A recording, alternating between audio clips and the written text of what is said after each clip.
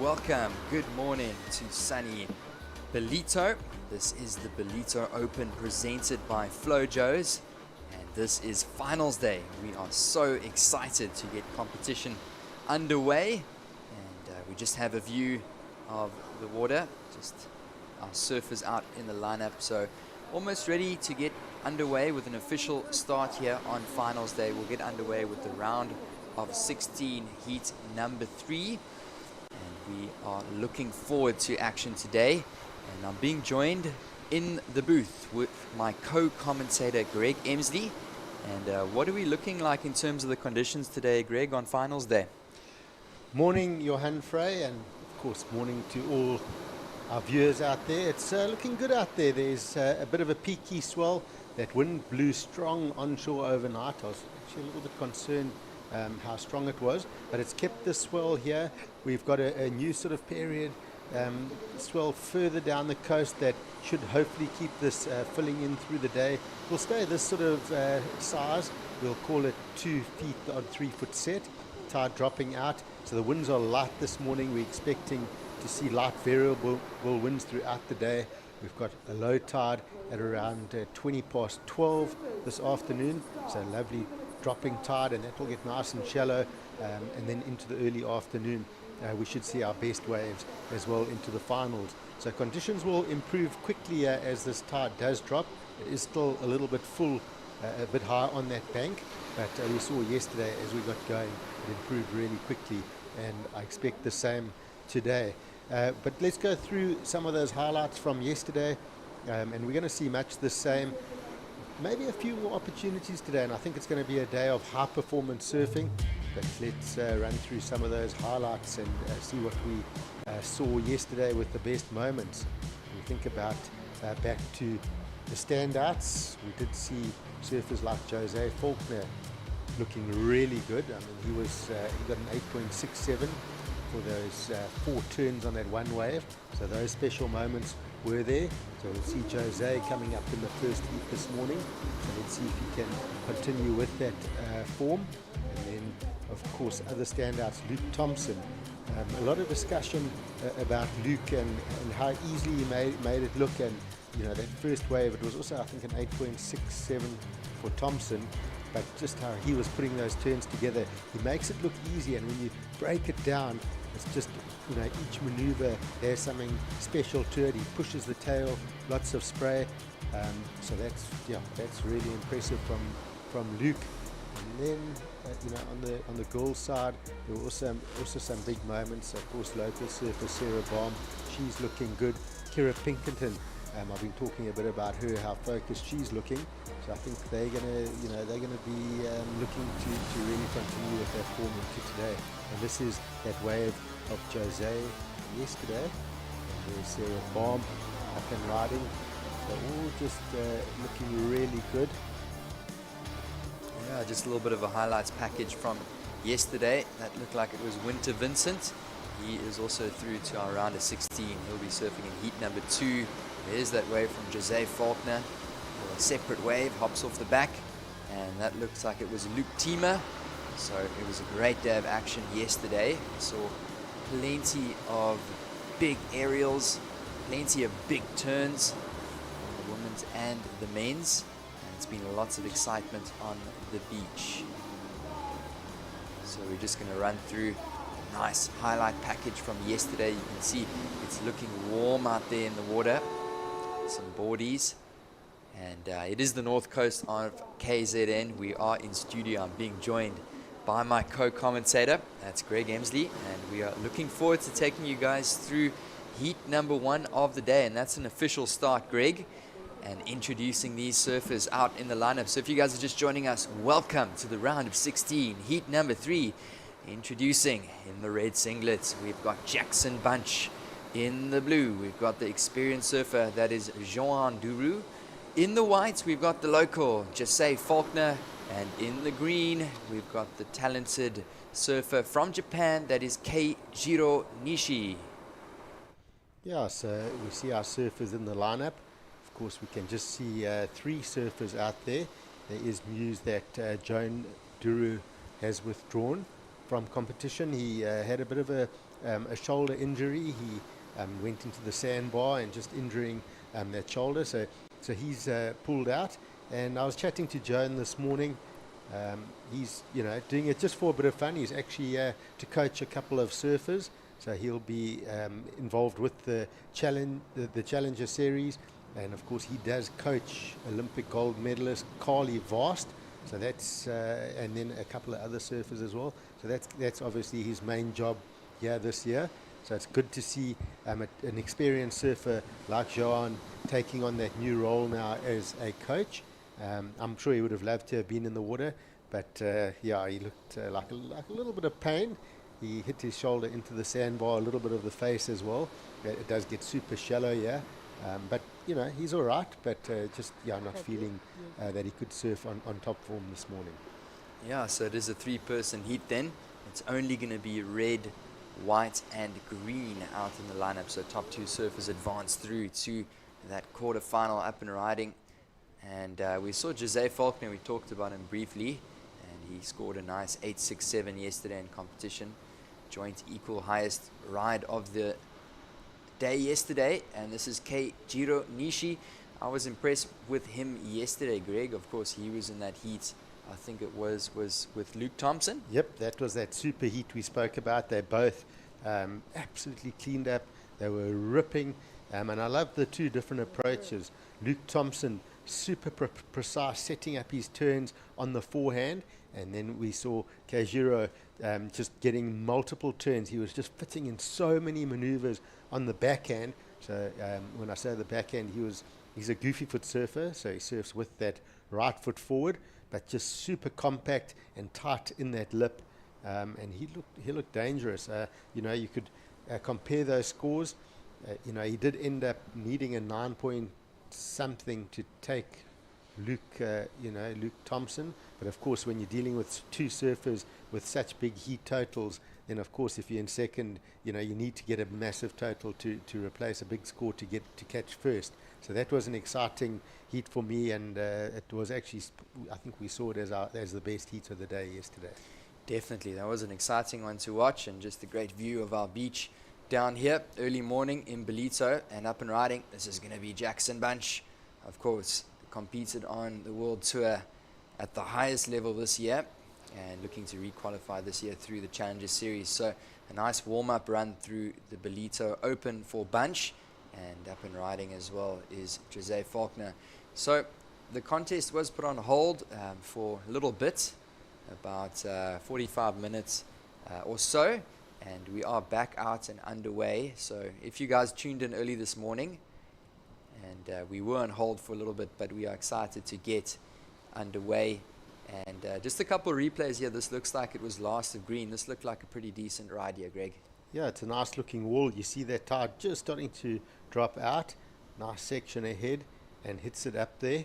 So we saw yesterday getting busy early with the higher tide was key to build some scores. If you got left out the back alone, it was difficult to make a comeback. And that's going to be even more trickier, in my opinion, with a 3-person heat, because only one person's not going through here now that Joan Duru's not in the water. So if you end up sitting in 3rd place, beware of 1st and 2nd. They're going to sandwich you. They're going to make sure you get no opportunity. So these surfers will definitely be aware of it.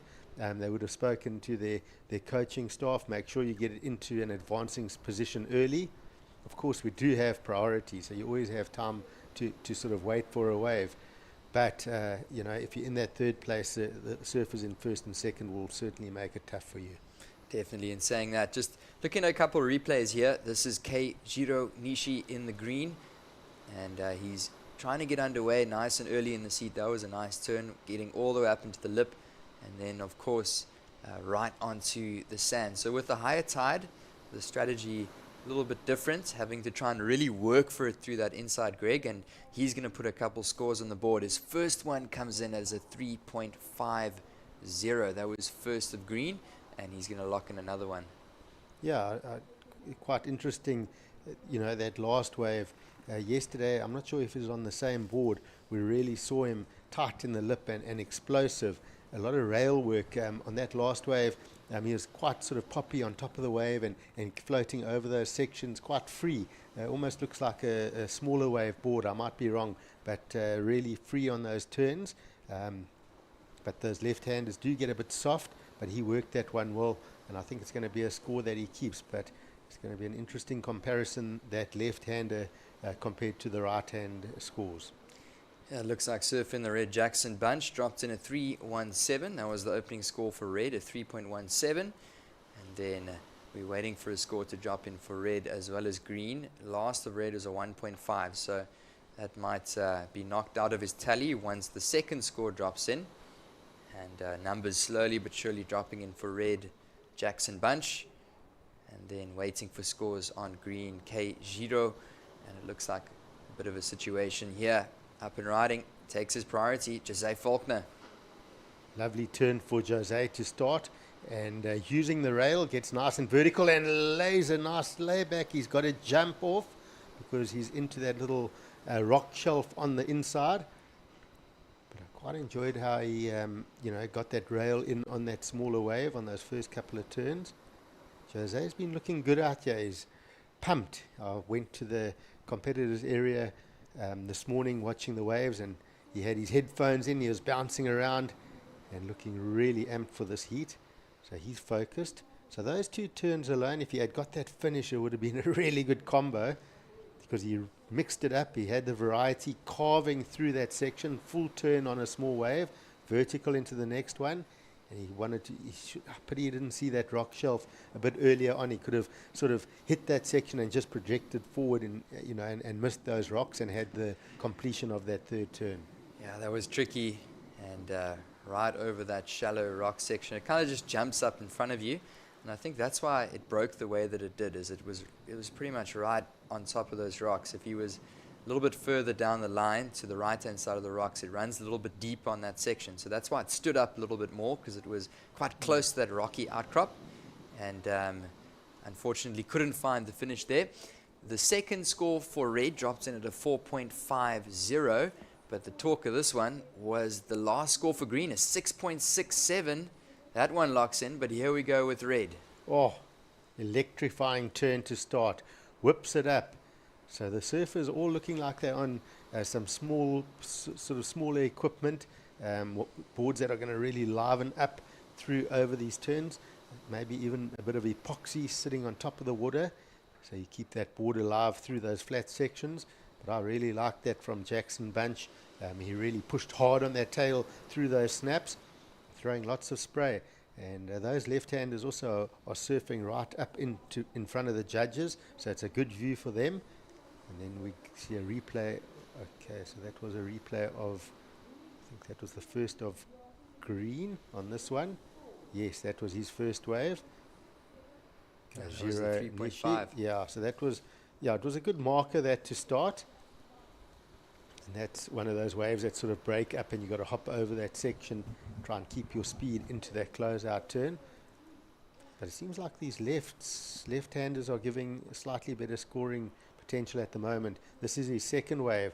Lovely drift over that first section and just popping it over the next section. This is what I'm talking about. That board's really sitting on top of the water. It's looking like a smaller wave board that can float through those flat sections nicely with a higher tide this morning, and it just keeps its projection and really flows over those little foam sections and looks alive. Yeah, like I got a bit of pop there on that second one, and looking really lively, as you say, Greg. It locks in at a 6.67, so that is definitely a keeper for the surfer in the green, K0 Nishi.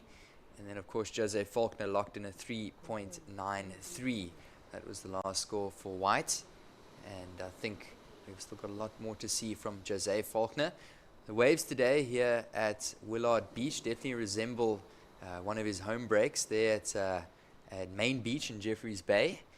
He's often there practicing, and when it gets a little bit smaller, he's always out at the main beach kind of groveling. So he'll be used to surfing conditions like this. Jose Faulkner, kind of high tide right onto the beach. So I'm sure we'll see a lot more from him. He's looking for a 3.75 surfer in the white.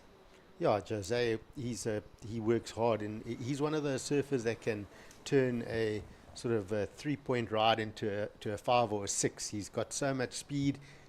He attacks the wave. And yeah, I've actually worked with Jose um, through a few events when he was younger, and I was doing some coaching with with Surfing South Africa and the junior teams. And he was always an interesting guy to work with. He could really make things happen very quickly, and big names mean absolutely nothing to him. He just goes and does his job, and really focuses on his own surfing. Up and riding, and he's just going to hop through the back. Looking for another one of those nice left-handers is Keijiro Nishi. So it looks like that's his strategy right now. The Japanese surfer in the green. He's going to try and pick off another left. He must have been stoked with that last score of a 6.67. So 13 and a half minutes remaining in this first heat of the day, round of 16, heat number 3. And it looks like there might have been a wave there from a red, so we might see a replay there. That was Jackson Bunch. We missed that one. Looks like we will see the last of red shortly. That was Jackson Bunch, the surfer up and riding there. It looks like he was on a right-hander potentially. So we'll check that in a minute. And that score for that left-hander from Jackson Bunch with those 2 sharp turns, that was the 4.5, right? I quite enjoyed that wave. I thought he had 2 really nice turns on that left-hander, but that wave now that came through looked like a good set wave. So let's see what Jackson Bunch got on this. Up and over that first section. Hits that bit of deep water, so he works it into the shore break. Nice crack off the top. Beautiful spray. Comes back left, and he's just got to exit that shore break section. So putting together a couple of turns there.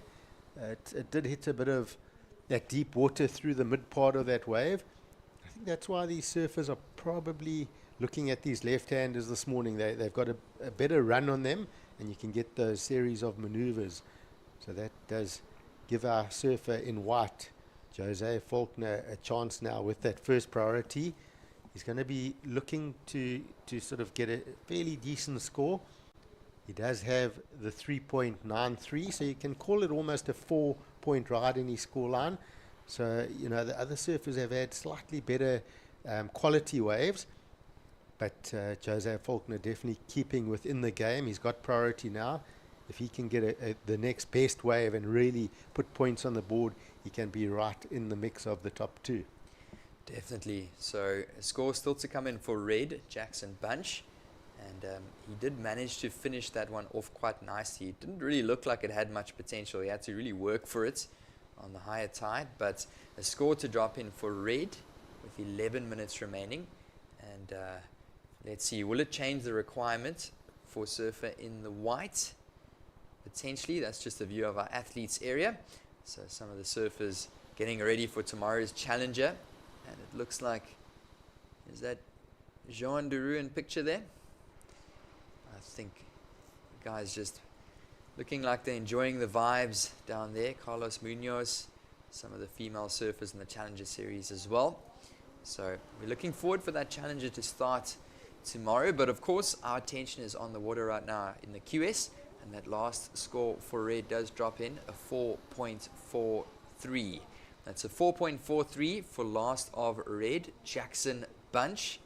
And that does mean that surf in the white, Jose Faulkner and I are looking for a 5. Here we go with red. So Jackson just now going to want to keep busy under that priority. So 2 sort of average scores. They are average scores, 4.5 and 4.43 for Jackson Bunch. But it's enough to build this pressure now on Jose. 5 points, yeah, it's not a huge score, but he's going to have to use that priority wisely. He needs one of those ones that run through and give him that outside wall for at least one big hit out the back. And he'll know that, Jose Faulkner. He's got lots of time, so he's got to just be patient with that priority. He needs to wait for the next really good wave to come through the lineup to make sure that he's on it, of course. And he doesn't want to go on a smaller wave and then leave the good waves for the other surfers. Definitely. So he'll stay patient with just under 10 minutes remaining on the clock. Here's a view of the beach, and that's Winter Vincent. He'll be coming up next in heat number 4 of the round of 16. So our surfers just warming up and getting ready. So 9 minutes remaining in this one. If you guys are just tuned in, welcome. We still got a little bit of time on the clock. Round of 16, heat 3. Yeah, it's quite interesting. I spent a lot of time talking to a couple of the athletes and coaches, and I obviously wouldn't give anything away online because they do have strategies and tactics. But I'm quite amazed at listening to some of the coaches at this event. A lot of them are using it as a warm up for tomorrow's Challenger Series that kicks off. And they possibly, they've got 1 or 2 surfers that they're focusing on that are maybe, a thorn in their side, or they battle to beat in the bigger events, and they're testing different strategies against some of these surfers, and they're thinking quite deeply into it, and they're really using it as a warm-up, and testing different strategies and all that. And I was listening quite deeply to some of the guys. It's quite interesting, the focus of this event. Not always totally the end result, but more testing out a couple of strategies, boards, and maybe even focusing on the odd athlete, and they're trying to maybe put them off their game slightly, or see how they would react to a bit of a hustle here and there. So it's quite in depth on how deep the coaches are going into it and preparing them for the big event next week. Yeah, 100%, Greg. Really important to obviously keep your focus on the main prize here, and that is the Challenger. And as you say, a lot of surfers are just using it as a warm-up, just to ramp up to that bigger event. Just get them settled in, testing some of these boards potentially, and different conditions. And with 7 minutes remaining, the story of this one is it has been Keijiro Nishi in the green, who got off to a nice early start, and he established a 6.67 and a 3.5. Red Jackson Bunch in second position, sitting on those 2 numbers, a 4.5 and a 4.43. So those scores not going up too big just yet. And then Jose Faulkner with that 3.93. He's looking for a 5.0. That's the surfer in the white to advance. So if you guys have just joined us, welcome to our finals day. And we have got a nice long schedule for today. Of course, this is the round of 16, heat number 3, the first heat of the day. So we have got lots of surfing here on finals day.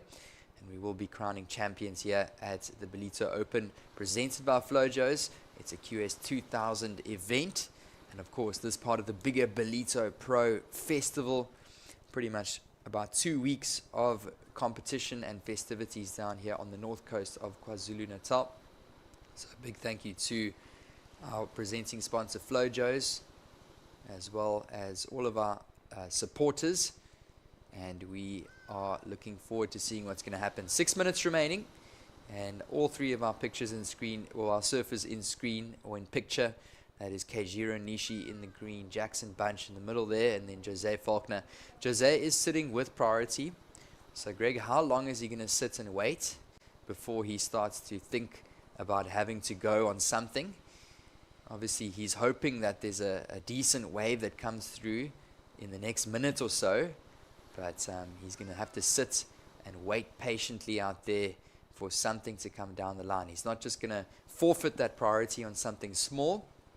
So he'll stay patient, but as time ticks away, he's got to be thinking that he's got to be looking for a wave shortly. Is the surfer in the white with just about 5 minutes remaining? Well, I think it's arguable whether he's in a good position or not. I personally think he's in a great position because he's sitting with first priority, needing a 5-point ride. These guys are professional surfers. They can get that score in their sleep if they get the right wave.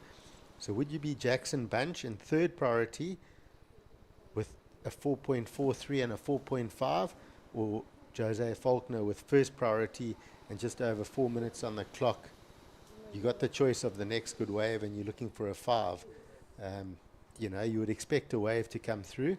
Of course, Jackson Bunch would be quite happy if it stays flat. But all things being even, you would say a wave should come. I mean, it's been 11 minutes that Jose has had priority. So in 11 minutes, you'd expect a wave with a scoring opportunity of 5 points to come through the lineup. So I would say the odds are in the favor of Jose Faulkner, and he should get that wave that gives him that opportunity, and he's just got to know when to pull the trigger and use that priority. Yeah, it looks like he might take a look at this one. He is paddling. He is up and riding. Surfer in the white. Jose Faulkner off the top. He needs something big. Oh.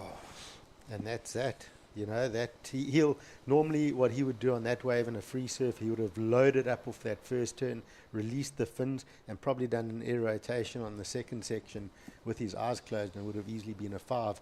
But a bit of nerves getting involved here now. He just got to his feet a touch late, a bit slow into that one, maybe in two minds whether he should be going or not.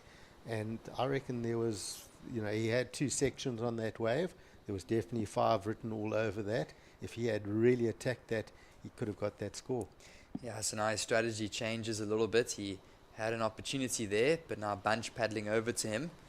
Obviously, Jackson Bunch sitting in that second position. Keijiro Nishi up into the lead. So now Jose is going to have to try and find something under priority, or just hope that there's a set that comes his way. And he might just turn and paddle for this one, up and riding. It's a small insider, so it's going to be tricky for the surfer in the white, Jose Faulkner. He's going to have to try and find something outside of the pack of surfers in the green and red. And of course, they also have the opportunity to improve their situations if a good wave comes through. So just under 3 minutes remaining. It is green in the lead, red in second, currently looking confident. Yeah, absolutely. So Jose is now looking for a miracle, but you know, those waves that he's paddling for aren't ever going to give him a 5-point ride. So, you know, he's actually just got to go back out the back and wait and hope that Nishi maybe goes sort of right on the next wave and he does get a gap. But Jackson Bunch won't leave him alone now. He'll stay on him. There will be no opportunities left for him.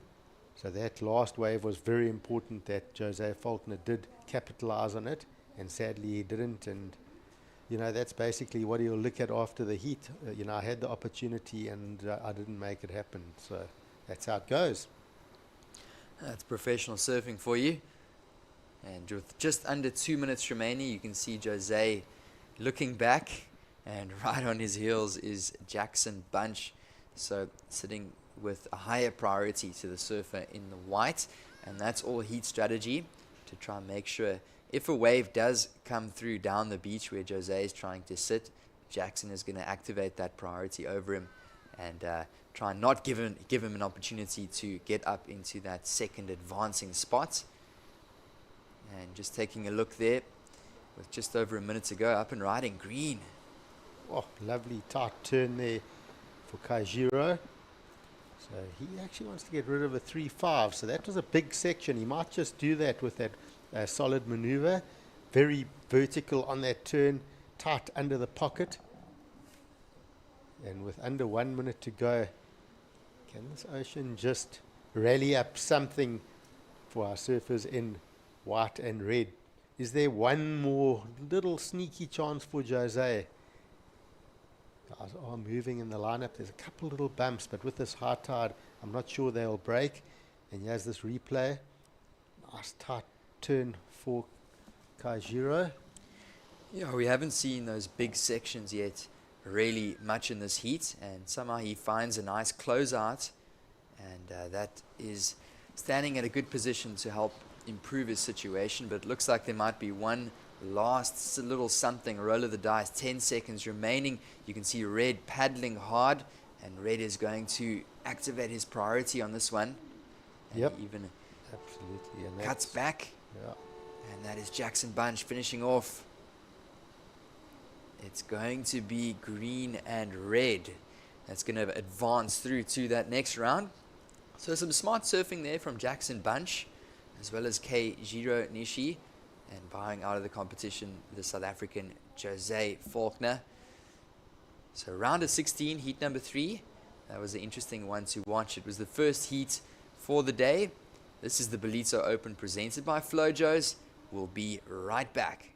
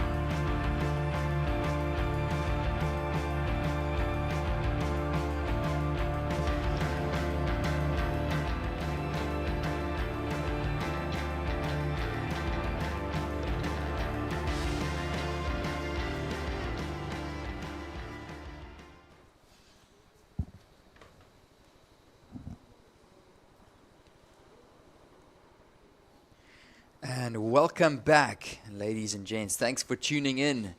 This is the Ballito Open presented by Flojos, the round of 16 heat number 4. The last one for the round is up and in the water. And we saw a nice start in the last one, heat number 3. Keijiro Nishi taking out the win ahead of Jackson Bunch. So, introducing these surfers in the current heat. We've got a couple South Africans, a Brazilian, Australian. Carl Steen is representing in the red. We've got Rafael Teixeira in the blue. Luke Thompson is out in the white singlet. And then, of course, it's Winter Vincent out in the green. So, good morning, Greg. We've got a couple coffees in our system, and we are ready for finals day. And it looks like jostling for position, we might see the first wave of the heat. Maybe not, but good morning. Morning, good morning, great morning. It's Sunday morning. It's got that perfect Sunday feel. It's got a calmness about it. It's a nice relaxing, feels like a family day. So welcome if you're joining us live and watching the feed. If not, come down here if you're in the Ballito area. It's a great day down here. Beautiful turn to start for that first maneuver. Oh. And Winter Vincent on the backhand.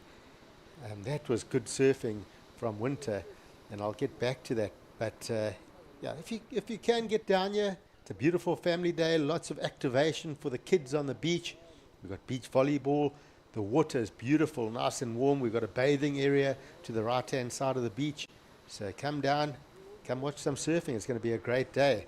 And working through this one, Rafael Teixeira. So a good start for Winter and Rafael, and that's quite interesting, that start. Winter Vincent finding those left-handers. You always see him looking for the rights. He's so strong on that forehand, and he gets those turns. Talking to one of the coaches, they did see Winter as a threat, and they said he always looks to find those right-handers to start and get those scores and run away with the heat. And interesting that he countered that and got that left-hander with a good start and quickly backs it up now with another right too. So, yeah, I love it when I hear strategies playing out and how the surfers maybe counter those strategies. And I've always said a winning strategy can become a losing strategy and vice versa. Oh yeah, Winter Vincent getting starting nice and early. Here we go. This is our surfer in the white, Luke Thompson. Of course, our previous champion from 2024 at this event, the QS 2000, presented by Flojos. And that is a 2-turn combo for the surfer in the white. So this one getting started nice and early. As you were saying, Greg, really like the opening number there that's going to drop in shortly from Winter Vincent. And he really fought to try and get that inside position. Carl Steen was very interested in that wave as well, but Winter, of course, closest to that pocket and ended up getting that wave. So there is going to be a score that's going to drop in for green. Actually, 2 scores. He had a right-hander as well with a little slash. And then, of course, in picture right now, that's Luke Thompson, our defending champion. He is going to lock in a number as well. So we saw him yesterday drop in 2 excellent rides, and he impressed us. So we've got an electric heat on our hands. Here we go. Yep, this is Teixeira up and riding. So wave starting to lighten up. That's a beautiful second maneuver. And he's out. And looking forward to seeing that first score of Luke Thompson. I just think Luke is so precise at the moment. He sets up, he looks at those sections, he really puts everything into every turn. He doesn't sort of just do setup maneuvers. Every maneuver that he does, he makes count. And he pushes on that rotation, pushes that back foot nice and strong into that tail pad, getting that nice fan of spray, and just stamping a bit of an explanation mark on each turn. Hopefully we'll get that replay from Luke Thompson. But that left-hander from Winter Vincent, a 717, so a surfer like Winter Vincent, he can make it happen on any wave, and that's where he's very, very strong. But we are going to head down to the beach now. We've got our post-heat interview. Looking forward to hearing this.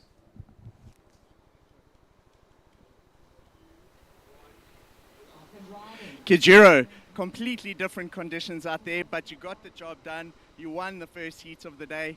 Tell us about the conditions there compared to yesterday. Yeah, this time is a pretty high tide time, but actually I try to do my best. Yeah. Well, your best was good enough. You through to the next round. I see you. You've got the hair dye going, but you don't have the matching wetsuits this year. Do you want to say something to the fans back home in Japanese? 明日からの CS に向けてまた髪の毛を赤く染めるんで、今回ウェットスーツはまあ黒なんですけど、髪の毛はしっかりバッチリ気合い入れて CS も決めたいと思います。応援よろしくお願いします。Back to live action. I've used this line before. Winners are grinners. He's looking pretty happy, and he's quietly getting the job done. He got second to Luke Thompson yesterday, Kajiro, but the performance was very good. He took out the win this morning. So he's on a quiet little roll, and I wouldn't be surprised if you don't see him taking the win in this event. He just seems to be right there. Yeah, Keijiro Nishi, that was the interview. And great to catch him there with a couple words. Of course, lots of fans and lots of supporters, family, friends back in Japan be supporting the surfer that was in the green. So well done to him. And he's been really electric. We've been enjoying watching his surfing. But back to action right now. 17 and a half minutes remaining. And Winter Vincent opened up with a great score. It was a 7-1-7 for that two-turn combo. He backed it up with a 3-1-7. And then we are still waiting for a couple scores. We're waiting for first of white as well as first of red. Up and riding, this is Luke Thompson. Wow. Ooh. Section ahead just blows that tail a little bit too high on that wave. And he would have heard that score for first of Winter Vincent, that 7-1-7.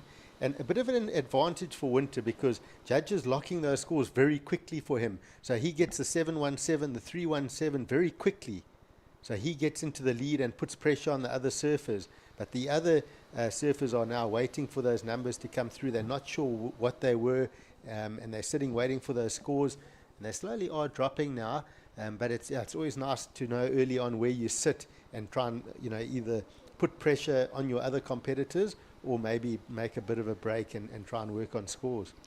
So those scores are dropping in shortly. First of blue is a 2.5. First of red, a small 1.83. But first of white does drop in at a 6-point ride, and that is definitely going to help his scoreline. It's going to just put him a little bit at ease. Luke Thompson, we have been seeing numbers like that dropping on the board and surfers advancing with numbers like a 6-point ride. So he's going to look to build is Luke Thompson, opening up with a 6. But of course, right now, the benchmark has been set for this heat, and that's Winter Vincent with that beautiful left-hander scoring a 7-1-7. So with just under 16 minutes remaining, still lots of surfing to come. Yep. Be nice to see the replay of those two waves, the 7-1-7 and the 6-point ride, that first right-hander from Luke Thompson. I thought Luke really clicked those two turns really well. He didn't sort of try and hunt the inside or anything. Job done out the back, getting the 6-point ride. And yeah, they would have taken notice of that. I think that's why Luke also looked at that left-hander. He would have known, okay, Winter got a 7-1-7. And maybe look for those lefts with those bigger sections. So it sounds like we will get a couple of those replays and we can sort of dissect where those scores came from. And with this tide dropping out, we are seeing way more opportunities starting to happen for our surfers. Up and riding, this is Winter Vincent again. Oh, beautiful first turn for him. Sets up into that bit of a deeper channel. So he can get a little oncoming section here, whips it over there. And behind, Thompson goes for the big layback snap and holds on to it as well. So it looks like Thompson and Winter Vincent really getting busy on this one. This is Cole Steen. Cole's been looking good as well, really smooth and loose on those maneuvers. So this heat's really stacked. All four of these surfers have put on big performances so far in this event. Definitely, I really like that last wave from Winter Vincent. Of course, a little bit of a smaller one, nice opening turn, managed to stick with it through that flatter section and ended off nicely. Then of course Luke Thompson, I'm not sure if he got something before that layback, but really using his core strength there, just keeping the board centered and riding out of that layback as well. That was the surfer in the white. So I do think that Winter is going to potentially improve his situation slightly with that last wave, and obviously we're going to get a number that's going to drop in for White as well. So things are changing around a little bit, and of course Blue now sitting out the back, Raphael with priority. Second priority goes to Red. We do have a score coming in for Red, Carl Steen as well. Of course, the local surfer in the red from just down the road. Well, actually, I think this is his local break, actually. Here in Ballito, Carl Steen. So we'll look at a couple of replays just in a sec. Yeah, so we'll get these replays now and we'll just chat you through them. It's always good to sort of see where those numbers came from and which turns were the money turns. And we also do have a few scores coming through. So Winter Vincent does improve that situation. And looking at this last one, love that first turn from Winter. And hits that deep water, but eyes that little left-hander coming towards him, sets up, and a lovely finish. So that was the 4.17. Gets a nice little jog up the sand as well. Mid-heat warm-up, keep those legs loose. And then behind him, we had surfer in white as well. Luke Thompson found his second wave, and I've got a feeling that Luke Thompson would have had two maneuvers on that wave. I think he would have had an outside turn and then the layback. And there is Winter Vincent on that last wave. Just working this one through. And just the way Thompson finished that turn, it looked like, it wasn't a one maneuver wave. It looked like a finishing turn. It was a massive maneuver. So if he did get something before that, he could be looking at a good score. And it does come through for Thompson, a 6.43. So Thompson into the lead now. Yeah, it would be great to see a little replay of that. We only saw the last big layback from Luke Thompson. That is currently the second highest score of the heat. So the second and third highest scores belong to White. Luke Thompson, a 6.43. His last wave, his backup, a solid 6.0. So situation change there. It is Luke Thompson in the lead. But Winter Vincent, he's been keeping busy, and he's also a very informed surfer as a surfer in the green. So it's white and green. But here we go, Greg up and riding. This is our heat leader. Yeah, Thompson goes for the blow tail, holds on to it so he doesn't spin it around. He brings it back forward, so gets the first major maneuver, slices through the inside. I like how he put that wave together, especially after hearing that he's gone to first. Time to loosen up. And I tell you, Thompson's looking so good out here. Luke Thompson, to me, I'm seeing a guy that's very close to getting onto the championship tour. Whether it's this year or next, he's there. He's built up towards it, and his confidence, his surfing, his strength. He's still young, 21, I think he is. Still young. He's just looking like the surfer that's going to get there in the next couple of years for sure. Yeah, just a replay here for our surfer in the red. This was Carl Steen, and he is going to lock in a number. It came in at a 4.17 for surfer in the red, but here we go. I think this might be the replay. Oh, so it was just the one maneuver. So that got the 6.43, but it was a huge maneuver, really putting it on the line. And Carl Steen as well looked good on his one. So let's check this. Loads up. And this was the last wave, sorry. Hits the 180, brings it back around. I love the progression on that maneuver. It looked like it was fun. It was a fun maneuver to do. And Luke Thompson he's in the lead, and he's just going to settle in and enjoy his surfing. So surfers are now out the back, sitting with priority. They'll listen to the beach commentator. With under 10 minutes on the clock, they'll decide what they're going to do with their strategies. This was the first wave from Winter Vincent. Oh, and just hung up those turns beautifully with that 717. And this is Luke Thompson's first ride, the 6. So you see how he stomps that back foot into those turns and eyes the section, and just a strong finish. So that was Thompson's first wave. And this is what I've been mentioning. He's not sort of looking for check turns in between. It's just where's the money and getting those strong maneuvers. Oh, lovely strong surfing here for Cole Steen. So I reckon Cole's been surfing really well through this event. Watch out for him, and gets up there into the finish. That to me looks like Cole's best wave. He does have the 417, but precise on those turns on the backhand. Yeah, Carl Steen, the local surfer in the red singlet, he is going to look for an improvement. He's sitting with a 417 and a 183. So he's looking for a bit of a hefty number, 718, but still plenty of time. And we know that he can find something like that. And he's been very quiet as Rafael Teixeira. He's going to be up and riding now, and he hits the lip. He finds a couple and starts to hit that deeper water on the left-hander. He kicks off. So Rafael in third position looking for a 7.34. So he's been patient. He's been waiting.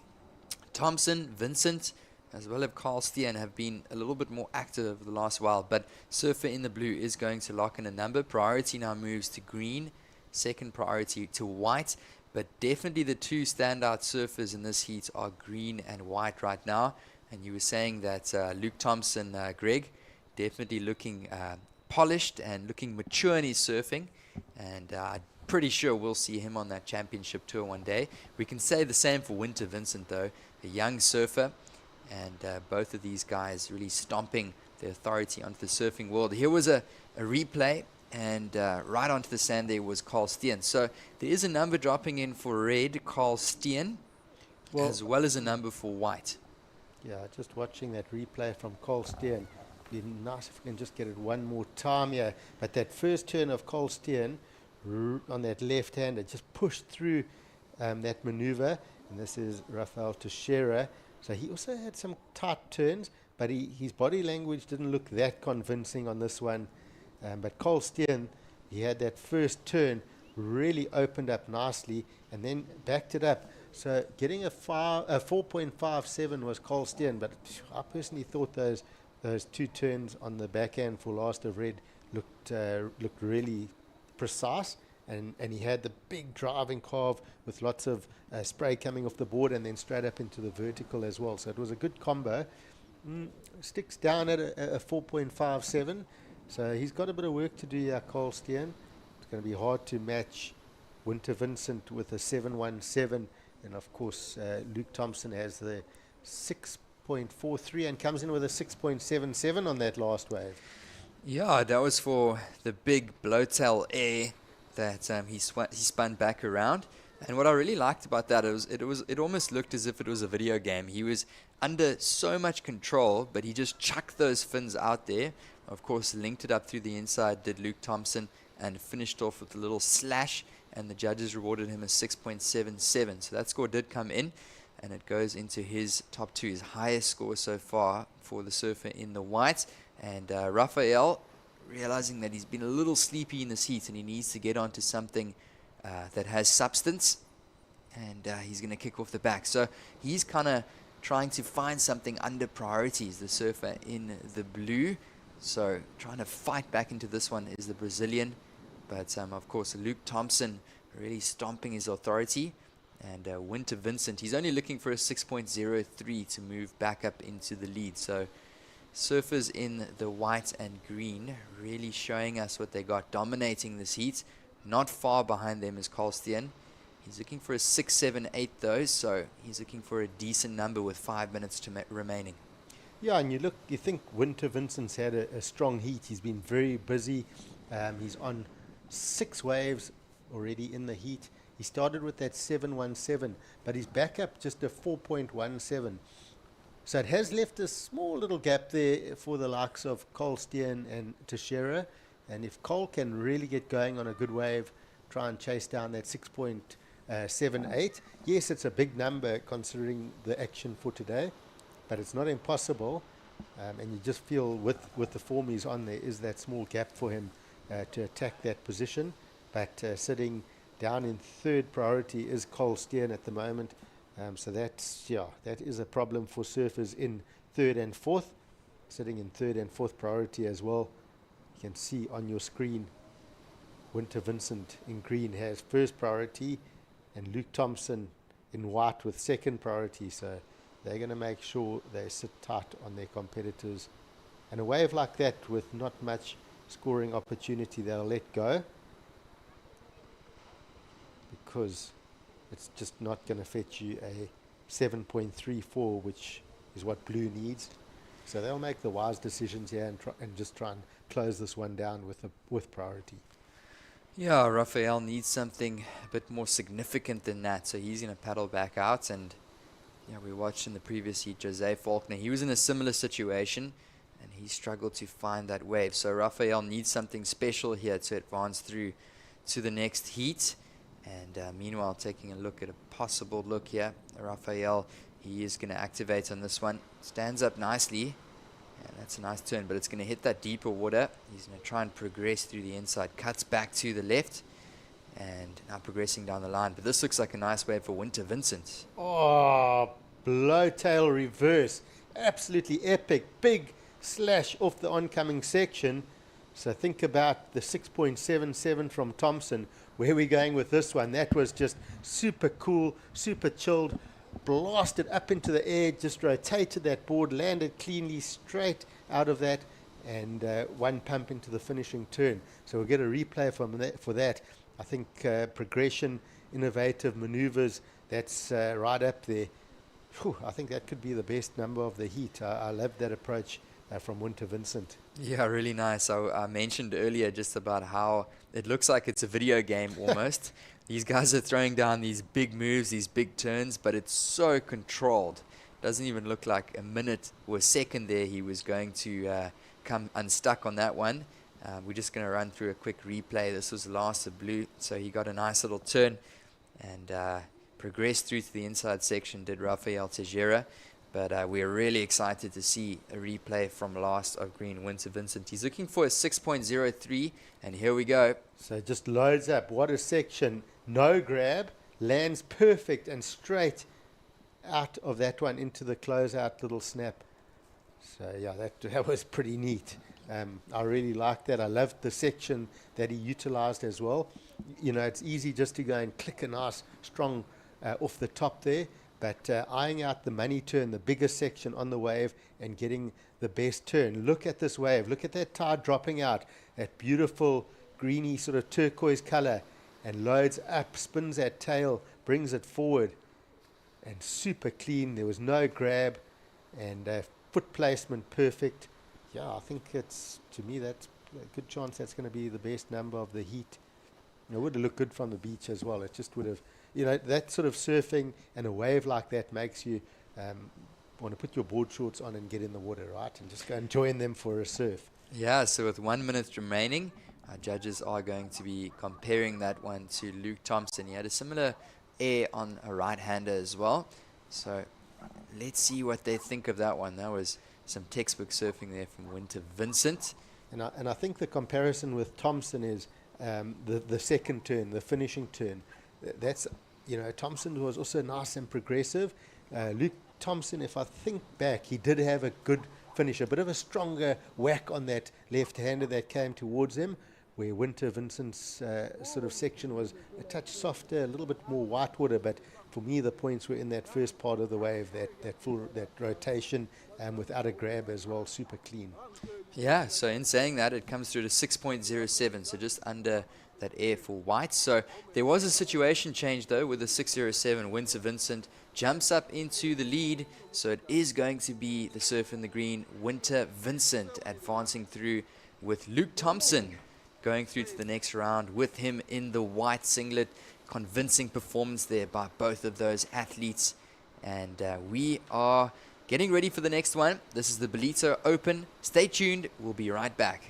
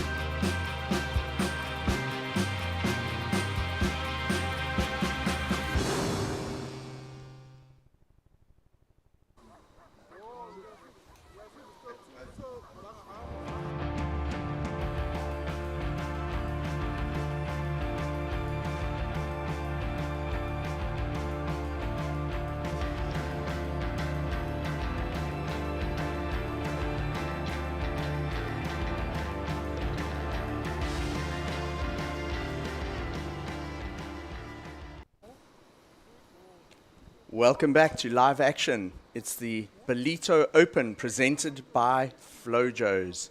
We're into the first heat of the ladies round of 16. In this heat, wearing red will be Amuru Tsuzuki. In blue is Janire Gonzalez Echebarri. White is Naho Tsuzuki. And wearing the green singlet is Kira Pinkerton. We saw a couple of rides in that last heat of the men's there. Waves getting a little bit more consistent as the tide drains. Beautiful conditions here Sunday morning in the Quarterfinal region of KZN. Up and riding. First wave of this heat in the ladies division. It looks like it's surfer in blue. And that'll be Janire Gonzalez Echebarri. She's been busy this week in the build-up to the Challenger Series event, which starts tomorrow in Ballito. Janire has surfed right through a lot of the junior rounds and now finds herself in the round of 16, heat number 1 at the Ballito Open presented by Flojos. I'm Mike Frew. I'm calling this heat with my fellow commentator Tasha Mentasti. Tasha's actually been down on the beach doing some of the beach announcing for our opening heats today, so she has a first-hand account of what's happening down there, Tash. Yeah, good morning to everyone and welcome to the show. It's a little bit smaller and we know with the high tide making things a little difficult. But there is, there's definitely some contestable waves, Mike. We saw Winter Vincent in that previous heat. He found the 7.17. It's almost like you're going to have that one big money turn. And then if you can fit in a second one, you're going into that good to excellent range.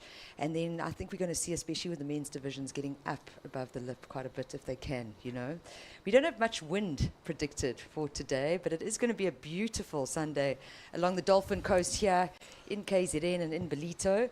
And we're going to be crowning champions, which is really exciting. Today, beautiful day. I know tons of people are coming down to Ballito for the day. If you are in the region and you're tuning in, come on down to the beach. As Tash said, no wind. Yeah. It's a draining tide all day. I'd expect it's going to get very consistent over the low tide.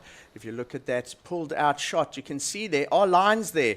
It is a spring kind of high tide at the moment, so a very big difference between the high and the low tide in Ballito here. About 1.8 meters of water will drain off that sandbank, so expect it to get a lot shallower as we head towards the lunchtime low tide. This is Kira Pinkerton, live action. Kira opening up her account in heat number 1 of the round of 16. We await one score still to come in for the opening ride of Surfer in Blue, Janire Gonzalez Echebarri. Yeah, and both these girls, I was watching actually Kira free surfing 2 days ago. She's looking really good. Her boards are looking good. We've then got Janira in the blue singlet. She's already had a win this year at this venue, so definitely would be feeling confident. This is the replay of Pinkerton. She's a strong surfer. She loves to lean on the rail and utilize her rail a lot. Also loves to find a lip to really hit. And you can see just where she kicked out, there's a lot of deep water still. What I was witnessing, if you look at the screen now, you see this rocky outcrop. Some of those guys were landing almost on top of that already. So committing to trying to utilize the full extent of the wave just to maximize as many points as they could get out of each wave ridden. But yeah, like you said, 1.8 meter difference in water on that sandbank. It's going to make a massive difference to the quality of the waves, and I think a little bit more the consistency of the waves that come through the lineup today.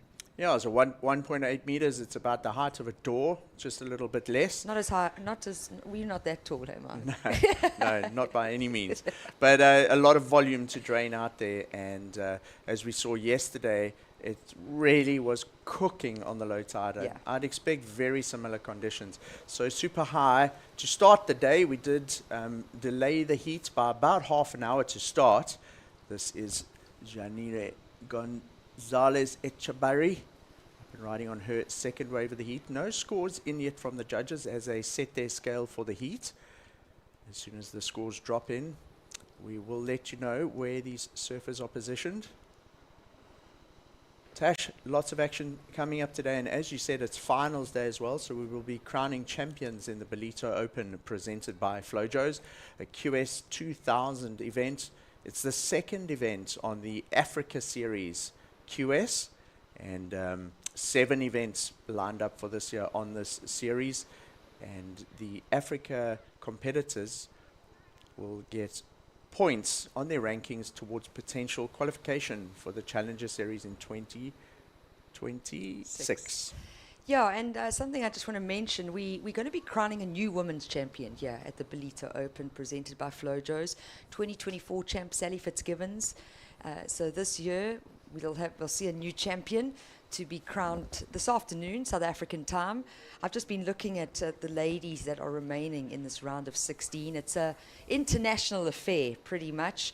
Unfortunately, losing most of the South African ladies yesterday, but we do have our hopeful Sarah Baum, Olympian, and also had some great success here over the years. But this young lady, she's on fire. She's really been able to read the conditions well. She's looking good with the waves that she catches, and her boards are looking really good under her feet.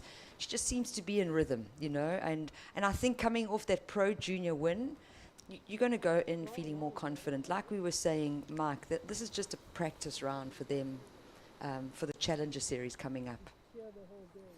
Here's a wave that, while we were watching those replays, that went ridden in live action. So this is a replay of a surfer in red, Amuro Suzuki. It's her second wave of the heat. Her first wave, remember, Tash, she got kind of washed up the beach. She rode it all the way into the shore break. So 2 waves for Amuro Suzuki. 2 scores still to drop in. I see early scores now starting to come in from the judges. Kira Pinkerton scores a 5-5. Janire Gonzalez Echebarri on her first wave scored a 4. We do still have another wave to come in for surfer in blue, as well as 2 waves for our surfer in the red singlet. Conditions are actually very similar to what we finished with yesterday afternoon on a highest tide here, Tash. The difference is we don't have that onshore wind creating those big ribs and chops across the wave face. It's a lot cleaner and a lot easier to surf, better canvas for the surfers. We are going to go down to Emma Smith, who is with the winner of the last heat. So we have Winter with the buzzer beater over our local boy. How does it feel when you've obviously got the beach supporting the local and just, yeah, your mental strategy around it? Yeah, obviously everyone's supporting Luke. I mean, he's a good friend of mine and he was ripping out there, so I was stoked to get one on him because he's one of my mates.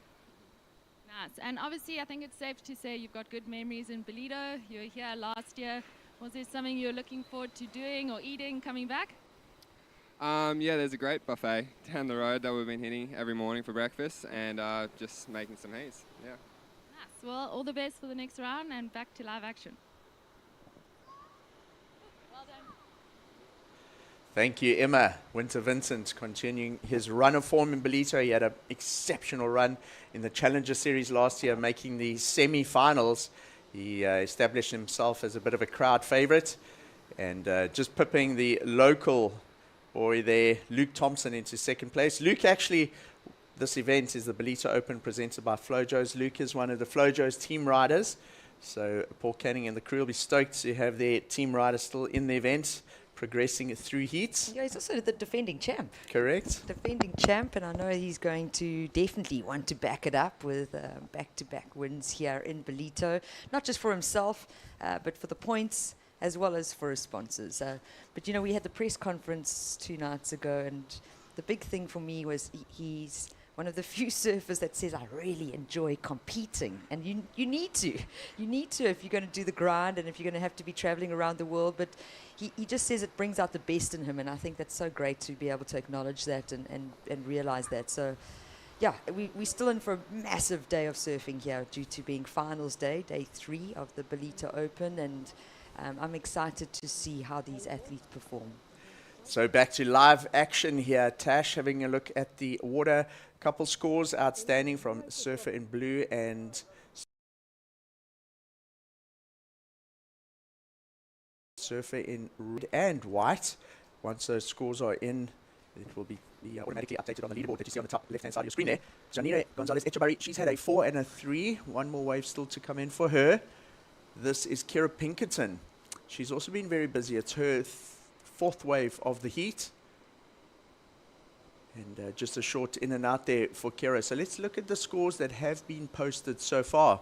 The highest score on our scoreboard is from that lady in the green singlet. It's Kira Pinkerton, a 5.5 on her opener.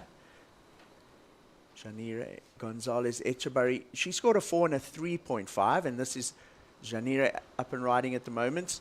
As you said, Tash, been carrying great form in this event. She did surf the Ballito Pro Junior. That was one of the precursors to this event. We had this is the third event of the week. We started with the Rookie Rippers, we went into the Pro Junior, and now we're in the QS 2000, all leading up to the big one that starts tomorrow as part of the Ballito Pro 2025, the Challenger Series. Yeah, stop number 2 on the Challenger Series, and it's going to be really exciting. I know that most of these international athletes are literally wanting to just do heat reps here, and I think it's really important. You need to get into that rhythm, you know. The free surf sessions can be really busy and not always able to capitalize on catching some of the best waves out there. So what a great practice session. And for us surf fans, it's so awesome. I mean, it's the time of the year that we can see how our South African surfers measure up to the international field. I think it's really good for our aspiring up-and-coming youngsters to be able to watch what these pros do. Also just watching, how they prepare. You'll see, and we've spoken about it before, there's some athletes that choose not to even be in the Red Bull athlete zone and on that surfer's deck, and rather sit wide and kind of not get caught up in the hype and the energy of the event site. And then you've got others that don't leave the surfer's area, really enjoying being there, staying focused, listening to commentary, what's happening in the water, and kind of pulling from that beach energy. Live action in the water. That is Surf in Red. It's Amuro Tadzuki. Amuro got a 4.4 and a 3 on the board already. I can tell you that all of Umuro's scores are in Tash, a 4.4 and a 3. So that provisionally puts her in the lead in the seats. We're waiting a couple of scores still to drop in. So Tash, big day. We're going to have our finals at around 4 p.m. this afternoon. And we expect that the tide will drain out. The waves will get a lot more consistent. And we're expecting the crowds to come down today because it's school holidays here in South Africa. It's the first weekend of the school holidays. And it's a balmy 25 degrees, expected to go up to about 28 degrees Celsius today. And no wind or very little wind to speak of through the day. And a beautiful winter's day on the Dolphin Coast, the Quarterfinal region here. But how South cool is Africa. that? 28 degrees and we're in winter. There's It's no better place to be, for sure. So Flojos Flojos as the event sponsor really couldn't have asked for a better finals day. It's a footwear brand that specializes in sandals and slops, and that's exactly the weather that you have today. For the Flojos, it's the second time that the event has been held in Ballito. Last year it was a QS 1000, this year up to a QS 2000. And great to have Flojos sponsoring an event of this nature with such a stacked international field. And it has one of the most diverse international fields out of any QS event in the world. Yeah. And the reason for that, Tash, is because it's it intros or leads into a Challenger Series event. Yeah, and the decision that was made to add a QS under the Ballito banner was in 2023, we had the Pro Junior and then we had the Challenger. And what we saw, because of the lack of events taking place in the Africa region, the South Africans that actually made it into the Challenger Series, they just didn't have the time to adjust or even kind of settle in to competing at an event of such stature and being upgraded to such a big event.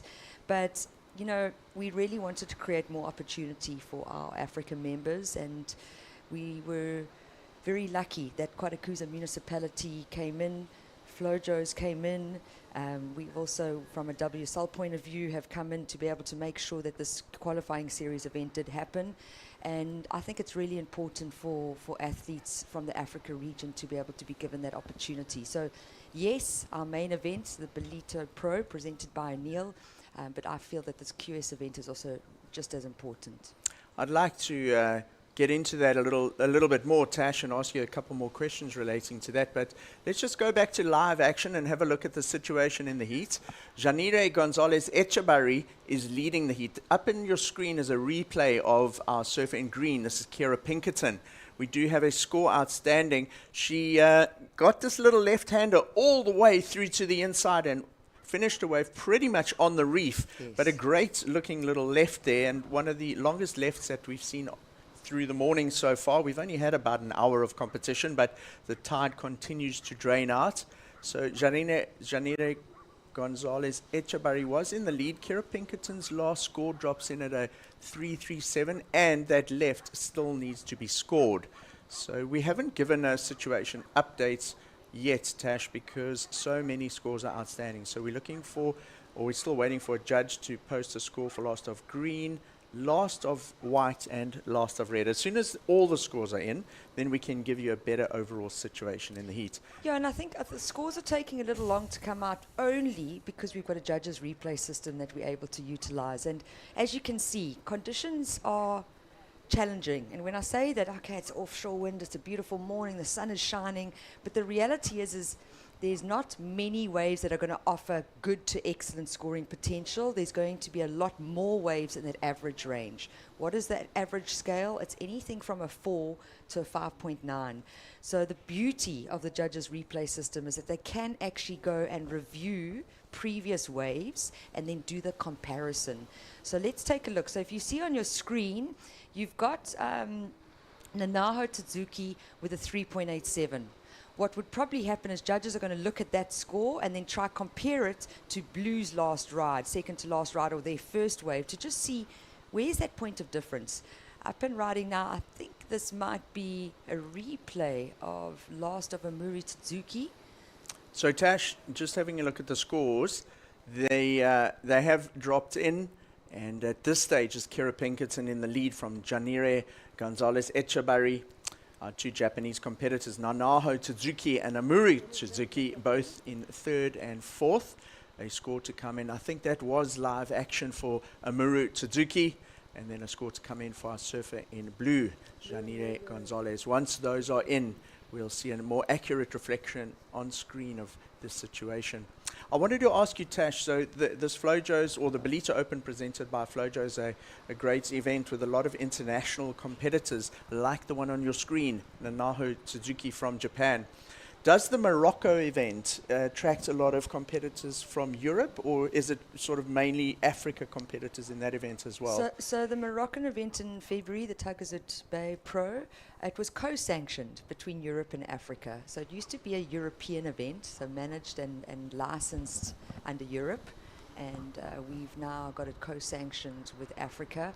So there were a lot of Europeans, but that is one of their big events. It was a QS 3000, which if we look at it this year, it would be, or this next season, it would be a QS 4000. So it's got a lot of points on value. So what does the co-sanctioning of an event like that mean? All it means is that for the first time, whether you represent Europe or Africa, you're going to earn the points. So no matter where you position in the heat, those are the points you're going to earn the points. Okay. The difference here is this is an Africa-sanctioned event. Any WSL member around the world can enter and compete. The only difference is, like all 4 girls in this heat, they're not going to get points. It's Right, not because gonna they're go- all international, not Africa competitors. well, they're members of other regions. So Kira Pinkerton, a member of the North American region. The 2 girls in the white and the red singlet, they're members of the Asian region, and then Janira in the blue, a member of Europe. So you have to be a WSL member, doesn't matter which region, and then this is an Africa sanctioned event. So they'll get the prize money, but they won't take the points. The co-sanctioned is where, like we saw Luke Thompson place, I mean, he was looking good to win that Moroccan event, and the beauty of it is that he took home good prize money in euros, and then he also got very valuable points. Back to live action. The heat, as it stands, has Kira Pinkerton in the lead with Janire Echebarri in second, Amuri Tsuzuki in third, and Nanaho Tsuzuki in fourth position. Kira Pinkerton still waiting for a score for her to come in. Janire Etabari also waiting for a score, as well as a score for White, our Japanese competitor Nanaho Tsuzuki. So scores still to come in. The judges are still deliberating the third last wave of Janine Etabari, and then Kira Pinkerton's last wave also still to drop in. Have a look at the screen. Look how much more consistent it's getting. This is exactly what played out yesterday, Tash. Yeah. And if you remember the waves you got on the low tide, wow, during some of those men's and ladies heats, it was fantastic. And it was great to hear cheers on the beach. And the wave actually moved a little bit further up the points, and we had great long running rights. And I think that's exactly what we're going to get around probably between 11 o'clock this morning and 1 o'clock this afternoon. 3 minutes remaining in the heat.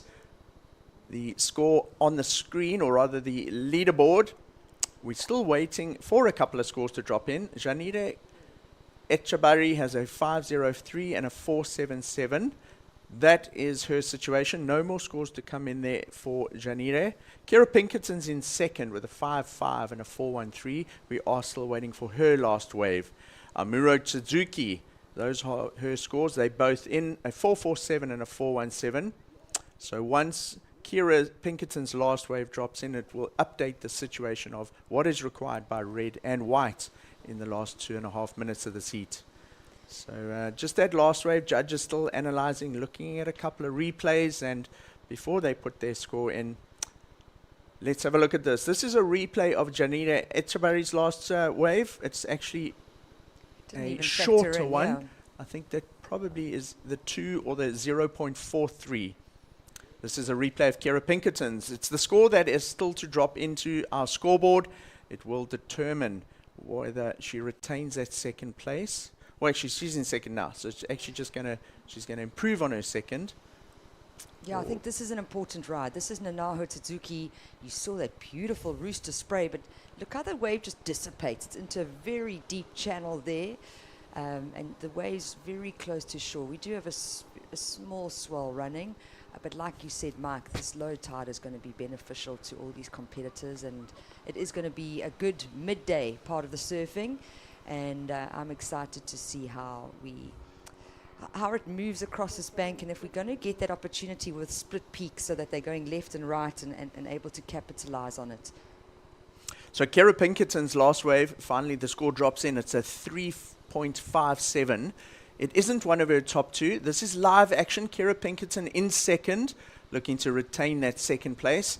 So for a while now, we're now down to 1 minute remaining. It's between the two Japanese competitors trying to fight back into second place. Our European region competitor, Janire Gonzalez Etabari, is in the lead from the Americas, Kira Pinkerton. Well, I think the point of difference here really is that both blue and green hold a 5 or 5.5. And then the other two girls, Nanaho in the white, a pair of 3s, Amuro, a pair of 4s. So the point of difference is that 5-point ride being held from both Janira and Kira. And look, the Japanese contingent yesterday, I mean, that surfing was exceptional. I really enjoyed witnessing the performances. I mean, all these girls are ripping. But it is going to go down to finding that one wave that has a little bit more on offer to be able to get that extra point or two and separate yourself from the pack. So 10 seconds remaining. Just two scores still to drop in on our scoreboard for surfer in red, Amuro Tsuzuki, and surfer in white, Nanano Tsuzuki. There are no more waves outstanding. So once those scores drop in, we'll see whether Amuro and Nanano did enough to move through into the next round. There are two scores still to drop in. Look at this, Tash. Scores coming in for last of red. She was looking for a 5.17. Early scores dropping in on the scoreboard. It was that left-hand breaking wave that she had. So while we wait for the scores to drop in, stay tuned with us online. The Ballito Open presented by Flojos.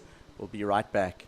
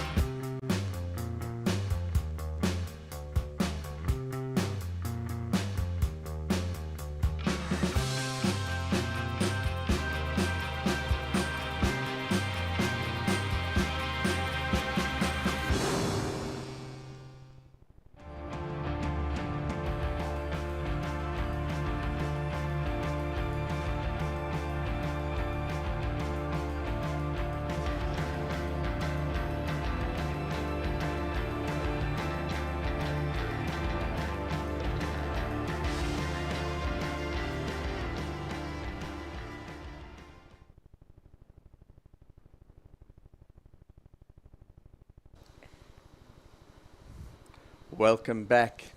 It's the Ballito Open presented by Flojos. We are into Heat 2 of the round of 16. In this heat is Kana Nakashio from Japan, Vahiti Mahana Inso from Hawaii, Sol Aguirre from Peru, and Teresa Bonvelo from Portugal. Stacked heat. Another stacked heat, Tash. Sure. And And this is not even in the quarters yet. I mean, it's round of 16, 4-person heats, and then first and second from this round, it then drops into 2-person heats. So that's when we go into quarters, semis, and finals. So at the moment, 4 colors out in the water. From the next round, it's only going to be red and blue. So 2-person heats moving forward for both the men's and women's divisions. so within the round of 16, 2 more heats remaining in this, as Tash said. We have heat 3 and 4, then it drops down to person-on-person heats for the rest of the day in the men's and the ladies. Opening up her account, this is live action from Teresa Bonvelo, is surfing in the green singlet. She represents the European region on the QS series. She was, as Tash was explaining in the previous heat, she won't get any points from this particular event because it's an Africa sanctioned event, so only the African members get points. However, the internationals are surfing it pretty much as a warm-up leading up to the big feature event of the Ballito Pro 2025, and that's the Challenger Series that kicks off tomorrow, the men's and ladies. We've got all the internationals in town that have been arriving through the week. We've seen plenty surf in the junior events leading up to the Challenger Series. We started last week, Sunday, so pretty much a week ago, with the O'Neill Smith Shapes Rookie Rippers, and that was youngsters from under 12 all the way through to under 18. It was a Surfing South Africa amateur event sanctioned, and then we went into the WSL Pro Junior. That preceded this event, which is the Ballito Open presented by Flojos.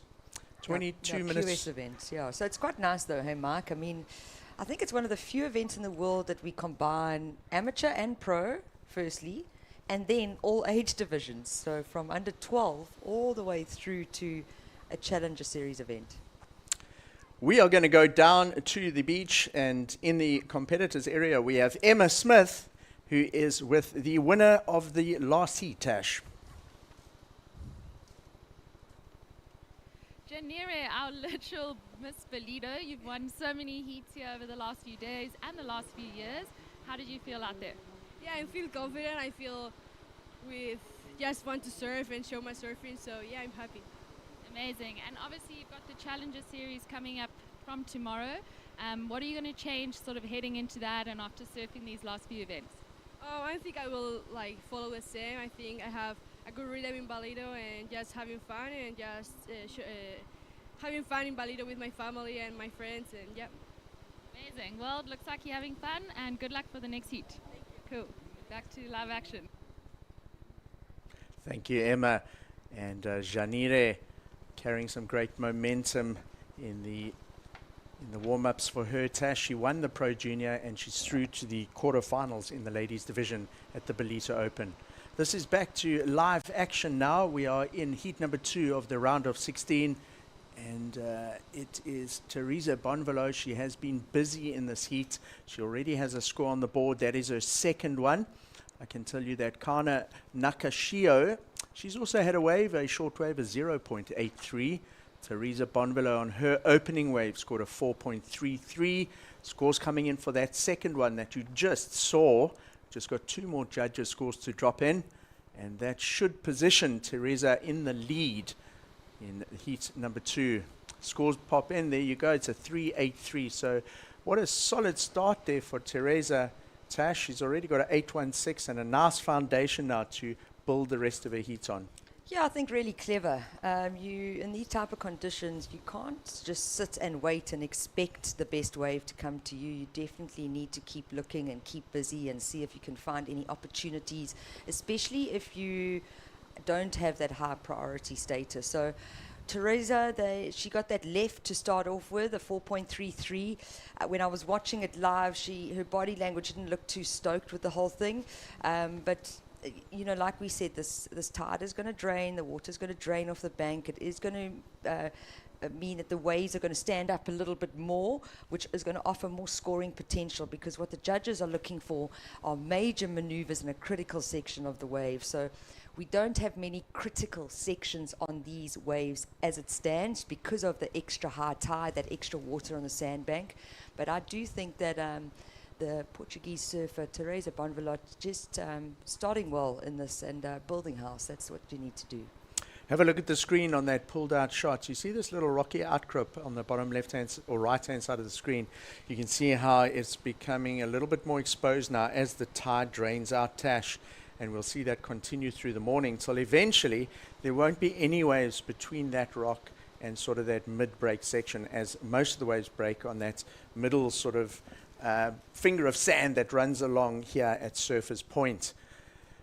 Not much wind to speak of today. We did say that if you have a look, it's kind of variable throughout the day. We're probably going to get quite a glassy, a bit of a glass off in the evening. And chatting to Travis Logie, who is on site for the event earlier, he was actually saying they've seen a little bit of energy that builds in the swell today as well, which is great news for when the tide comes in this afternoon, because it'll be more consistent than we're seeing it this morning. This is a replay of Teresa Bonvalot. This is her first wave, Tash. Yeah. Lovely turn. She gets right up in that critical section of the wave where it starts cupping out on that sandbank. This is her second wave. Also, the wave presented a bit of open face. Not just open face, though. It was quite a nice critical section. And Teresa gets 3 turns in and even works it through to that little bowly inside section. And manages to start the heat with a great foundation to build the heat on. Her other competitors, with 8 minutes past in the heat so far, still sort of scratching around to build that foundation themselves. Yeah, and that clock is ticking down. I mean, we have 25-minute heats all throughout this event. We're now sitting at 17 minutes, 10 seconds remaining in this heat. And the sets seem to be coming through. You're probably getting, it depends on when they start, but if you get a set in the first 5 minutes, you should see a second set in the last 5 minutes. So kind of like every 20 minutes, you're kind of getting a little bit bigger waves coming through the lineup. But then what factors in is, do you have priority? That's a massive factor. We saw in a previous heat in the men's round of 16, you know, the guys that kind of were sitting in third and fourth, they're needing a score and then didn't have that priority to be able to help them have the first choice of wave out in the lineup when they actually did come through. So a couple scores on. All scores are in for the surfers. So what you're seeing on screen is the reflection of the current heat situation. Teresa Bonvalot is in the lead. We have Sol Aguirre in second. She needs a 7.33 to take that lead. She's just had the 0.83. And then we have Kana Nakashio in third place, also 0.83. Look at that, just a 0.1. She pretty much just has to take off at this stage. And then Vahiti Mana, she hasn't had a wave yet, our surf in blue, holding priority, being very patient, waiting for a set. Yeah, live action here, just a quick in and out for Kana Nakashio. I think the talking point here, Mark, is that firstly, when we were in heat number 1, these girls had caught a lot more waves. Heat 2 that we're witnessing right now, they're being a lot more patient. The girls were all over the place in that heat 1, but we were seeing scores dropping in, and the highest coming through was Kira Pinkerton. This heat, a little bit different kind of strategy, really, from the girls, especially the Hawaiian. She's kind of dropped anchor and waiting. She's got that priority. So it says red in second and looking for a massive score, but the reality is she actually needed to put a turn in. She hadn't done a turn yet. So that was a great 2-turn combo from Nakashio. I enjoy her surfing. She's nice and low center of gravity on her board, and she gets power through her turns, which is what the judges are looking for. So I'm interested to see where that score goes for last wave of red. I liked it. She really didn't have any downtime there. She flowed from one turn into the next, and that's what the judges are also looking for. It's when you do a turn, you lose your speed, and you start that little bit of a hop. You're losing your flow. You're losing your speed, and those are two big boxes to tick off as part of the judging criteria when riding a wave. A great breakdown and analysis there, Tash. So scores coming in for last of red and last of white with 14 minutes remaining. And Tash, let me tell you, she knows what she's talking about. I remember a couple of years ago, Tash, when you were competing, scoring that 10 at Victoria Bay. Took me 27 years, okay? came to mind when you were telling me about scores. We got a replay of one of the previous rides. Let's have a look on screen. So this was the surfer in white. Sol Aguirre tags the lip. A solid turn. We've seen some big scores in the event come from that end section. Oh, look at that, Tash. She's just having fun. Big front side. A big front side aerial. That was looking good. A little bit of a technical glitch with the broadcast there, but I believe we might get another replay of that so we can have a look at that maneuver. But she actually took to the air there. That was really pushing it. She's got a good foundation of scores that she's built, a 4.33 and a 3.83, and now looking to go to the air to try and improve on that situation, Tash. Yeah, so we're watching green. That's Teresa Bonvelo currently holding down the lead, but the talking point now is red. Kaina Nakashio, she has found that 5-point ride. She's moved from third up into second, and now the game is starting to be played. So we were seeing very small scores. Teresa with a 4.33, and then her backup at 3.83. The single highest wave score now is with red, Nakashio, and then she's got the throwaway, 0.83. What it does is Sol Aguirre, the 2.67, which is her highest single wave score, it was just what the wave had on offer. It was only that one closeout section. And if we had to compare it to the previous heat, I know you might tuned in now, you didn't watch heat number 1, but judges always have to compare to something. And that would have gone to Kira Pinkerton's one ride. The point of difference was Kira went into that turn with a lot more power. She also was able to pivot and drive out of it a lot better than what we saw from Sol Aguirre. So the 2.67, like, yes, it was a turn, a good major maneuver. However, when comparing to a previous competitor, it didn't fall into that 4.5 or 5-point range, which is what she's looking for. She's not going to be happy with a 2.67. 12 minutes remaining on the clock. Teresa Bonvelo in the lead from Kana Nakashio, our surfer in red.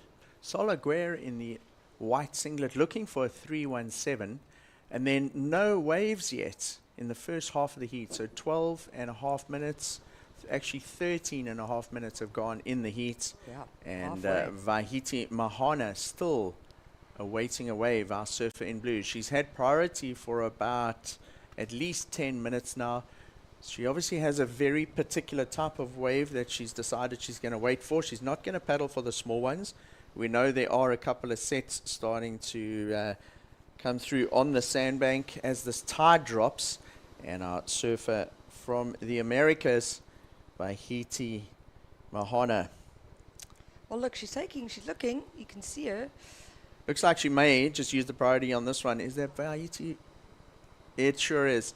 Right, so she uses her priority, hits the lip. She waited 12, almost 13 minutes for that wave, so she'll be frustrated coming unstuck there, Tash. She has a score on the board now, though, importantly, and she'll be able to build on that in the last 10 and a half minutes of the heat. Well, she'll have a lot of work to do, and she won't be able to be as patient as that now because she won't have priority. She's going to have to paddle back out and get a couple of waves under the other surfer's priority in order to build up and build the score required to get that 5.83 and take second. Yeah, she's going to have to start hunting now. You can't sit. Time is winding down. It's a pity. I liked the way she led into that turn. She really timed it well and unfortunately just got stuck up the top.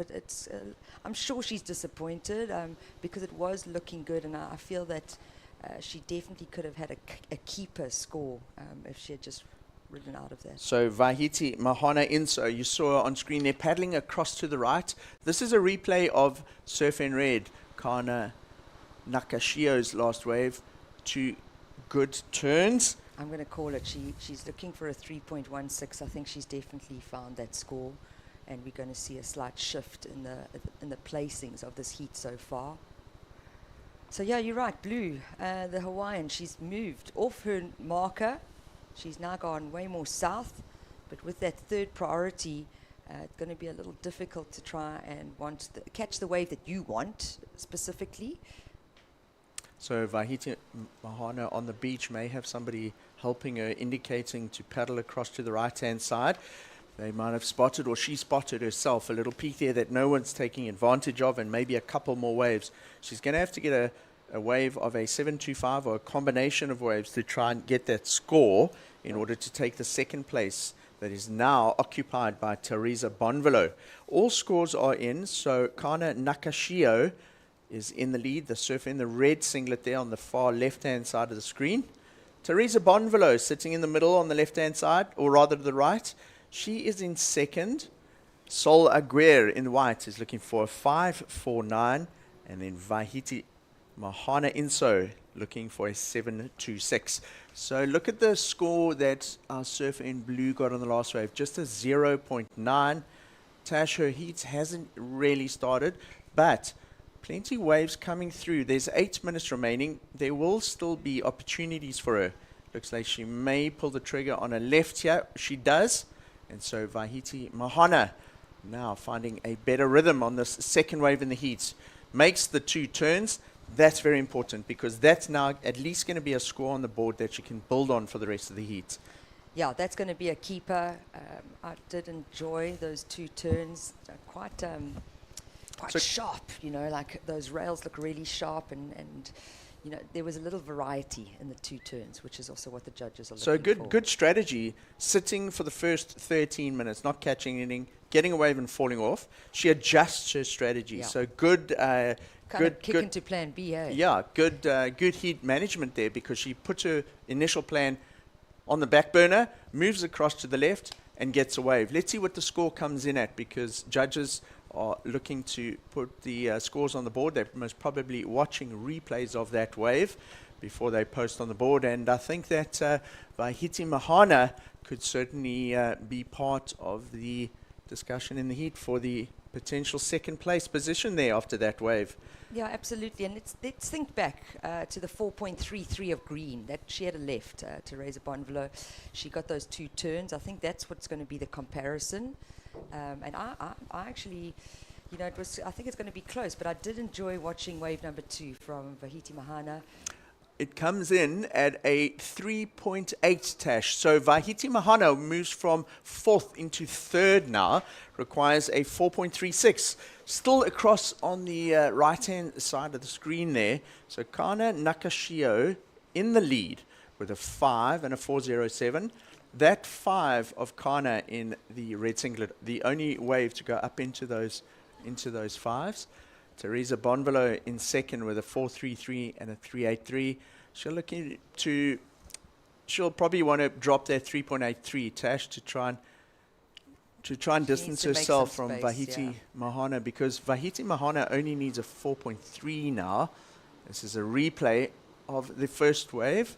Nice slash, and that thing really bowled up nicely on the inside, and it gave her an opportunity. See how it like bowled up like that, and she was able to actually do a really nice second snap and got enough of a score to move up 1 position in the heat. So very close. Look at the total scores there, Tash. A 9.07 down to a 3.5. It's anyone's game, really. Pretty close between all 4 surfers. Right, Vahiti Mahana getting very busy now. She's surfing a completely different heat compared to the first half of the heat. So in the second half of the heat, being very busy. Another 2 turns there for our surfer in blue. Tash, do you think that was worth a 4.35? I reckon it's going to go in pretty close if you consider what the rest of the surfers in the heat have been rewarded for 2 clean turns on their waves. Yeah, I mean, look, she's definitely going to drop the 0.9 that's sitting in her top 2. Is she going to get the requirement? It's going to be close. I think it's going to be really close. And once again, now it's going to go to that comparison. So maybe Nakashio's 5-point ride, you know. I would love to see if there was a bit of a replay with that. What I liked about Bahini Mahana's last ride, her timing is really good. So it's slightly smaller wave, got the 2-turn combo in. For me, it was the second maneuver that's really where the money was. And looking for a 4.36, very close. I think it's really, really close. And this heat is anyone's game, actually. Teresa Bonvalo, she's going to want to get rid of that 3.83. She knows she's not safe in that second position right now. This is the young lady up and riding. Gets that first re-entry in the pocket, able to fit another. Goes into the deep water, but she's going to work it as much as possible. So she wants to get rid of the 3.83. And what that'll do is that is going to make the requirement for the lady sitting in third place at the moment even bigger. So the judges have got some work ahead of them. They're going to be busy today. So close with 4 minutes remaining on the clock in heat number 2. This is Teresa Bonvalo's wave. 2 turns, gets the board up on both turns, then sort of extends a bit of a cutback on that last turn. And the scores are in. The judges didn't like it, 2.93. So they were just comparing it to others and felt like it didn't even get up into that 4-point range. That's a positive for the Hawaiian, though. But the judges are definitely deliberating on that wave number 3 for blue. Right, so it comes in at a 4.3. So Vahiti Mahana stays in third, but improves her requirement. So she's now looking for 3.87. She uses her priority on this wave over the surfer in red, just to keep the red off that wave. So that wave's not going to factor into her situation, Vahiti Mahana, but she needed to go in order to keep Kana Nakashio off that wave. So 2 minutes, 50 seconds remaining. Kana Nakashio leading the heat from Teresa Bonvalo. Teresa needs a 4.75 to take the lead. Not a very big score, so that could certainly happen if the right wave comes. Vahiti Mahana Inso in third, needs a 3.87. And then Sol Aguirre in fourth at the moment with priority going into the last 2.5 minutes. Needs a 5.49, Tash. So It's a shame. Sol hasn't got started. she's got a 2.67 and a 0.83. No, so she's both also are throwaways. carrying a very, very low score as part of her top 2 there. This young lady is so talented. They all are in this heat, but we're definitely not seeing what Sol's made of. The positive here with 2 minutes on the clock is she's got priority, and the requirement is not out of reach, a 5.49. What it does mean is the requirement that Sol Aguirre needs is going to be the highest single wave score of this heat. So that's where it could be slightly difficult because we haven't seen any score like that come through. But it's definitely not out of reach. She just needs to find the right wave. So Vahiti Mahana in blue being very busy in the last 10 minutes of the heat. That wave, a smaller one, probably not going to go into her top 2. She didn't do much on the wave at all. While that surfer on your screen right now, Sol Aguirre, is in fourth place, if I look at the leaderboard, and she's looking for a 5.49. So she would have to get the best wave of the heat so far in order to move into second, because Kana Nakashio in the lead, she's got a 5, which is the best heat score on a single wave, and Sol is looking for a 5.49, so it would have to be the best of the heat so far. Well, she used her priority, and she got a 1.67. It still goes into her top 2, but unfortunately not the 5.49 that she's requiring. Quite flat, yes, it was that slash, but there was, her board was flat. There was no bottom turn, there was no top turn, there was no utilization of the rail. There also, unfortunately, with that wave, there was no critical section to really hit. So 35 seconds, Tash. Look at the surface scratching around. We've got white moving in the lineup. We've got blue being chased by green. And it has to happen. looks like, who's got priority? Teresa Bonvalo has priority there. So although white is paddling, right, blue goes. White having a look at that, most likely not the score because she didn't do any turns on that wave. We're down to 10 seconds. Have a look if there's a last gasp wave for anyone. It doesn't look like any more waves will be ridden in the heat, and we will probably close it out with the standings as it is right now. Yeah, small score is going to drop in. So stand by for scores. Still dropping in. Stay tuned.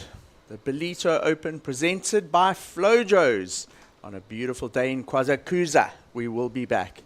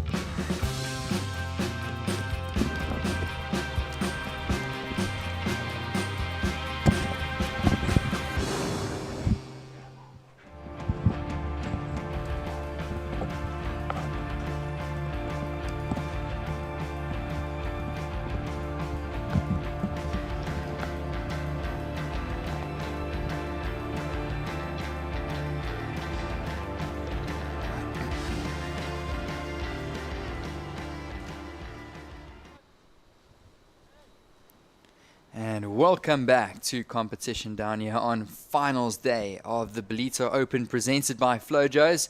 It's the QS 2000. We got some points on the line for some of the Africa regional athletes, and of course a great warm-up for the Ballito Pro for the traveling internationals. And we got an all-international heat here. It's the round of 16 heat number 3. And welcome back to the booth, Greg Emslie. We've been enjoying taking you guys through these heats. It's a beautiful day in Ballito. It's a Sunday morning, as you were saying earlier, Greg, nice and chilled, but things are ramping up throughout the course of the morning, as today is finals day, round of 16, heat number 3. Introducing these surfers. In the red, we've got Eve Leula Wong. In the blue, Sierra Kerr. We've got Annette Gonzalez Echabari in the white, and Leilani McConaughey in the green. Welcome. So a packed heat on paper. You see our surfers in the lineup spread out and ready for that first set wave to come their way. I'm just looking at these surfers. All had some good moments through their young careers. That's a young group of surfers. And I've been following all these surfers. Of course, Sierra Kerr, she's had a very strong junior career. Leilani McGolligan has been around for a long time as well through the junior ranks. We've seen Annette Gonzalez Etzebari just been on absolute form, surfing really well through the juniors here last year as well as this year. And then of course Eveleula Wong as well, also putting on a strong performance here over the last couple of years. So the heat is set. And now we just need a couple of set waves to come through. It's beautiful out there. It's getting really hot. You'll see our spectators starting to shed some of their clothing now. Came down here with a cooler northerly wind this morning. That sun has really heated up the land. And it's warm out there. It's a beautiful beach day. Lots of families down here. Loads of spectators. The VIP decks filling up. So it's going to be a good day of surfing. Everyone's coming to see both local and international surfers perform here in Ballito. As we see up and riding, this is Leilani on that left-hander getting started. Going a little bit fat into that deep water, but just working on a couple of early scores for her. Yeah, Leilani McConaughey in picture there, paddling back out into the lineup, and she is going to lock an early score on the board. So conditions should improve throughout the course of the later stages of the morning. We saw it happen yesterday, a little bit more tricky on the high tide. So the tide's going to be dropping out, and we are looking forward to some of this live action as it comes in. So it's only a 1.5 for first of green, Leilani. And of course, we've got a stacked international field of surfers here in the round of 16 Heat 3. So if you guys have just joined us, welcome to our finals day of competition here at the Ballito Open presented by Flojos. And of course, we've got some great heats coming up next. So don't go anywhere, don't blink, and make sure to be tuned into all the action here on finals day. You might see a potential paddle here, and up and riding, Eve Wong. Yeah, Eve on a nice looking little right hander. It's got a little wedgie section on it, and there we go, pops up through that inside section and just catches a rail on that end little snap, but gets a start, gets a couple of turns. That wave, she had to negotiate through that wave, but you know, those little wedgie ones are on offer here, and our surfers will look to find those little steeper sections on the sandbar. Okay, so we're just going to go down to the beach with an interview from the winner of the last heat.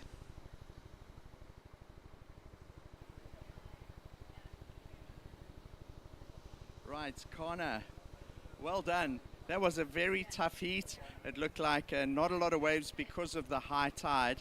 Quite difficult out there, but you got the win. That's the most important thing. Yeah, I'm so happy. Wave choice is so difficult. Yeah, but I'm so happy to win. Let's give you an opportunity. I know there's a lot of folks tuning in back home that would have been watching the heat. Do you want to say something to your supporters in Japanese? 応援ありがとうございます。波がハイタイドですごい難しいんですけど、次のラウンドはもうちょっとロータイドに向かってっていい波になると思うので、次はマンオーマンなので、はい、もうちょっといいライディングして勝てるようにまた頑張るので応援よろしくお願いします。Thank you very much. Good luck for the next round. Back to live action. And that was an interview from the winner of the last heat, Kana Nakishio, and taking out the heat win in the round of 16 heat number 2. So let's see who will join her through to that next round. That opening score for red did come through great. It was a 4.17. And just staying patient out the back is blue and white, getting their campaign underway. Yeah, just looking at Kana on the screen there with that post-heat interview. And how cool is it, you know, if you're sitting at home and maybe the parents are at home or family, they get to watch this action live. They get to see their surfer, as we just see Sierra Kerr up and riding here. So just getting started. She's going to look for something on the inside and snaps up off that inside. Yeah, and just, you know, you get to see the live action through the WSL app or the socials, and then get the post-heat interviews, and it's pretty special. I don't like to talk about the old days too much because I sound a touch old myself, but I do remember clearly, and I've still got it in my file at home, and I'll tell you that now. This is Sierra Kerr up and riding on that last wave, the replay. So it just gets that float and a little finish. But I did manage to win the reunion contest, which was quite a big, I think it was a 5-star QS back in the day at St. Louis. It was cranking waves, and I sent a fax to my family to say I'd won. a facsimile. I mean, that's just, you know, it was the late sort of 90s. So it's amazing how we've come from that to them watching it live now on screen. Wow, definitely a different level over here, but a different era, might I say. So we're really surfing at a very high level back then, but the technology wasn't quite the same. So great to hear that. Of course, my co-commentator Greg Emsley, serving as a professional surfer for many years on the world tour. It's always great to get your insight, Greg. You've got a lot to add, and makes it easy on me because you just throw out a lot of information. And it wasn't too long ago, definitely not, but things have changed a lot over the last 20, 30 years in terms of competitive surfing. So good to make those comparisons. And we are stoked. We live in 2025, and things are just moving up and on. And of course, the level of surfing has certainly gone up as well. Well, it's evolution, and obviously evolution of the sport, and it's been so good being part of it. It's just, you know, I love watching surfing. You know, well, first of all, I love surfing more than anything, but I love watching surfing and just watching heats and heat strategies, and just the level of surfing at the moment. And you can also argue that you know, the female surfers, the level that they've improved over the last 10 or 12 years has just been incredible, and they're some of the, you know, the best surfers in the world. You think over the last couple of years, some of the clips we've seen on socials and events, and it's just been so competitive, and really awesome to see. And it's been a serious growth in the sport with you know, our female competitors. Yeah, and it's all about just getting yourself out there, and social media being a big one these days. So this is the time where free surfers are also making a living, along with the contest surfers, as the ones in picture. And definitely a lot of content being dropped all the time. So it's definitely a change. It's gone from print magazines to online, social media, everything being showcased with video cameras. Yeah, you almost feel like you know these surfers before you've even seen them compete or seen them that much because of the socials. They're all getting their name out there with these crazy clips, and it's like there's just so many good surfers out there, so many good clips being put out there, and it's so cool to see. It almost makes the world of surfing a bit smaller, and you get to see all these surfers, and they could be ranked really low, just result-wise, but they're still fantastic surfers. Yeah, and it gives us a good talking point as well. A little easier to do the research as everything is available online. Of course, the WSL app as well, so make sure to go and download that to see some more info. But this is some good-looking surfing here from the surfer in the blue, the young lady Sierra Kerr. Of course, she comes from a surfing family with dad serving on the WCT for many years as well. He'll be watching on, Josh Kerr, and she looks like she's going to open up with a decent number. Well, that was her third scoring wave, and here we go with some live action from Red. Yeah, so this is Ivaleula Wong.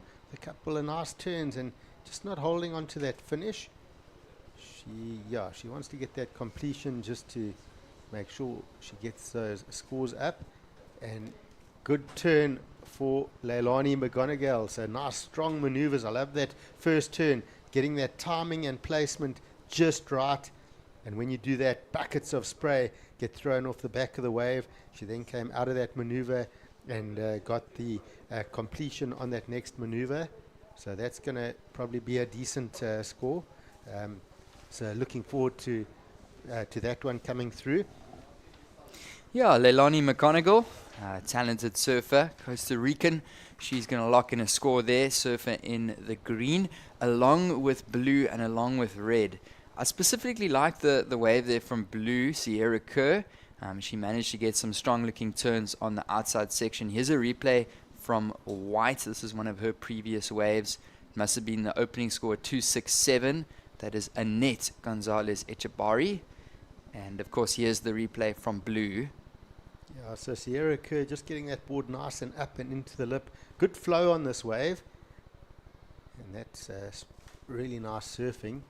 And there we go. Ivaleula Wong also looking good. Just not focused on that last little close-out turn.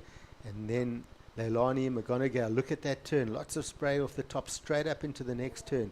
For me, when I think of where the judges are sitting and that sort of the size of those turns in front of the judges are that's going to be the best score of the heat. And here goes Annette again. Nice and tight on that first turn. And just getting stuck up in the whitewater. And we've said this a few times, but body language quite important out here. Ooh, and that is a strong turn for Wong in red. So quite a few waves being ridden here. There's going to be a number of scores to come through. Some strong talking points. And of course, we did mention Sierra Kerr, her dad Josh Kerr, her coach, co-surfer, dad. And Josh is also in the Challenger Series. So it's the first daddy-daughter combo that will be in a Challenger Series. So of course they were in the first event, but both qualified through the Australia-Oceania region. So cool to see that combo. We're going to be having lots of talking points about that. Yeah, 100%. And here goes the daughter. That is Sierra Kerr, of course, a talented young surfer. She's been to Ballito a couple years now, and she's always a great name to see. We also saw her in the J-Bay Classic speciality events along with her dad. So what a great opportunity for the young lady to be here. It's a great surfing family, the Kerr family, and I'm really looking forward to seeing dad Josh in the Challenger. But here's a little replay from surfer in the white. That was Annette Gonzalez, and that isn't going to be going up too high. She couldn't complete, but I really enjoyed that turn. And that was red, and just a little replay here from blue as well. So not completing that one. But I got to agree with you there, Greg. I really enjoyed that wave from Leilani McConigal, and really throwing some power, good timing into those 2 turns in the backhand, some strong surfing there. And we are waiting for a score to drop in. The judges are holding on that one. So that is green, and we should get that score in shortly for Leilani McConigal. Scores to come in for red on that single turn on her forehand, and of course a score to come in from blue as well, with just under 10 minutes remaining. Yeah, so judges have lots to work on here, and it's interesting how we get those flurry of waves and then the ocean has a little breather. So right now we see a bit of a lull in action, but then, you know, it sort of comes in a bit of a rhythm where we will have sort of 5 or 6 waves back to back.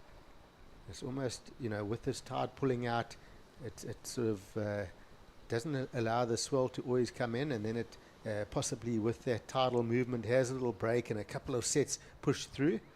I did mention earlier that down the coast there's quite a bit of swell, and there is a backing of a new swell filling in with a stronger period, a bit more power, so that's going to back this little swell up and keep it flowing through here with the afternoon and also into the high tide. That's the bathing area. You'll see a couple of the lifeguards controlling that zone on their safety watercrafts. It's really cool down at the bathers, a nice little swimming area. Of course, you've got really qualified lifeguards. You've got the Dolphin Coast Water Patrol, the lifeguards. They're protecting us here as well. So thanks to the guys, a big shout out to them.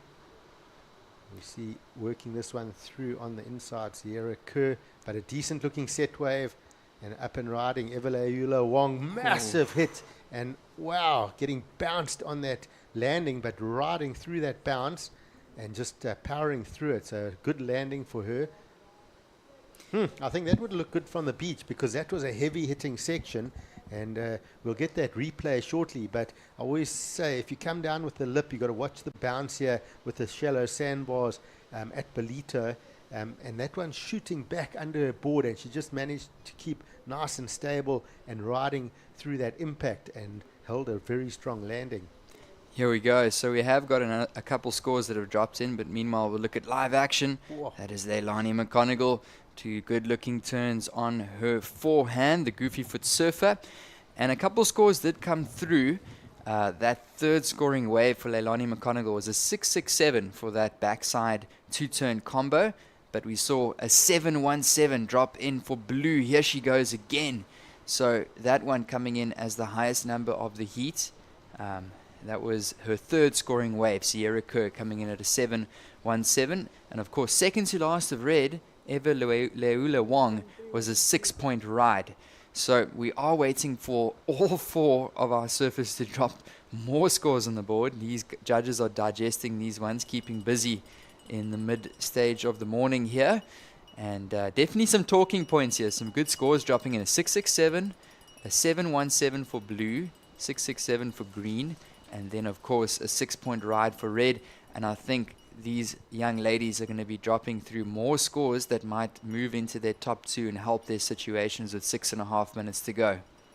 Where did the time go in this heat? It's as if we've blinked and there's suddenly down to under 7 minutes. And there's been some quiet moments, but then packed with action. It's amazing how our surfers are just finding wave after wave. When these sets come, they're sort of coming in these little squirts, and then the ocean has a little breather. But I think we've got some very important scores to come through. That wave of Evele, that 6-point ride, I think that was one single maneuver. But then we think about that last single maneuver was a really big turn, and I think that could be a really solid score for that big maneuver. And the judges, they don't always have the replays like we have, but in front of their eyes, I can only imagine on the beach that would have looked very impressive, and that could be one of the best single maneuver scores that we see through the day, because that was an impressive turn. Definitely, Greg. Got to agree with you there. Up and riding. This is blue. She's going to go down So those numbers will start to drop through, and I think just to add on what you're saying there, Greg, that was a bigger wave. It was one of the biggest waves of the heat that we've seen so far from Red, Eve Leula Wong, and that score does drop in last of Red, a 7.73. So almost touching upon that excellent range, and that is really helping her scoreline right now. Red paddling for that one. That is our surfer in picture, the Hawaiian in the red singlet, Eve Wong, and she dropped a 7.73. So I'm sure we'll see a couple of replays in a moment. Whoa, look at that. This is Annette Gonzalez Echabari, and that's going to help her scoreline. Wow. I've just been thinking, Annette's getting a little bit left behind in this heat. Her timing seems slightly out on those other waves, just hitting the lip a bit late, getting a bit caught up, and then suddenly she takes off on that wave. Speed, power, flow, timing, placement was perfect. And look at the spray that came off those turns. That was a massive first turn, so controlled, and she did well just to keep her cool, set that board speed up through the flats, eyeing out that finishing turn, and then as well on that finishing turn, placement and timing really good. It's going to be hard to deny surfer in white a good score for that. That was good surfing.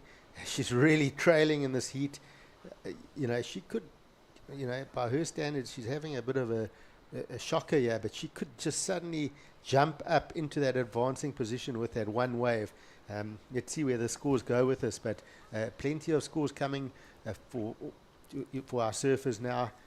Oh, wow, it's all our surfers putting on something special in this heat so far. Definitely. The second to last of Blue did drop in at a 4.67. That was Sierra Kerr. So she's currently hanging on to that second position is Kerr in the blue. We are waiting for a wave for green, Leilani McConaughey, and of course that wave of white. And she jumped off the back there. She almost looked nonchalant. We had to remind ourselves, like, whoa, what did we just see? And that was a really well-executed wave. She linked it through very nicely through the inside and through a big turn. I'd love to see a replay of that one. Throwing lots of spray. Did surfer in the white, the young Basque surfer. And, of course, she's got an older sister as well. They've been having a great run through these couple of events here at the Ballito Pro. Yeah, so the talking point will be the combination as well. So it's a really big first turn. She put everything into that turn. She didn't sort of focus on what was down the line. That first turn was massive. She then, once she had completed that turn, set up and went, okay, keep the board speed up. There's another opportunity here. And then went into the finishing maneuver as well. Very strong. We saw Evele Yula Wong with the 7.73. That one huge single maneuver. You can't deny that she stamped that as a really big turn. As we see Leilani up and riding here. So a smaller wave and a couple of turns. But judges will be, looking at that and comparing the size of that wave from surfer in red. And, when you look at this last wave now from Leilani, the size of the wave might be a bit small. But she is sitting in second, is Leilani. But there's definitely a bit of discussion from the head judge on that last score to come through from white. And for me, it's the best wave of the heat just purely because of the combo. Oh, yes. Oh, big turn for surfer in the red. I'll be comparing that one to that single turn of a 6-point ride. So there has been some action. We've got a minute and a half remaining on the clock. Leilani McConaughey dropped in a 6.43, Greg. That pushed her up to second and pushed Sierra Kerr down to third. But that number dropping in from Annette Gonzalez Echabari, it's an 8.50. So, wow, this has been a very good heat to watch. Watching that replay from Eve Wong. A couple of replays here. This was, I think, the 6.43 from surfer in the green. Unbelievable heat. I mean, this is going to be probably one of the heats of the day. And we got a couple of replays. There's loads of surfing action on our screen, folks. I can tell you we've got scores to come in. There's still a score to come in for last of red. And it looks like surfer in white has found another wave. Only looking for a 4.5. She went on the right-hander here. And then Leilani McConaughey, I think that left-hander was a 6.43. Sierra Kerr with a big turn. And Let's just check this pull-out view. Wow, Oh. lots of action. We just saw surfer in white. So she got a score there. Only looking for a 4.6 because she has that 8.5 excellent score in the scoreline. We haven't seen many surfers with an 8.5 in their scoreline and sitting in fourth through this competition. Here we go. Oh, that was neat, but not going to ride out. So this time, this one winding down, 3 seconds left. So the buzzer goes off, and in picture there, that's green, red also paddling. So those are the surfers currently in first and second, but we do have a score dropping in for white, Annette Gonzalez Echebari. So for the first 20 minutes of that heat, she wasn't really doing much, but she came back, and we'll get those official results to you guys shortly. This is the Ballito Open. We'll be right back.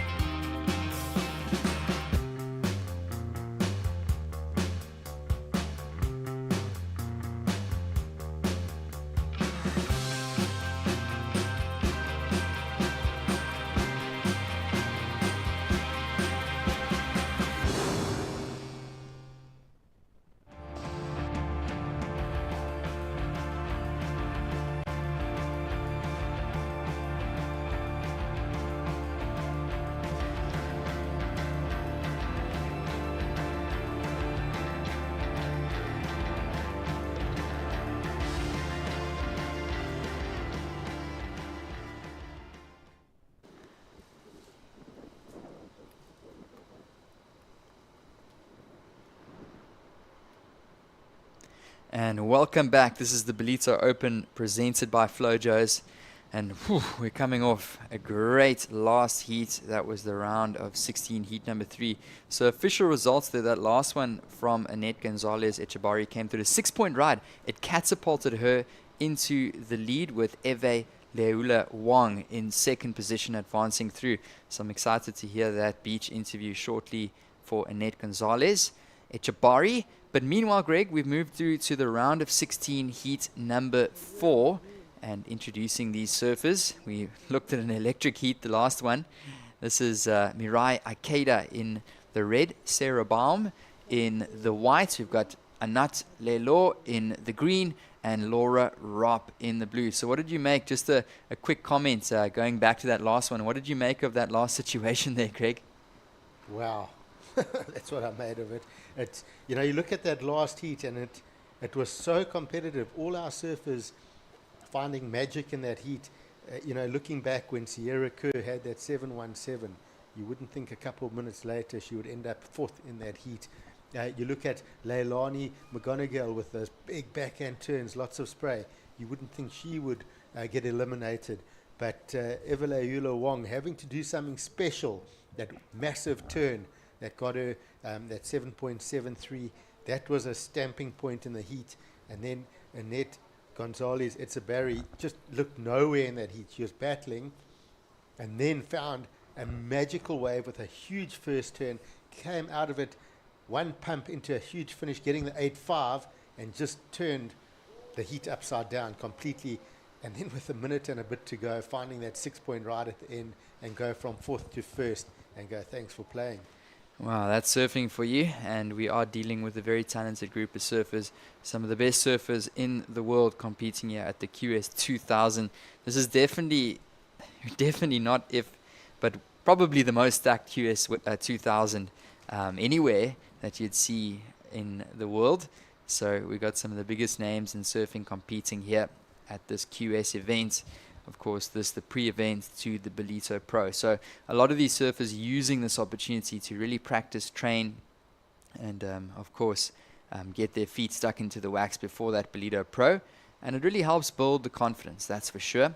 So if you guys are just tuning in, welcome. It's the Ballito Open presented by Flojos, and we do have some action. It's the local surfer, Sarah Baum. Oh, big turn to finish for Sarah. So that was solid surfing. looking really good on that finishing maneuver. So Sarah Baum, just, she's had good strategies through this event. And she'll get a good score here to start. Saw her warming up for the heat, doing quite a vigorous warm-up routine.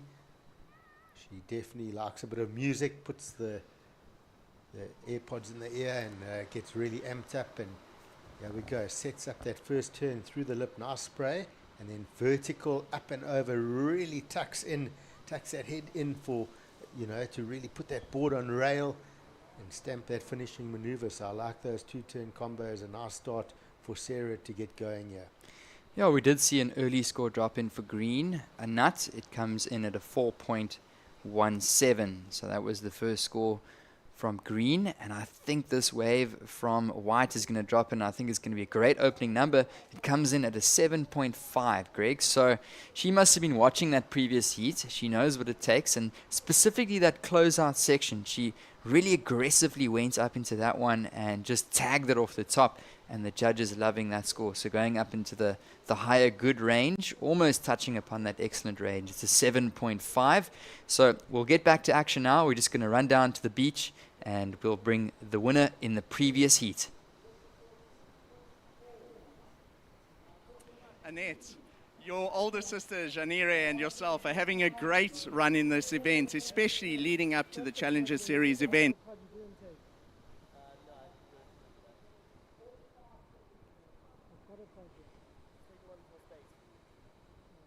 This one is full and then I can call you for the other one. Thanks, eh? And this is us in studio, and that was just a little interview there. So it's myself, Johan Frey, as well as Greg Emsley being joined in the booth, and we're enjoying watching all of the live action here. So Greg, we are through to the round of 16, heat number 4, and we saw Sarah Baum. She opened up with a 7.5. Let's talk about that one. The judges really liking that. Oh, it was just two well put together turns. Sarah Baum found that right hander at the start and really set up that first turn. Placement was good.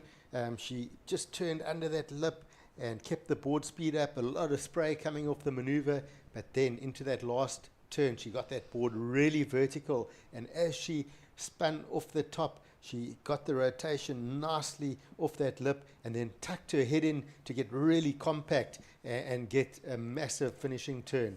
And up and riding, this is Laura Ropp, and working through, eyeing that end section. Nice turn off that bit of wall, but that wave just sort of had a bit of a strange line to it. It sort of broke itself in half, and so it wasn't a big maneuver, but it's a start for Laura.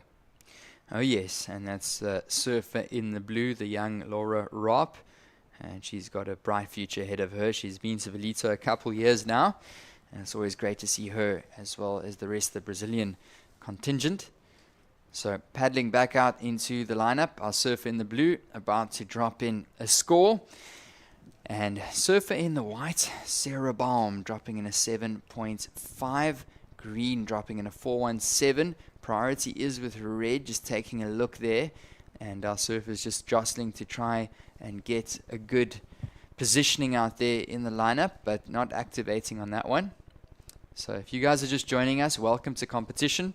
Make sure to go and download the World Surf League app to see all of the live scores as they come in. We're just going to look at a replay here. This is Laura Ropp.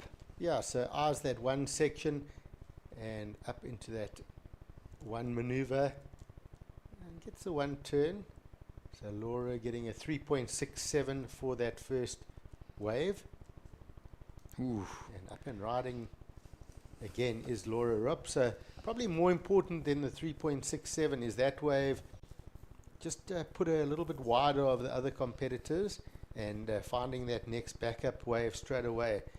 So gets a chance to find a bit of space between her and the other surfers. And a big paddle, yeah. Up and riding red. Love that bright pink board.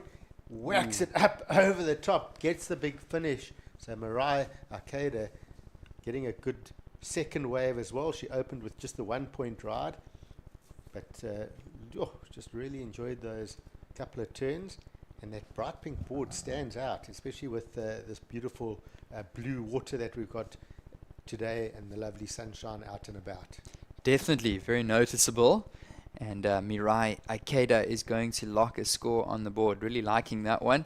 The first score for blue was a 367. We are waiting for a second score to drop through for Laura Ropp. And it might just trump her first score. It comes through at a 4.80. That was the last of blue Laura Ropp for that single turn maneuver. She must have been watching the previous heat. Of course, Eve Wong with a couple big turns and getting some big single maneuver scores. But we're just going to watch a replay here. This was Mirai Ikeda and stringing together a nice combination there. She's going to lock in a number. Here's another angle, Greg. Yeah, so good first turn sets up, and that last turn really gets that board high up on the lip. So there's a point of difference there for me. Most of that power was loaded into that last turn, but really getting a nice turn off that lip, getting the board right up there and rotating it down back into the wave nice and strong. Oh yes, and some action here, up and riding. It's Ikeda. She's going to try and find an inside connection. One more and some consistent surfing there.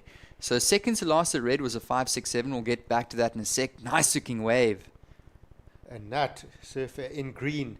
Couple of good turns. Doesn't hold on to the second one, but that first maneuver for a nut was just absolutely upside down. It was really strong in that lip. So if you just look at that wave, we'll get that replay. You know, if we looked at that and we ignored what happened at the end, that she fell on that last turn. If we're just judging that one maneuver, you'd look at it and go, wow, how strong was that turn? Look at that bottom turn, super deep off the bottom, almost like a point break wave. Board went straight up in the lip and she really pushed the tail. So that one turn is going to get her some points for sure. She would have loved to have capitalized on the finish there. But I think it's going to still get a good number for her. Definitely. That opening turn was pretty electric from green, and score dropping in for red as well. So second to last, the red was a 5.67. That's a pretty decent number in her score line, and she's going to lock in another score. The surfer in the red, Mirai Ikeda, and of course green, Anat Lelo, going to drop in a wave as well. So this one, 14 minutes remaining. Where's the time gone? We're almost halfway through this heat. The last wave for red, Mirai Ikeda, drops in at a 4.0. Still a score to drop in for green, but red currently on the top with blue in second. But let's talk about Sarah Baum. She is in third position. She's sitting with a very confident number of a 7.5. And she's looking for a score to jump up. Last the green did come through at a 5.27, so that's a good number in her scoreline, Greg. So now your situation is blue Laura Ropp looking for a 4.65 to advance, and Sarah Baum only looking for 1.94. Sarah Baum, of course, she impressed us yesterday, and it looks like she's carrying this momentum through to this heat, so I think we'll see a lot more from her. She is sitting with priority, and there might be an opportunity here for the lady in the white. Up and riding. Yeah, so we see white, Sarah Baum with the one maneuver. So just gets that board up there. And here we have a paddle for surfer in green. So nut up and riding again. So looking good on the backhand. Just goes incomplete again. So we did mention that previous wave coming in at a 5.27. So she got scores on the board for that previous wave, even though it was incomplete. But as I mentioned, you want surfers to be going for it.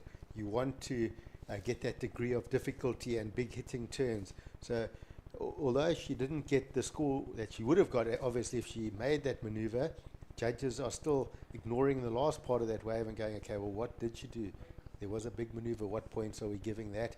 And she got that 5.27 for that one maneuver, which, by today's standards, and when you've looked at backup scores, that's not a bad number. But generally, I would say at this stage of surfing, a 5.27 is probably a backup score. You're needing a sort of a 6-point ride or better in your score line with that. Oh, yes. And the judges are looking at what they do, as you mentioned, Greg. And we might just cut into a replay shortly of the first score for white, Sarah Baum. So this was the benchmark wave of the heat. Yeah, so just sets that first turn up, lots of spray, and then this turn, look how she tucks that head in, gets super compact on that rotation, and that's what kept that rail in, kept that spray shooting high in the air, and just a really mature, strong surfing through that wave for Sarah Baum.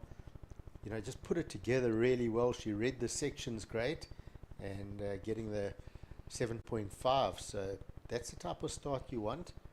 And I often talk about the start of the heat. How important is it to get the first marker wave, the first good wave for the judges to discuss and give a marker.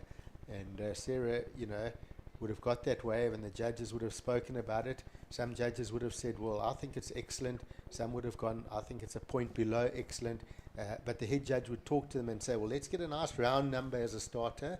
And she gets a 7.5, and then really has the rest of the heat to settle in and just back that up. Oh, yes. So panel of 5 judges all locking their scores in, and the average of that being spit out onto our screens. So surfer in the white, Sarah Baum, has dropped in a second scoring round. It's a 4.03. So she's only caught 2 waves, has surfer in the white, but she's managed to jump up to that top spot. Of course, a 7.5, a very solid number. And then, of course, a 4.03, her backup. So now she'll look to find a second score similar to her first score to really put it out of reach for our surfers in the red, green, and blue. But, yeah, I think lots of scoring potential out there still with just under 10 minutes remaining. And we looked at that previous heat. Anything can happen here. It's still a little bit wide open, this one, the round of 16 heat number 4. If you look at those requirements, red only looking for a 5.87 to jump up into first.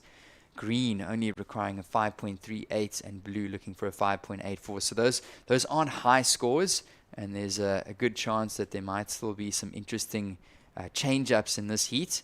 So we hope you guys are enjoying it and sticking with us with the action. Around a 16 heat 4. So this, of course, our finals day of competition at the QS 2000, and it looks like we might see a paddle. It's not going to be a go, but yeah, great. It definitely looks like the conditions have improved. We're seeing higher heat totals, and I'm really excited to see some of these heats unfold. Yeah, so Sarah Baum out in the lead with that 7.5, the 4.03. So she's really got the comfortable seats here in that first place, and this is red up and riding. Oh, just getting a little bit hung up on that lip, Mirai Arcada. So that won't go in her top 2. Sitting down in third, Annette Leiloa. She is looking for a 5.38. So Annette looking strong. She just had a couple of waves that she hasn't completed, but still sitting with a 5.27 and a 4.17. And I think Annette, if she can find that wave, that right-hander with the 2-turn combos and complete those waves, she's going to get a really good score, because she's looking strong, setting those turns up really well. But just those completions have cost her in this heat so far, and it has her down in third. Had she have made that wave, that second turn on the 5.27, she would definitely have been in an advancing position right now. Yeah, definitely. If we looked at that opening score for Sarah Baum, it was 2 strong turns in the backhand, and the surfer in the green had an opportunity to finish off.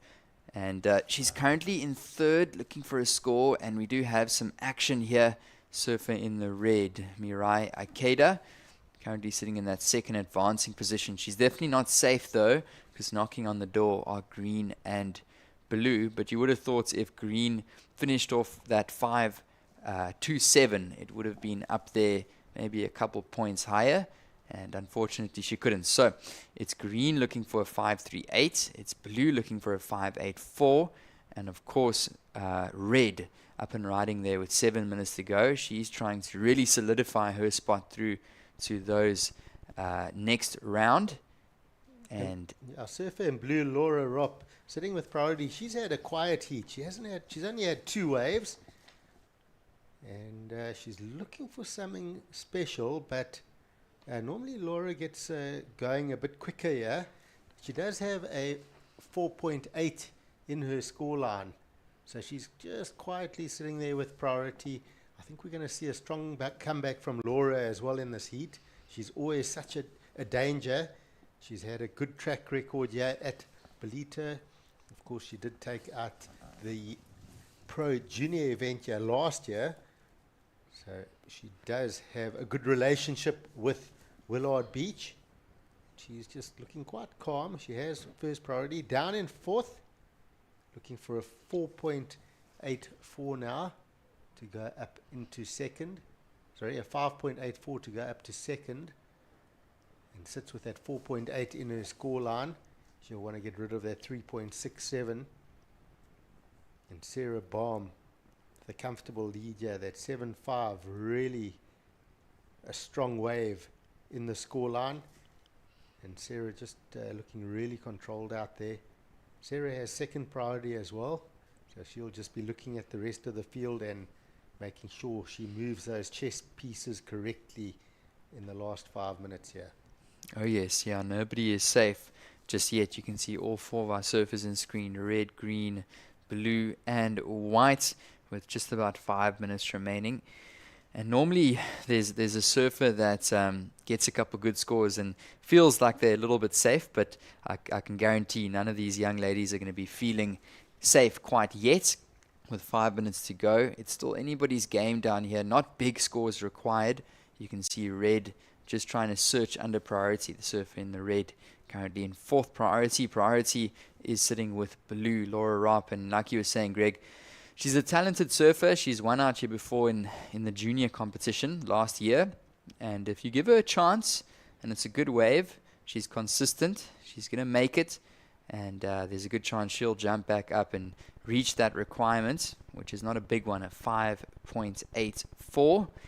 So a little bit of a slow little section here with just over 4 minutes to go, but we might see a little bit of action, maybe not. So they'll stay patient. Now that priority really coming into play now. So blue in first priority, white in second priority. And of course green and red, specifically green, lying down in third priority. It's going to become tricky as time ticks away for the surfer in the green. She needs a 5.83, but we still should see a decent couple waves come through in the next 4 minutes of the heat. So we'll see as this one unfolds. You never know. We've seen more interesting things happen, and it's still wide open in this one. I always say to my surfers when I coach that your eyes need to be like a ship's radar, looking out to sea, zooming up and down. Where's the opportunity? There's a little bump out there. Is this one coming? Is it a set? Is it a left? Is it a right? Must I go further out? Must I come further in? Should I move to the left? Should I move to the right? And you've got to just be zoning out there. And we see a lot of focus from all four of our surfers really studying that horizon, looking for any opportunity to strike. And also at this level, you've got to be very cautious of counting anybody out, because we've seen through multiple heats in this event how a surfer that looks out of it will come back at the end of the heat with a massive score and suddenly go from fourth to first. Yeah, that's a good talking point there, Greg. And I like the analogy you made there, like the ship's radar. You've got to be aware, and aware of this one is surfer in the white. So she utilizes her priority. There might be a big section. Oof. And there was an opportunity there for surfer in the white, Sarah Baum, to really take it out of reach for the other three ladies in the heats. It looks like she got a nice opening turn, but she couldn't quite finish it off. So the door is still slightly open for surfers in the red, green and blue to jump up that leaderboard. Yeah, so Sarah Baum was eyeing those two turns on that wave, but it was always going to be a bit of a rush. And she got a little bit slam dunked on that inside. You saw her hairband coming out. She had a bit of a shampoo and a bit of a sand bath all in one. You could see her just shaking it off, but she'll be happy that she still stays in first place. But she would have liked to have stuck that last maneuver and a strong finish. But yeah, that wave had the last say. It was just a bit rushed into that last maneuver and not managing to bring that board around and get it facing the beach for the ride out. Yeah, you can almost see by her body language there. She knew she had an opportunity, and uncharacteristic fall for Sarah Baum. She's been very consistent over the last couple heats and taking out heat wins, so she wouldn't be happy with that finish, but nonetheless she's sitting with a solid scoreline of a 7.5 and the backup of a 4.03. So currently it is the surfer in the white, Sarah Baum, in the lead, with surfer in the red, Mirai Ikeda, looking to advance potentially through in the red singlet. There's 1 minute remaining on the clock for green and blue. And as we've been talking about, Greg, these requirements are not too high. It's a 5.38 looking for the surfer in the green. She'll look for that number. And then surfer in the blue looking for a 5.84. So priority now with green. Yep, the door is open. Absolutely. There's still time on the clock, 30 seconds. She's not interested in this one, so red does go. Lovely first turn for Mirai on that opening wave, and it does look like there's another set behind. Will Anat have a chance? Here she goes. Up and riding, surfer in the green. Anat Lelo, and she's going to look for an inside connecting point here. Pumping hard. Gets the board up into the lip. Tries to get it vertical. So 10 seconds remaining. There's going to be a couple interesting scores dropping in here. Will it be enough for surfer in the green? So just looking at that wave, I don't think she got an opening turn. There was a bit of downtime. So my feeling is no. But we didn't really see the start of that wave. It just felt like she was a bit behind on that opening maneuver. So yeah, guys, we'll get the official results from that previous heat to you guys shortly. And we are going to move on to the quarterfinal for the men's up next, Heat 1. So this is the Ballito Open presented by Flojos. Stay back for those official results from the previous heat.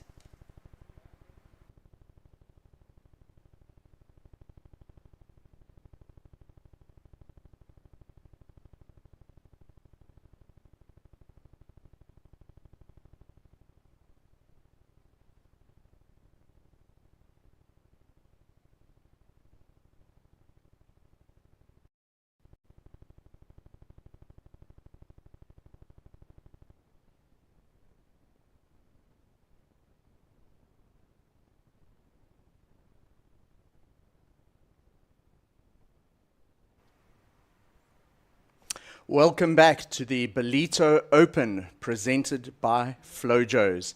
We're 19 minutes into this heat. Apologies for the first 5 minutes of that heat that we weren't able to broadcast to you. A couple of gremlins getting into the technical system here. I'm Mike Frew to talk you through the first of our men's quarterfinals, and joining us here in Ballito, it's really a pleasure to have you back on the broadcast, Mr. Kai Linda. Welcome back to Ballito. Thanks, Mike. Alcon Strunt in the house here today. But it's looking good out there. I've been watching the heats. It's, the swell's not that big, but the tide's really dropping now. That bank is showing some really positive signs. Those last two ladies' heats, we saw some big scores. Sarah Baum coming out with a 7.5 to open her heat. And I think we're going to see some action. There's definitely some puntable sections out there. If I look at sort of this heat, Jarvis Earl, like one of the best aerial young surfers on the planet at the moment. So I'm pretty excited to see what's going to go down in the quarters. So it's the first men's quarter final in the water as part of the Ballito Open presented by Flojos. And on screen, that is one of the two surfers in this heat. Jarvis Earl from Australia, he's wearing the red singlet. And then joining him in this quarterfinal, number one, is Aiden Masonkamp. He'll be wearing blue. Aiden from the Strand near Cape Town on the southern tip of Africa. So we have two South Africans left in the quarterfinal stage of competition.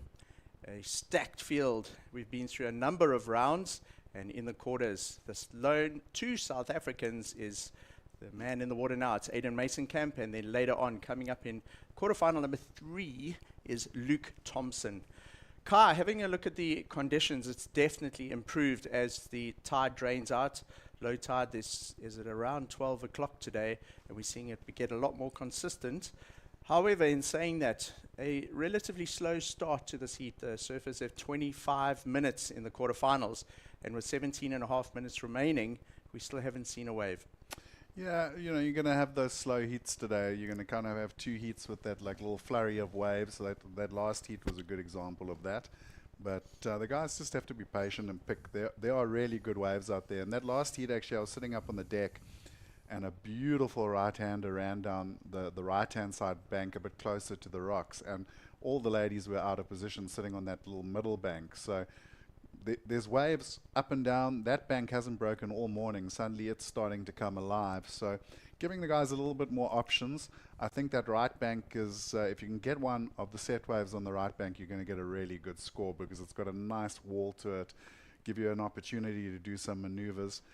It's been an interesting mix this morning. You've seen some scores coming out with 2-3 turns on a wave, obviously multiple maneuvers, but the potential for a big single maneuver score is definitely out there. So it's going to be interesting to see what the game plans are.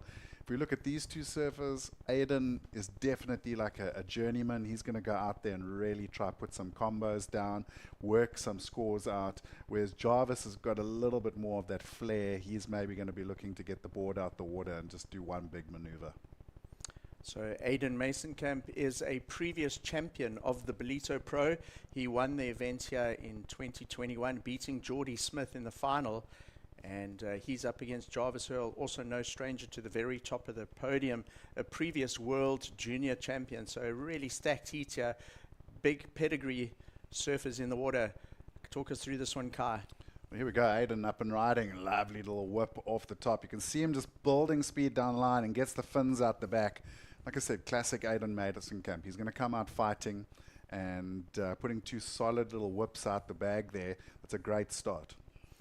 Kai, we saw on the low tide yesterday, Luke Thompson and Jose Falconer taking advantage of those exact rights you're talking about now. Hopefully we see them a little later on in this heat, those type of waves. But we're going to throw it down to the beach now, where Emma Smith is with the winner of the last heat. Yay, Sarah. I don't know to hide the stoke when our local girl makes a win. How was that heat out there? It seemed like you went for more of the patient game, catching less waves than everyone else. Yeah, just the heats before, I could see that they were scoring the sets, and there aren't that many sets out there. So, yeah, it was nice enough to get that first 7-5, and I was like, oh, well, if I'm going to get a score for that, I may as well wait for another one. I felt good, like, trying to play with the girls a little bit more, trying to force them onto waves that were a bit smaller so I could get back into priority and hopefully get another set. And, yeah, just a really nice way to start off the morning. It's so beautiful down here. And, yeah, just excited for the next one. Amazing. And obviously the Challenger Series, competing, QSs, there's always so much pressure. But do you find coming home is a little bit more pressure because all your people are here watching?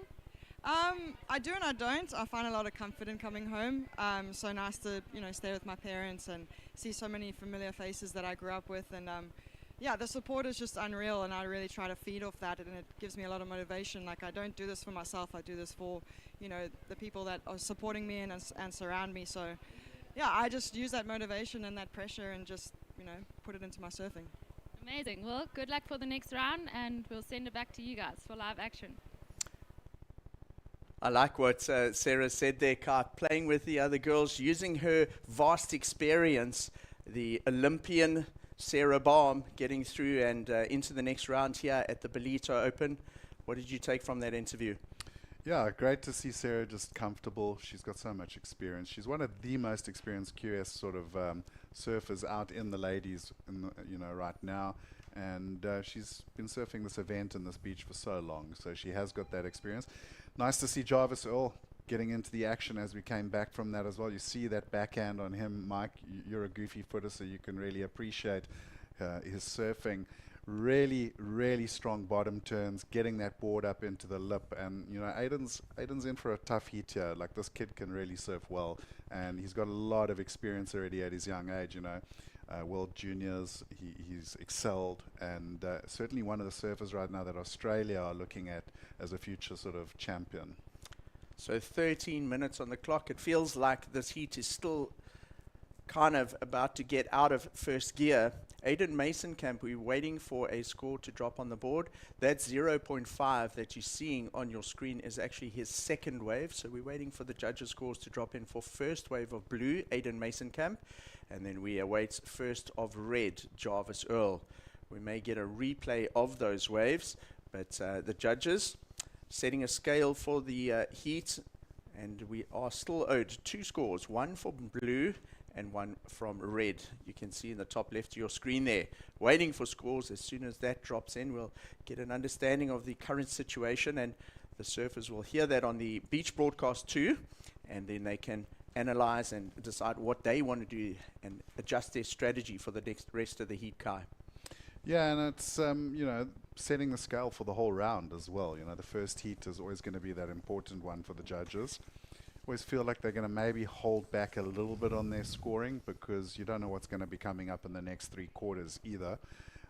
Interesting for me there is seeing how similar the approach was. We thought Jarvis might go for the airs, but looks like he's going to try to get some scores on the board.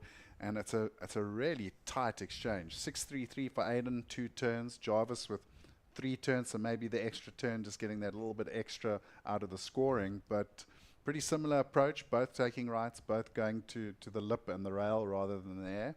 I think the standout here is going to be which one of these servers really flares out and gives the judges like a little bit of wow factor. So 3 waves for Aiden Masonkamp.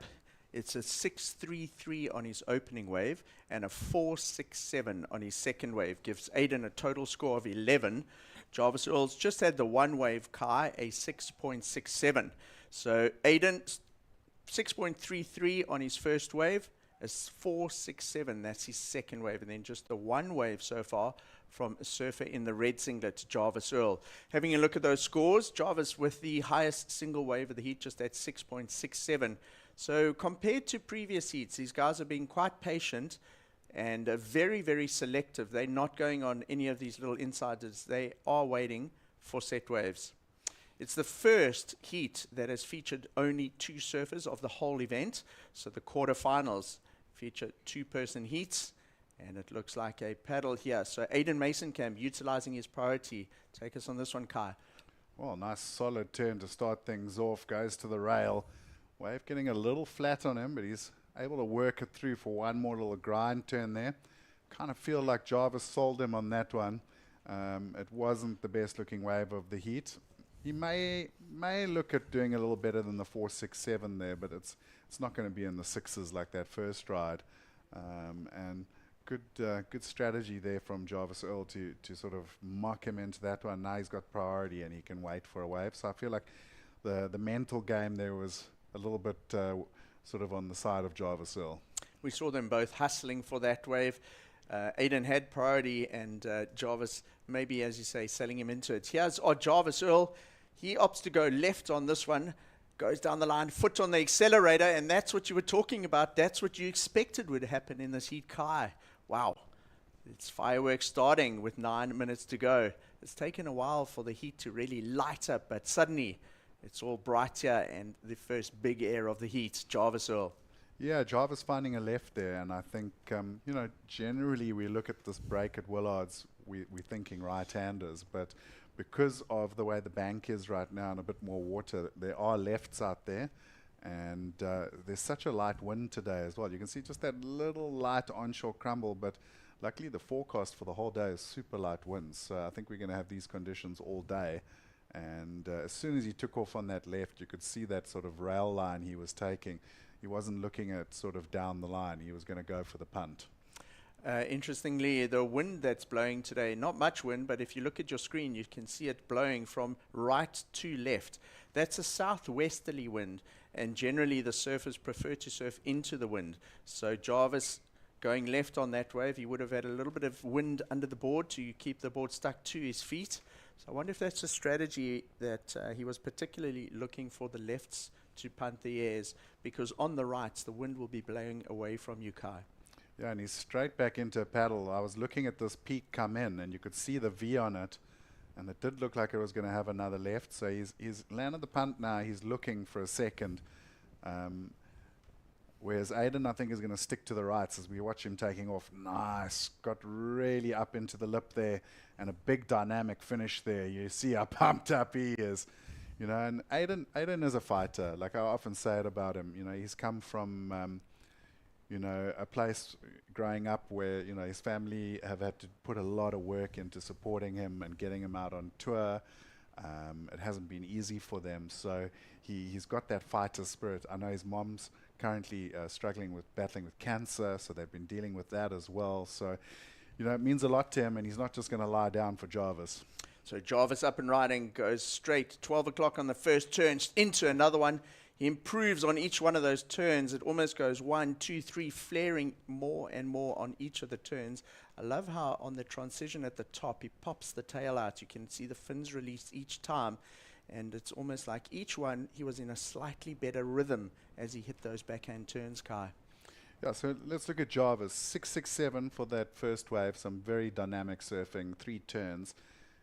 Up against the aerial of 507 for one maneuver. So I think the judges are really showing that, yes, we're going to reward variety and we're going to reward good surfing. But if you are going to come with that big maneuver, that's also going to get a score thrown at it. So you've got 2 game plans out there now. You know, we've got Aiden 517 for that last wave. I thought that was a really strong finish, one of the heavier sections we've seen in the heat for sure, and getting the 517. But his first wave actually scored higher, which was just that nice long running tapering wall. So it's going to be a big battle here. You know, you're looking at a score of 667, 507, 633, 517, 1174, 115. It is so tight, and this heat's going to go down to who wants it more.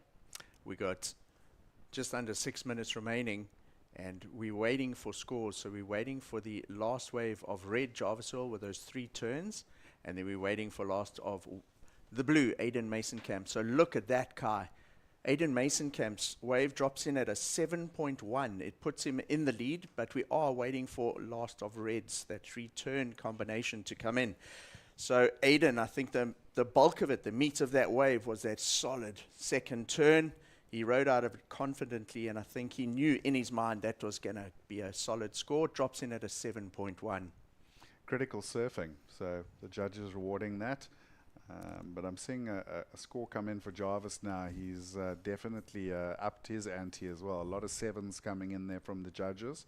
Still 2 more to come down. But again, it's like almost like tit for tat in this heat. Like one of them throws down a score and the other guy gets almost an identical score. So Jarvis Earl's score drops in for his last wave. It's a 7-2-3. The lead changes again. Jarvis Earl going into the lead. So Kai, looks like Aiden Mason-Camp looking for a 6-8-1 at this stage. So the requirements as they switch lead here going higher and higher as the surfers post bigger and bigger scores.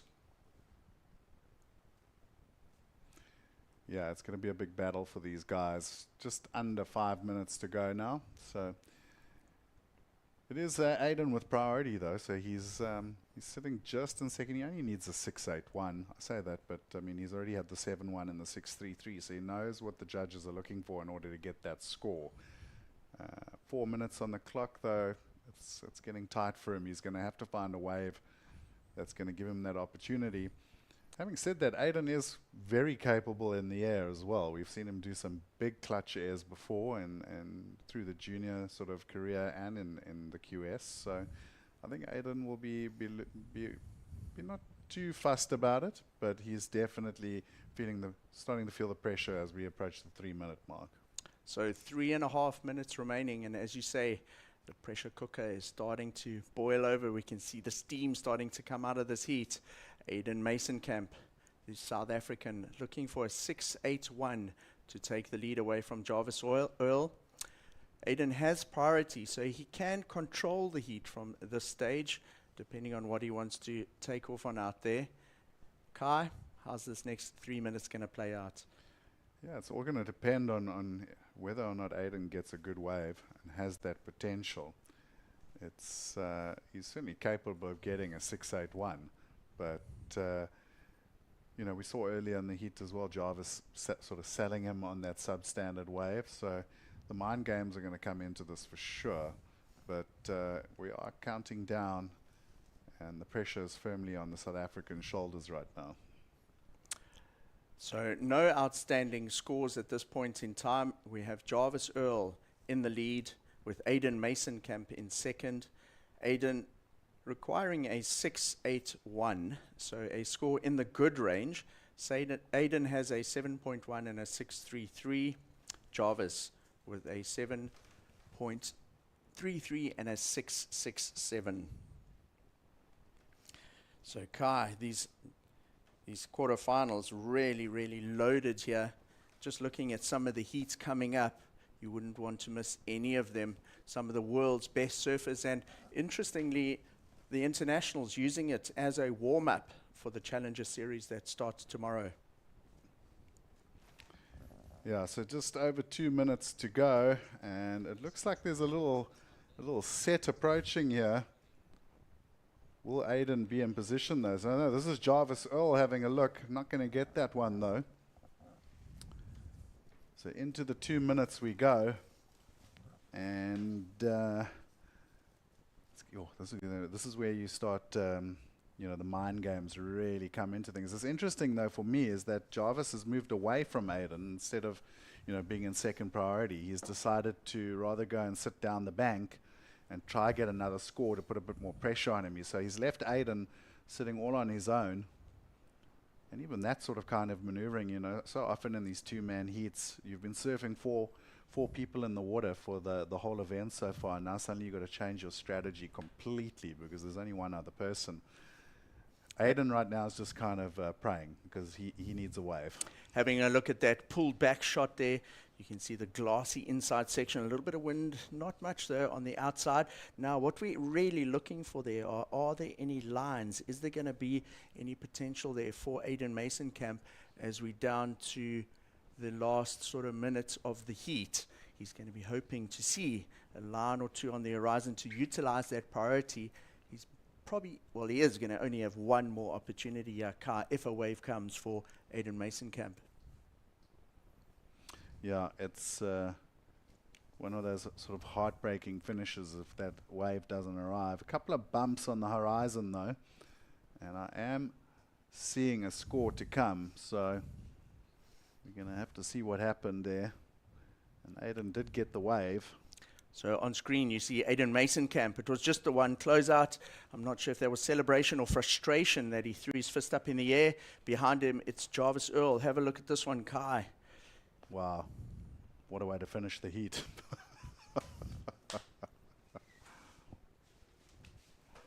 So we might have been a bit back on that one with a delay, but Jarvis Earl getting a really good aerial to finish things off. And you see Aiden on the beach. He'll be exiting, but congrats to the young Australian. That was a clutch performance at the death. So stay tuned. The Ballito Open presented by Flojos. We'll be right back.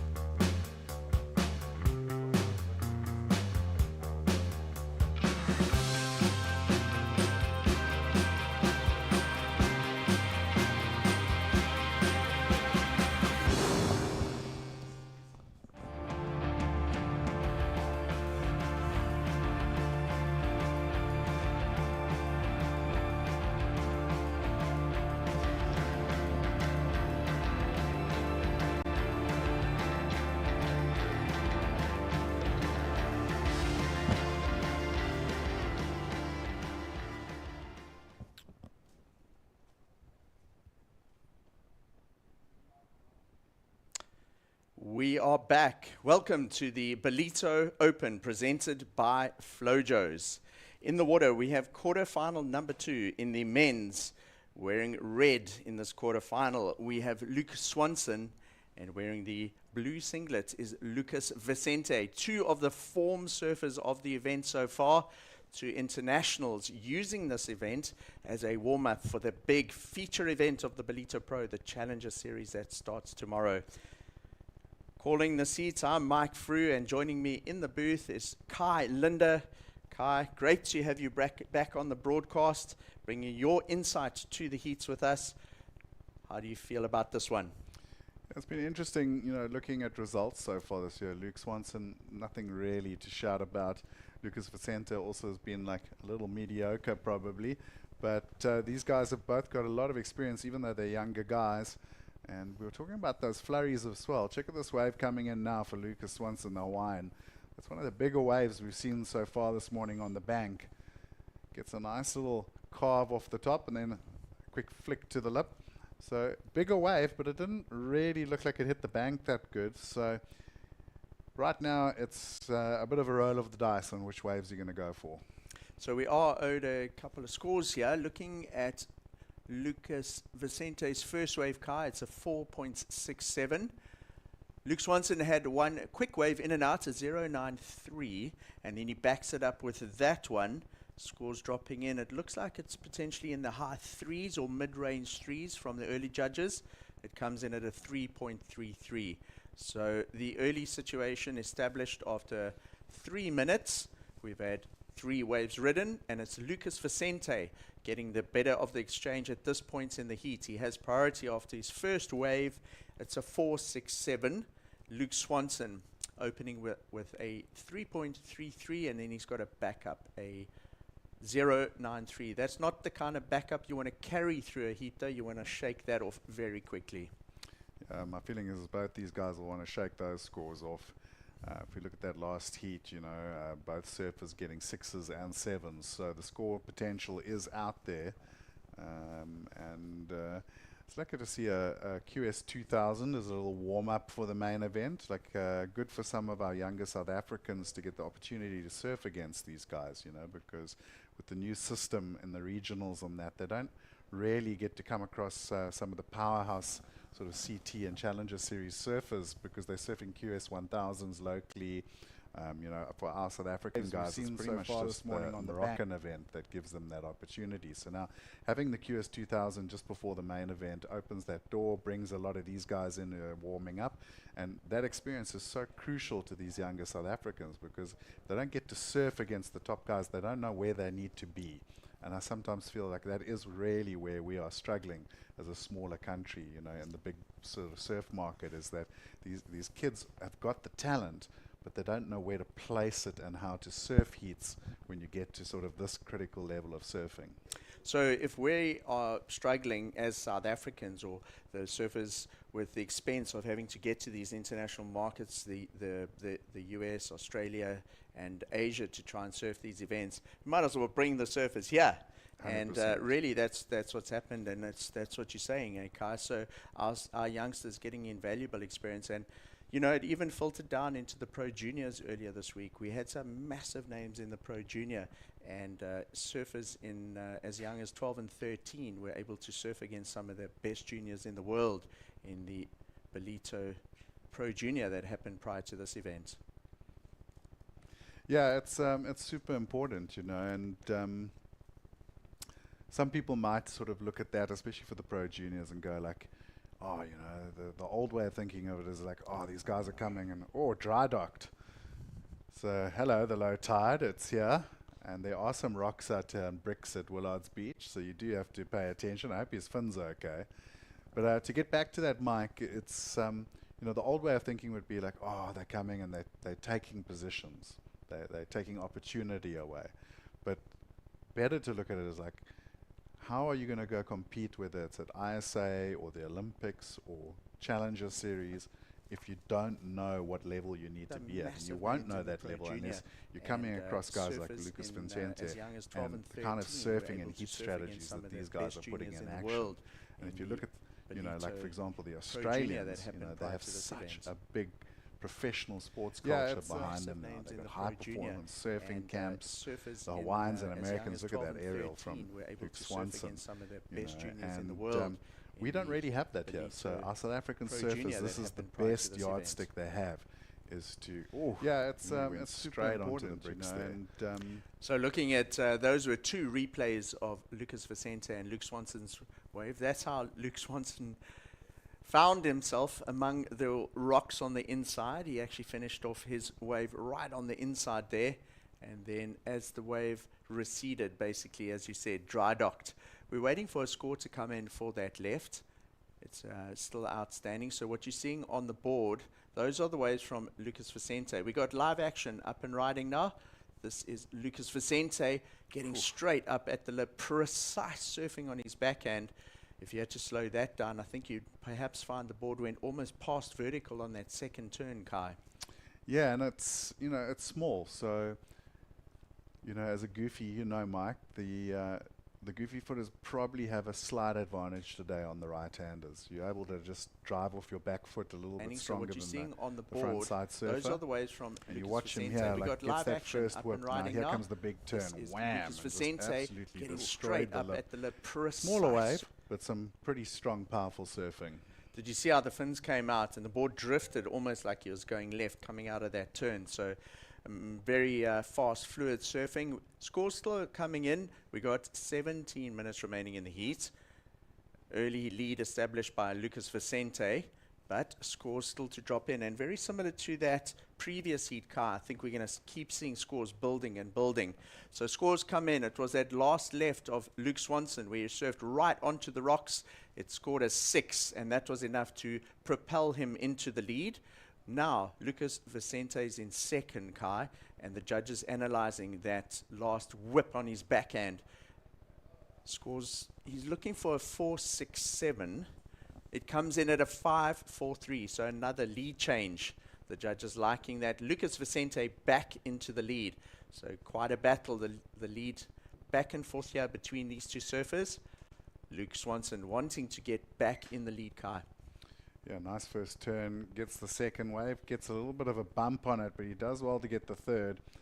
I think interesting here is a bit of a more frenetic start to the previous heat, but we haven't really seen anything except for that left with the aerial that's really going to be a counter. So even the 5.43, you know, it was a smaller wave, some good surfing on that wave, but I kind of just feel like maybe these guys need to maybe just slow it down a little bit, get a little bit more patient and find like a good wave.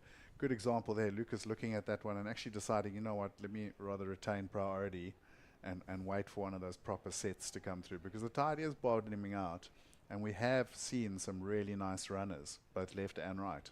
So the tide around an hour and 15 minutes before low tide. So a way to go still. A good indicator, if you're watching the broadcast, is that rock on screen, that little rocky outcrop that goes out into the shorey. That can tell you whether it's low or high tide. This is a replay of Swanson wanting to Swanson's get back in the lead, Kai. Yeah, nice surfing. It just the wave was a little bit flat. A little bit of a bump on it. He had to like kind of push the turns.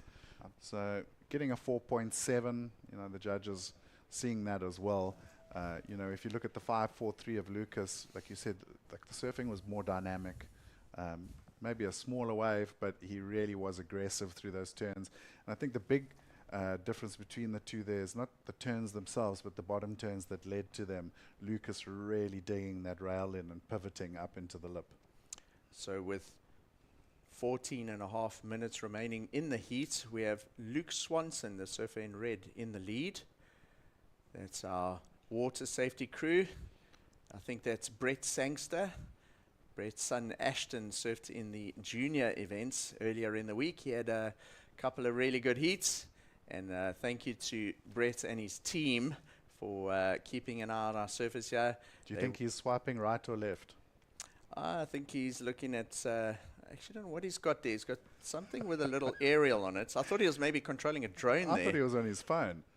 Do you think he's controlling a drone, maybe? But maybe. yeah, thank you to our water safety team. They've done a great job in the week so far. Long shifts out there. They do 12 hours or 10 hours on the water each day and doing a fantastic job. Back to the action in the water. 14 minutes remaining. We've got Luke Swanson in the lead with a 6 and a 4.7. He has the only score to go into the 6 range. And this is Luke paddling for this one, Kai. He's been liking the left, so here we go, driving it down the line. You know what's coming. Bam! Throws the tail high. Little caught on the landing, but he does ride out. Judges are going to take a bit off the score there. He did get caught. Now we're watching Lucas straight in. Look at that bottom turn. Whack! Gets a nice big whip off the top, but the wave not really allowing him the finish.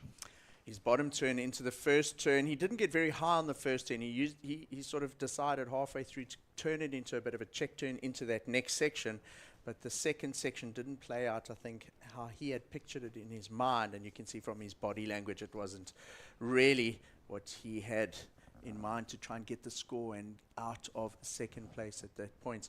I like that air.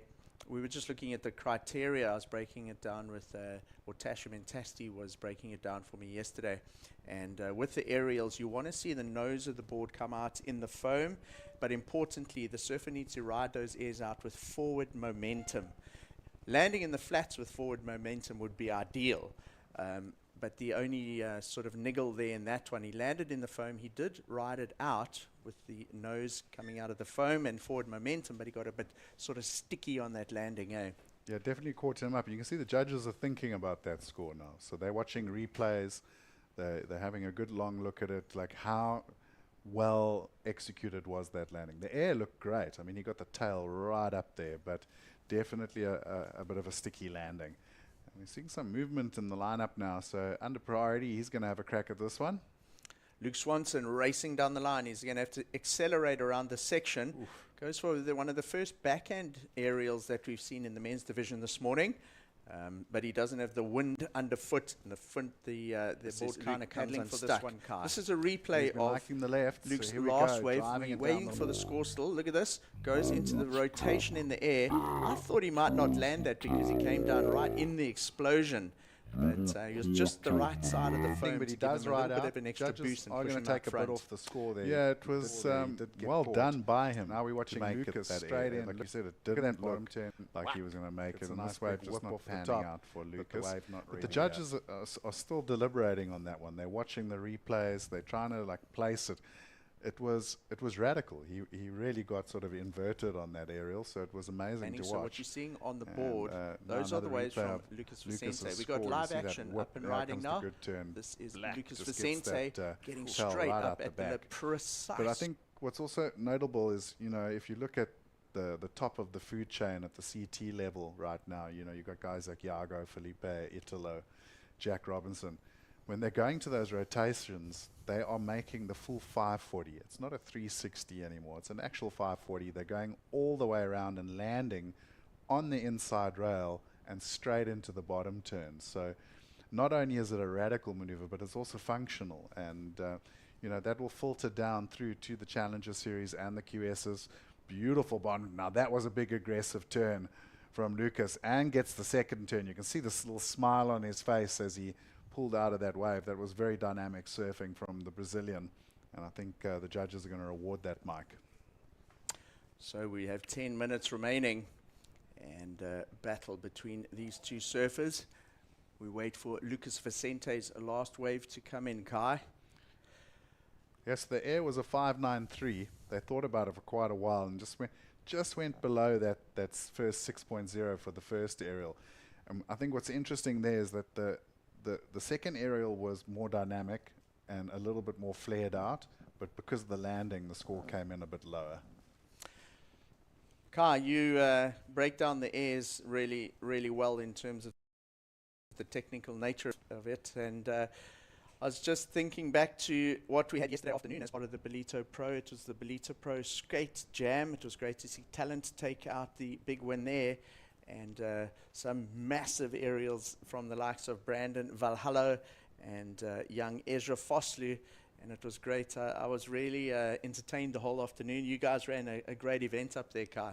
Thanks, man. Yeah, skating's always a fun event at the bowl. Yeah, it's such a nice bowl, and it allows the guys to push that sort of level. Saw some really good airs. And yeah, Talente Bayela from Durban. Fantastic guy. He's been close. I think he's got second last year, so nice to see him take the win. And I was just talking about that dynamic surfing that the judges would reward, and a 6.67 for the last of Lucas. So Lucas Vicente takes back the lead with his last wave, a 6.67. Angling down the line, he gets a good bottom turn. Wow, he flares the tail out straight into another one. And gets so a good combination of turns, both of them radical enough for the judges to reward him with a 6.67. Two of the judges actually going into the sevens. This is live action, so Lucas really digging deep into his bag of tricks. Incredible variety on the last three waves from our surfer in the blue singlets. Yeah, and I was like literally about to say Lucas has been sort of concentrating on the rights, and then as I was thinking it, he had a little look over his shoulder and saw the left was lining up, and nice little punt and got the backup turn. So I don't know if it's going to get close to that 6.67, but he might replace the 5.43. So he's starting to build a bit of pressure. You see, he took off. He was actually looking at the right. Beautiful pump down the line. Lucas really digging deep into his bag of tricks. In the air. Incredible variety on the last three waves from you know what? I think he might just be building his score a little higher there. In terms of landing airs, that was a nice clean landing. Went into the rotation as he landed on the face of the wave as opposed to that soft landing on the foam. Landing on the face or in the cupped out section of the wave, always a little bit more difficult than the soft cushiony section of the foam, Kai. Yeah, 100%. And, you know, also showing that he was in control by the mere fact that he just got around the next section and did another turn. So I think that was going to be a close to that 5.43, maybe a bit. It's a little bit better, 5.57. So slight improvement. You know, Luke Swanson now needing the 6.25, so he's opened the gap a little bit. And if we look at the time, 7 minutes on the clock. I mean, he's still got time, and I think he's going to have a look here. No. So Lucas Vicente under priority takes off on another one, going down the line. He used that last wave to good effect. Pulls off a very similar air, but that time he didn't manage to get the speed projection out of the landing of the air. So just the one turn. It was maybe the pop and the amplitude on that one slightly higher than the first one. So but just the one maneuver under priority takes off on another one, going down the line. He used that last wave to good effect. Air though. I mean, pulls off a very similar air, you know, also but landing that time on the back of the tail, so it didn't get it all the way around. I don't think that's going to probably go into his top two, but showing his intent. And I think it's interesting now, definitely, like you said, with that little light cross shore into the lefts, it's opened up the game for the goofy footers. They're definitely going to be looking for airs on the lefts and the turns on the rights.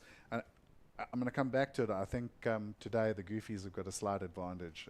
The conditions are definitely playing to their strengths. You said that at the beginning of the heat, and I think Lucas Vicente would have been watching Jarvis Earl's previous heat because it was very similar between him and Aiden Masonkamp until Jarvis started taking those lefts and using that to build the scores on the heats and distance himself there from Aiden Masonkamp. And Lucas Vicente, if I look at the scores required, it's a 6.25, so that score requirement edging up now, Kai. Yeah, the Brazilian's turning the screws a little bit. He's just been building throughout the heat. We look at his start, 4.67, 3.83, 5.43, little throwaway 2.5, then the 6.67, and that was dynamic backhand surfing, really aggressive, you know. And so there is a score coming in for that last air still. We got the score coming in for that last air, and that was the one, just the one with the one aerial maneuver there. Didn't get the second turn afterwards. It was a little bit higher, and I wonder if the judges thought that the amplitude in that one was maybe better. We're seeing a couple scores to drop in, and it may average out higher than that previous air. It does. It's a 6.07, so he distances himself even further now, Lucas Vicente, using these lefts to very good effect. Having a look on screen, the wind has just picked up ever so slightly on the inside. It's not as glassy, so by punting into that little bit of a breeze there, Lucas Vicente is able to edge himself out in front even further, Kai. So Luke Swanson looking for a 6.74 now with 4 minutes remaining. It looks like he's going to use priority on this right. Wow, good looking bowl. Throws the fins out. Would have loved to have seen him ride out of that. That was quite a bowly, sizey wave for the morning. I mean, that was a good looking score. If you'd been able to get that out and then come around and done maybe like another big solid closing turn, I think he would have been looking at the score. So he knows what needs to be done. It's just coming down to execution now. Under 4 minutes remaining. It's Lucas Vicente with priority, importantly, in the last few minutes of the heat. Now let's have a look and keep an eye on how he utilizes this priority. He's in the lead, so he's not going to want Luke Swanson to get any of the set waves.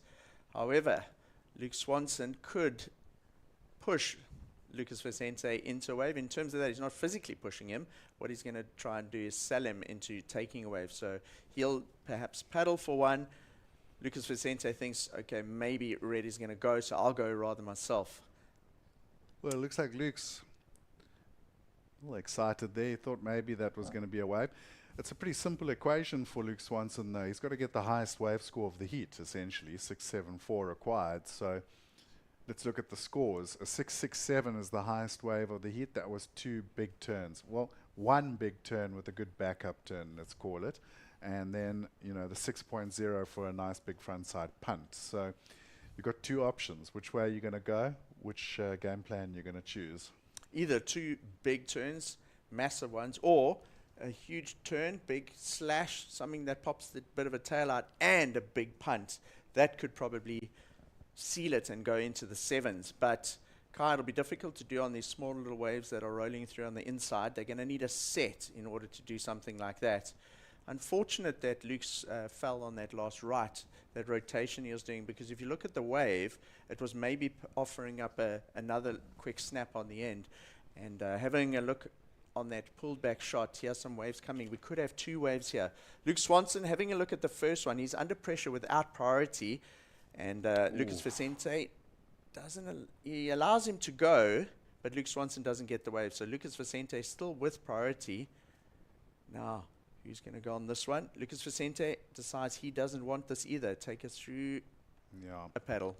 Well, good call from Lucas there. He could have easily been sold a lemon on that, but staying cool, calm, and collected, the Brazilian. He didn't take the bait, and just showing his experience. Lucas has been around for a while. He's not a Grammy on the tour anymore.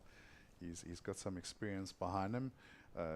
Swanson is one of the sort of new young guns, sort of knocking on the door, and time's up against the Hawaiian now. So Lucas Vicente could have got sold there, but like you said, he decides to rather retain that priority and keep the pressure on Luke Swanson now. So time with 1 minute on the clock. If a big set comes and there's just 1 wave, Lucas Vicente is going to go. But if it's a medium-sized one and he feels that it doesn't have the scoring that Luke could potentially get, he might let Luke go and retain that priority. This is a bigger set rolling through. I'm not sure if there's 1 or 2 waves in the set. You can maybe see there's something at the back. So he lets Luke Swanson go, thinking there may be one at the back, Kai. Yeah, good choice though. That wave didn't have a wall on it. It looked like a closey, so there was possibly the potential to do a maneuver, but here we go. Nice looking wave. He finds the bowl. Lovely little hack to start off, then throws the fins out the back, and that was the closer right there. So a smart decision. It came down to the decision of letting Luke Swanson go on that wave and then just hammering it with that last one. And you can see how much it means to him, smashing the water, splashing the water in celebration there. Lucas Vicente taking the win. He's through to semi-finals, Kai, where he will meet up with Jarvis Earl. Wow, what a matchup between 2 goofy footers in the first semi-final of the men's division. Stay tuned. The Ballito Open, presented by Flojos, will be right back.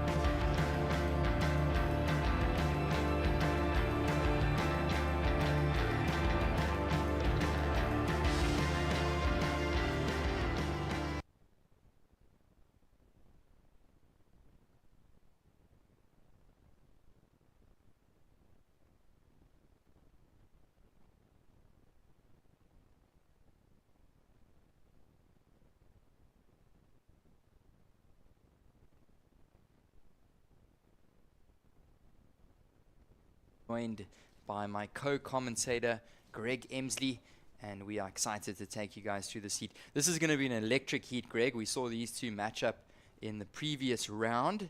It was Luke Thompson that took out the win ahead of Keijiro Nishi, both advancing through. Now we're through to the quarterfinals, and they are matching up once again, and it looks like we're going to get underway nice and early here, up and riding.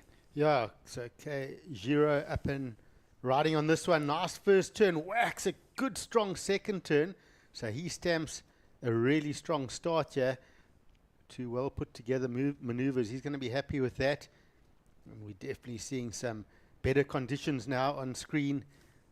Surf is starting to break and clear that outside bank and really run on that sandbar. We saw Luke Thompson with a short ride, a 0.67. And then Nishi is going to start with a good number. So he just set himself up. Loved that first turn, really pushing through with lots of spray coming off the board and then setting up for that close-out turn. Really critical and up in that lip. 100%, Greg. I'm sure we'll see a replay of that one shortly. Again. And here we go. Like this was Keijiro Nishi. So paddle into this one. The goofy foot surfer got right into the lip there with a nice carve riding on off this the one. top. Nice first and that turn. was the money turn. Good strong and that's second a good turn. end off So there he for stamps. surfer in the red. So Luke Thompson with priority has to make his move. I've been chatting to Luke quite a bit through the competition. I've chatted to his coach Quinton Jones and just checking where he is and the headspace. He's had a really good event so far. I've chatted about how mature he's looking. I've chatted about how big he's looking. When I say big, his presence, his stature, when he's on a wave, how big his maneuvers are looking. And he just seems to be sort of, if you're watching the surfing, it's like you're watching Luke Thompson with a pair of binoculars. He almost seems closer to you than the other surfers with his maneuvers. And one of the things he has been really working on is a good start in the heat. So we see now he hasn't had the best start. We just see surfer in red, Keijiro Nishi, starting with a 6.17. So it has been Luke's strength in this event to get the best of the openers. So he hasn't done it yet, but it's still obviously early days. Let's see how he resets now. He has wanted the good start, but it doesn't always go your way. He's going to have to find the next good wave and sort of reset his start. But that is something he's focusing on, and he'll keep a level head here. And I mentioned earlier, I see Luke Thompson being on the championship tour within the next 2 years. Definitely, Greg. Great analysis there. He definitely brings a presence, but in saying that, Keijiro Nishi is not going to be making it easy, and he's had a really consistent run throughout the course of this event. The QS 2000 has the surfer in the red singlet, and he opened up with a 617. He's been very sharp, and he's been very consistent. Very precise, precision surfing there from red, and he's going to open up with a pretty decent number. But you know what? I agree with you there, just in terms of Luke Thompson. And he's definitely drawn a presence around this event. And he's always been a very talented surfer. We've seen him with some great results. We saw him as a wild card when he was 18 at the J-Bay event at the CT level. So he has surfed at that highest level, has Luke Thompson. There he is in picture in the blue singlet. And I'm pretty sure we will see him with the likes of those championship tour surfers not long down the line. He's been very consistent. He's been, just really making heats and making it look easy. And I really like the power that he throws into the surfing. So good analogy there. I like that. Zoomed in. Definitely feels that way. I agree with you there, Greg. But really interesting matchup. It's been two surfers that have been on form. And of course, if you guys have just joined us, this is quarterfinal heat number 3 out in the lineup. So it looks like we are flying through these heats now. We got off to a little bit of a slow start early in the morning. We started about 45 minutes late. We let the tide just fill in, but that tide has dropped out nicely, and we are seeing some great scores dropping on the board. I enjoyed watching the last couple heats, and it looks like with just under 20 minutes remaining, we might see a second wave for Keijiro Nishi. He's up and riding. Yeah, so Keijiro up on this left-hander, slams a nice layback, and just losing that footing. So look for the one maneuver. He's on the hunt under priority. We see this winds come up a little bit. We have got a prediction for light variable winds through the day. Right now, a little bit of a southerly, southwesterly starting to blow. But not too strong, but it has got that slight texture on the water. And what that does, though, at times is it gives you a lip line, a little bit of a coping to aim for. And will give the surfers a little bit of a high performance section to really push the board over that lip and either throw the tail or possibly even go to the air. So I like this little texture. It really does sort of line the waves up. And sometimes, you know, if the ocean's a little bit too calm, if there's the winds are too light and it's that glass on the ocean, almost makes as if the ocean's asleep. It's calm, but as soon as a little bit of texture comes onto that ocean, it sort of bumps it up a little bit, seems to make it a touch more consistent. So I'm hoping to see that through the afternoon. Yeah, definitely with a little bit of a bump, it throws a little bit more out towards you compared to those offshore breezes, and just provides a nice little ramp and a little section to hit. I like that analogy of the coping, and you could say that even though he didn't make that last one, Keijiro Nishi would have been surfing above the coping there, really blasting out towards it and throwing some progression out towards that lip. So in our picture there, it was surfer in the red. He only locked in a 1.0. That was incomplete. And just watching a paddle, we'll get back to this one shortly. We're just going to throw it down to the beach with the winner of our last heat.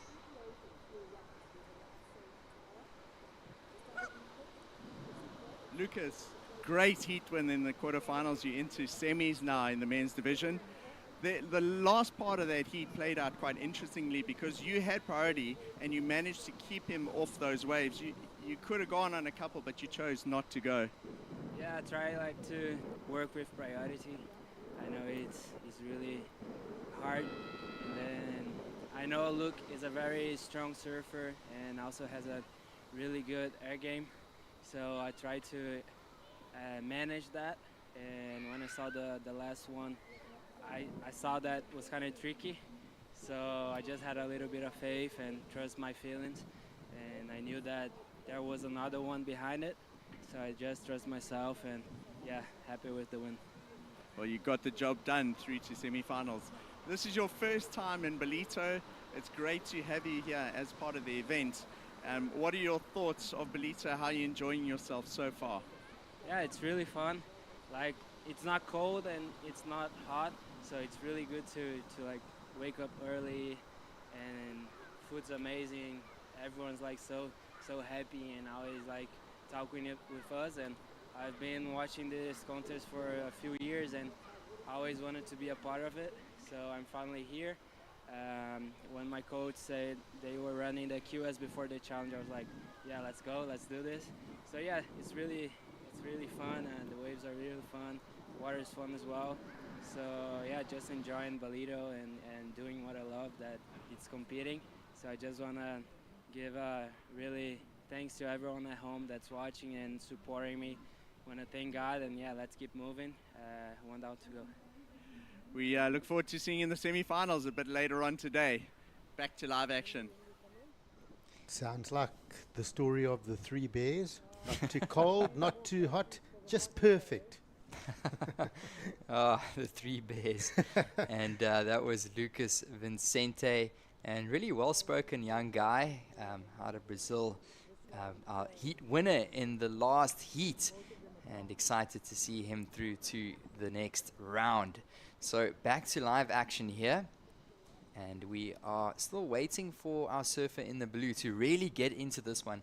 So it's we're about 10 minutes into the heat. So far it's been Keijiro Nishi. It's pretty much been all the surfer in the red. We saw him drop in a 617. It looks like there was something that we might have missed while that interview was on. It's going to come in shortly. So Keijiro Nishi in the red, dropping in a third scoring ride. It actually did come in at a 3.33, so slightly backing that up. And if I was Luke Thompson right now, I'd be thinking about getting into this heat. Here's a replay for last of red.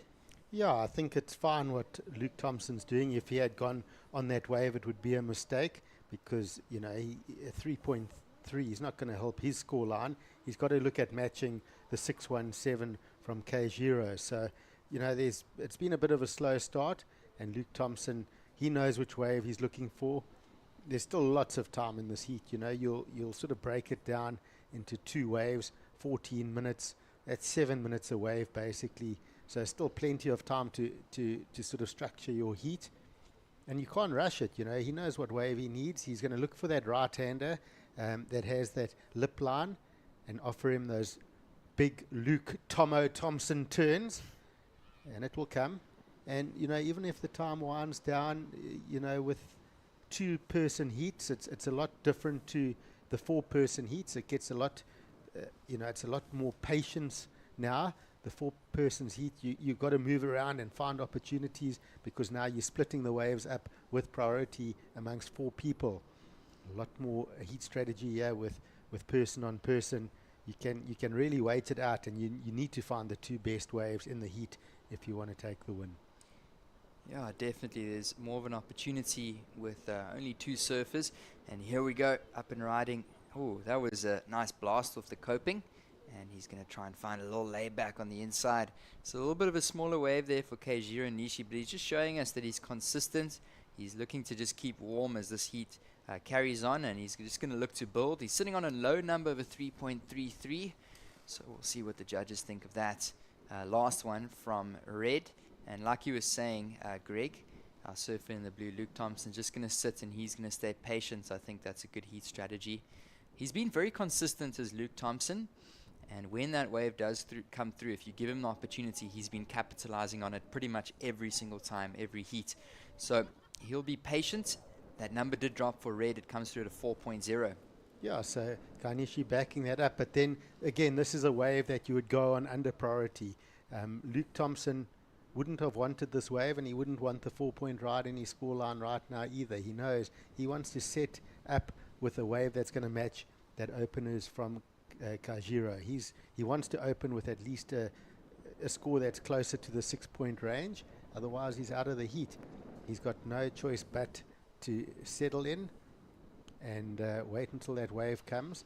And I've seen Luke in this position many times. He's very, very good in this position. He knows how to wait and find those waves. I mentioned that in the final of the QS 2000, the eThekwini Pro, last week, he was in this sort of position in the final.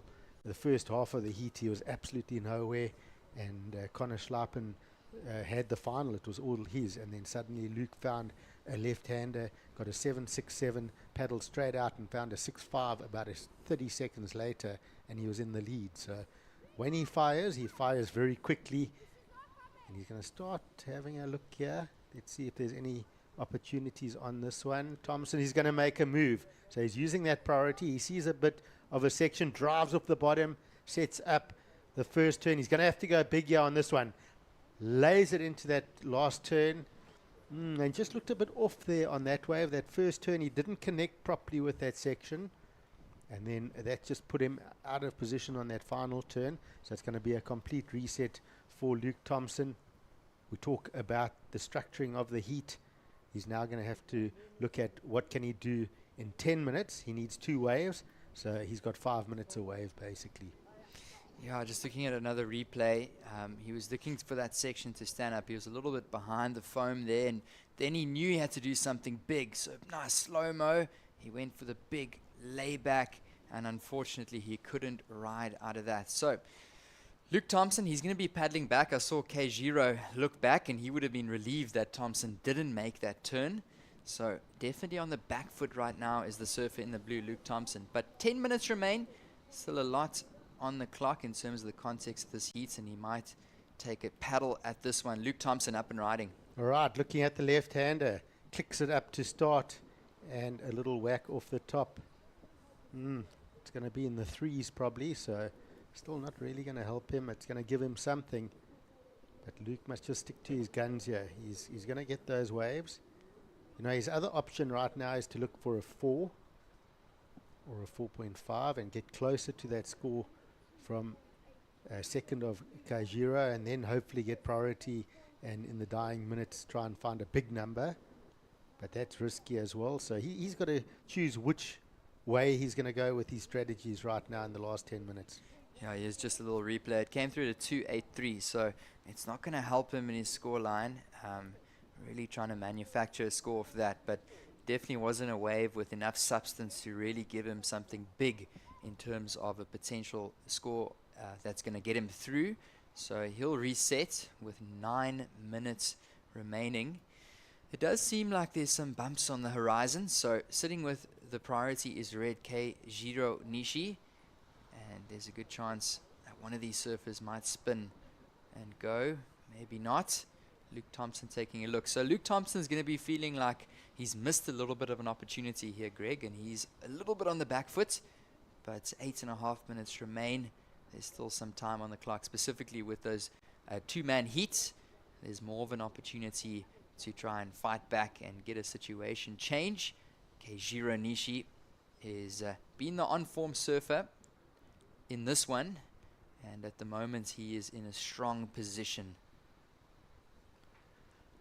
So Luke Thompson and Keijiro looked at that wave that went through, and they were almost looking at it as if it was a bit of a missed opportunity.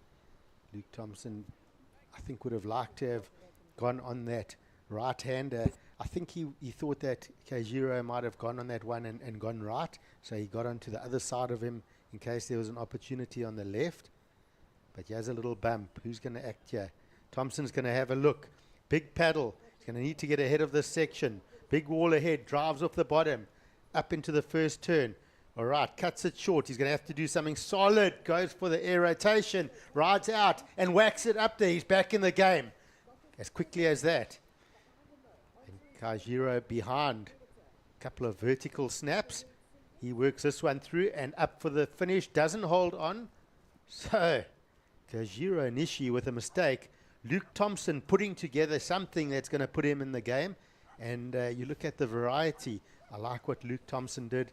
He really surfed that wave for what it is. It wasn't easy. He managed to get that first turn in, but it was a walled out wave. He got the air rotation. He really had to stay over that board and get the finish. And I like how he managed to ride out and get that little vertical turn on the inside as well. Yeah, almost a little bit of a momentum shift here with just under 7 minutes remaining on the clock. It was all Keijiro Nishi, but surfer in the red unfortunately going down on that last one, and blue really capitalizing Luke Thompson. So I'm looking forward to seeing a replay of that shortly. I like how I went for that air reverse and then carried on with the momentum through to finish that wave off. Yeah, it's just going to... I still think Jiro's first wave, the best of the heat, that was just really well put together. But Luke will certainly get himself back in the game here. This turn, nice from Luke. He just cut it short a little bit. So that's going to play the score down. And then the reverse, you know, it's a good little reverse, but then gets the finish. So it's a score that's going to put him in the game. It's still going to be trailing, but it will give him an opportunity to chase the win here. Yeah, so it does come through. It's a 4.5, so that does mean that goes into his score line. Luke Thompson now looking for a 5.68. Here's a replay from last of red. The score still to come in. Keijiro Nishi looking to improve a low score of a 4.0. So he couldn't finish this one off. I think he was standing a very good chance to improve if he did finish it off. But it's going to come in nonetheless. Surfer in the red, Keijiro Nishi. Now paddling for this one. And now he's looking to stay busy, up and riding. Yeah, working that through. He's looking really good on the backhand. I love those turns. And getting very vertical, working that one through. That last score coming in for Keijiro, 4.5 as well. So judges rewarding those outside maneuvers.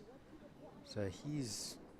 definitely putting some pressure on Luke Thompson, but as we've seen from Luke, a 6.18 the requirement. It's not it's a long way from being out of Luke's reach, but it depends on where this score goes. Now for Keijiro, this could go into his top two, might just be enough to better that 4.5 as well. Yeah, so that was the replay for last of red, Keijiro Nishi. Currently in a good position. He's going to drop in a score, and he's been looking really sharp, and that blue board has been serving him well, that's for sure. Really floating nicely, very skatey, and specifically in these smaller conditions, he's been looking great on that board. It drops in at a 4.70. So that does mean that the requirement is slightly up now for surfing the blue. Yeah, Luke so Thompson. and that can play on Luke Thompson's mind. He needed a 5.5 a few minutes ago. He then needed a just over a 6. He now needs a 6.37. So it does play on your mind a little bit as this scoreline grows. You're like, I can get a 5.5 easily. Then suddenly you need a 6.1. I can get a 6.1 easily. Then you need a 6.37. It's like, just hold on. Let's just keep the score down. And Kajero is just making that requirement a little bit tougher, playing on the mind of Thompson. And the other problem is the time ticking away. But look here, quite a solid set wave coming. Is he in position for it? He is. Luke Thompson looks. He doesn't go. Yeah, might have been just a little bit far behind on that wave and didn't really see anything that he could get around. So would have closed out. But then further down the line, Kajiro will just keep hunting. He'll just want to look for every opportunity to improve that scoreline. So he's had a good strategy here, but the game is not over. 3 minutes is a very long time. Luke Thompson is on form, and Thompson has first priority, and he needs a 6.37. He's done that multiple times in this competition already. Definitely. So, with just under 3 minutes remaining, if this was a soccer game, Keijiro Nishi would be on defense mode right now. Surfer in the blue is going to be looking to attack. That is Luke Thompson.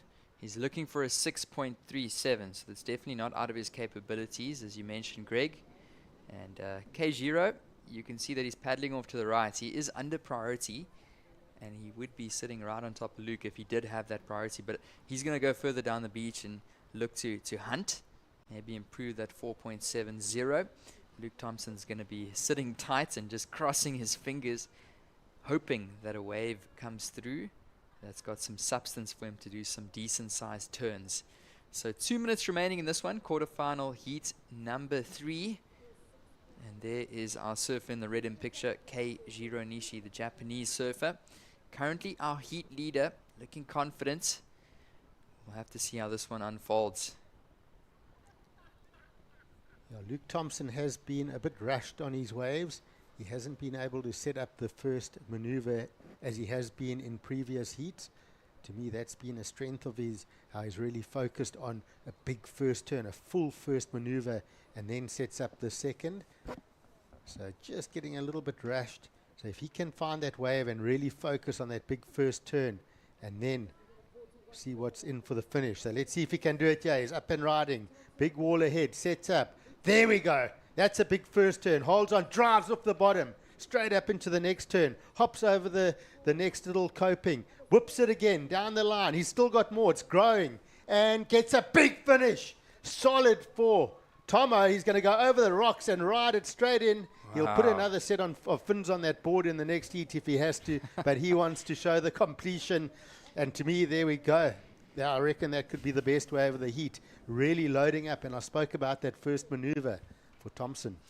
Wow, that was exciting, Greg. I think our hearts started racing here in the studio. That was Luke Thompson. I'm really going to look forward to seeing a replay for this. So 35 seconds remaining. He was looking for a score of a 6.37, getting multiple maneuvers through that inside section, stuck with it, committed all the way over the rocks. Will it be enough? The judges are looking at this one. They'll take their time, that's for sure. Replay to come. Let's go back. Okay, takes off. Let's check this. Lots of speed. Big whack. Just catches that nose, but controls it straight up into the combo. Then he gets up. He gets the bonus section here. That's a nice turn. Lots of spray. And then up into the finish. So he's got 4 turns. He's pushed through all those maneuvers. I'm thinking it's going to be the score. By much, I'm not sure.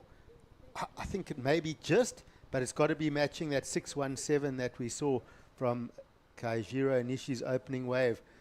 For me, it's just there, but, you know, the judges will decide.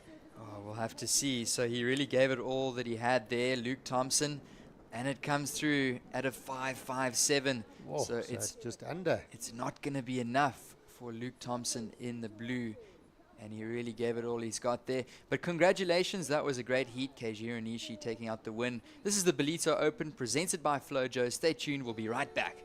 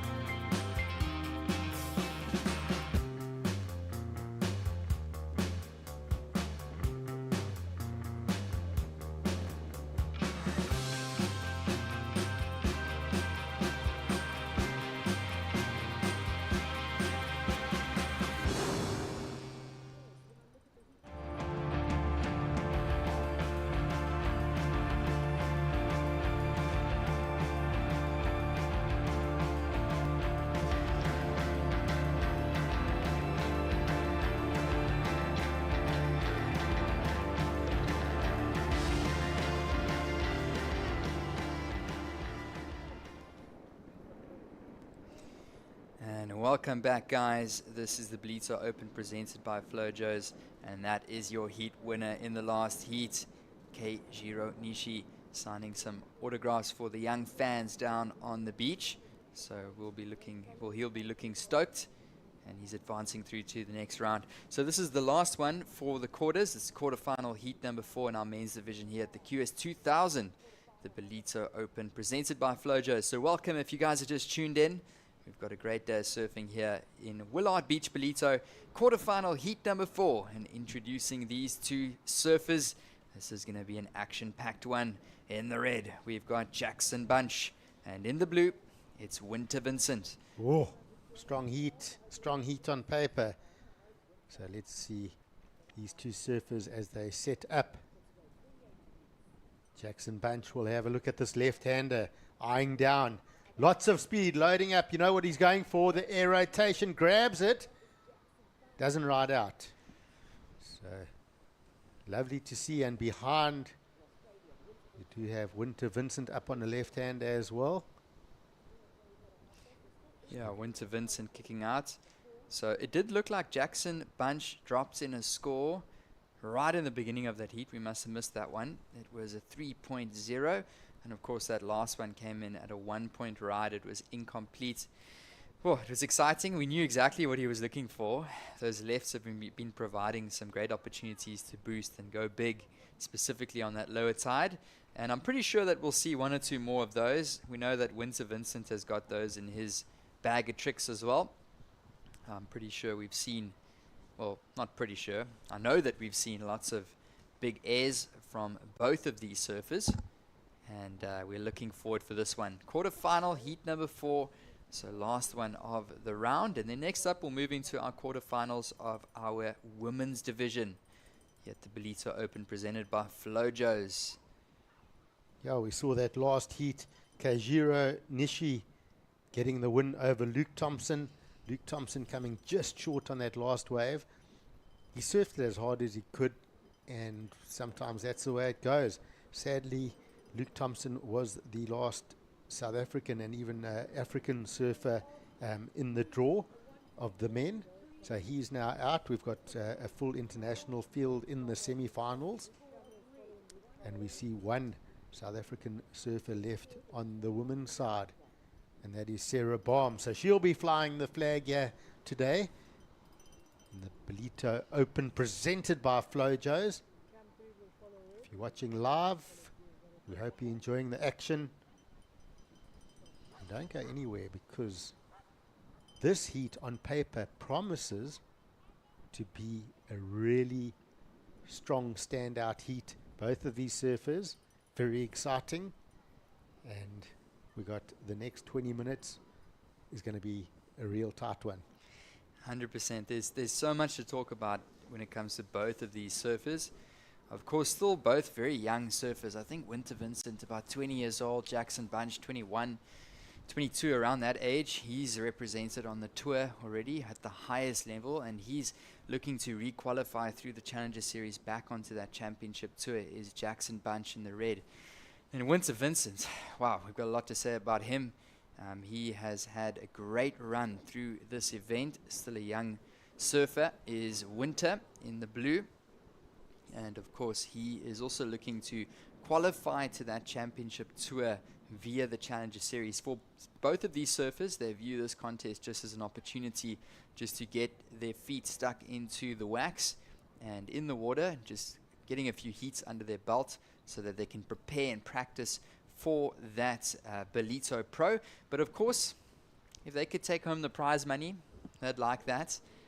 So we'll see this one unfold. It's going to be an exciting one. And priority sitting with blue, Winter Vincent. He dropped in a small 133, but Jackson Bunch, he's going to try to get onto the left. So we might see a split peak situation. Winter says, nope, I want the left. And here he goes. Whacks up that first maneuver, straight up into the second, goes incomplete. And, you know, I think Winter Vincent is taking something out from his earlier heat today, where he started off with a 7.17 on that left-hander. And, you know, he surfed it really nicely, but he got that score and he thought, wow, you know, I'm getting those sevens quite comfortably on the backhand. let's mix it up, you know. So he's been getting massive scores on the right, but also able to get the lefts. The other thing is, you know, you would have seen that left. He had priority. He can look at the right, but if he had gone right and left that left for Jackson Bunch, you know, I'm just overthinking it, yeah. In his mind, he might go, oh, if Jackson Bunch goes left into the wind, what's he going to do on this section? He might just do the biggest punt, and then I'm, you know, in trouble. But you obviously can't block a surfer the whole heat, but that could be something going through his mind. Yeah, 100%.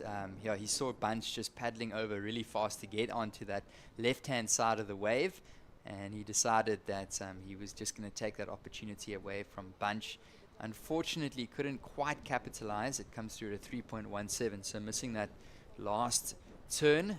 And Jackson Bunch, I know that he's going to be eyeing those left-handers, specifically on the low tide, trying to go for one of those big aerial maneuvers. So Winter will have that in mind. He knows the caliber of Jackson Bunch, and he just says, listen, I'm not going to give you the opportunity on that exchange, but yeah, we can see both surfers now distancing themselves from one another, and we'll see some great opportunities for both blue and red in this heat. Of course, two-man heats from now on out in the quarterfinals, and we're going to see a paddle here, up and riding. Yeah, Winter Vincent up and riding, snaps it up into the pocket, and just not finding the opportunity. The wind on these lefts right now are perfect for the airs. So that wind coming across the screen from right to left, that will come into the surfers on the left, and it's like an aeroplane taking off. And as they get that board up and over the lip, that wind's going to come straight underneath that board. It's a slight cross onshore, and it will give surfers like Jackson Bunch that opportunity to really, on their forehand, get some height and inversion. But watch the backhanders too. The naturals will also look for some of those airs. And you see the right-handers just, you know, they're opening, got those open faces for those nice turns. But I think this left-hander is going to come into play with those aerial opportunities. Oh yes, we know that Winter Vincent can do it as well. We saw him, I think it was yesterday, with a 6.83, big backside air reverse. But here we go, Jackson Bunch. And it's just one turn for the surfer in the red, the Hawaiian. And he's going to lock in another score. So nothing too significant just yet in the first 9 minutes of this heat, Greg. But still plenty of time. Winter Vincent now up and riding. Here he goes. Big wall, big turn. That's a massive hook. Wraps another serious turn. Comes onto the inside, slams that inside. All right, that's going to be a serious score. And that's exactly what Winter Vincent wants to do before Jackson Bunch has a chance of running away with a couple of big airs on the left. He's going to take off on the right and go, this is what you got to match. Ooh. And he's going to try to do that now in the backhand as well. Climbs up and over. Oh, and just not much opportunity. I think Winter Vincent got an excellent score coming our way. Yeah, that was great. Looking forward to seeing that replay. And look at these sets. It's definitely a little bit more size out there in the water, a little bit more water moving. So that's a good sign. There's some bigger ones coming through now compared to earlier on in the morning. And one of the bigger waves you've seen all morning, Jackson Bunch taking off, but no potential on that one. But the talking point there, as you said, definitely Winter Vincent. So we'll get back to that score shortly. We're just going to throw down to the beach with the winner from the previous heat. Okay, congratulations, KG. You took down our local boy in some pretty tricky conditions. Luke was obviously playing the patient game. He was waiting for the good waves. You were keeping super busy. Was that your plan going out there? Yeah, it was my plan. So I get lucky to 6.17, but I can't pretty much getting a high score. So, but amazing. Well, you did really good out there, and I know you've got lots of family and friends back home. Do you want to give them a hello and some love? 次のセミファイナルも、いい波乗ってスコアするんで応援よろしくお願いします。 Amazing. Well, good luck for the next round and back to live action. And there we go. That was Emma down on the beach with Keijiro Nishi. And I think he's doing his talking out there in the water, that's for sure. He's letting his surfing do the talking. But great to hear a couple of words there from the Japanese surfer in the previous heat. We'll see him through to the next round. But meanwhile, that score did drop in, Greg. It was a 7.33 watching the replay. Yeah, so let's have a look at this.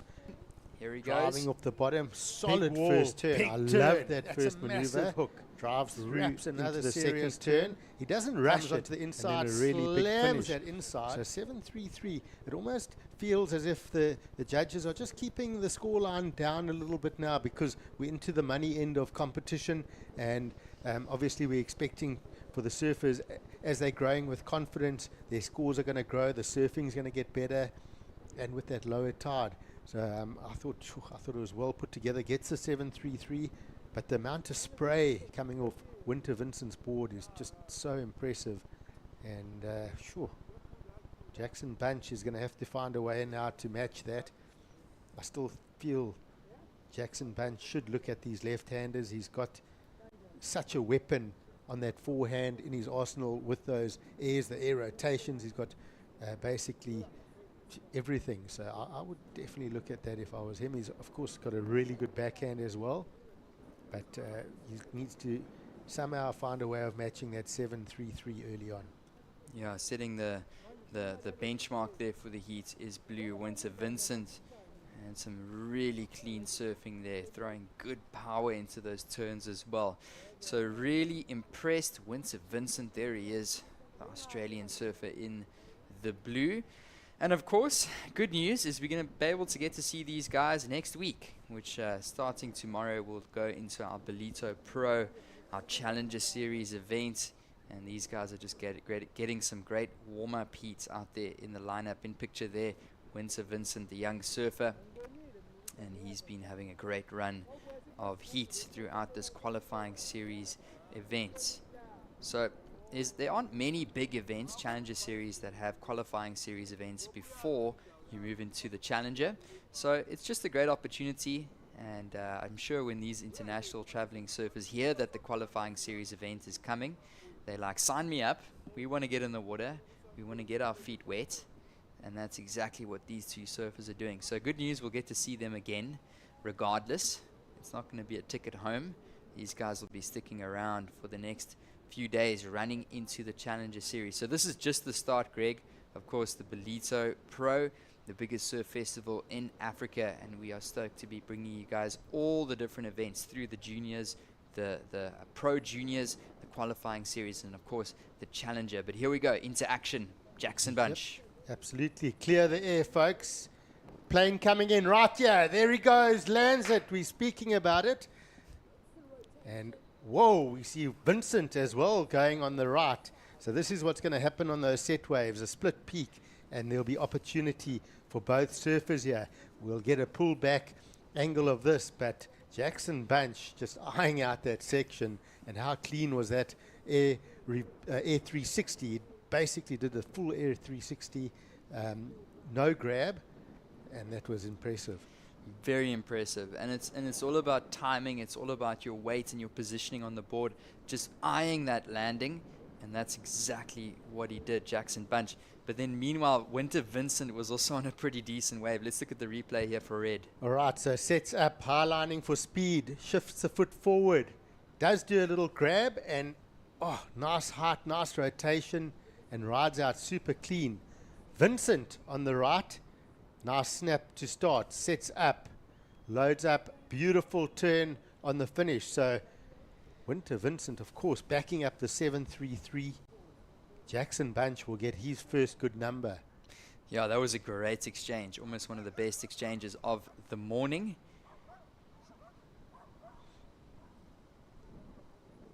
So we'll see a replay here from Red. It seems like we'll take another look. Surfer in the red, and it looks like he had another wave. This is Jackson Bunch. So vertical on that first turn. Straight up again, more spray off the second turn. Whacks it up for the third turn and puts the shoulders out.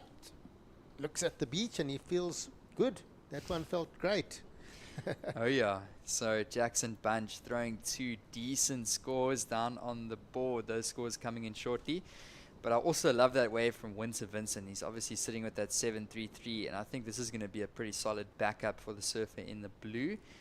And who knows where they're going to go with red, Jackson Bunch. 3 good-looking turns in the backhand, and of course that big aerial maneuver on the front side. So that score for Winter Vincent does come through. It's a 6.23. That's pretty solid, and he is currently in the lead. But Jackson Bunch, he's in that combo of a 13.56, but he's going to replace both his scores. Greg, do you think it's going to be meeting that requirement of a 13.56? Now you ask. All right. Well, I'm sort of thinking about that 7.33 from Winter Vincent. I really like that wave. I actually thought it would maybe even be a bit touch higher. It all depends now where the judges go with that score for Bunch. Where do they want to put that big air rotation? Is it that single maneuver going to match it? He's going again. Oh, does a double grab. But the only problem with those left-handers is they do taper a bit. As we see these right-handers, the wall a bit bigger. And there we go, innovation for Winter Vincent. So I still think that, well, it's now 3 waves ago, right? That air from Jackson Bunch. I still think that's going to be his best wave. And I think his backup's going to be right there. It's to be honest, that air rotation could be anything from a 5 to a 7.5. Good point there. This is an electric heat. Yeah, really excited. And can you believe it? We've only got 7 minutes remaining. It feels like I'd go back to the start of this heat just to watch it all again. Yeah, and there we go. A couple of numbers coming in for Bunch. And I think that's going to set the stage, because that right-hander from Jackson Bunch, where he put those 3 turns together, I thought that was very well put together. Definitely. And I'm interested to see where that score comes in, because he felt good on it. And here was the last one. So this one just tapered. It was a touch small when he went for this double grab. But, you know, incomplete nonetheless. And then this one from Winter Vincent opens up on that first turn and then gets the pop into the reverse. So the innovation there as well. Does that better his 6.23? Yeah, so Jackson Bunch dropping that 7.17. He's got to be feeling confident with that. But there is another score, as you mentioned, Greg. He's looking for a 6.4, and his 6 scoring wave is going to drop in shortly. I've got a feeling Jackson Bunch, you know, could get like a 6.5 or something on that little right and go to first. But I think Winter Vincent might sort of come back again with a better score on his last wave.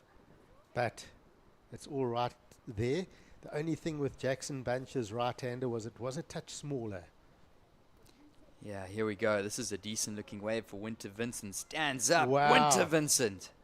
Oh, these guys are just opening up now. So this is the point we want them to be at. A couple scores on the board, and then they can start really going big. Here we go. Jackson Bunch. Nice one up into the lip, looking for a steep section. Oh! Wow. All right, that was 2 solid turns. Look how strong he went up vertical into that first turn, pushed that tail. But that second turn, he held that bottom turn, and then halfway up, as he projected up the wave, as he expanded, he then just sort of did another flick vert up into that lip, and then that rotation up in that lip was just spectacular. When you really break it down, how Jackson Bunch surfed that last wave on the backhand, those 2 turns were phenomenal in my opinion. For sure.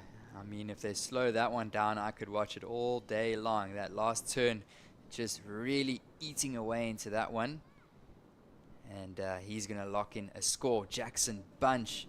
So that second to last, third to last, sorry, dropped in at a 5.83. So it wasn't enough to push him to first. But we've got another wave coming in for Jackson Bunch. And of course, Surfer in the blue looking to improve as well. This is Winter Vincent. Yeah, this was the rotation. He didn't stick that. Had he made that maneuver, which was pretty close. You see how he got that board facing the beach. Now watch these 2 turns. Snap. Good spray. And then this one, as he expands, look how he gets that board up there. That's a massive second turn. I reckon, for me, this is Jackson Bunch's best wave. Look how much spray, power, and then this turn, straight up. pulls that board under the body. I don't know, am I getting it wrong? I feel I really, really like that last one of Jackson Bunch. For me, he's going into first with that wave. Yeah, that was beautiful to watch. It's like art, you know, so really enjoying the slow-mo replay there. And Jackson Bunch just really showing us something beautiful, lighting up on the backhand.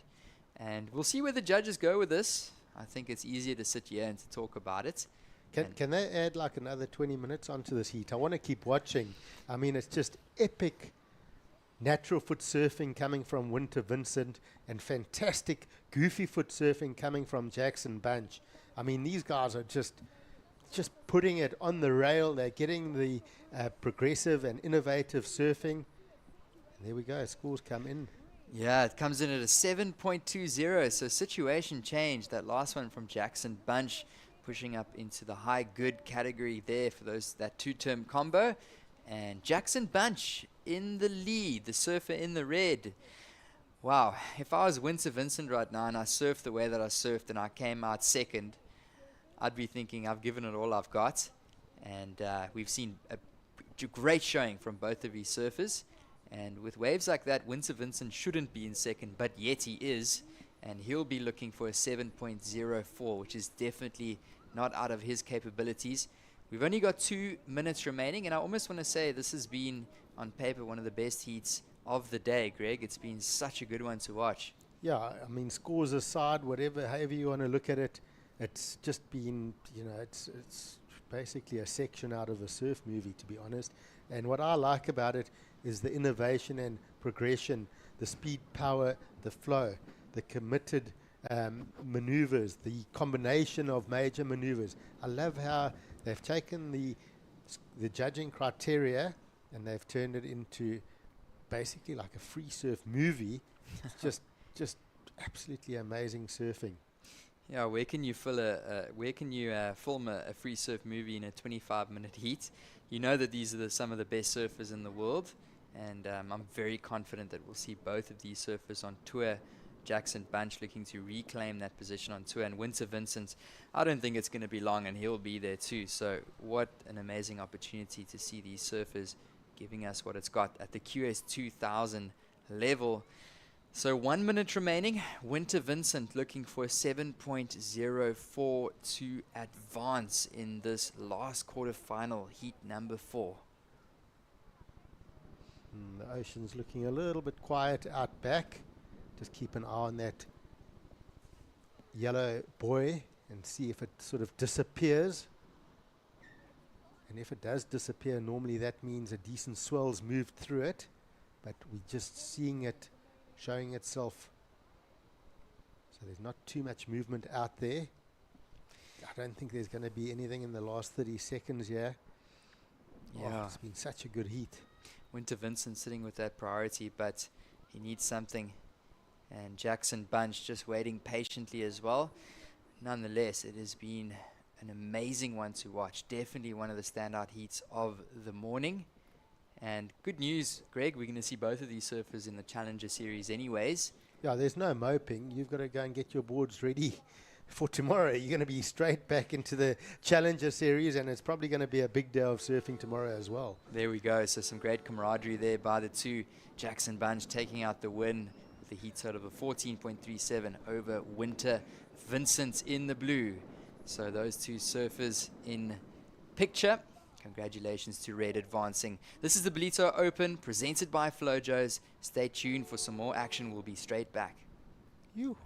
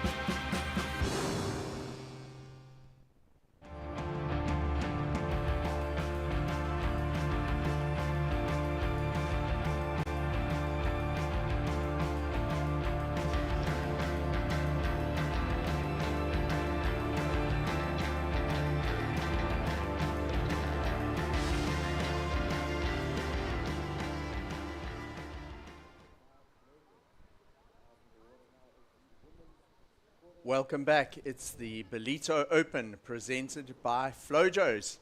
And we are into the quarterfinals of the women's. In quarterfinal heat number 1, we have in the red singlet Janire Gonzalez Echaberry. And wearing the blue singlet, we've got Teresa Bonvelo. I'm Mike Frew. Calling this heat with me is Kai Linder. Kai, we've got a stacked quarterfinal coming up here in the ladies. Both of these women on form. They've served through a couple of rounds and find themselves in quarterfinal number 1. Yeah, and I think the girls are going to be pretty amped because that last heat, the swell just turned on.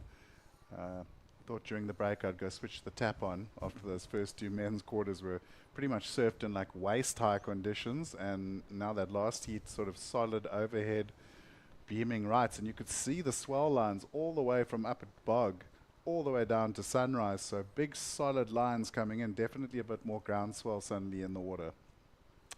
We've got a ride for each of the surfers in quarterfinal 1 of the ladies, waiting for some scores to drop in. As we saw just out of screen there in that last shot, Jackson Bunch citing a few autographs for the Groms. Jackson Bunch didn't make the cut on the CT, but that heat for me felt like a CT level heat. Some incredible surfing watching that. Spectacular rides on those sets, Kai. Yeah, and Winter Vincent come alive this year, really. He's really had a couple of wild card appearances on the CT, had some good results. So good warm-up for him. He's going to definitely be fired up for the Challenger Series this week. And, you know, these guys, to get a 2000 to warm up at the same break as the Challenger Series, what a perfect scenario for them, just to figure out the bank, figure out the conditions, and see how they're going to go. Yeah, Winter will be looking to go one better this year. Winter, a semi-finalist in the Challenger Series here last year. On screen, that's Janire Gonzalez Echebarri. You've been practicing that one. I have, and actually Paul Evans helped me last year with the pronunciation of Janire, her name. But you know what's interesting here, Kai, is we got Janire in the quarterfinal number 1, okay? Quarterfinal number 3 has got her sister, Annette Echeberry. So if they continue to progress, we could have both Echeberry sisters in the final. Family affair. We thought it might happen in the Pro Junior, the O'Neill Smith Shapes Pro Junior, which was leading up to this event. And we had Janire actually won the Pro Juniors, but and her sister Annette got knocked out earlier, but they were also shaping up in the draw to potentially have a final against each other. It didn't pan out like that, but it could happen today. But of course, in the seat, we've also got a very talented surfer in blue, as Teresa Bonvelo. She has vast experience at this level, and if she has anything to do with it, she'll be wanting to be the one go through to semis and finals. Well, I'm sure these two ladies are no strangers to each other, coming from next door neighbors basically in Europe. So they've obviously surfed against each other quite a lot, I'm sure, in the QS regionals in Europe. So it's going to be an interesting battle. Of course, coming up next, start seeing some big names. Kira Pinkerton, I mean, there's a surfer that has been on the world tour and knows what's happening. And then, of course, there's a whole beach load of people out there who are going to be shouting and screaming for Sarah Baum, who had a cracker of a heat going into the quarters. So, and she'll be looking at these conditions, knowing the wave here so well, especially with a little bump and swell, and looking at that backhand attack. So I think we're in for a very, very exciting quarterfinal run for the ladies. Yeah, we've got 3 more quarterfinals coming up after this. Kara Pinkerton will take on Kana Nakashio. Then we've got Annette Echebarri will take on Marai Ikeda. And Eva Wong will take on Sarah Baum. As we see live action, Janire Echebarri scores in for the ladies' first rides. Kai, Teresa Bonvelo scores a 5.17 to establish an early lead, and Janire gets a 4 on her opening wave. That score will drop in for the second wave of Janire and most likely put her in first place at this point, but still early days in the heat. We've only had 6 minutes of this 25-minute heat. Yeah, and it's interesting. I mean, we saw an absolute pulse of swell in that previous heat, and now so far we're, like a couple of minutes in, and we haven't really seen one of those bigger sets yet. So it's still ebbing and flowing a bit out there. See a couple of lines now. Also looking at that last heat, just a couple of those sets, both surfers were a little bit out of position. They weren't really in the right spot. So your placement has changed, like where the bank was and where the bank is now, especially with the pushing tide. You've got to kind of keep your eye on the conditions. You see a big heavy paddle now out in the lineup, but it's going to be the surfer in red. She's cracking up the waves. So Janire getting a wave under priority. Teresa Bonvelo was paddling across there to try and utilize priority to keep Janire off that wave, but she didn't manage to do so. So Janire manages to get a third wave in the heat. So a couple scores still to drop in. On your screen there, the situation changes as Janire's second wave drops in. It's a 3.5, giving her a total of 7.5 total heat score, with one more score still outstanding. Looking at the ladies' draw here, you mentioned it earlier, we have one South African left in the entire event out of the men's and the ladies, and that's Sarah Baum. Sarah, season campaigner for South Africa. She represented South Africa at the Olympics last year as well, so really looking forward to that. Live action, Kai. Yeah, Teresa, nice looking left. Gets the first turn, big vertical hit on the front side. Haven't seen too many vertical turns on the front side today. A lot of backhand turns. Going down on the last turn, but I think she had done the work there already. There was two very good first turns, and she's going to back up that 517. So as we wait for two scores to drop in for the surfers, let's go down to the beach. On the surfers deck, we've got Emma Smith with the winner of the last heat. So Jackson, there was a lot of excitement leading up to that heat. I think everyone was anticipating it. You guys didn't disappoint. When we saw that left coming through, we've seen what you can do in your forehand all over the world. How did that feel for you? Yeah, I mean, Winter is such a good surfer and good friend, and I just knew that that heat was going to be over 13 points for sure. And yeah, just stoked to get some practice heats in before the Challenger and get all the strategies put together and get those mistakes that I made in the beginning of the heat out of the way. And yeah, stoked to come away with the win. Amazing. And obviously the waves are pretty different from the first day. What are you riding and for the rest of the day? Yeah, the first day of the QS looked really fun. I didn't even surf that day, but this is just my Glen Minami. It's just an inch shorter than what I normally ride, and I rode this one in the pool contest. And yeah, board works good and everything. Super stoked to have it. Amazing. Well, it looks great, and good luck for the next round. Back to live action. Some interesting points there by Jackson Bunch. So you must be referencing the Abu Dhabi pool, perhaps, that same board, and certainly working for him on that left with those giant airs and then those massive, massive hacks on the sets on the right, Sky. Yeah, some good surfing on that Minami. Brings back some memories. Some of my first boards were Blue Hawaii's by Glen Minami. So an old surfer out of Hawaii. And stoked to still see like guys riding the Minams there. I mean, he's one of the more famous sort of older shapers out of Hawaii. We're going to look at a replay of both waves of Surfer in Blue. This is Teresa Bonvelo. Look at that, Kai, really snappy up at the lip. 3 turns. And fast, fluid surfing through to the inside. Take us through the second wave, Kai. Yeah, this was that front side wave. First turn was great, but I really liked the second turn. Drove the board up into the lip and over. But she didn't get this last turn out, popped the fins, but you can see she's riding what looks to be the epoxy as well. She's got that very, very white board with the black carbon lines. So choosing to go with the epoxy out there. Not too many peeps have been out there on the epoxies today, just with that little bump on the face. So here she goes on the right now. See her working that backhand, 2 solid turns again. So she's sitting with 2 5s already. I don't know if that's going to replace one of those though. So a 517 and a 507. We were waiting for scores before we saw that Jackson Bunch interview. The scores did drop in during that interview, and we find Teresa Bonvelo in the lead. She has that 517 and a 507. The last wave of Janire Etabari comes in at a 3.4, not in her top two. So Janira's first two waves are still her top two scores, a 4 and a 3.5.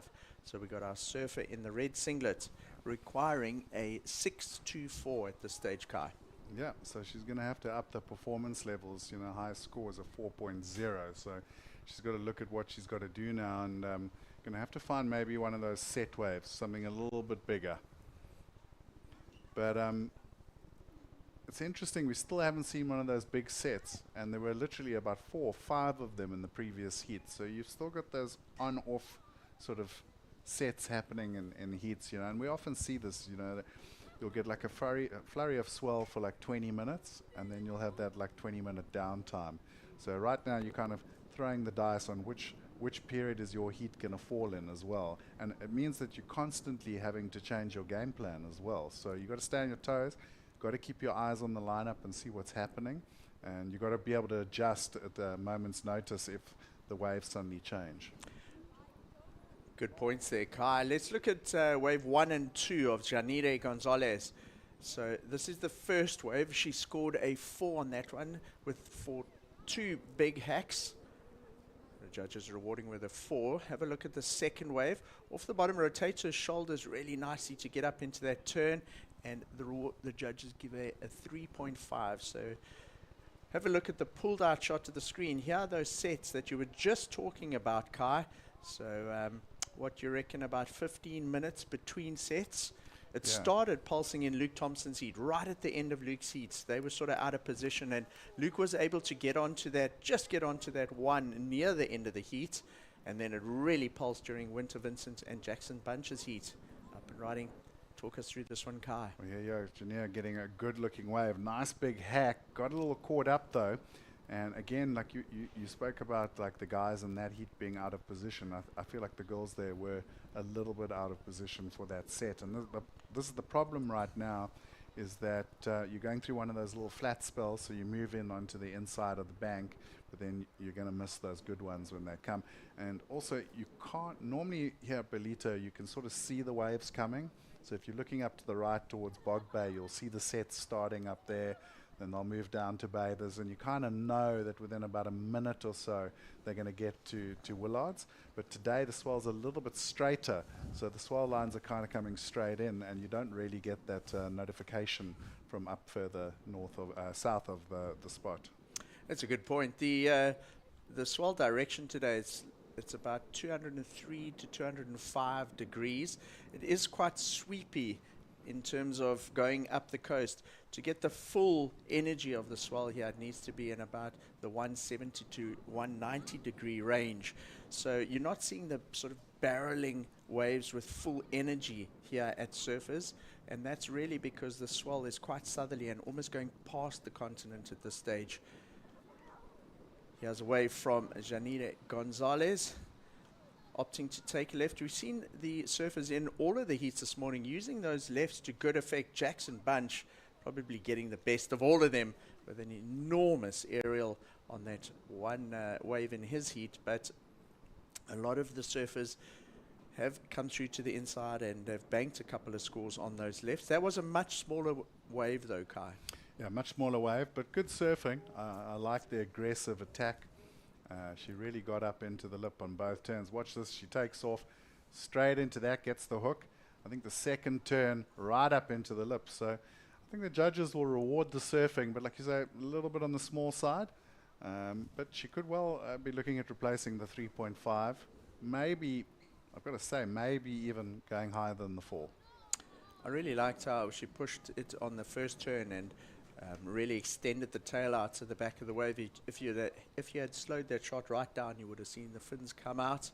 She went straight, carried the speed from that one into that second turn, and not a lot of downtime between those two turns. So nice flow. The only thing is, it would have been nice to have been an overhead wave and seen those kind of turns. Well, she got a 4.33, so she did improve her situation. You know, I think that was, like you say, making a score out of nothing. But she needed to relieve the pressure a little bit and cut down that requirement. So it's down to a 6.04 now. That was her highest score of the heat. a 4.33. So her requirement, like you say, has improved to a 6.04 for our surfer in red. We're down to 9 minutes. Feels like this heat has gone by quite quickly. There have been a couple of waves. Let's see, there's 8 waves ridden by the surfers in the heat so far. Our 2 ladies in quarterfinal heat number 1. One of the ladies will progress to semi-final stage. So potentially 2 more heats to surf if you want to get your hands on the trophy. And lots of action coming up right through the afternoon here. It's a beautiful Sunday afternoon in the Quarterfinal region of KwaZulu-Natal. And this is the Ballito Open presented by Flojos, an event leading into the big Challenger Series event that kicks off tomorrow. Up and riding, Kai. Oh, going for the lip on that one, but that wave didn't really have much of a wall, so I think under priority she thought, let's just have a crack. But again, we still haven't seen one of those big sets, so I don't know if they just flared up for that 4th quarterfinal of the men's, or we're going to see maybe in the 2nd quarter for the ladies, we'll see a couple of sets again. But right now it's not looking like these ladies are going to benefit from those big pulses. But you know, this is the QS. You got to adjust on the fly. You got to surf what's in the water and make the scores. So I like what Jania did there. You know, she was under pressure. She found a little left ball and she engineered an increase in score. So playing the game, but the problem is that Teresa has found those 2 5-point waves, you know, and surfed them really well. So if she's gonna find a bigger wave and she has got priority, she's gonna look to maybe get a 6 or even climb into those 7s, and that's really going to put Jania's back to the wall. 2 quite different strategies they're playing out. So Teresa has been very patient in this heat. She's only caught those 3 waves. Each of them has been a counter, where Janira has been a lot more sort of scratchy around on the inside. So Teresa using that priority quite well, being much more patient and measured.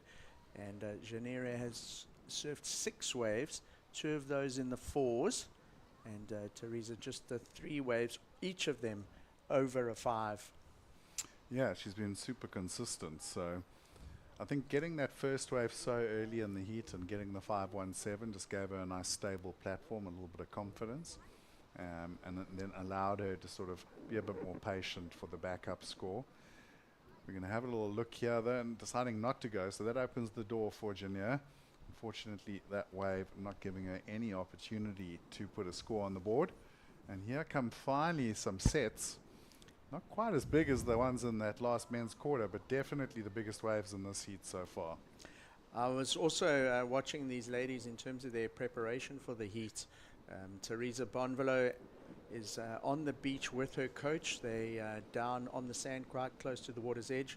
Got all her equipment down there with her coach, and she only came up into the competitors area to grab her jersey, whereas Janira is up with her sister on that surfer's deck. So both very different preparation techniques for the heat, and it seems like their strategy is quite different too. Janira kind of paddling for almost everything, and Teresa being a lot more patient. Well, things have changed a lot in pro surfing. Back in the day, my guys would be coming home after a big night, come down to the beach, have a bacon and egg roll, maybe smoke a ciggy, and out that battle and compete. Things have changed a lot since those days. These kids are like super health conscious. They're doing yoga and stretching and going through breathing dynamic courses, the Wim Hof breathing techniques, and really watching their diets and cross training. And they are essentially they are real pro athletes. So they've come a long way since the 70s and 80s, back in the heyday of pro surfing. On the surfer's deck this whole week, we've actually got there's an ice bath, there's chiropractors, there's warm-up exercise bikes. I can't remember what they're called, okay, so it's going to sound a bit weird, but those things that you put on your legs and they compression, sort of, don't know what they're called, but they're on the deck as well. I must find out what they're called. But yeah, there's a whole athlete preparation area, and the surfers utilizing that. It's actually quite busy down there. They've got to wait for the equipment. But yeah, as you say, preparation very much very professional. They're treated very differently, and they treat their heat prep very differently. than what the guys did in the Gunston 500 days. Yeah, it was a little bit more rock and roll back then, but still, that's the heritage of this event, is coming all the way back from the Gunston 500, and So this is the 56th edition of the Ballito Pro, and in the water right now it is the Ballito Open presented by Flojos, the third event out of 4 major features in the surfing. We had the O'Neill Smith Shapes Rookie Rippers, then we had the O'Neill Smith Shapes WSL Pro Junior. This is the Ballito Open presented by Flojos. It's an Africa QS 2000, which then leads into the Challenger Series event that should kick off tomorrow.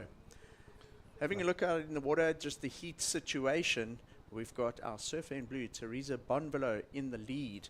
Her first wave, a 517, her second wave, a 507, which was a throwaway. She then backed it up with a 5.2, which went into her top 2 scores, and she finds herself in the lead, surfing red, with just under 3 minutes, requiring a 604. Yeah, and I got to tell you, Mike, I got handed my first pair of Flojos this morning by Paul Canning, and I can confirm that it is like walking on a cloud. They are the most comfy flops I have ever worn in my life. So Flojos actually started in Guadalajara in Mexico in 1972.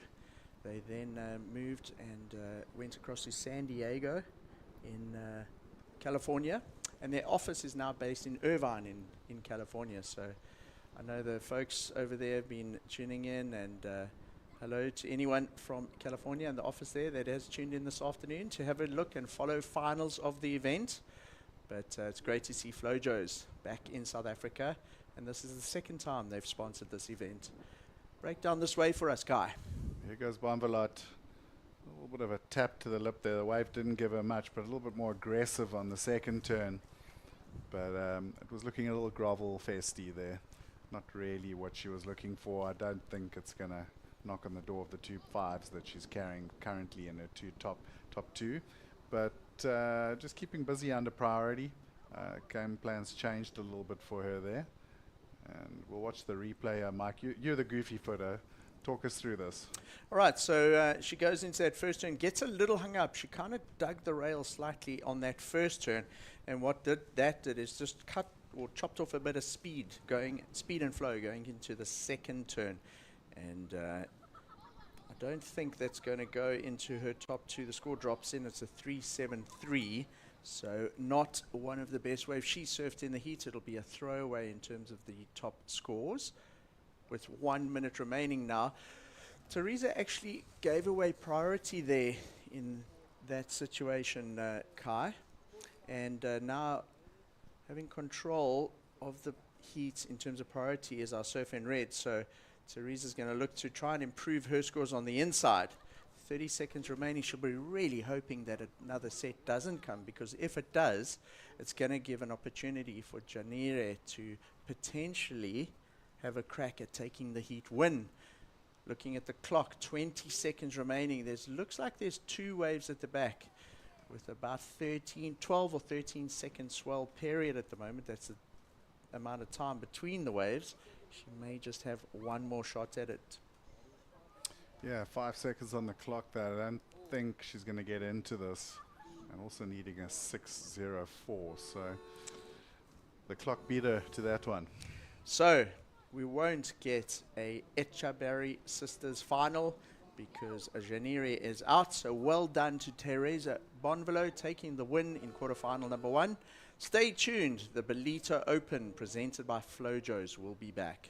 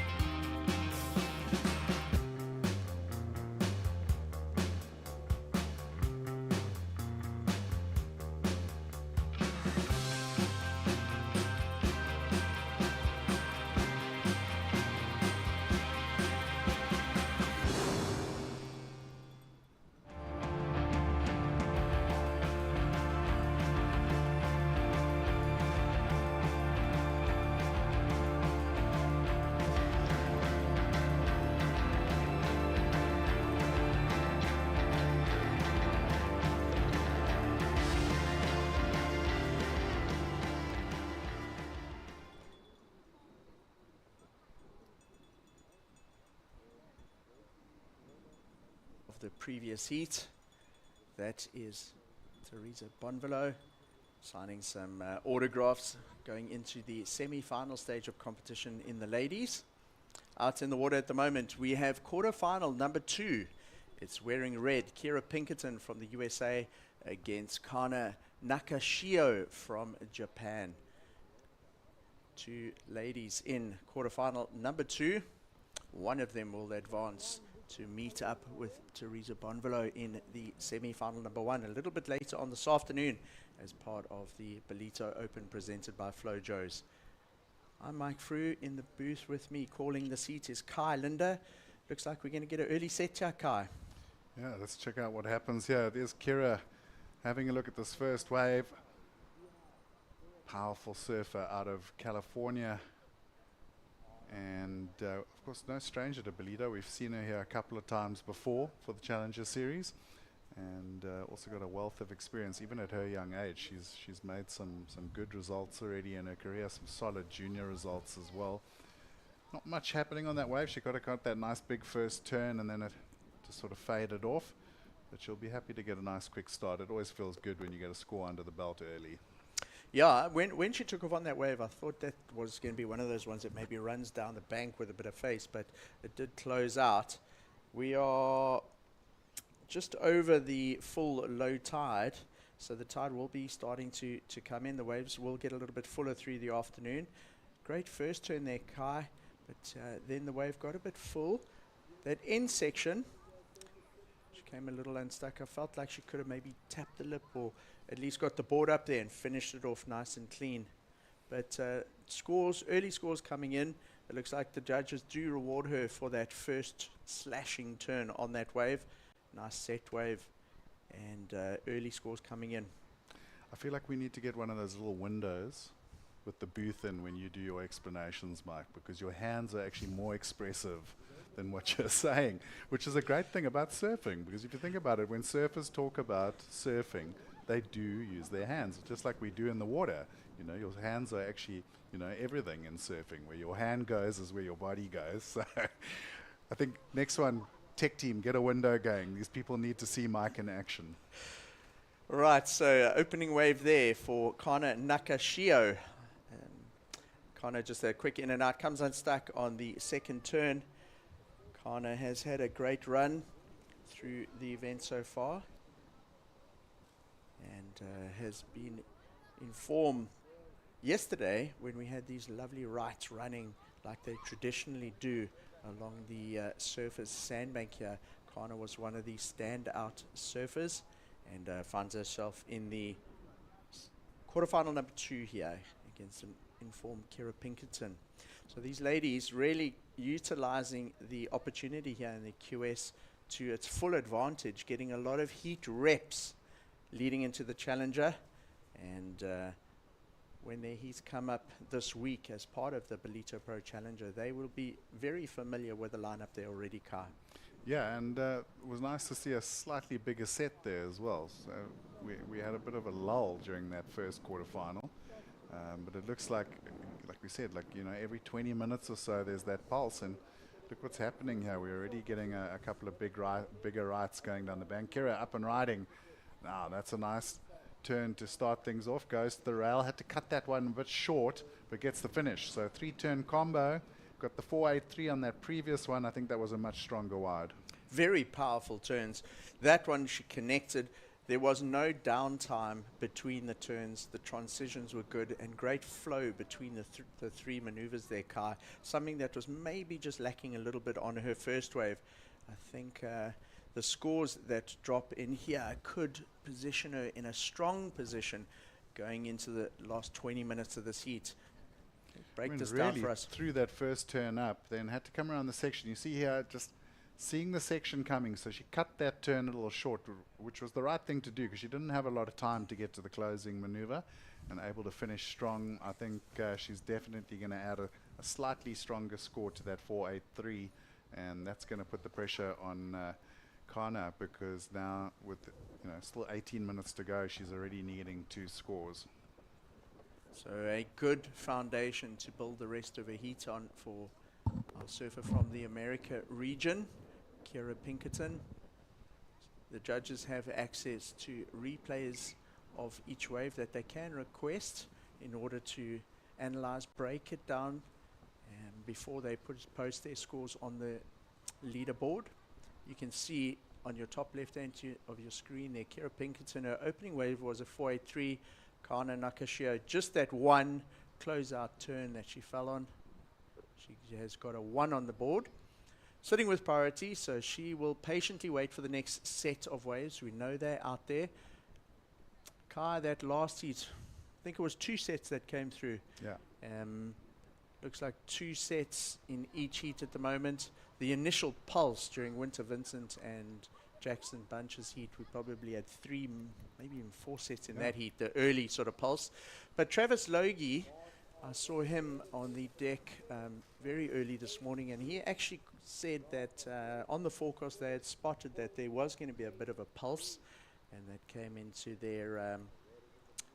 their call this morning, and when they decided to start the heats, how long they were going to make the heats and how they were going to run the whole day. So Kira Pinkerton's last wave comes in. Kai, it's one of the highest scores we've seen so far in the last 2 heats, a 7.83. So that gives you a good indication of what the judges are looking for. Kai, break down those 3 turns for us. Yeah, I think it's interesting to look at it. I thought the 483 on that first ride was maybe a little high, if I'm honest. But that's the nice thing about that happening at the beginning of the heat is it does set a scale. So 483 for the first ride, the judges had to go a good 3 points higher on that second ride. So, you know, sticking to the scale, doesn't matter if they went a little high or a little low, as long as they stick to the scale throughout the heat, it keeps things fair. And I think good call. 783, she did 3 really good turns. It was a great wave, and certainly the best wave, like you said, that we've seen in the quarterfinals so far. Couple of lines rolling through here at Surfers in Ballito. This is Willard Beach, the location of the Ballito Pro 2025. Interestingly, the ladies, I feel like they're still quite far in. This is a medium-sized wave, and I feel if one of those big sets come, they could be caught a little bit on the inside still. But, you know, do you sit out there and you wait for one of the big ones? If there's only one in the heat, you might not get that score. Or do you stay busy on the inside? So far, Kira Pinkerton, she's got 2 kind of insiders. The second wave was a little bit bigger, but she's built a foundation to launch a good attack in the second half of the heat. If she can build on that, she's got a great run here. I feel like Kana really needs to be patient now. She's got priority. She's already in combo land, you know, so she's gonna need 2 waves. She can't do it with 1. So she's got to wait for a good wave. Kira, in the meantime, she's got the 2 scores. She's comboed her opponent. She's not got priority, so she can paddle around. She can look for waves. She can try things, and you never know. In that situation, sometimes it's nice to be under the priority because you can just go for everything, and you never know. You might get one that just pops up on the bank that doesn't look like a good one, but suddenly you being able to do something big and get another score. You know, she's looking to get rid of that 483, so she's not going to need a huge wave to do that if she gets to surf it properly. So she's definitely, the pressure's off her, but Kira can afford to relax and just sort of hunt the lineup, whereas Kana Nakashio, she's going to have to really wait for a quality wave and try to get a big score on the board. But how long does she wait and retain that priority? She could paddle in. You see there's a little, okay, that's a very small one on the inside, but there are a few small little waves breaking on the bank. But if she does that and gets a smaller wave, she will get a score, but then risks the priority going to red. Then red would sit out there and then wait for a big one, because it's all she needs to do now to go and to close her out, to improve on that 483. And I think if she was looking at the first quarterfinal, you know, we saw those smaller waves. There was nothing really much above a 5.5, I think. So she's going to have to find a slightly bigger wave and really go to town on it, because 783, that's a big requirement. So we'll be back with some live action. Let's have a look and get some info on the last heat. Emma Smith is down on the beach.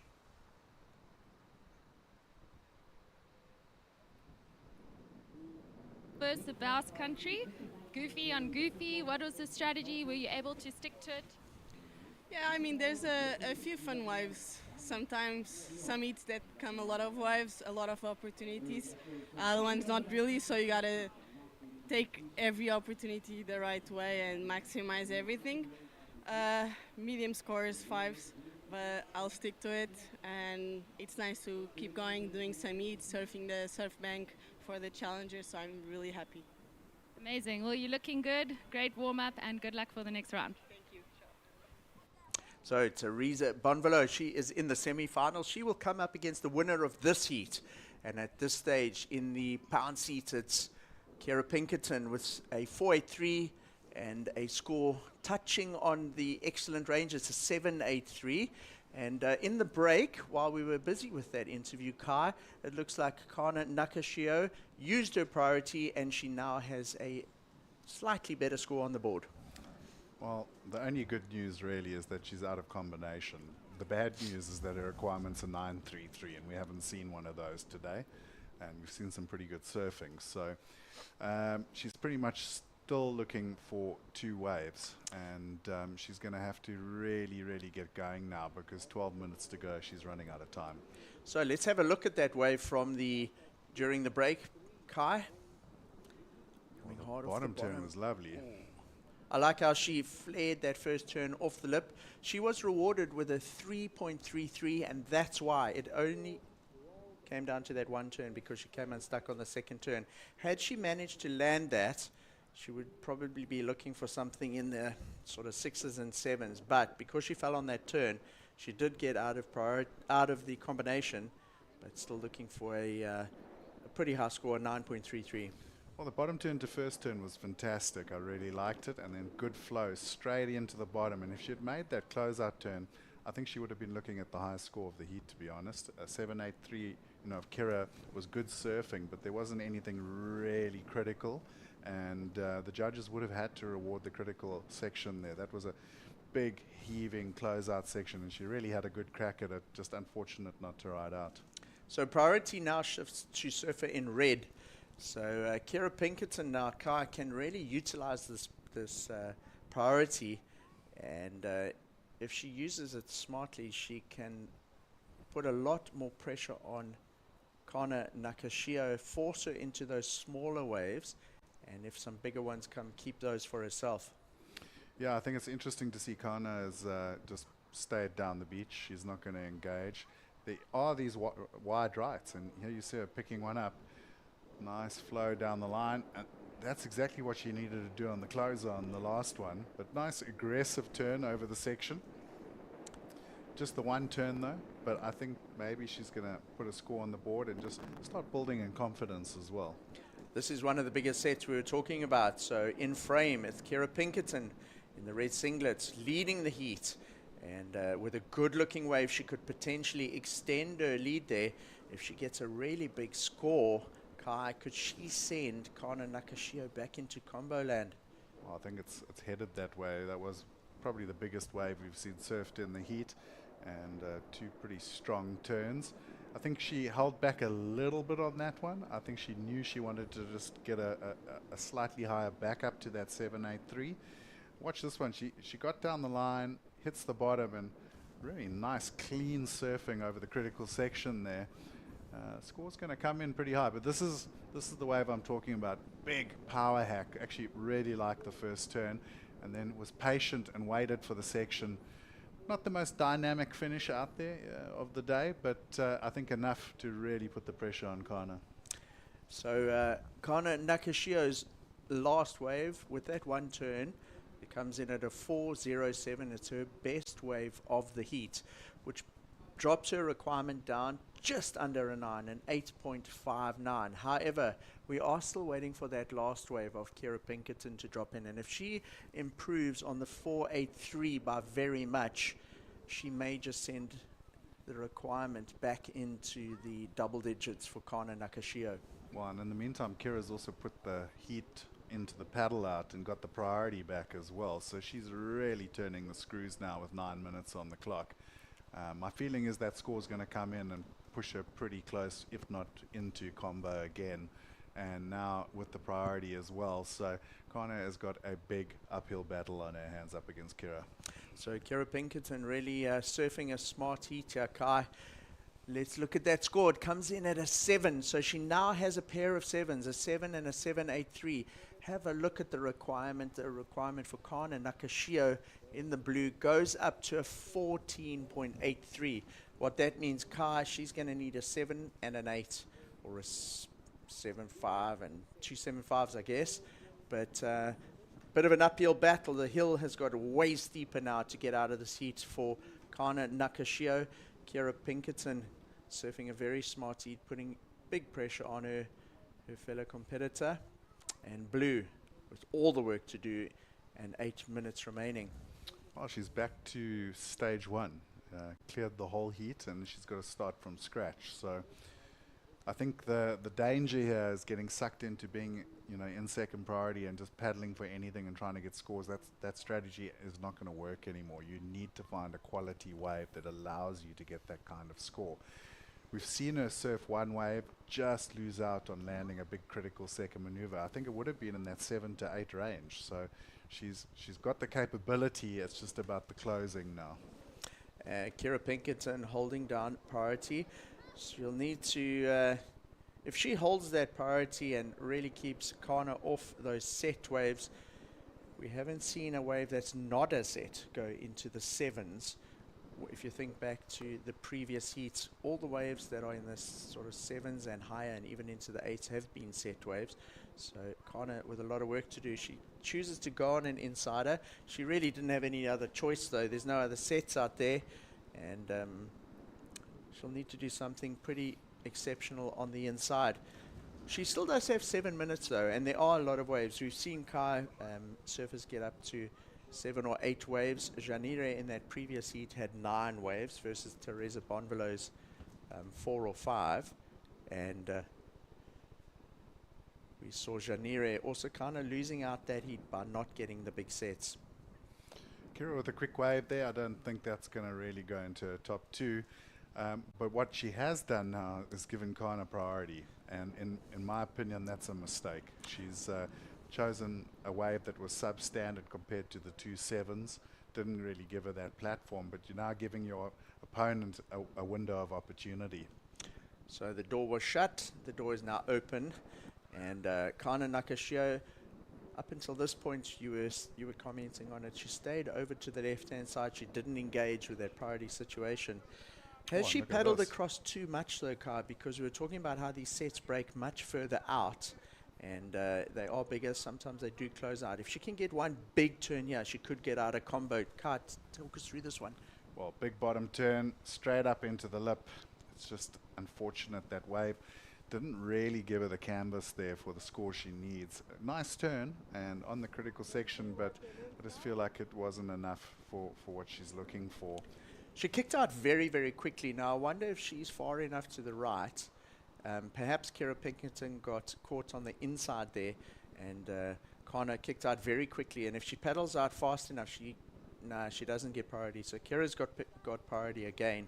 So she managed to get out to the back. So let's see what happens with priority. With 5 minutes to go, is Kana Nakashio going to manage to get another set wave? Scores are coming in, Kai. Early indications are that she may break out of that combination. Looking at some of the judges' scores, it comes in at a 4.93, so just short of a score to get out of combination. Down to 4.5 minutes remaining. Kana Nakashio. Looks like a score still coming in. Yeah, Kana getting a 3.67, so, I didn't think the score was going to go where she needed it to. So under priority now, she's in danger land. She's going to have to move away from Kira again. I'm surprised with 4 minutes to go that Kira's not sitting on her, because she's got a nice buffer. She's in, she's got the combination lead, but with 4 minutes to go, you want to go and put the pressure on and really close it down. So you think that red should be paddling across to where blue is sitting now? Kana, obviously, after that last serve, doesn't want to go near Kira because she needs to get a couple waves. And hey, check these lines, Kai. This could be one of those bigger sets. It's been about 15 minutes since we last saw one break, And there we go. This is She where they're seems to be hoping that paddling their down now. beach team is on the ball and has got the whistle codes going to let them know to get out to the back line, because you don't want to be caught too inside on this set either. So nobody gets onto the first one. Kana Nakashio lets that one by. Is there anything, any kind of opportunity here? It looks like Kira Pinkerton's going to use that priority. Oh. No, she opts not to go. Now, that was potentially a mistake. She paddled for that. You could see there was intent. Pulled back at the last minute, and what happened is she's now lost priority, Kai. Yeah, I think she's into that like sort of safe zone now, 3 minutes. It's going to be very difficult for Kana to get 2 scores within 3 minutes. I'm not saying it's impossible, but if she doesn't get like an 8-point ride in the next sort of minute, it's going to be pretty much game over. Yeah, she is in combination situation, our surfer in the blue singlet, requiring a 14.83. So she does have priority, but if you consider it takes about, what, like a minute and a half or so to ride your wave and get back out. Not very big conditions, the paddle out is quite quick, but if she hasn't had a wave by the time we get to 90 seconds, I can't imagine she's going to get 2, like you said, Kai. Yeah, and it's funny. Ballito is one of those spots on the planet where it looks like it's like 2 to 3 foot and nice and light and fluffy, but this bank can be deceiving. And I think we've both experienced here that some days you can get a nice drubbing on the paddle out, even on these smaller days, because you know you got the continental shelf literally just out on the horizon there when you look out on those big wide pulled back shots, and then they hit into the KZN coastline, and all that raw power from the Indian Ocean and coming all the way up from Antarctica is coming straight into the shelf. So there's no shortage of power in these waves. I was just thinking now, what does Kana Nakashia take out of this heat? Because with 90 seconds remaining, she's not going to get 2 waves. I did interview her after her last earlier heat win, and she did say that she was using this as a warm-up event. So I'm sure she'll take some great lessons from this heat and be able to apply it going forward into the big Challenger Series heats this week, Kai. But if anything, she's got a bit of heat experience out there. She's got a feel for the break. She's been able to test her boards in conditions with only one other surfer out there, and she'll have a better idea of how to approach her Challenger Series heat over the next couple of days. So important experience, even though it's a loss. These 2 surfers out there are using this as a warm-up for the big event. And Kira Pinkerton, with a minute to go, will most likely go on to join Teresa Bonvelo in ladies semi-final number 1. Well, here comes a finisher. She's going to pull the priority here. It's a good-looking wave. Got a nice line-up on it. Off the bottom, whoops that one. Whap, gets a second, and if she gets the closeout maneuver here, so pity, that would probably get her out of the combination. So with 30 seconds to go, she knows that it's going to be very difficult to get a second wave. So she decides to come in. She'll take a couple lessons from that heat. And 20 seconds to go, Kira Pinkerton will win the heat regardless of whatever's posted there by Kana Nakashio. Lovely wave. Break this one down for us, Kai. Yeah, I like that first turn. Then straight off the bottom. Beautiful bottom turns here too. A little bit soft on the third turn, the close-up maneuver. It wasn't the most dynamic turn of the wave, but I think, could get her close to getting at least out of combination and finishing the heat not in combo. And here on the end of the heat, you see Kira Pinkerton coming in. Really strong heat from the American. 2 7-point rides. She's going to be feeling confident going into the semi-finals. So stay tuned. The Ballito Open, presented by Flojos. We'll be back.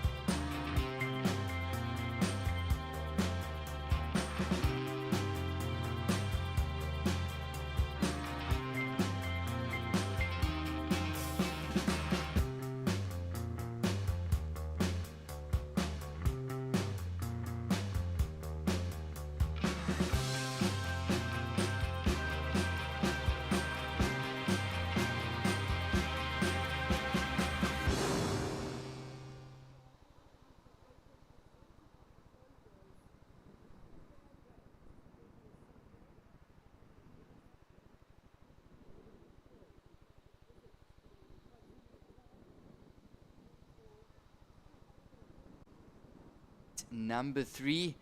So welcome back if you're tuning in. And we are stoked to bring you guys some of the action. We're through to our quarterfinals, and we've been enjoying watching these 2 lady heats. We were down on the beach watching that last heat, and it was an impressive display of surfing by Kira Pinkerton in the red singlet in the last one. So I'm sure we'll cut down shortly to a beach interview. And meanwhile, we're underway for our next one, and up and riding. This is Annette Gonzalez Echebari. I'm being joined in the commentary booth with my co-commentator Greg Emsley.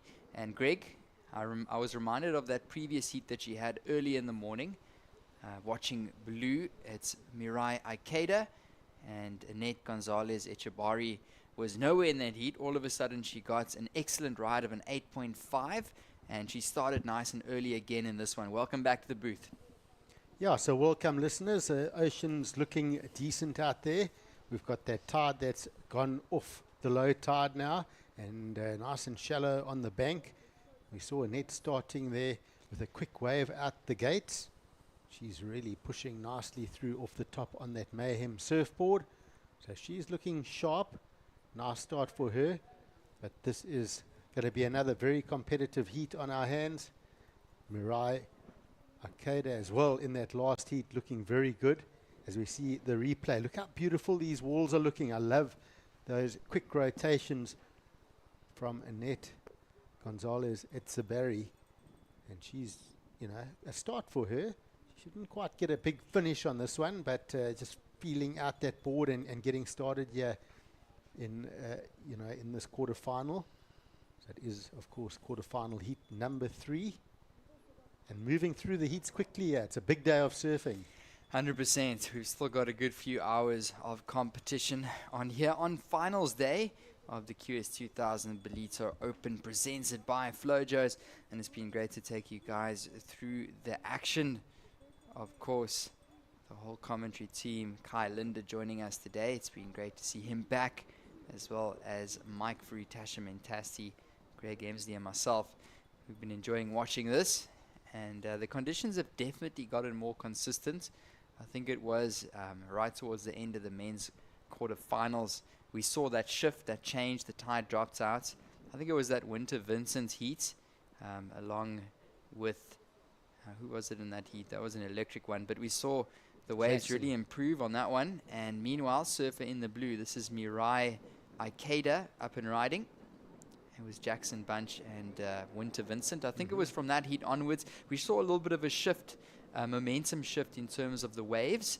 And it's great to see some more action out there. We've been seeing some good heats. As mentioned, Kira Pinkerton impressed in the previous heats. And of course, we're not slowing down with competition. Up next, we'll also have a great one, quarterfinal heat number 4. So if you guys are just tuning in, welcome to all of the live action. Here's a replay, last the blue. Yeah, so nice turn off the top, releasing that tail, getting a touch high on that second turn, but still managing to combo up into a third turn. That is Mirai Akeda, and looking sharp, and live action now. Annette working this one through. And her mom and sister are on the beach watching the action here for support. So Annette Gonzalez Echebari looking good on that last wave. Opened with the 3.83 and looking to back that up. So of course we mentioned in her heat this morning, really had a slow start and was looking like she was going to get knocked out, and then came with an 8.5 and backed it up with a 6. Took the heat win. She looks like she's going the other way around in this one. She wants to get the quick start, build some scores, and try and put the pressure on her competition early in this one. Yeah, and dropping in another heat, well, another wave this heat that's going to go into her scoreline. But then surf in the blue, we watch her replay as well. So she's also going to put a number on the board here, her third scoring wave dropping in shortly. And that is Mirai Aikeda. She's also been impressing throughout the heats. And of course now moves all the way through to the quarters. Looking to move on to the semi-finals.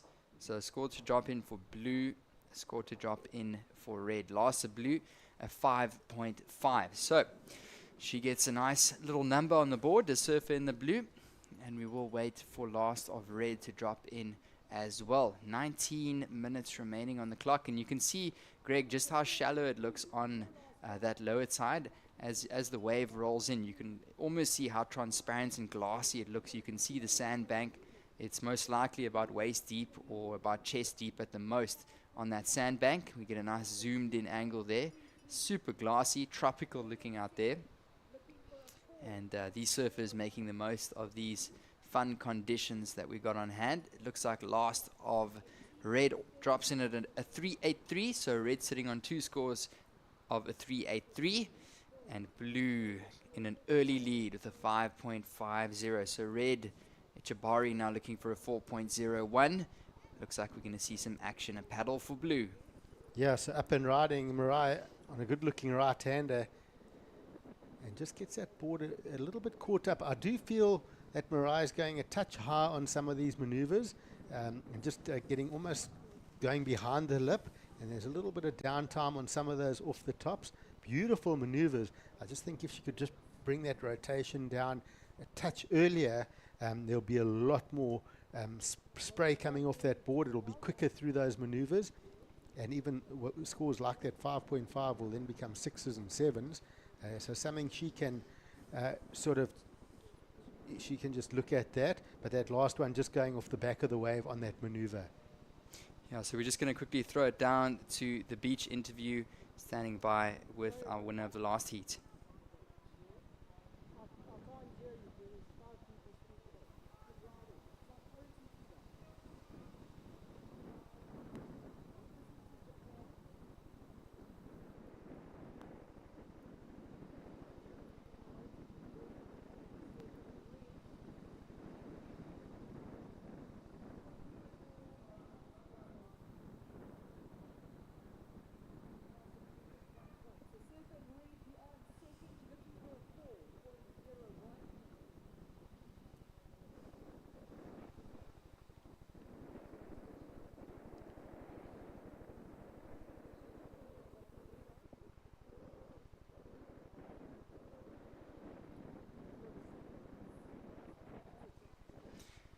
Sorry about that, guys. Just a lack of audio there, so I'm sure we'll get some info and a possible interview there from the winner of the last heat, Kira Pinkerton. She impressed. Meanwhile, we have got our 2 ladies in this current heat, and we'll shift our focus to that. And paddling back out, Mirai Ikeda. She unfortunately didn't complete that wave. It was a 1.0. She went for that big end section bash.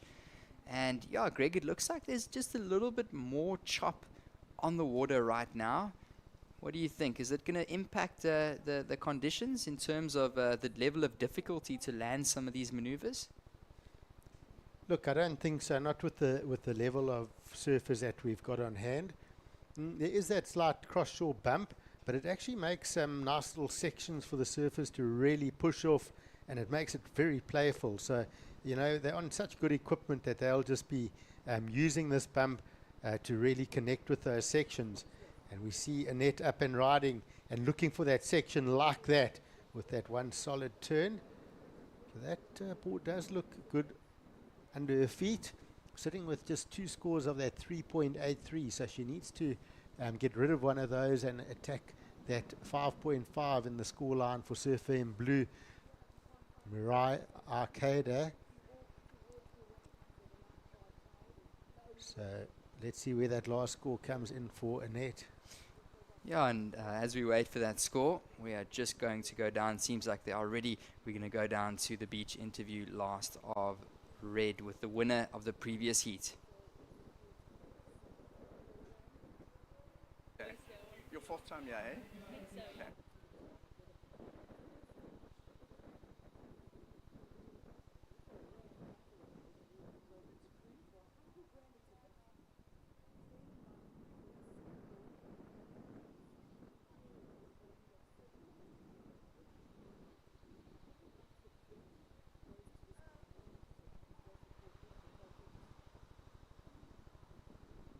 Kira, that was a great heat win.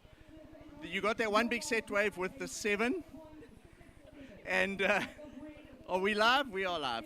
Right, you got the one wave with the 7, and that sets you up for a dominant heat win, and then you controlled the priority and really shut the heat out with probably around 12 minutes to go. Yeah, it was, I knew it was going to be a hard heat, and I got the first wave, got my feet in the wax, and then I got the 7, backed it up, and then you never know how a heat can go, so I just wanted to control it, and yeah, that was about it. You've been here a couple of times to Ballito. Was entering the QS always part of your strategy to warm up and get a few reps in the water leading into the Challenger Series?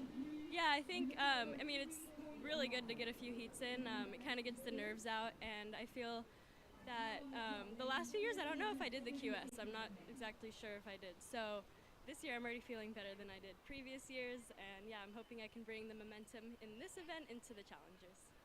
Great surfing. We'll see you in the semi-finals, and all the best for the rest of the day. Back to... Yeah, and that was Mike Frew with the winner of the last heat, Kira Pinkerton. And it was great to see her surfing well with a great heat total there, over 14.83. And up and riding, straight back to the action. 13 minutes remaining, Greg. This is blue. Yeah, Mariah up and riding, just a quick turn. We did see Annette Gonzalez Etzeberry getting a 4.67 for that one solid maneuver on her last wave. So that does put her into the game. It's the second best score of the heat. And then that last of blue comes in at a 2.87.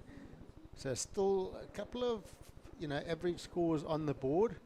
Who's going to attack and get the first number that goes closer to a 6? Still a bit of time, 12:20 on the clock here, and lots of opportunities out there. As you mentioned, a bit more bump, but being down on the beach before coming into the commentary booth, it looks really fun out there when the sets come through. They sort of just seem to hit that sandbank and actually clean up on the face because it stands up nicely, and that really gives our surfers an opportunity to do those big maneuvers on the rights. Not as many lefts at the moment. It seems to be mostly those right-handers. Running slightly wider off these middle rocks is the best peak that I've seen. But still, up and down the beach, there's quite a few opportunities a bit deeper and wider.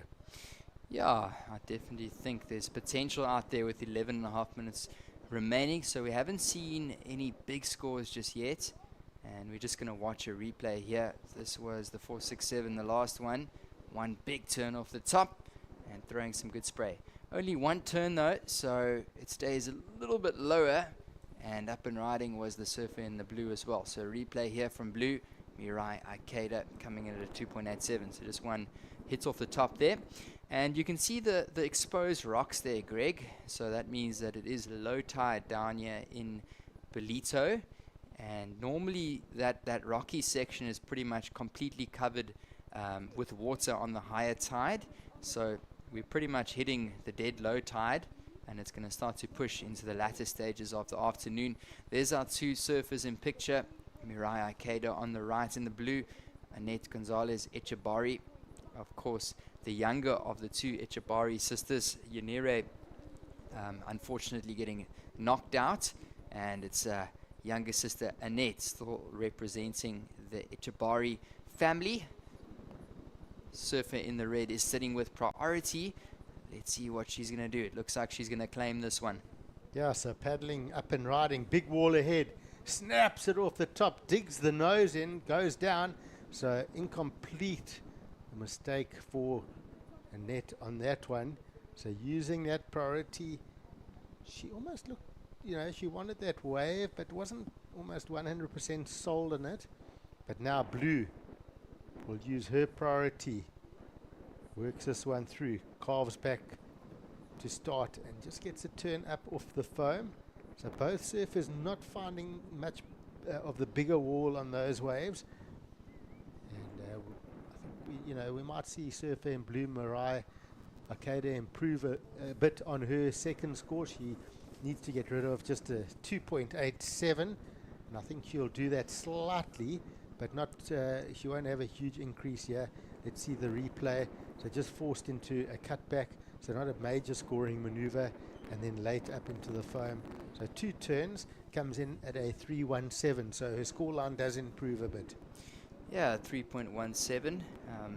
She struggled to get a lot of speed to really hit those sections properly. A little bit of a smaller wave and difficult to generate speed up into those turns.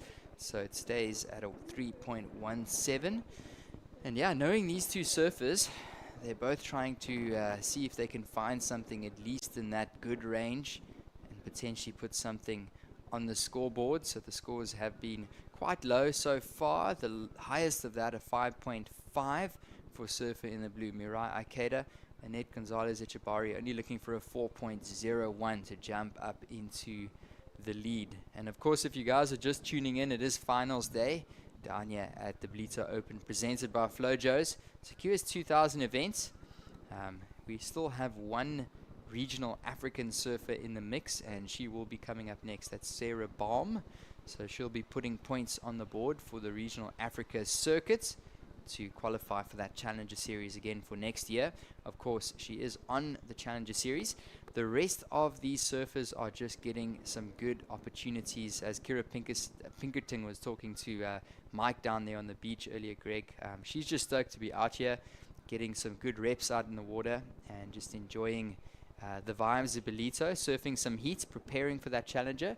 So most of the international surfers will be having that same strategy of just really enjoying this as a warm-up competition and warming up towards those heats, and of course that Challenger Series, which is starting tomorrow. So I'm stoked about that. I'm sure you're with me there, Greg.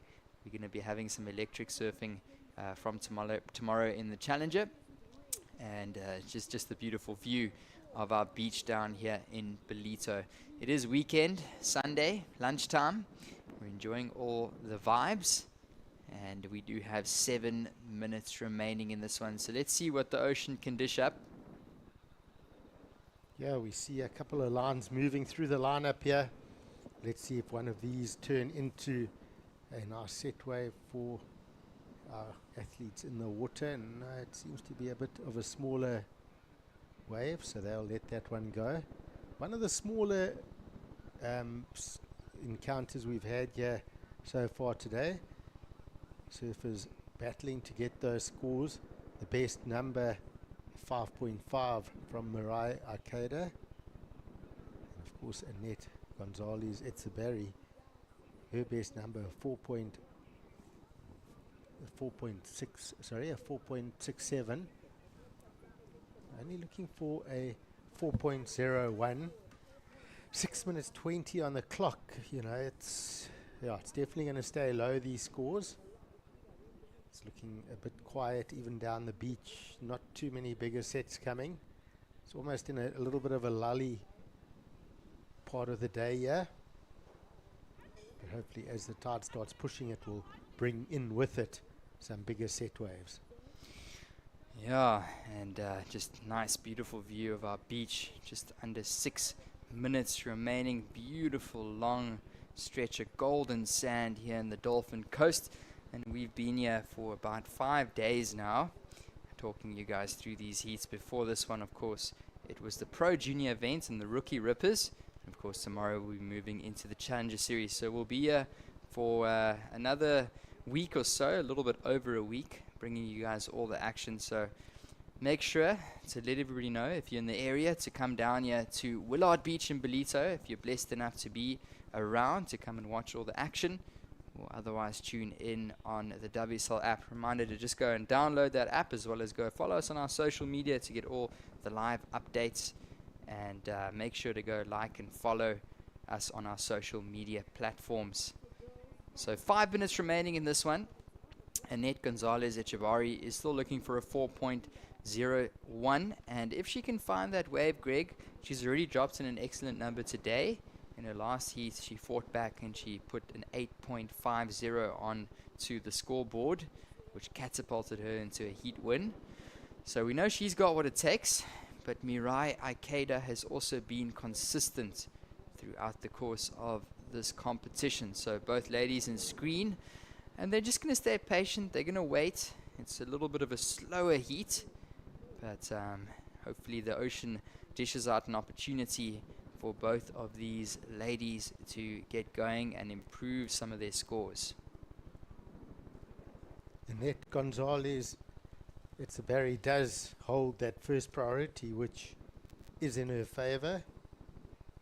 And really, it's only a 4.101 needed, but it's amazing how sleepy this ocean's gone. She probably did have an opportunity on that last wave, but went incomplete, and that could haunt her if she doesn't find another wave.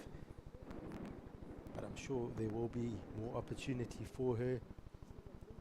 You always see when the surfers start looking back at the beach, they're almost grabbing onto something, trying to ask for help, like, where do I find this wave?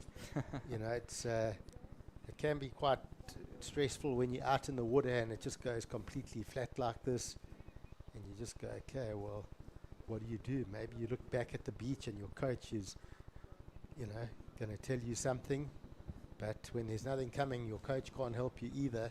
They're looking back at the beach and hopefully the coach has got their hands up, like, big set coming, or whatever it is. That's what you hope to see, but it's not always the case. Excuse me. And 3 minutes to go. It feels like there's not going to be too much, but, you know, 3 minutes is a long time in a heat. Definitely, and that's just the nature of surfing. I mean, if you look at the heat totals of the last one, you can see a clear difference there. Currently Surfer in the blue sitting with a heat total of an 8.57. Echebari sitting with a total of an 8.50. So compared to the last heat, this one a lot slower, but you got to be prepared as a professional athlete to just make the most of the conditions.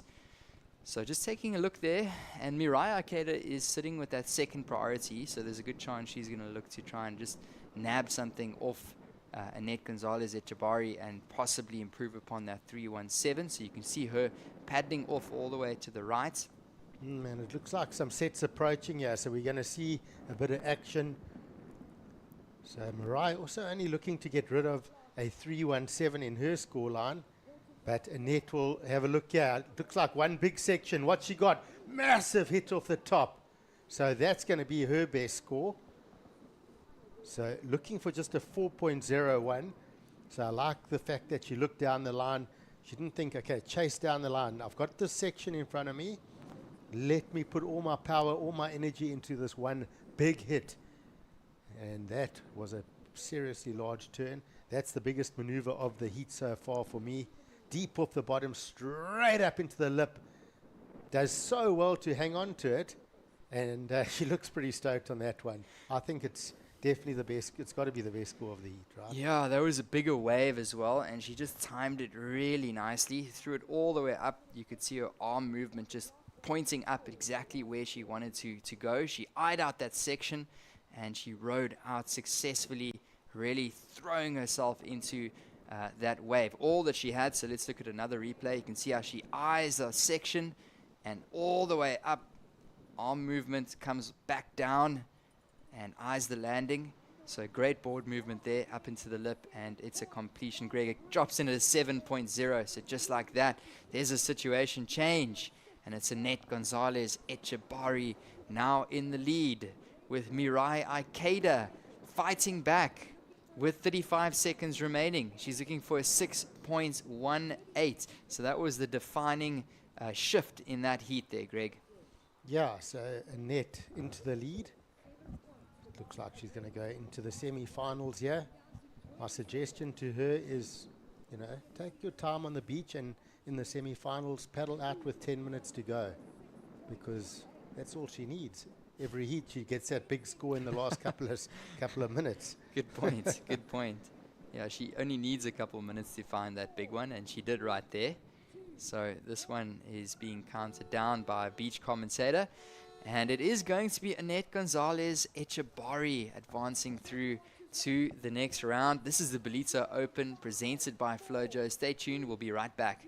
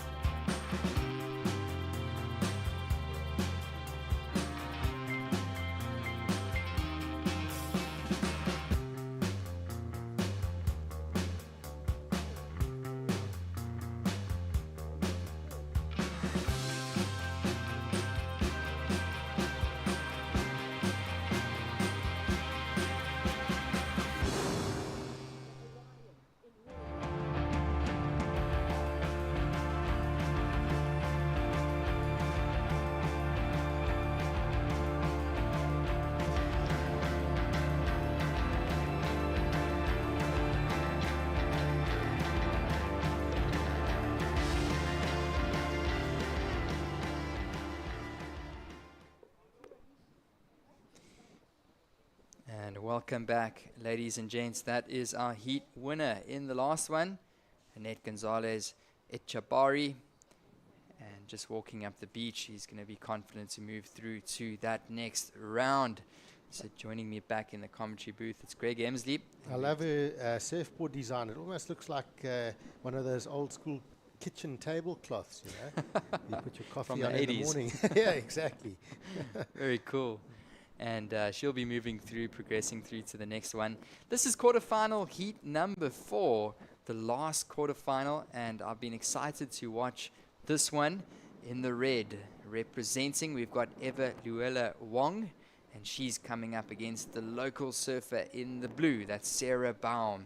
So welcome back, guys. I'm being joined in the commentary booth with Greg Emsley. So Greg, we saw a little bit of an interesting last heat, a little bit slow of a heat. Let's see what this one can dish up. All right, so score on the board already for Eva Laula. So that 6-point ride. An answer back for Sarah Baum. Gets one big turn. Looking good on those turns, Sarah Baum. Nice and strong. She's just going to need to look for some of those combos, but she'll get points on the board. Yeah, I'm sure we'll... in red with that opener, the 6-point ride, she would have had a really good start. I'm sure we'll... saw that last heat, sorry. It's important to get points on the board early. Yeah, I said I think we'll get a chance to see a replay for Surfer in the red. It's already starting off to be a good heat, Greg. So that's Eva Luella Wong. This was her last wave. So up on the upper part of the bank, gets the one turn. So that one maneuver getting her that score. And here's Sarah Baum's one move. So also a strong move. So let's get those comparisons. Oh, I reckon those are pretty similar, those turns. Both getting the one big hit. Yeah, it'd be good just to get one more comparison there again, because we saw Everlay on that first wave. She was quite deep on the break here, closer up to the inside rocks. And here we go. Deep off the bottom, really pushes that tail hard on that turn when we see it in that slow-mo replay. So that was a solid maneuver. And then we see Sarah now. Let's get the comparison. So sets up, drives off the bottom, whacks it, and also gets a really big turn. You could say maybe that surfer in red pushed that tail a little bit more, got a bit more of a slide out of the tail.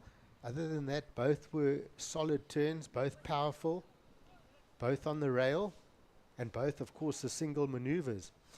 100%. It was a strong turn from blue as well. Man, I really enjoyed that one from red. I like how she really just pushed hard up into the coping, the lip of that wave, and really coming through with control. So that dropped in at a 6, and that was right in the start of the heat. So we're already into a good one here, Greg, and we'll see a couple good numbers dropping. One more to drop on the board, and we're going to watch another wave. And it is the surfer in the red with priority. She's going to activate here. Oh, another strong turn off the top with a section to come. Whacks it up and over, a bit of bounce, but does well to hold on.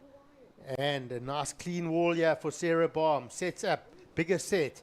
Big whack off the top on a solid wave. So Sarah Baum's looking for those one seriously big backhand maneuvers.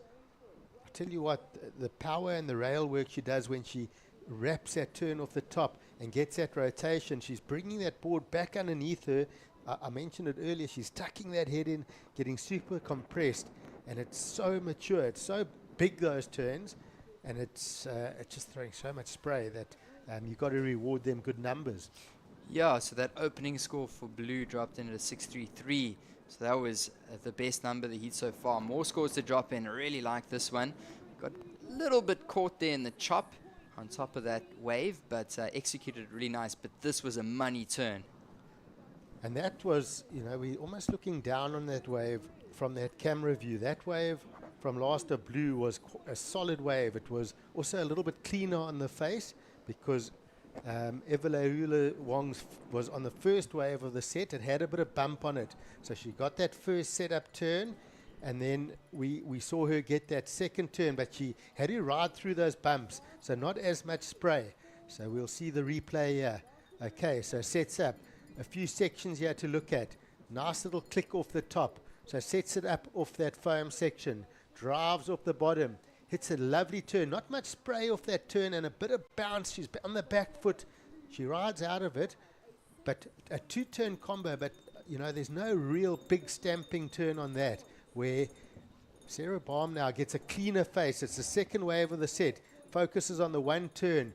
Drives it around. Look how much spray comes off that maneuver and rides it out. So the single maneuver for me from Sarah is better than the two-turn combo. Yeah, I agree with you there, Greg. I think that that's going to be a proper score coming in for Surfer in the Blue. Last of Red did come in at a 4.33, so the judges not going too high on that one. As you mentioned, it was a little bit of a bumpy one, and she struggled to really push into those turns. Clean surfing though, and it drops in at a 4.33 for Red. But I am excited. I'm pretty sure that the judges have checked that replay a couple times, and it's going to be a pretty decent number dropping in for Blue. She did lock her 6.33, so the judges did prefer Blue's first wave over Red, who dropped in a 6.0. And I'm pretty sure that Sarah Baum is going to get another keeper here in her scoreline with 17 and a half minutes remaining. It was great to watch that replay there, especially in the slow-mo, Greg. And as you were saying, it was a bigger wave. It was a much cleaner wave, and she really laid into that one properly. So you think about a coaching position. We look at that last heat. It was a very slow heat wave-wise. The surface sat with not much. Often after a slow heat, you get a heat with lots of waves. The ocean livens up, sort of goes in these rhythms. And I wonder if the coaches of these surfers would have said, hey, be prepared for bigger sets. And straight away, they've had really good-sized sets. And that wave of Sarah Baum, I reckon, was one of the bigger waves of the day. It really stood up and allowed her to get that massive turn. And that's exactly why it drops in at an excellent 8-point ride for that single maneuver. That's Sarah Baum dropping in an 8-point ride. Wow, so that's one of the biggest scores you've seen all day, Greg. And the judges really pretty much showing us what we need to do. And Sarah Baum just letting these other surfers know what the judges are looking for in terms of scoring potential. And she gets that good score there. So, wow, I think in these conditions to find an 8-point ride, she's done exceptionally well. Well, it was a big wave. It was a clean wall, second wave of the set, and one big major maneuver. On the rail, total control, speed, power, flow, degree of difficulty, commitment, 8 points. So there's our two surfers in picture. That's Sarah Baum. She is in a convincing lead right now, an early lead. And I think we're going to take one more look here at Last of Blue. That was the 8-point ride. So see the clean face now. You see how there's not really any bump. The first wave took all the bump out of it, so she can really put it on the rail and just eyes it out. Look how much spray flies out in the air. And when you see that wave exploding behind her, it's a much bigger wave than what we've seen come through the lineup. So Sarah Baum would have been really excited when that wave approached and she saw that section. It would have just said ching ching all over it, right? Time to cash in on this. Yeah, so, you know, you do get, you know, these special waves in between, you know, all the sort of bump and that.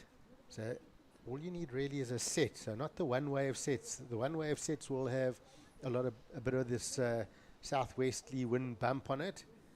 But if you get a 2 or 3 wave set, the first wave will take all the bump out of it, and then the second and third wave will be a lot cleaner and give you that scoring opportunity. Oh yeah, so great wave there. And that score locks in at a really good keeper for Blue. So with 14 and a half minutes remaining, you can see the chop on the ocean there.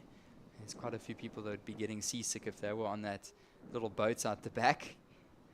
But still providing some great canvases for these surfers at the QS 2000 level. And you can see there's definitely still some movement out there, Greg. Yeah, it's, you know, I still think this afternoon, you know, on what I see, I feel we're going to have a slight bump in the size of the surf and consistency. Nice little setup here to start. Bam! Goes for a big whack. Yula Wong loosening up on that turn. Man, that was cool. That was cool. I would have loved to see her land that one. Some proper progression. It'd be very cool to see a replay of that. I just loved the takeoff and the setup with the little high line. You know, getting that speed. Yeah, here we go. Sarah Baum. Just getting a bit caught up on that one. But yeah, going for a big maneuver. If she makes a maneuver like that, it's, you know, surf in red will go. That will be a big score. That's a lot of progression in that surfing. Yeah, that would be a massive score. Unfortunately, not on that time. She gets a 0.93. But she's just showing us what she's got in terms of her bag of tricks. Eve Leula Wong, the Hawaiian surfer. And she's been very impressive throughout the run of this event, the QS 2000. So there will be another score dropping in here for blue, Sarah Baum. And it's not going to go into her top two. It's going to be a throwaway score. So priority out the back now with red.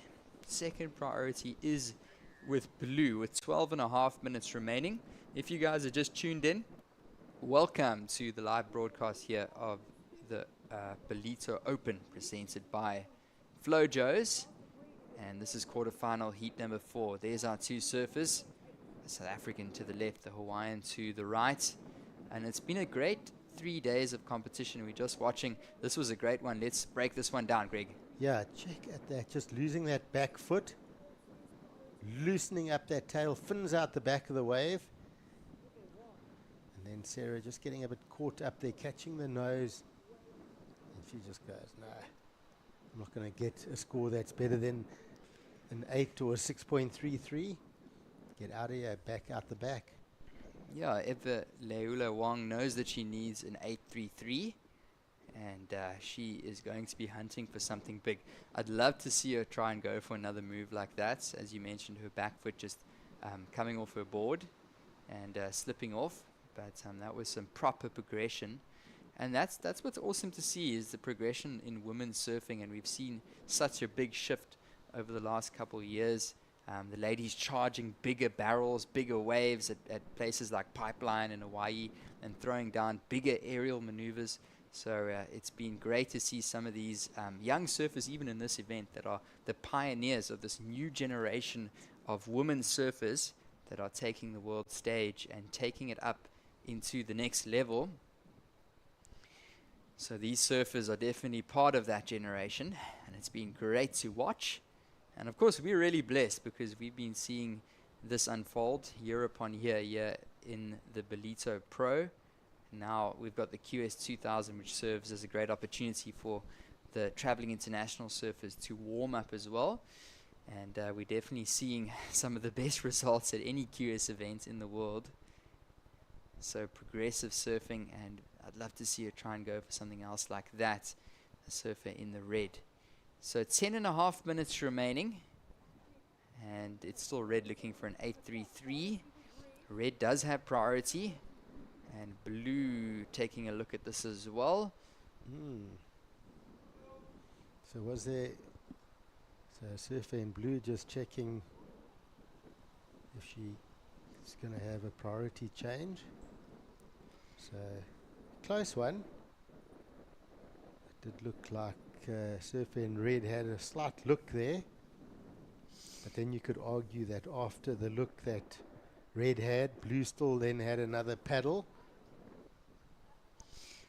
Yeah, I mean, blue had every right away to go there, and red ended up taking a look. So I don't know if she was putting her hand up to claim that she pulled the section down. I don't think so. No, I think she was just asking whether there's a priority change. But I think it's the right call because, you know, red had a little look. It wasn't really a committed paddle. But even if it was, surfer in blue had a committed paddle afterwards. So then she still had another look after red had stopped paddling. So either way, I think it would have still stuck with surfer in red, that priority. Yeah, so priority sitting with the surfer in the red with 9 minutes remaining. She is looking for that 8-3-3, the surfer in the red, Eva Weula Wong, the Hawaiian. And if we're looking at these heat totals, Greg, it's been a very good heat so far. It's been quiet the last 5 minutes or so, but Sarah Baum convincing with a 14.33 heat total, and Eve Wang with a 10.33. So we've seen a bit of a shift, and it does look like that tide is slowly but surely starting to push. And yeah, we're just crossing fingers and hoping that our conditions are going to stay pleasant and good. I don't think the wind is going to pick up too much throughout the course of the afternoon, and we should be in for some great waves. As you mentioned earlier, Greg, looks like the conditions will persist, and it will provide a great platform for finals day here at the QS 2000. So down to 8 minutes remaining. So a little bit of a quiet patch here in the ocean. We see the buoy out the back, just disappearing a bit, the yellow buoy where the skis sort of sit out the back there. So that means there's some sets coming, I think, but let's keep an eye on it. It does look like the ocean's bumping up. Surfers having a little look at that one, not enough salt and pepper on that, so they let it go. They want something a bit more spicy, something that's going to give them some nice double up wall. We do see the local surfer Sarah Baum with that 8-point ride for that one single really big maneuver on that solid set wave. And then her first wave, the 6.33, also just one maneuver, a committed turn. Of course, Eva Leula Wong opened with that 6-point ride. That was a fantastic first maneuver. She really pushed that tail out for that score. Surfer in red holds that first priority, chasing an 8.33. She knows it's going to have to be, first of all, a very good wave. She needs to choose a good wave, and then she's going to have to really rip through those turns to get that score. 100%. We see the Water Patrol heading out there. Of course, the Dolphin Coast Water Patrol doing a great job. So the team heading out the back, keeping our surfers safe. Of course, the bathers also. It's a great team. Of course, headed up by Steve, Brett, Grayson. All the guys have been involved here for so long. I was chatting to them earlier. It's so fantastic down here at the moment that water temperature is sitting at around 23 to 24 degrees at the moment, but the visibility is incredible. Out at that buoy at the back, the yellow buoy where they're sitting, it's about 5 meters deep. They reckon they can see the bottom perfectly. Sure. Like absolutely perfect visibility. Yeah, so that's quite interesting. That's how clear the water is out here at the moment. Yeah, it's absolutely beautiful here on the north coast of KwaZulu-Natal. And it is the middle of winter, but we got so many beachgoers, holiday makers that are just enjoying these subtropical conditions. Of course, we're about 29 degrees south of the equator, so we're still falling into that subtropical zone. So middle of winter, but the conditions and the temperature are still pretty high down here on the beach. So proper beach days, and the beach is packed. There's a good few hundred people on the beach watching on, and this one unfolding with 5 minutes remaining. The water's looking beautiful, as you mentioned, Greg, but we might see an opportunity here. This is our surfer in the blue going for a paddle under priority. So the heat leader, Sarah Baum, sets up. Oh, another vertical snap up off the top. So she can have a bit of fun riding waves. But Eva Wong, surfer in red, she has to just pull up the handbrake and sit and wait with priority. She needs a wave that probably matches the wave quality of Sarah Baum's 8-point ride. She needs that wave that gives her that good scoring potential. And just checking that replay, that was a seriously good turn. Yeah. Just the one maneuver again. But sure, she's really been focusing on those one big turns in this heat. Yeah, she did get rewarded with that 63 in the beginning of the heat, and it was a similar one. She went up right into the lip and she completed it. And there we go. up and riding. This is red. Ebe Leula Wong. Oh, pushes that tail, drifts the fins, doesn't hold on. But you know what? Well done to her. She's not surfing for a 4. She's surfing for an 8.33, and she knows what she needs. And she's got to get the set wave, and she's got to push hard. So let's watch her. I love the train of thought here. Drives off the bottom, pushes that tail right out. Now imagine she pops out of that, looks at the judges, she's asking the questions. That's what you got to do in this situation. It's a tall order considering the conditions. An 8.33, but Sarah Baum did get the 8-point ride with one maneuver. So if you do that and you throw that progression at the judges and ask the question, they've got to decide if they're giving it to you or not. Oh yes, they'll reward you. And I really like how she just chucked the fins out the back. So if you were behind her there, you could see all 3 fins just coming up right out of the top of that wave. And that just shows how hard she pushed. And as mentioned, I think the first one for Blue was 633. And I was thinking in my head that it looks similar to that last one of Blue. And the judges actually preferring it.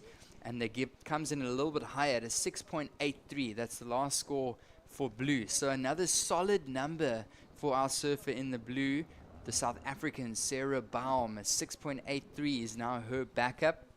And let's take another look at this one and break it down, Greg. Yeah, so I'm going to talk about this. Watch how she brings that board back to the right-hand side of the screen. And that's where I think the judges would have seen the difference, is how she rotated so far back into the pocket.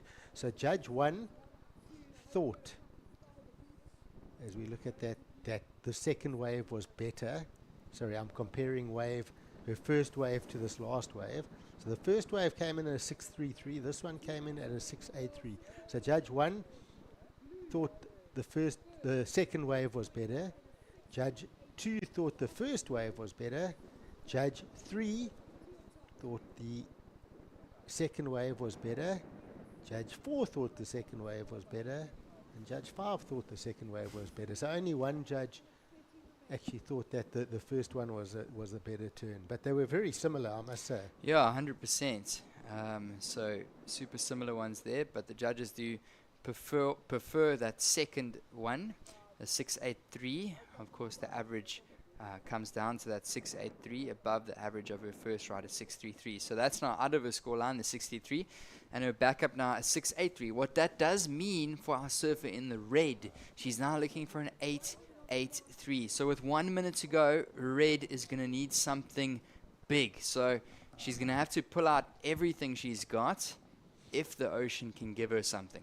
Well, an 8.83, you've got to have a couple of your judges thinking it's a 9. No, pretty much. Otherwise, you're not getting that score. That's a good point. Yeah, so she's got to go absolutely huge. Let's see what she's got. Spins a tail. I love the maneuver, but obviously not going to be the score. Yeah, she needs a big wave and she needs something massive. So she is going to go back to the drawing board. I don't know if she's going to get another opportunity. There's 25 seconds remaining. Wow, Greg, it's been a very convincing performance here from Sarah Baum. She has been looking great throughout the course of the competition. And it doesn't look like there's going to be anything on the horizon for red. So it is going to be a win for the surfer in the blue, Sarah Baum. So good news for the South Africans, and Sarah Baum looking really strong. And she's just going to keep her head here as she goes into the semi-finals. She wants to get another win. Of course, just came off a win last week at the QS 2000, the eThekwini Surf Pro. Can she go 2 in a row, back to back? Well, guys, Ballito Open presented by Flojos. We'll be right back.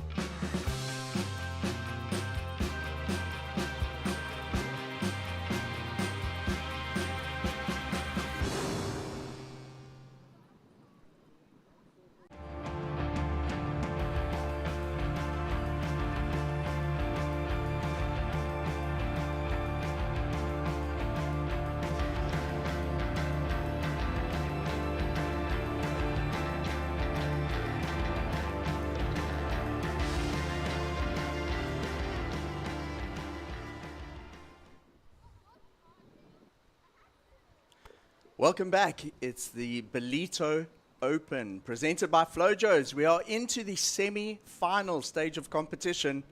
We have Jarvis Earl against Lucas Vicente in the first of the men's semi-finals. As on screen, you see a lot of Groms getting autographs from Sarah Baum through to the semis in the ladies division.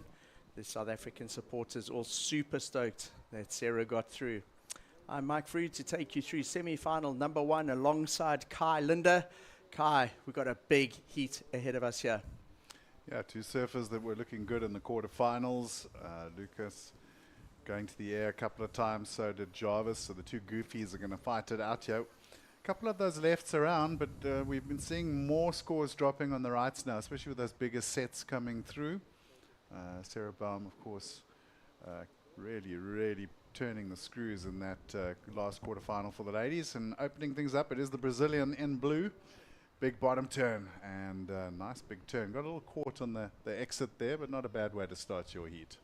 So Lucas Vicente, this is his first time in Ballito, Kai, and he said he's watched the Ballito Pro online. He's followed it for about the last 5 years, and has finally qualified to come through and surf the Challenger. And his coach said to him a couple of weeks ago that there is actually a QS event prior to the Challenger. And so he entered that, and he's super stoked to get some heat reps on the board well, prior to the Challenger. What an opportunity for the guys who haven't been here before. Not often that you get to have a little warm-up in a jersey prior to the Challenger Series event. That bottom turn, really like how this kid throws the board on the backhand. Very aggressive backhand attack. Fortunately, they just sort of hit a little bump on the way out, which maybe took a little bit of the sort of shine out of that one. But looking at the scores coming in, a couple of 4-5s, a 5. So starting things off with a 4-6-7. Not a bad way to start the heat. But I think we're at semi-final stage now. You've got some big names in these semi-finals, and you're going to need to be putting some 7s and 8s on the board. Absolutely. So no stranger to Ballito is Jarvis Earl. He's been here before in the red singlet. Jarvis got through a couple big heats last year, and he's actually also surfed in the Pro Junior. Yeah. He was the previous Pro Junior World Champion, Jarvis Earl. Yeah. And so heavy hitter, he is no stranger to finals, and up against Lucas Vicente here in blue. First time at Ballito. So these guys have surfed through a couple of rounds yesterday and today already. It's Sunday afternoon here on the east coast of South Africa, and we're into the semi-final stage already, Kai, of the Ballito Open presented by Flojos. The tide is coming in this afternoon. High tide is at around 5:30, so we will see it full in.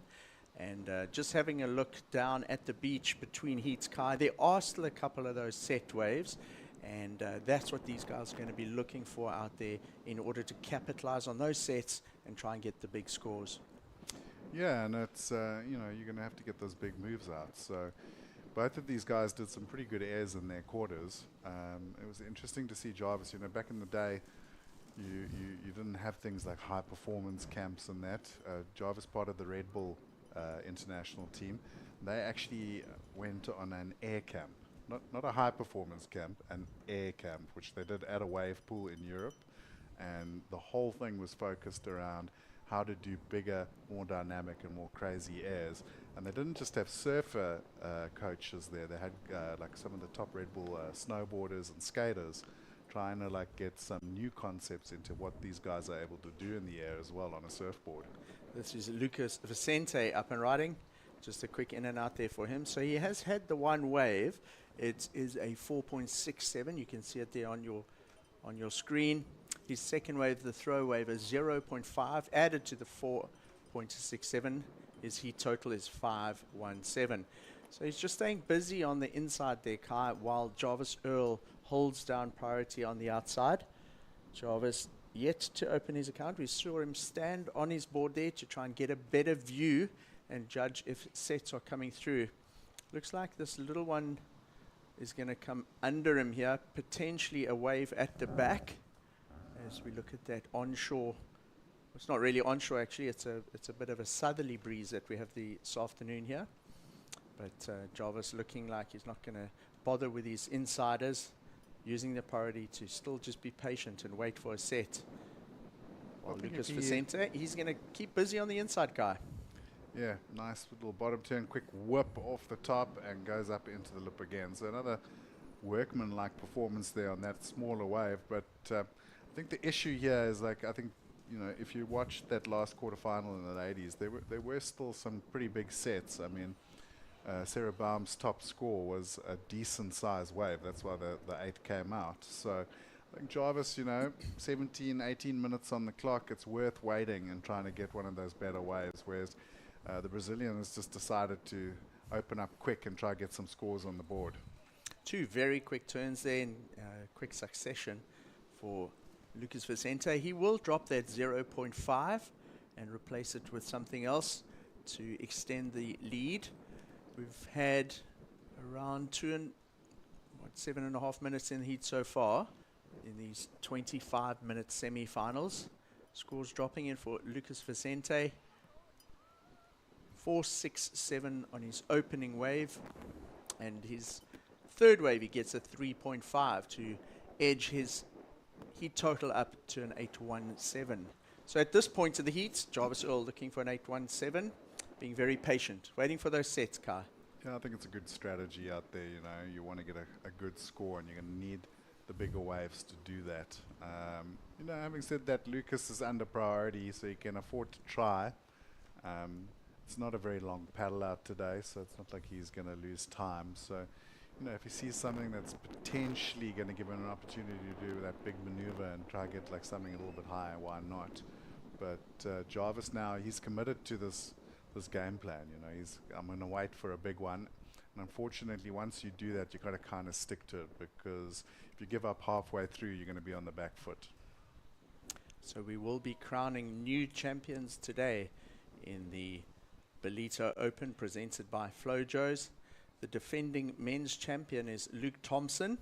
Luke went down in the quarterfinals earlier on today. And then last year's winner in the ladies was Sally Fitzgibbons. So Sally is not in this event today. So there will be a new name on the trophy on the men's and the ladies side once we conclude at the prize giving later on this afternoon. Have a look at this middle of the screen, Kai. Some interesting lines coming through. It's quite a bit further out, so Jarvis Earl makes his way further out. Has a little look at this first one. He feels that it's not worth throwing his priority at it, so he goes over the top. Lucas Vicente, he spotted something on the left. Talk us through this one. A heavy paddle there for Jarvis Earl. Yeah, he had to put some work in to get into this one. Waits for the turn, throws the fins up, goes down. So all that time now spent waiting, he's going to be thinking to himself, was it worth it? Has he chosen the right game plan? And these are the kind of little things that can play into the headspace. He had kind of committed for that wave, so you had to give it a crack. But he didn't ride out of this. He really got the tail out there, just unfortunately unable to ride out. So I think he had the right idea, though, because he's looking to flare it out, go establish a big score on the first wave and a high-risk maneuver, but maybe a little bit too risky and a double whammy for him because he doesn't make the move and he loses his priority. So Lucas Vicente out at the back now with priority, with 2 scores on the board. Not big scores, Kai, but a decent foundation to build the rest of the heat on. yeah, Jarvis has got to just shift strategy now. You know, he's in a different position, but he's going to get priority as Lucas takes this one. Little check float over the section, and then vop goes for the big turn over the section. That was pretty nice. So it'll be interesting to see. I think he might definitely improve on the 3.5 on that one. So building the house, as they say. I really liked that second turn. For me, that was better than the previous wave. Loads off the bottom, opens up the shoulders, throws everything at that second turn, gets the fins out. If Jarvis Earl had been looking at that from the back, he would have seen the fins come out. Look at this. Oh, lovely. Just pops it over, and he finishes off, looks back as the spray still rains down from the turn. So Not a very big wave, but if it improves his score, it's going to put more pressure on Jarvis as we down to 13 minutes to go in the heat, and Jarvis Earl with no real score on the board at all, just that 0.8 for that one wave where he fell on the rotation. Scores dropping in for Lucas Vicente. The judges seem to think that was the better or the best wave of the heat, Kai. Looking at the scores, they dropping in at a 5.5. So Lucas Vicente improving his situation further. Jarvis now looking for a 9.37. And we're down to 13 minutes remaining. So Lucas getting very busy at the beginning of the heats. He had that one wave and then he backed it up with a 3.5 and then got priority. Used that priority to increase his lead further. A little bit of pressure now on Jarvis Earl. Kai.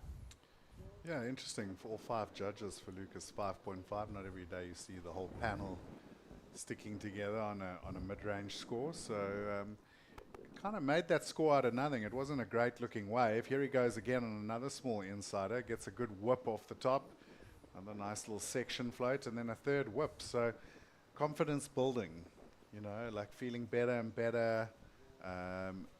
You know, I'd say Lucas is feeling the groove. He's not getting the best waves, but he's starting to really manufacture some scores. Staying very, very busy to establish and hold on to the lead here in the seat. If that comes in higher than his previous waves, Jarvis Earl could go into a combination situation. Kai. First turn was good, nice little float over the section, then gets it back up into the lip again. So 3-turn combo, gets a 6.5, so he's improved, and now Jarvis sitting in combo with 11.5 minutes to go. So it's interesting, we look at the previous heat again, had those sets. This heat hasn't had one. So there's definitely that ebb and flow, and you're looking at like little pulses of maybe 3-4 sets only every 20 minutes to 25 minutes. So if you're looking at that and you're a coach or you're the surfer and you're paddling out for your heat, where are you in that period? Like, are you going to be in one of those pulses, or are you going to be in one of those slower heats? And Lucas spotting the gap here and going, I think I'm going to be in one of those slow heats, so I'm just going to get going and not wait for the sets. So if you'd been timing those sets from when Luke Thompson's heat was earlier today, we had that heat with Winter Vincent and Jackson Bunch when it really pulsed. If you'd had a stopwatch or even just on your watch and you'd been timing the gaps there, you would have been able to, like you say, establish whether this would have sets or not. So good point that, Kai.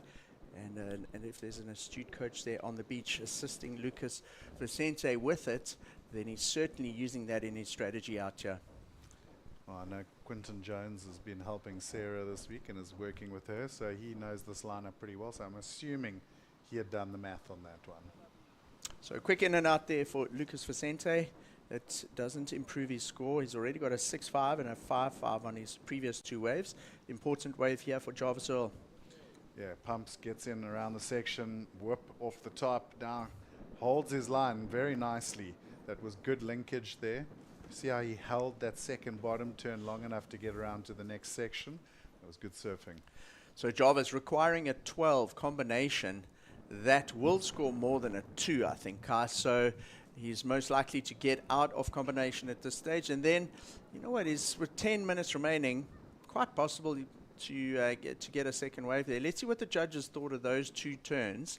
They're going to compare it to that 5.5 of Lucas Vicente that also had the 2 turns. They can have a re-look at that wave and then compare Jarvis Earl's to that one, and then put a score up on the leaderboard here out in the water. This is Lucas staying very busy on the inside. Gets a big turn in. Yo, that board's looking so loose and fast on those little waves, Kai. Yeah, that was some tight surfing in the pocket, getting 3 turns where most surfers, I think, would have been closer to 2. He's not the biggest guy in the world. He's quite small, so he's got that advantage in these smaller waves. But definitely a nice tight fulcrum there off the bottom and through the top. The judges are having a serious look at that wave of Jarvis's. There's still no score, so they are looking at the replays and making sure they get the right score. I think it's going to come out as a pretty good score. and he'll certainly get out of the combination situation. But now, you know, you look at that last wave again, 3 tight little bottom-top combos. What's going to happen with the score for the Brazilian now? I was just thinking when we were watching Lucas Vicente's wave there, in the bigger picture, in the context of the Ballito Pro here, we wouldn't have seen Lucas Vicente before. Look at this left. That's his previous wave. We just quick in and out there. And are we going to see another replay? Not just right yet. So, you know, we wouldn't have seen a guy like Lucas Vicente. And what this Ballito Open allows us to do is also to get to know the surfers a little bit better before the Challenger Series unrolls here at Ballito this week. Lucas Vicente, very busy. Goodness, how he's already had 8 waves. This is his 8th wave of the heat. Probably not going to improve with that one, Kai, but certainly getting tons of heat experience and just wave riding. Time on the board out there for him. Yeah, well, 7.5 minutes, a 7.5 coming through for Jarvis. The judges did like that big 2-turn combo. I thought it would go into sort of the good to excellent range, and now needing only a 4.5. So 2 waves versus 7 waves, but Lucas gets a 6.0 for that last ride, so puts the requirement up a little bit, a 5.0, but suddenly maybe the game plan not looking so bad for Jarvis. Only 2 waves, but he's only needing a 5.0. He has 2 waves. Important Jarvis wave here for Jarvis riding. 2 waves. Not sure Important if wave that here is for Jarvis Earl. live action. He has 2 waves. Important wave here for Jarvis Earl. Yeah, I think it was the gets in replay. around the section. That was that first turn. You Off see the how he top, just down. waited for the second Holds his section. line. That was Very really good nicely. surfing, and that's That why the was judges good. rewarded it. So, Kai, this is actually a really good example of how to manage a heat if you do find yourself in a combination situation. Sometimes an inexperienced competitor might panic a bit, go to the inside, get busy to try and get out of that combination situation. A surfer of Jarvis Earl's pedigree, a previous world champion in the Pro Juniors, he knows, looking at the time available, he got out of that combination situation with 9 minutes still on the clock. And we know if he's able to get a little left or right out there, he very easily can get that 5, which is now his requirement. I think this is Lucas looking at the left now into the wind. You knew he was going to go for the air. Wow, I don't know how he actually pulled that back. I'm looking forward to the slow-mo replay because his board actually tweaked a little side on there, and he somehow managed to pull it back down. Man's got long toes. That was so similar to the airs that he did in the previous heat that we were watching, and utilizing that left to very, very good effect there. Do you remember he had those 2? The one he did the rotation, went into a second turn, and then the other one he had in an earlier heat, he landed but didn't sort of ride out into the next one. And in that previous heat, just the 1 turn is what got him the bigger score. His requirement. So let's see what that drops in at. So watch here, he hits the boost, the board goes almost flat to the beach, so he did really well to pull that back in. I think the judges are going to have a good look at that one because it was almost the full rotation and a very clean landing. Did you see how his back foot came off the tail pad, and then as he landed, his feet were actually quite close together. His back foot was maybe a couple centimeters ahead of the tail pad, and then as he landed, he adjusted, put that foot back into place. A lot of very, very technical details in that wave. There you go. He really got into this one. Little late on the launch maybe, but I love how he tweaked the board out towards the beach and doing very well to pull that landing nice and clean. He gets a 6.73. So again, just turning the screws, pushing the pressure down on Jarvis. Now from a 5 to a 5.73 on the requirement. So, you know, Jarvis is going to have to really get something going soon. 4.5 minutes to go, but already with a 7.5. He's got the highest wave total, so he knows he's got the game. Just needs to find a canvas and hopefully can get the score in, but it's going to be a tight finish. Yeah, Lucas Vicente, 6.73 for the air, and then one of his earlier waves, that's 6.5. If he can find something with an air like that and a second turn, he could perhaps go into the same sort of range as the high score of Jarvis. Here you go, Kai. Well, he's found the lefts. He's going for the airs now. Gets the grab on that one, just landing on the back of the wave, though. And I see a paddle in the back. Here we go. Jarvis up and riding. Gets the first turn. holds it around. Oh, that was a nice second turn. So maybe not quite as good as that 7.5, but it's going to be up there. He needed a mid-range score, and he hit both of those turns in the absolute sweet spot of the wave, the steepest, most critical little pocket of the wave. And we know that because of the amount of spray that exploded out of the wave as he hit both of those turns. That second one especially, on the replay, as I'm sure we'll see, the spray went right out the screen. So very snappy, fast surfing there from Jarvis Earl. And if you compare that to, what was the 6.5 that Lucas Vicente got earlier? That was 2 turns on his backhand, if I'm not mistaken. Yeah, I think that was really good timing. You know, the timing of his surfing is so good, even in that previous one. You watch here, so it takes off, eyes the first section, nice power whip, then comes around and absolutely jabs it off the top. Smaller wave. I don't think it's going to get to the 7.5. Wow. Lucas blowing the tail, but not going to ride out of that one. But I think he's in the region where he's definitely going to clear that 5.73. I have a feeling we're going to have a situation change with 2 minutes to go. If that does happen, then Jarvis Earl certainly, it would have paid off immensely, having that patience at the beginning of the heats and focusing entirely on that first big ride, which was the 7.5. Look at this, Kai. Lucas Vicente has had 11 waves in the heat, and Jarvis Earl has had 2. That's a big difference. On screen, we see last of Lucas Vicente. Oh, flares it out, but overcooks the turn and doesn't make it. Back to live action. So wave number 12. Wave number 12. Lucas is, you don't get scored for the number of waves, unfortunately. Otherwise, Lucas would be miles out in front. Well, in the old days, of course, we had a limit as well. You had 10 waves. That was it. If you went over the 10 waves, you had to come to the beach. So Lucas Vicente still holding down the 6.5 and the 6.73. Jarvis Earl's last wave, Kai, comes short in at a 5.33. Goodness me, it's just short with 1 minute to go. Now, who has priority? Jarvis has priority. 1 minute to go. There's most likely only going to be an opportunity for one more wave. Does he come in and try and get a smaller one, perhaps one of those lefts, and go for something spectacular? Does he be patient and wait for the last 10 seconds and see if a set comes? There is a bit of ocean energy coming through into Ballito. He may pull the trigger on that left. He doesn't. One more, 40 seconds to go. It does look like some lines coming through Kai. Wow, what an exciting end here to semi-final number 1 at the Ballito Open, presented by Flojos. Well, he's going to have his opportunity. Takes off.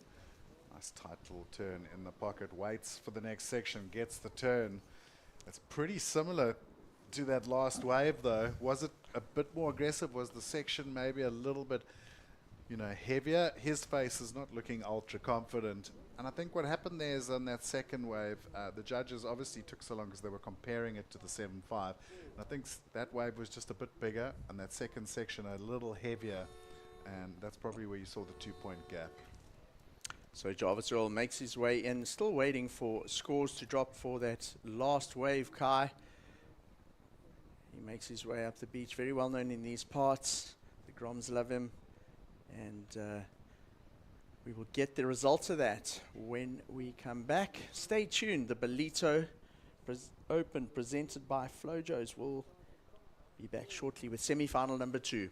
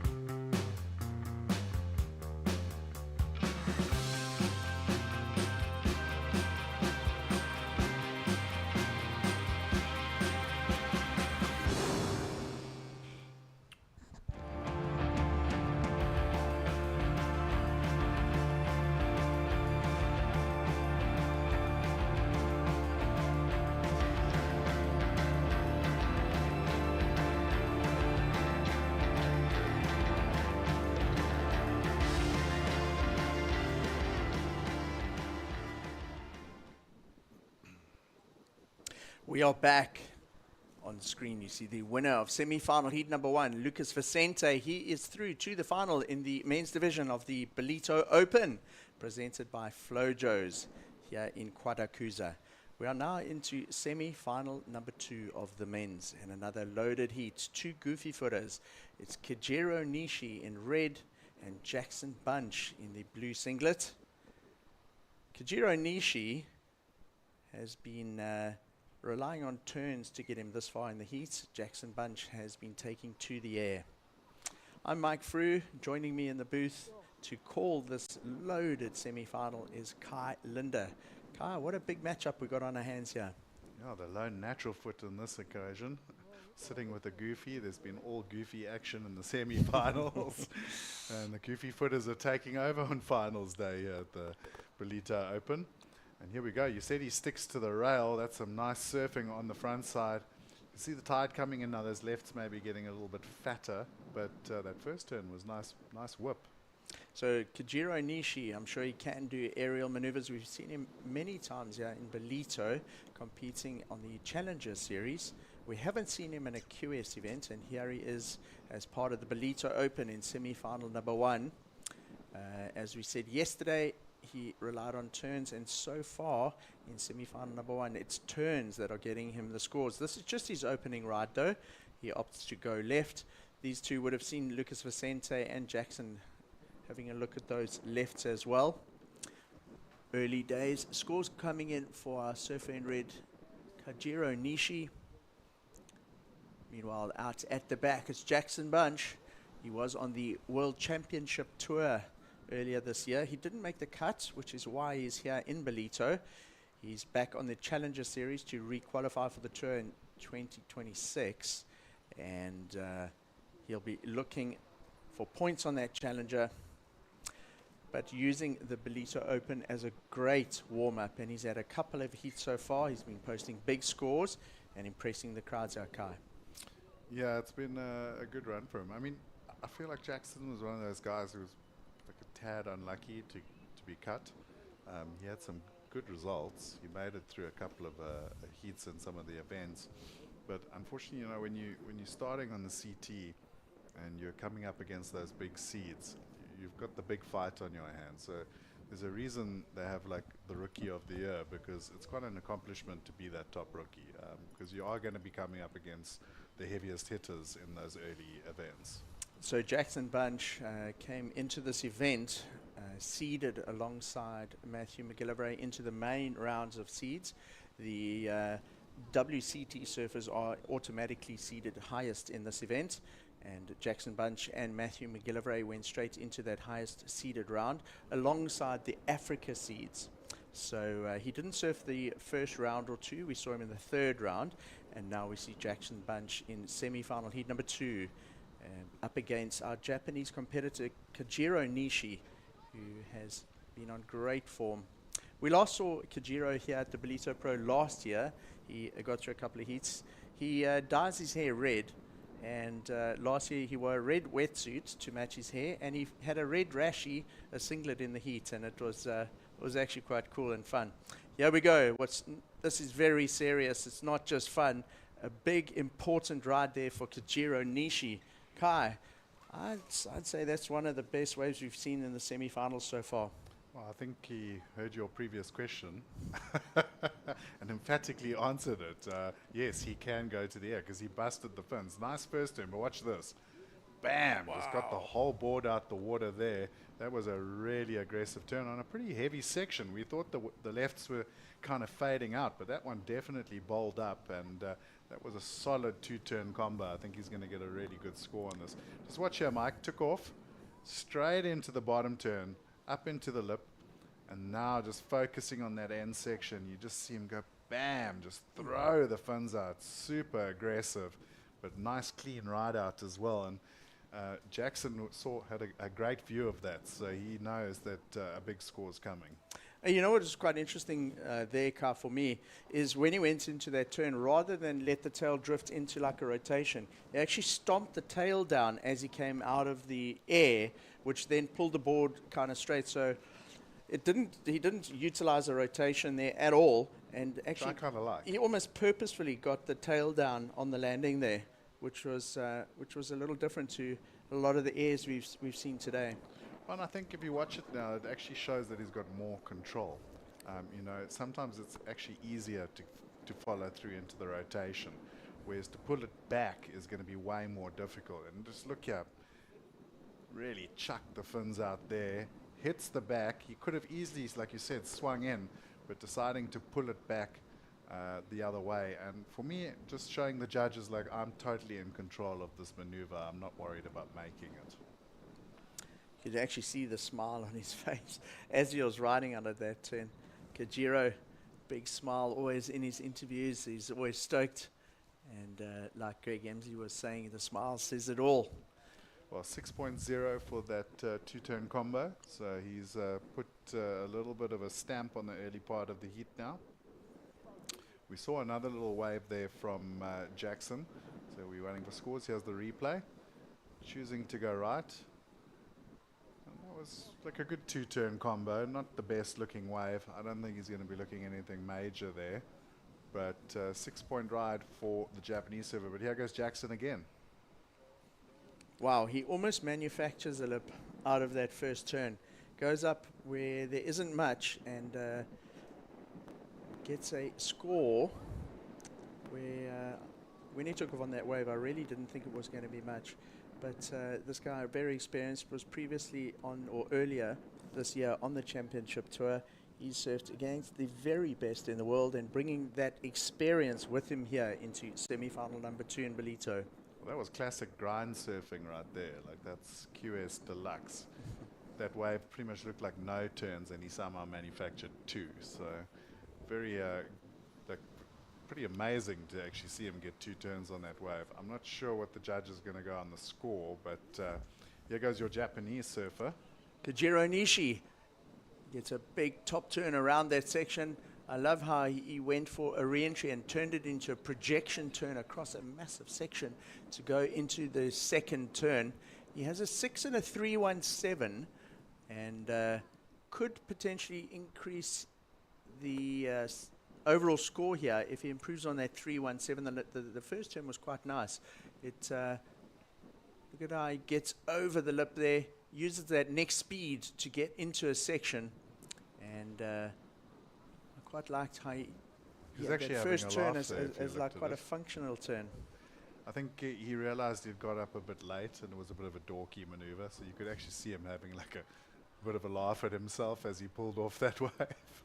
And like you said, he's like one of those surfers he's always got a big smile on his dial and having a good time. So I don't think that one will count. He'll chuck that one away and look for another backup score. So that 2 turns of Jackson Bunch comes in at a 3.9, Kai. It's his highest of the heat so far, the one where he took off and almost manufactured that first turn and straight into a second one. We await that last score of Kajiro Nishi. This is Kajiro Nishi 6, where he did the air. We haven't seen an air of that nature today so far. All of the ones that we've seen have had a rotation on it as well. This is a little back to live action. It's Jackson Bunch. Just the one turn straight up at that section.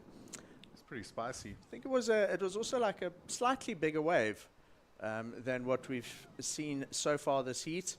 But you feel like you might have needed to get 2 turns in there, Kai. It was a radical turn, but maybe not radical enough to get him out of the situation, because was that one turn worth a 5 to 8? Yeah, it's interesting because you look at that last quarterfinal of the ladies, Sarah Baum getting an 8 for one turn pretty much, but it was a bigger wave. It was definitely one of the bigger waves we've seen today. Looks like Kajiro is going to have a look on this one, Mike. So the 4.57 for that last wave of Jackson Bunch, not enough. So Kajiro Nishi continues to build his heat and chip away at an even bigger lead over Jackson Bunch. 2 turns though. I don't know if you think that would be better than his 317 car. It was a bigger wave. That first turn was a little softer. Goes into the second one, a little bit sort of bumpy on the way down. Possibly not not better than his previous scores. The only good thing there, I reckon, was the size of the wave, but the section didn't offer him that same cupped out opportunity next to the lip to smash some turns. Yeah, comes in at 3.8, so nothing really there. I think if you look at that 6.0, Kajira needs to be looking for another left bowl. He's really looked dynamic and aggressive on his front side. So far, his backside waves in the semi-final have not really looked anything spectacular. Not to say that he can't surf good on the backhand. I've seen him do some great backhand surfing earlier in the event, but right now with that little cross-shore wind and he's just been looking so in tune with the front side surfing and getting a little bit more radical. So I think stick to the game plan that's working for you. If we have to compare this to semi-final number 1, I feel at this point it's a little bit more evenly matched because each surfer's had sort of 4 or 5 waves. Jackson Bunch only needs a 5-4. The highlight of the heat so far has been that 6, the aerial maneuver from Kajiri Nishi. But if you compare it to the first semi-final where Jarvis Earl was so patient and Lucas Vicente was very busy getting scores for under priority, this one a much more evenly matched because we're into 12.5 minutes and Jackson only needs a 5-4. Yeah, and I think it's been pretty tight so far. These two kind of fall in the middle of those last two surfers in a way. So it's going to be interesting. Let's watch this. Jackson takes off.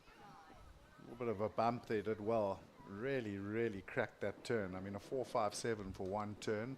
Pretty dynamic though. This one, not so good. I mean, not a bad wave, but nothing that really sort of put your hair up on end. So I think Jackson definitely taking the exchange, and that was good work by the judges. But Kajira with that 6.0 on the front side, that was the best turn of the heat so far. So Kajiro Nishi at 3.8, he did improve slightly, but not massively out in front. Remember that last semi-car, Jarvis was in a combination that he had to break at this stage around the 10-minute mark, where Jackson Bunch only requires a 5-4, and a surfer of his pedigree, a championship tour surfer this year.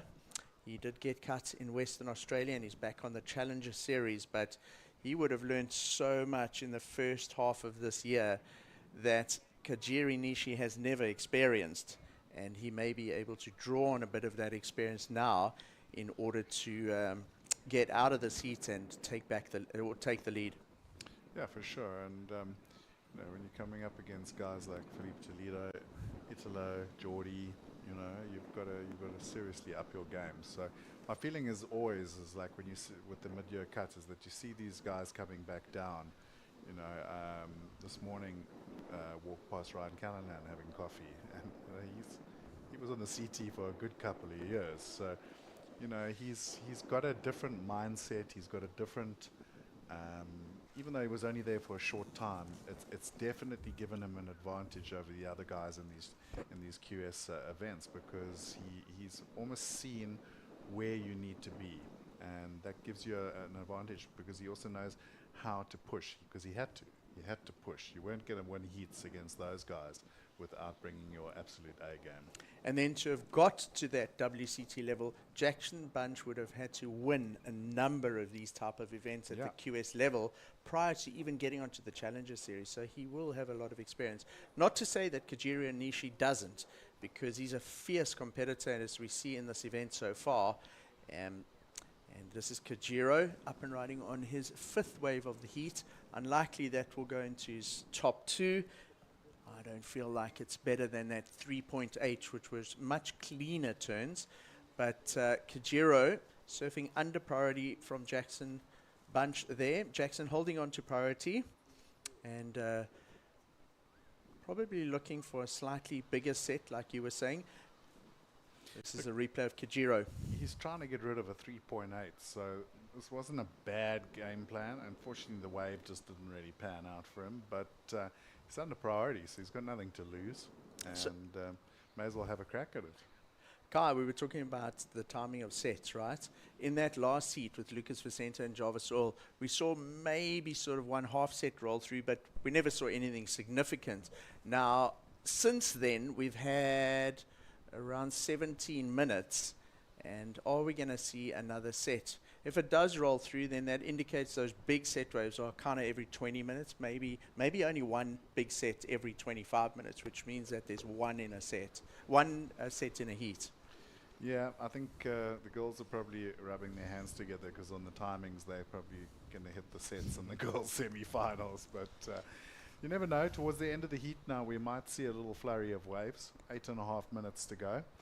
You see the beach scenes there here in Ballito. What a place to be in winter. Nice warm sunny days. Everyone's in bikinis and board shorts. And now Kajiro finding another little left ball. The first turn looked great, but that one just faded out. 8 minutes remaining. Kajiro staying very busy, under priority from Jackson Bunch. Jackson just patrolling the lineup up and down on the outside, waiting for a set wave probably, while Kajiro on the inside just staying busy. If you get something that gives him a little surprise section there, we have that aerial in this heat, which is the single high score, that's 6. It proves that he can certainly do aerials. Jackson leaving that. Now, Kajiro going left, Kai. Well, not a bad call. He's got some momentum going down the line. Boom! Throws a big area. And you saw the smile and the laugh because Jackson let that one go with priority. Jackson had a clear look at that wave. You could see him look left and right. He felt that it didn't have the scoring potential. Now I'm really interested to see if this goes higher than a 3.8, because if it does, then Jackson Bunch's requirements could potentially go into the 6s or even 7s, Kai. Well, my feeling is the judges have to go higher than the 3.8. That was probably the sort of second most dynamic move of the entire heat. Watch here, he takes off and you can see that this thing's starting to bowl up. The launch pad was super clean, like really nicely done.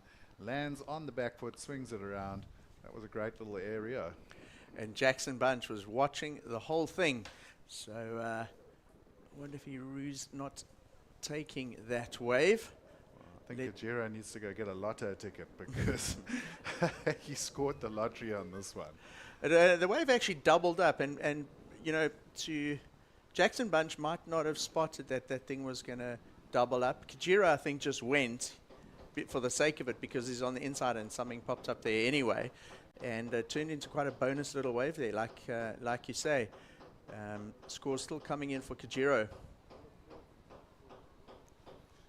Well, 6 minutes on the clock. It's a 7.0, so it goes highest wave of the heat. And now Jackson needing an 8.43. And looking at what he's done so far in the heat, and I'm talking about in this heat, it's been sort of little backhand turns, and it's just not going to cut the mustard on this one. Kai, with 6 minutes remaining, the score drops in. Kajiro Nishi for that second aerial. The judges loved it. They gave him a 7. Now the requirements has changed completely because now Jackson Bunch requires a wave in the excellent range, an 8.43. He's paddling into this one. He goes right. So far, these kind of turns, the 2-turn combos, have only provided 3s and maybe into the 4 range. We've got a 3.9 and a 4.57 for 2 turns. He's most likely going to have to go to the air and mirror something like what Kajiro Nishi did for that 7 and that 6. 5 minutes remaining, Kai. 5 minutes on the clock. Come on, let's see if we can see Jackson or get Jackson Bunch to take to the air and potentially snatch the lead here. But quite a steep requirement now. Well within the excellent range. What did you think of this one, Kai? Nice little first turn. Got caught on the second there. You could just see the body language actually. He was like, oh, that's not going to do it. So, yeah, Jackson's going to have to do something different here. The game plan's not working. Highest score of a 4.57. He's up against a 7 and a 6. So, needing an almost excellent score of an 8.43.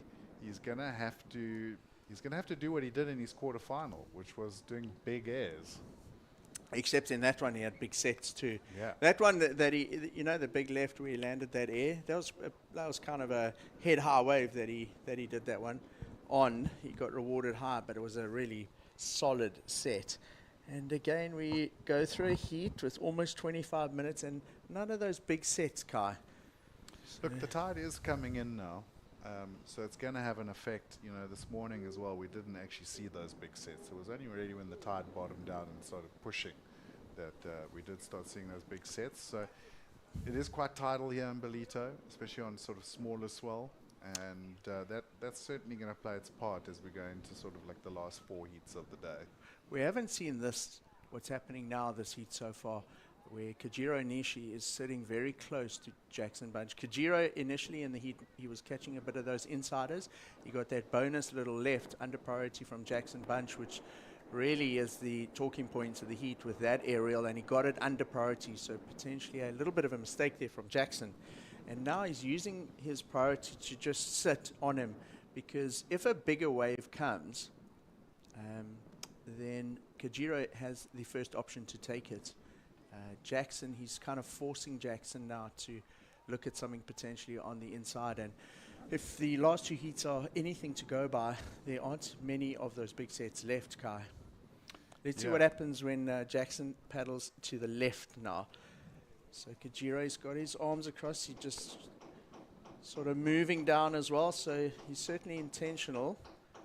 Talk us through this one, Kai. Yeah, it's a tough one because he thought he might just sneak into a little left there, but didn't really pan out. You see where Jackson is on that bank? He's very, very close in. He's probably 4 or 5 meters in from Kajiro Nishi. He's sneaking across to the left here. Those are very small waves. And the thing is, you would have surfed this peak as well. We've surfed it many times, Kai. It's quite a weak wave in front of those rocks there. It's really, it's breaking on a very shallow little sandbank there with a little bit of rocks around it, but that wave is always super weak. The waves with a bit more power out at this break are these ones that are coming now. And Kajiri, with priority, is he going to use it? No, he didn't. That was did he really paddle clever. there? I kind of feel like Kajiri was in the right there. He had a look, but he didn't paddle. Didn't commit. And I'm sure Jackson's going to make a scene. Look, the priority judge gave it to Jackson. I feel like Kajiro could be a little hard done by there. I didn't feel like he really committed. Like, yes, he had a look. You're allowed to have a look, though. You know what, Kai? I think he actually did do one paddle stroke with one of his arms. He certainly had a bit of forward momentum with his board. I thought he was going to take it to block Jackson, and he pulled out at the last minute. Now, with a surfer of Jackson's talent... He had 2 strokes there, so you're right, Mike. With a surfer of Jackson's talent, is that going to be a mistake, letting Jackson get that priority now with 1 minute to go? Kajiro probably a little bit upset with himself for letting that happen. 1, 2. So you basically have to show intent that you're going to catch the wave, which Kajiro clearly does there. Priority judges give it to Jackson. So there's nothing Kajiro can do now, really, Kai. He's just got to wait this minute out, see what Jackson does. Look, he's moved right away from him. The pressure is off, and he'll just be hoping that another set wave doesn't come through. But with 40 seconds remaining, check this. There are couple little lines coming through. Kajiro's just going to get another inside and might see another air, Kai. For a second, I thought he was going to get a little barrel in that one, but it just kind of pushed him out. 20 seconds to go. This is make or break time. Jackson's found a little left bowl. So nice first little turn. Now he needs the big finish. Bam! Throws the grab. Rio. He had to pet the cat a bit to get the landing done, but he has done it. So he's still going. He's still going through to the inside and onto the shore break. So, goodness me, with 2 seconds to go, the heat winds down. He gets a turn and then goes to the air on the second one. It's going to be a close finish here as the judges deliberate and relook at this. Talk us through this again, Kai. Well, I don't know where he found the wave, first of all. Gets the little turn, not much in this. We knew he was going to get it down the line looking for the air. Nice, clean launch, gets the method grab, lands, gets a little bit stuck on the landing, though. Like you see him petting the kitty there. Nice kitty, and he gets into it. So he did ride out of it. They're going to give him the score. It's just how much are they going to deduct for that landing? Because it was a radical air, and he did stick the grab nice and solid. Important score because it determines whether he goes into the final of the Ballito Open presented by Flojos. We'll let you know the result as soon as we are back. Stay tuned to the Ballito Open presented by Flojos.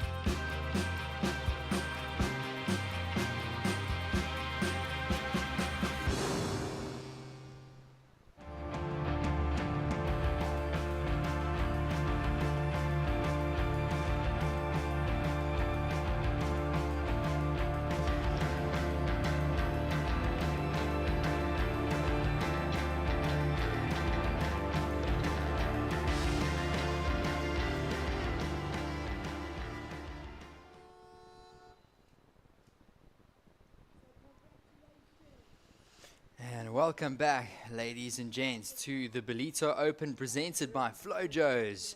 And this is our first semi-final heat for our women's division down here. And that was a great finish there. That was the semi-finals from the men's. And it's Keijiro Nishi advancing through. He's been on fire, so we'll see him a little bit later in the final. And through to the ladies' semis, Teresa Bonvalou and Kira Pinkerton out in the lineup. And here we go with Surfer in the red. I'm being joined in the commentary booth with my co-commentator Greg Emslie, and we're going to be taking you guys through the next couple heats. So stacked heat out here in the water. We see both these surfers been on form, Kira and Teresa. So Kira Pinkerton in the blue and Teresa Bonvalou in the red. So Teresa's very well respected within the competition. She's been to 2 Olympics, both Paris and Tokyo.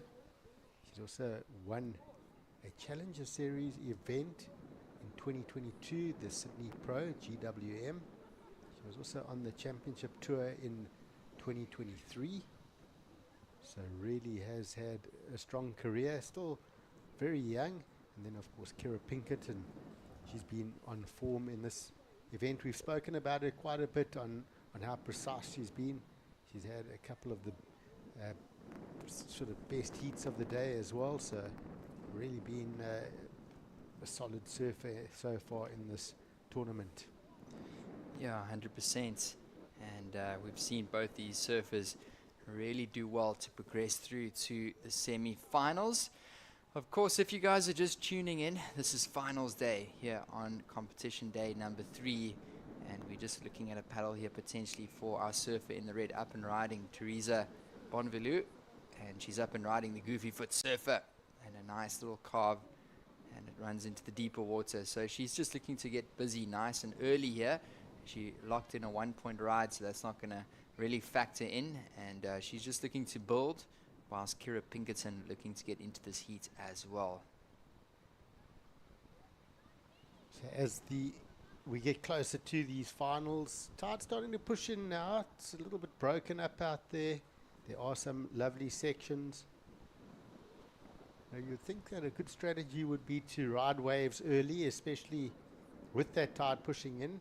It can soften quite quickly. So the earlier you get those waves under your belt, the more chance you have of those bigger set waves standing up out the back. Yeah, 100%. We are still looking at a bit of a pushing tide, as you're saying, Greg. And we're just going to look at this replay here. And just going out of picture there, I'm sure we'll see another opportunity. Here we go. That was the right angle. Teresa Bonvalou. Yeah, nice turn to start for Teresa. Just working that one through. She got a 3.5, so it's the smallest score to start. But gets the lead early on. Kira Pinkerton, she will just, she knows what waves she wants. And Kira really liking those running right-handers along this bank. She's got that forehand whip off the top. That's very strong, that snap. So she'll look for that with first priority. And I mentioned she's been working really hard on her surfing. We've noticed it from year to year, how precise she is with her decision making, and also working a lot on her actual style. I actually spoke a bit last night with Brad Gerlach, and Brad, with his wave key program, said he's been spending a lot of time with Kira, working on her surfing, as well as her mental game, heat preparation. He's been working on a lot of her front leg, getting it more bent through the turns and getting that compression, and you can see how vertical Kira is getting on those maneuvers, and also out of the turn she's really pulling that body around, bringing the rotation nice and strong under the lip, and then bending that front leg as well through the ending of that turn. So Brad Gerlach, very knowledgeable, and you can see it showing through Kira's surfing as well. I've been very impressed with her in this event. Yeah, it's definitely working. In the last quarter-final heat, she ended up scoring a 7.83 and a 7.0. So one of the more convincing heat wins of that round was the surfer in the blue, Kira Pinkerton, coming out of the US. And yeah, it definitely looks like she is on a good trajectory through to the next heat, which is the semi-final. And just eyeing this one is surfer in the red, Teresa. But meanwhile, surfer in the blue now up and riding. It's a little bit of a smaller wave, but she's going to try and make the inside connector. And she finds not quite a finish there, but that was Kira Pinkerton. And she's just building. And we do have 19 minutes remaining. The last score for red did come through to 3.5 for Teresa Bonvalou. That was the Portuguese surfer in the red. So Kira is going to lock in a score onto the board. And yeah, I just was on the beach now, Greg, just watching some of the men's heats, and there's lots of scoring potential. We're seeing some bumps come through. I'm excited to see this one up and riding red. Yeah, big turn for Teresa. So the one single maneuver, we've seen that all day, fetching a good number. So that a bigger looking wave, a nice drawn out wall, lovely clean section. She sets it up, got it right up there in that top pocket. And we saw earlier on the ladies' side, South Africa's Sarah Baum getting that turn and really getting some solid numbers, even going excellent. And let's watch this replay. Sets up off the bottom, whacks it nice and strong in that top pocket. So that's going to be a solid score to add to the 3.5 already in the scoreline for Teresa. So she'll be really happy to have picked up on that wave. Yeah, Teresa Bonvalou, she's having a good season so far. Of course, her energy is going to be focused onto that Challenger Series event, which is starting tomorrow. But great to get some time out in the vest. She had a third place finish at the Newcastle Surf Fest at the Challenger Series. And of course, she's just looking for a good result. She wants to get back onto that championship tour. And that's the goal for all of these surfers out here in Ballito, traveling from all over the world to compete here in South Africa. Of course, one of the Challenger Series stops here at the Ballito Pro. And we are excited to see the score drop in from last of red. Our lady in picture there, Teresa Bonvalou. Last of blue did come through to 3.53 for Kira Pinkerton. So she'll look to try and find two good scores and to take that 3.53 out of her scoreline eventually. Reason being is last of red does drop through at a 6.67. So pretty decent number there, Greg. Yes, solid score. And that's what I mentioned. If you can get those waves early on that stand up out the back, this tide is going to come rushing in. And there we go. It's an outside turn. Big hit. I love how she pulls that board back underneath her body, gets her head over the center of the board, and rotates that board all the way back to the beach. In fact, even past the beach on that rotation. And that looks good from the beach. 6.67. Yeah, she'll be stoked with that number. Yeah, the surfer from Cascais in Portugal is currently in the lead with a heat total of a 10.17. So with under 10 minutes into the heat. We got 16 and a half on the clock. Just over 16 minutes. She's off to a pretty decent start. And Kira Pinkerton now looking to attack. She's eyeing this one. She's paddling hard. Here we go. Surfer in the blue. So Kira up and riding, snapping off the top. It's going a bit soft, and that's what I spoke about. Be wary of this tide. Rushing in, softening up the waves. You've got to find those set waves, and wow, Teresa on a roll now, finds another runner.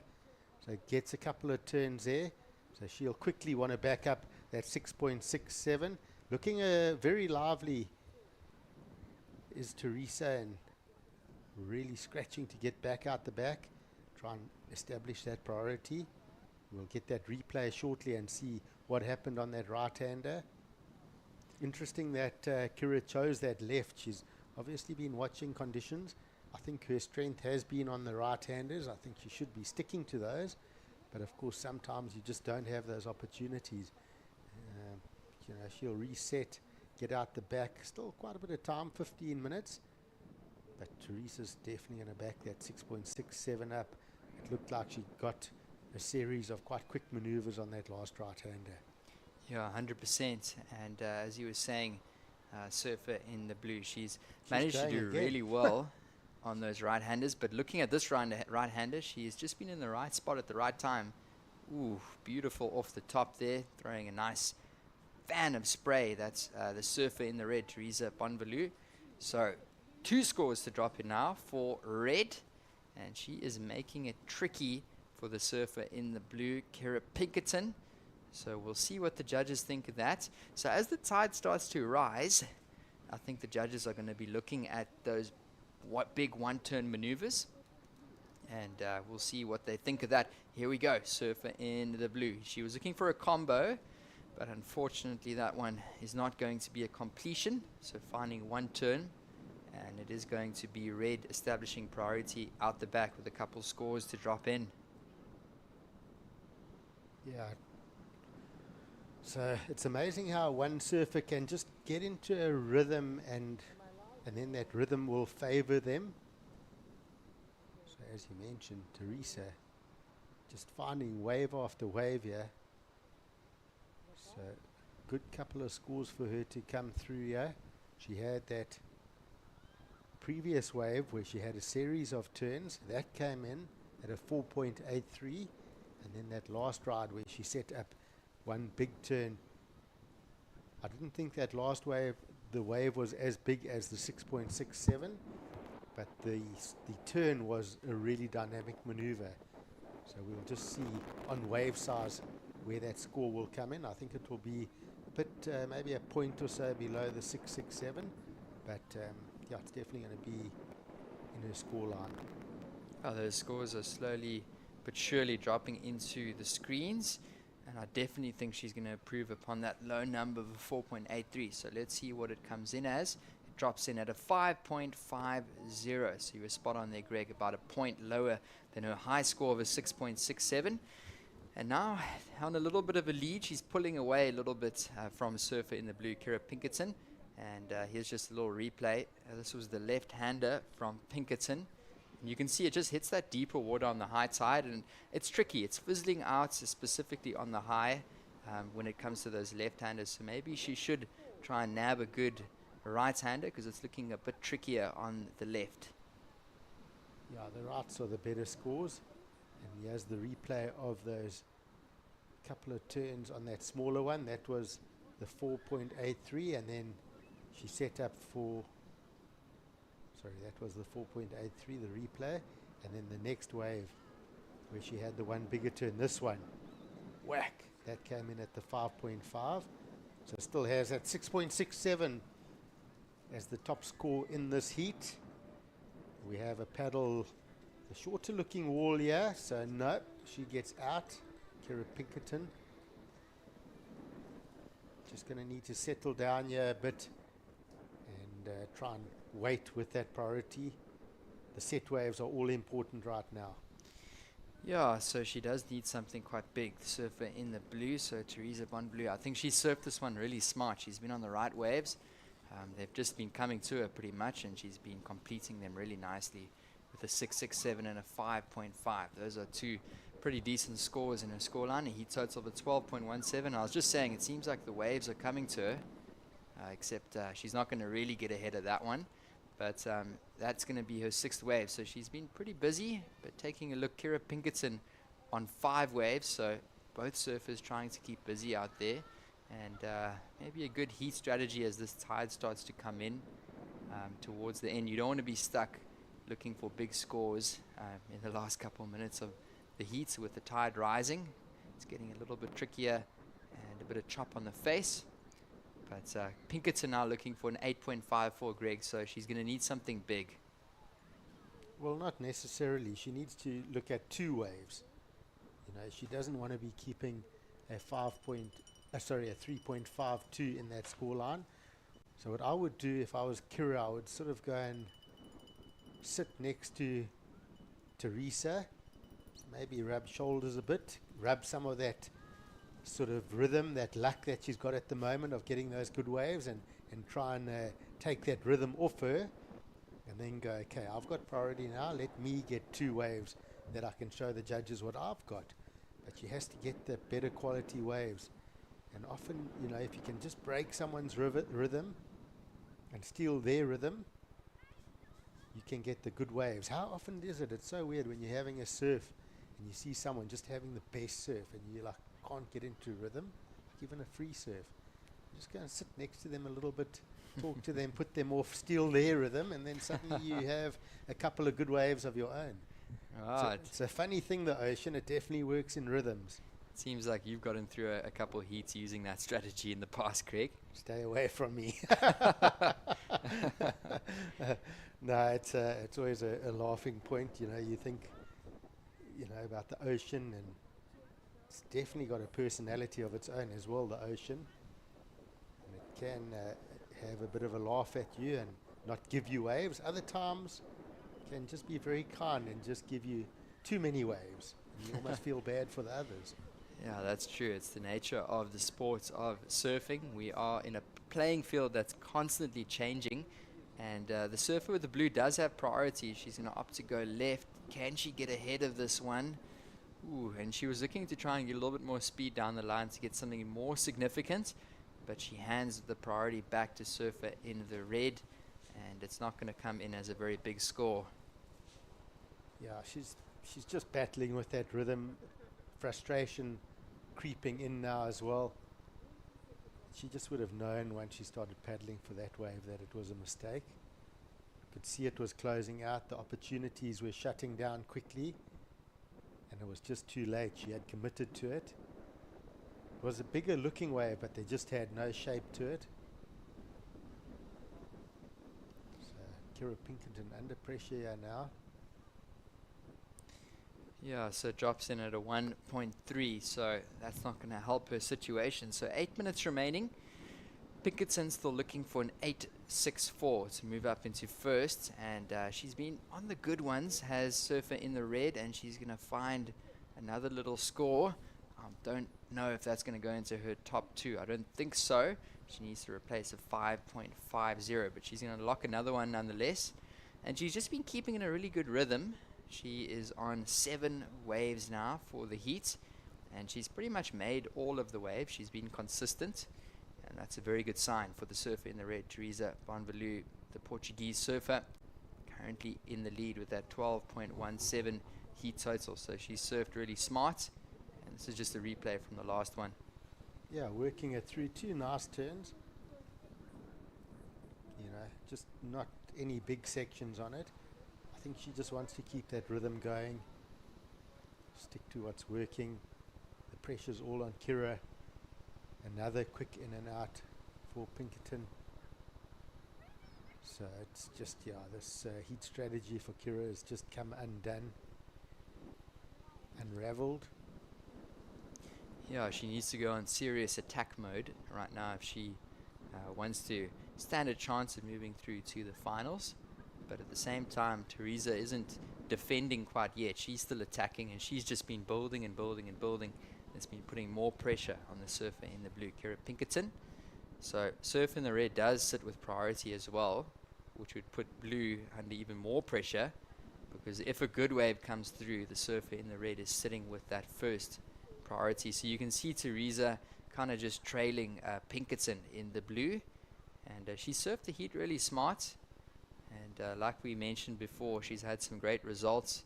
3rd place at Newcastle, and of course she's just looking to get a great opportunity to get a high rank here in the Ballito Pro. So from what we're seeing here, Teresa is going to be ready for that pro, that's for sure.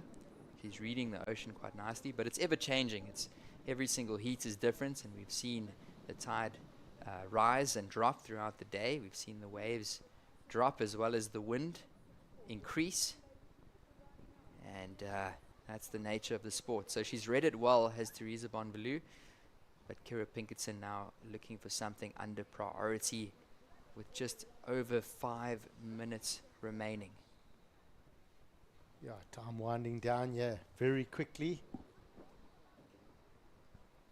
Sets are also a little bit inconsistent. We haven't actually seen one of those bigger sort of set waves with multiple sets in it. We saw the one bigger wave of Teresa coming in at a 6.67. Other than that, mostly smaller waves on offer. Yeah, so now under 5 minutes on the clock. You can see our surfers in picture. Semi-final heat number 1. We're enjoying all the action. So far, the highest one in this exchange is 6.67. Her backup surf in the red is a 5.5. So those are the top 2 scores of the heat. Surfer in the blue, she struggled a little bit to get into this one. She's sitting with a few scores. It's a 3.53 is her top score with a 3.20. She's looking for an 8.64 to advance, and she might give this one a go. She's going to say no. She is under priority, so you can see surfer in the red kind of still trailing her, making sure that she kind of sticks not too close, but not too far. She wants to watch blue, and if a good wave comes, we know that Kira Pinkerton has what it takes to fetch an excellent number. So surfer in the red is going to be watching her closely and making sure that she doesn't get onto a wave that's too good to defend that position that she's got on the top. Yeah, it's just closing it down now, making sure you follow the recipe. Don't change anything if you Teresa Bonvalou. Just got to add a little bit more salt here at the end. Maybe a touch of pepper, but nothing more than that. Greg, it seems like you're into cooking, eh? Absolutely. It's getting towards dinner time, yeah. There we go. It's been a nice long day. No, it's just keeping it simple, and it's, you do get mistakes that can creep in, but when your competitor's needing an 8.64, you've pretty much sealed the deal. But Kira has a wave here. Let's see what she's got for us. Gets a turn, and just that body language is just telling us, no, it's not going her way. Every now and again, everybody has a heat like that. Just something to take note of is it's been a good warm-up, this event, for a lot of the international girls and boys that start tomorrow. Tomorrow's going to, I'm pretty sure the Challenger Series will get underway tomorrow. There's looking like a decent swell. So it's going to be a big first day of competition. Some of these surfers have had quite a lot of heat. And you worry about fatigue. It's been a bit of a longish day, a couple of long days, and someone like Kira, she's been on a bit of a roll, not having a good heat yet. She's going to have to come out of this and reset and make sure she's ready, her body, her mind, everything's ready for a restart tomorrow. You can't, I'm pretty sure she's mature enough to know that, but you've got to just pack this one away, crumple it up, figure out why it didn't go your way, crumple it up, put it in the bin, and you start on a clean slate tomorrow. There we go. Yeah, good learning opportunity. And that's what it's all about for these surfers. They just want to get some time in the lineup. And that was the replay for the last, the blue, and unfortunately going down there. And as you're saying, Greg, she didn't really look like she was going to get anything big there from the start. It wasn't the best wave. So it's been tricky. The conditions haven't been the greatest for a surfer in the blue. She hasn't managed to find those good ones. It's been all Teresa Bonvalou. And important point that you're making there. The main purpose of being here is for that Ballito Pro in the Challenger Series. And she'll just have to look at it as a learning opportunity and head into the Ballito Pro. She's already made it into the semi-final, so nonetheless, it's still a pretty good result for Blue. Yeah, don't look at this heat though. She can look at all the other heats that she's had. Fantastic scores, those excellent numbers, some of the best heat totals of competition. So Kira Pinkerton can say, okay, well, I had a good run. This one didn't go my way. I'll just take my Tipex and just cross it out. I'm not going to even pretend it's there. And I'll be back tomorrow. Definitely. So with 30 seconds remaining, it looks like our surfer in the blue is going to give this one a paddle. So Teresa Bonvalou lets her go. It's not a big one, and she's going to get a nice little carve. But you can see on that higher tide, it's a bit difficult to find the inside connector, and she is just going to find her way in through a little rocky outcrop there. So dodges the rocks, and she's on the beach. So that's pretty much going to be it for the heat for Kira Pinkerton in the blue. And a good heat win. If you look at the conditions, it was a bit challenging in this heat for Teresa Bonvalou.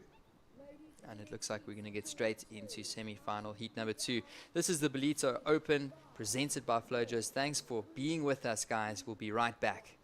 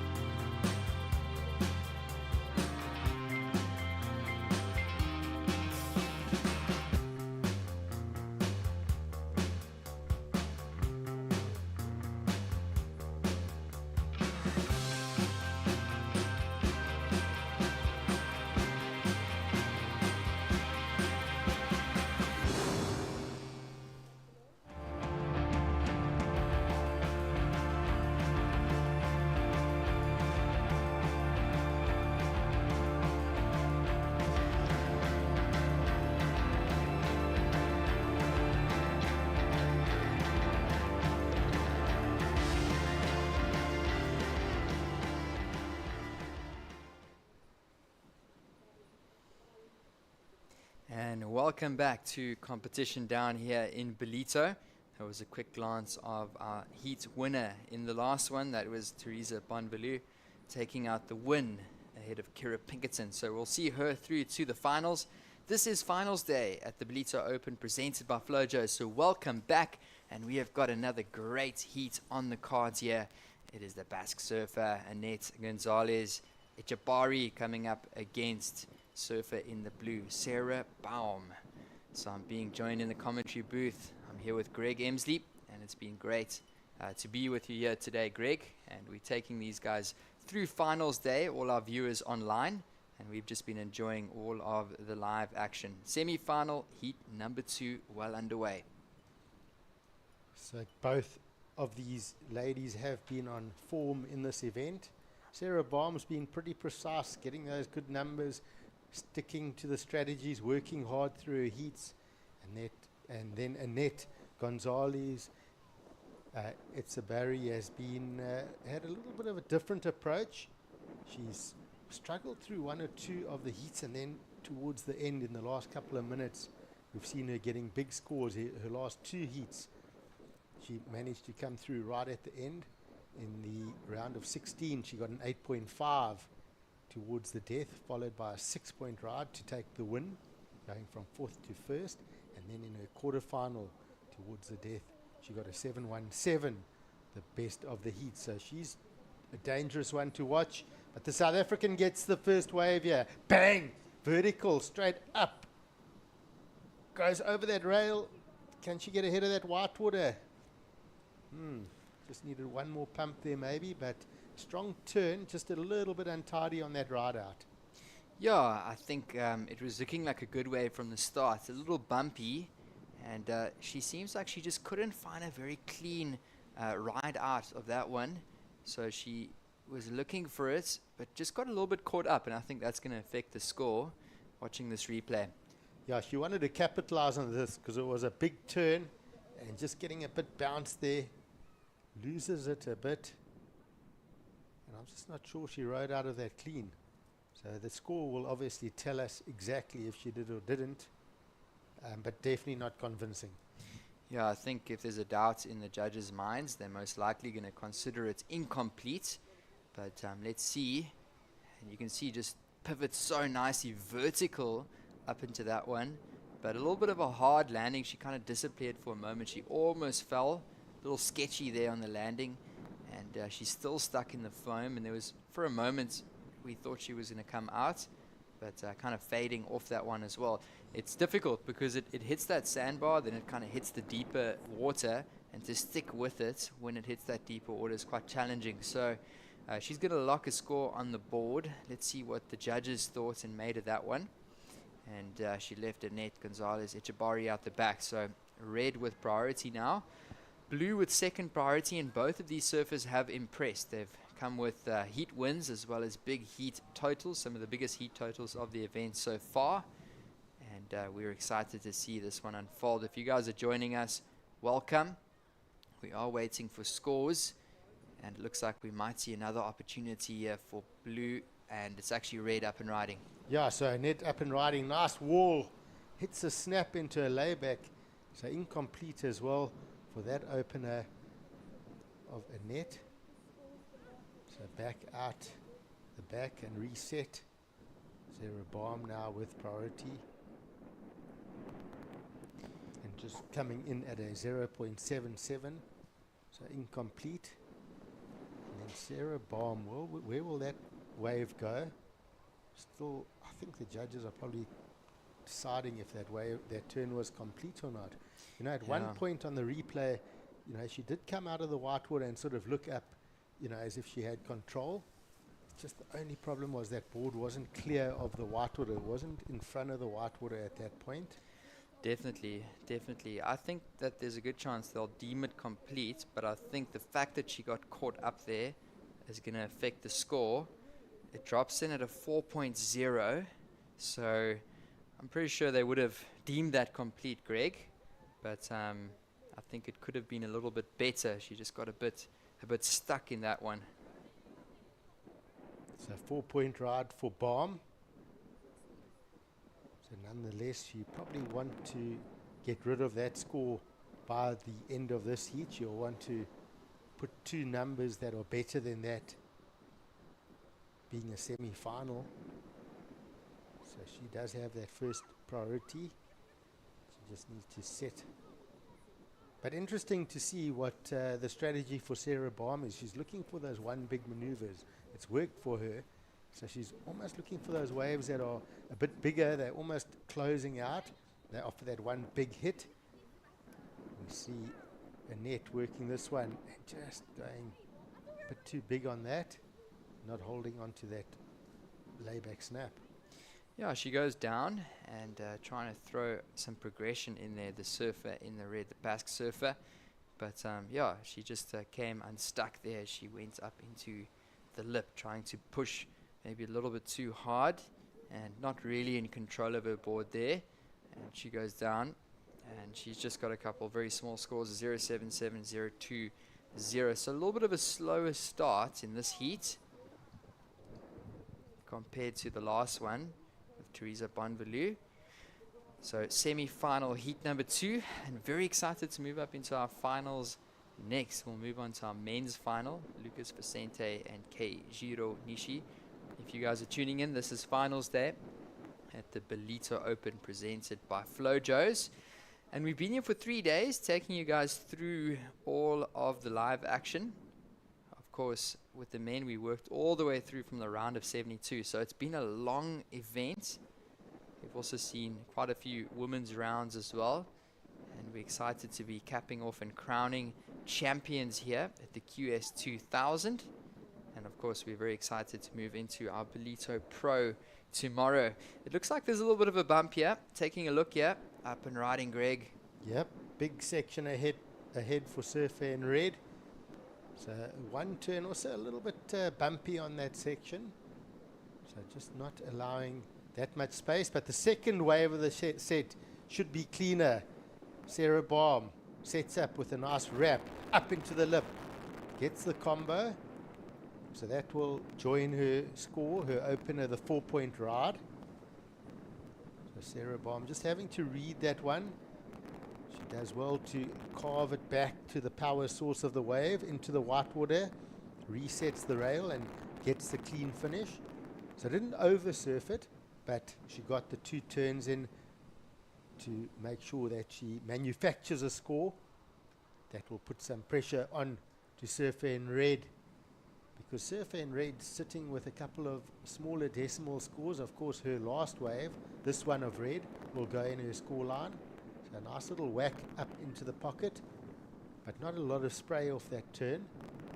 So from the judge's angle, it will look sort of half, you look down the beach from the judge's angle, you sort of got a sideways view. You're not going to see all that water being thrown off the back of the wave, so it will keep that score down.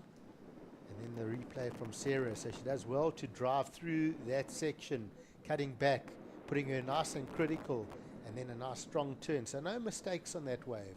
Nothing seriously wow, but well put together and no mistakes. Yeah, the last score for red came through the 2.67. But what I really liked about that wave, Greg, is we've been seeing a lot of very fast down the line surfing and kind of chasing the wave. Whereas Sarah Baum managed to find a wave that she could really carve into. She could be patient, and then she could just wait and get that finishing maneuver. So those ones have been difficult to find out here, and just carving it back and then finding that snap to finish. So I definitely think this is going to be a score that's going to impact in terms of the overall heat. With just under 15 minutes remaining, it's going to come in from our surfer in the blue. That's a good point. You know, it's well put together. You're a judge. You're thinking, I'm just thinking what, you know, I'm thinking probably a 5-5 around there. You know, 2 good turns. You know, you could go bigger if you put that point of difference that she's really taken her time and she hasn't had to rush the turns. Possibly a 6. Ooh, that's a big turn. That's the best number of the heat right there. That wave from red, Net Gonzalez, it's a berry. That was a seriously good turn. So, the score coming in for Sarah was a 6-point ride, but I think that last of red's going to be a higher score. That's got to be somewhere in the 7s. Yeah, it's going to be cool to see a replay of that. Here we go, live action, surf in the blue. She's looking for a similar section. She's just going to lose control coming down from that one right in front of the surf in the red. So surf in the blue did lock in the second to last score of a 6-point ride, which is pretty decent in terms of what we've been seeing the last couple heats. But then, it's going to be interesting. I'd love to see a replay of last of red. We're going to see it, Greg. Yeah, check this section. Lines up, whacks that board. She gets so tight on those turns. You know, she just gets compact and in that lip and almost makes herself into a ball and just powers through that section. So watch here, off the bottom, eyes it out, up into that lip, rips it down, gets super compact, and then rides it out. That is a fantastic turn. That was full commitment. And you think about how hard she pushed on the tail and then holding that nose out. She didn't, you know, it's so easy to nosedive from there. The degree of difficulty, absolutely not an easy maneuver to make. That one maneuver, that's going to be a strong number. For sure, and it was a bigger wave. It just bottomed out completely. It was almost throwing, and she just managed to just attack that lip. So confident surfing there from the surfer in the red, and that number is going to drop through shortly with 12 and a half minutes remaining. It's going to make it interesting. She's looking for a 7.33 to jump up to first. Let's see what the judges think. I think there's a good chance it's going to be a pretty good number, as you say, Greg. And think about the wave behind that Sarah was on. It also offered a very good section. She just lost her footing a bit. Her timing was a touch out. So, you know, Sarah could have capitalized on that and actually, you know, also got a really big score. And just watch this one from Sarah here. Sets up. It's a nice clean wall. And just gets a little bit lost in the moment.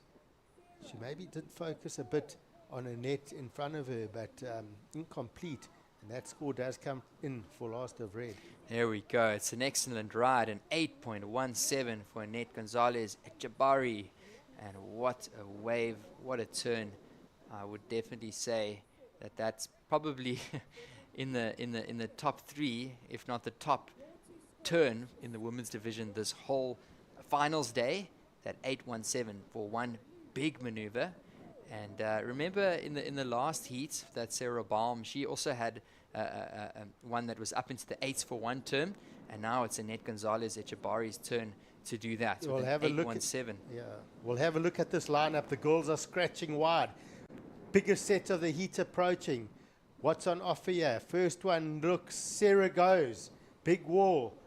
Big section, whacks up and over there. Is this one going to run down the point? Climbs up into a second turn. So gets two maneuvers. So a little bit of bump on the face, but does well to make sure she gets up there twice. And that was a really big wave. Yeah, 100%. It was a good one. She was really eyeing that one out, and she managed to squeeze a two-turn combo there. So it's interesting to see how the judges are going to draw parallel here. She's got a 6 and a 4.0 in her scoreline. So I definitely think she's going to improve at least on that 4. It was a much bigger wave. Here we go on the replay. Nice bottom turn. Tags it. And then gets the finish. So no real big spray coming off those turns. They were well placed. But a little bit of bump on the face, as you see the replay here. So lots of little warps on this wave. Sets it up and over. Gets the sort of re-entry into a float. Keeps the projection speed. Vertical, whips that board around, and that's actually technically a very difficult maneuver that she pulled off there, and she did have control. Definitely. She negotiated the bumps really well on that one.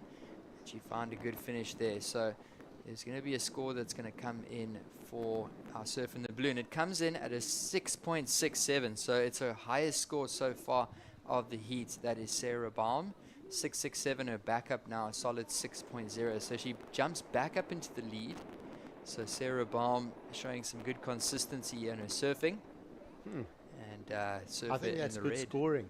I think it's exactly right. The best wave of the heat was Red's big turn, the 8.17.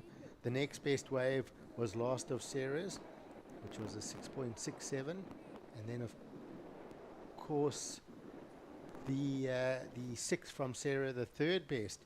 So let's just have a look at that best wave of the heat again, so we can do that comparison. We did just see Sarah 6.67. So let's have a look here.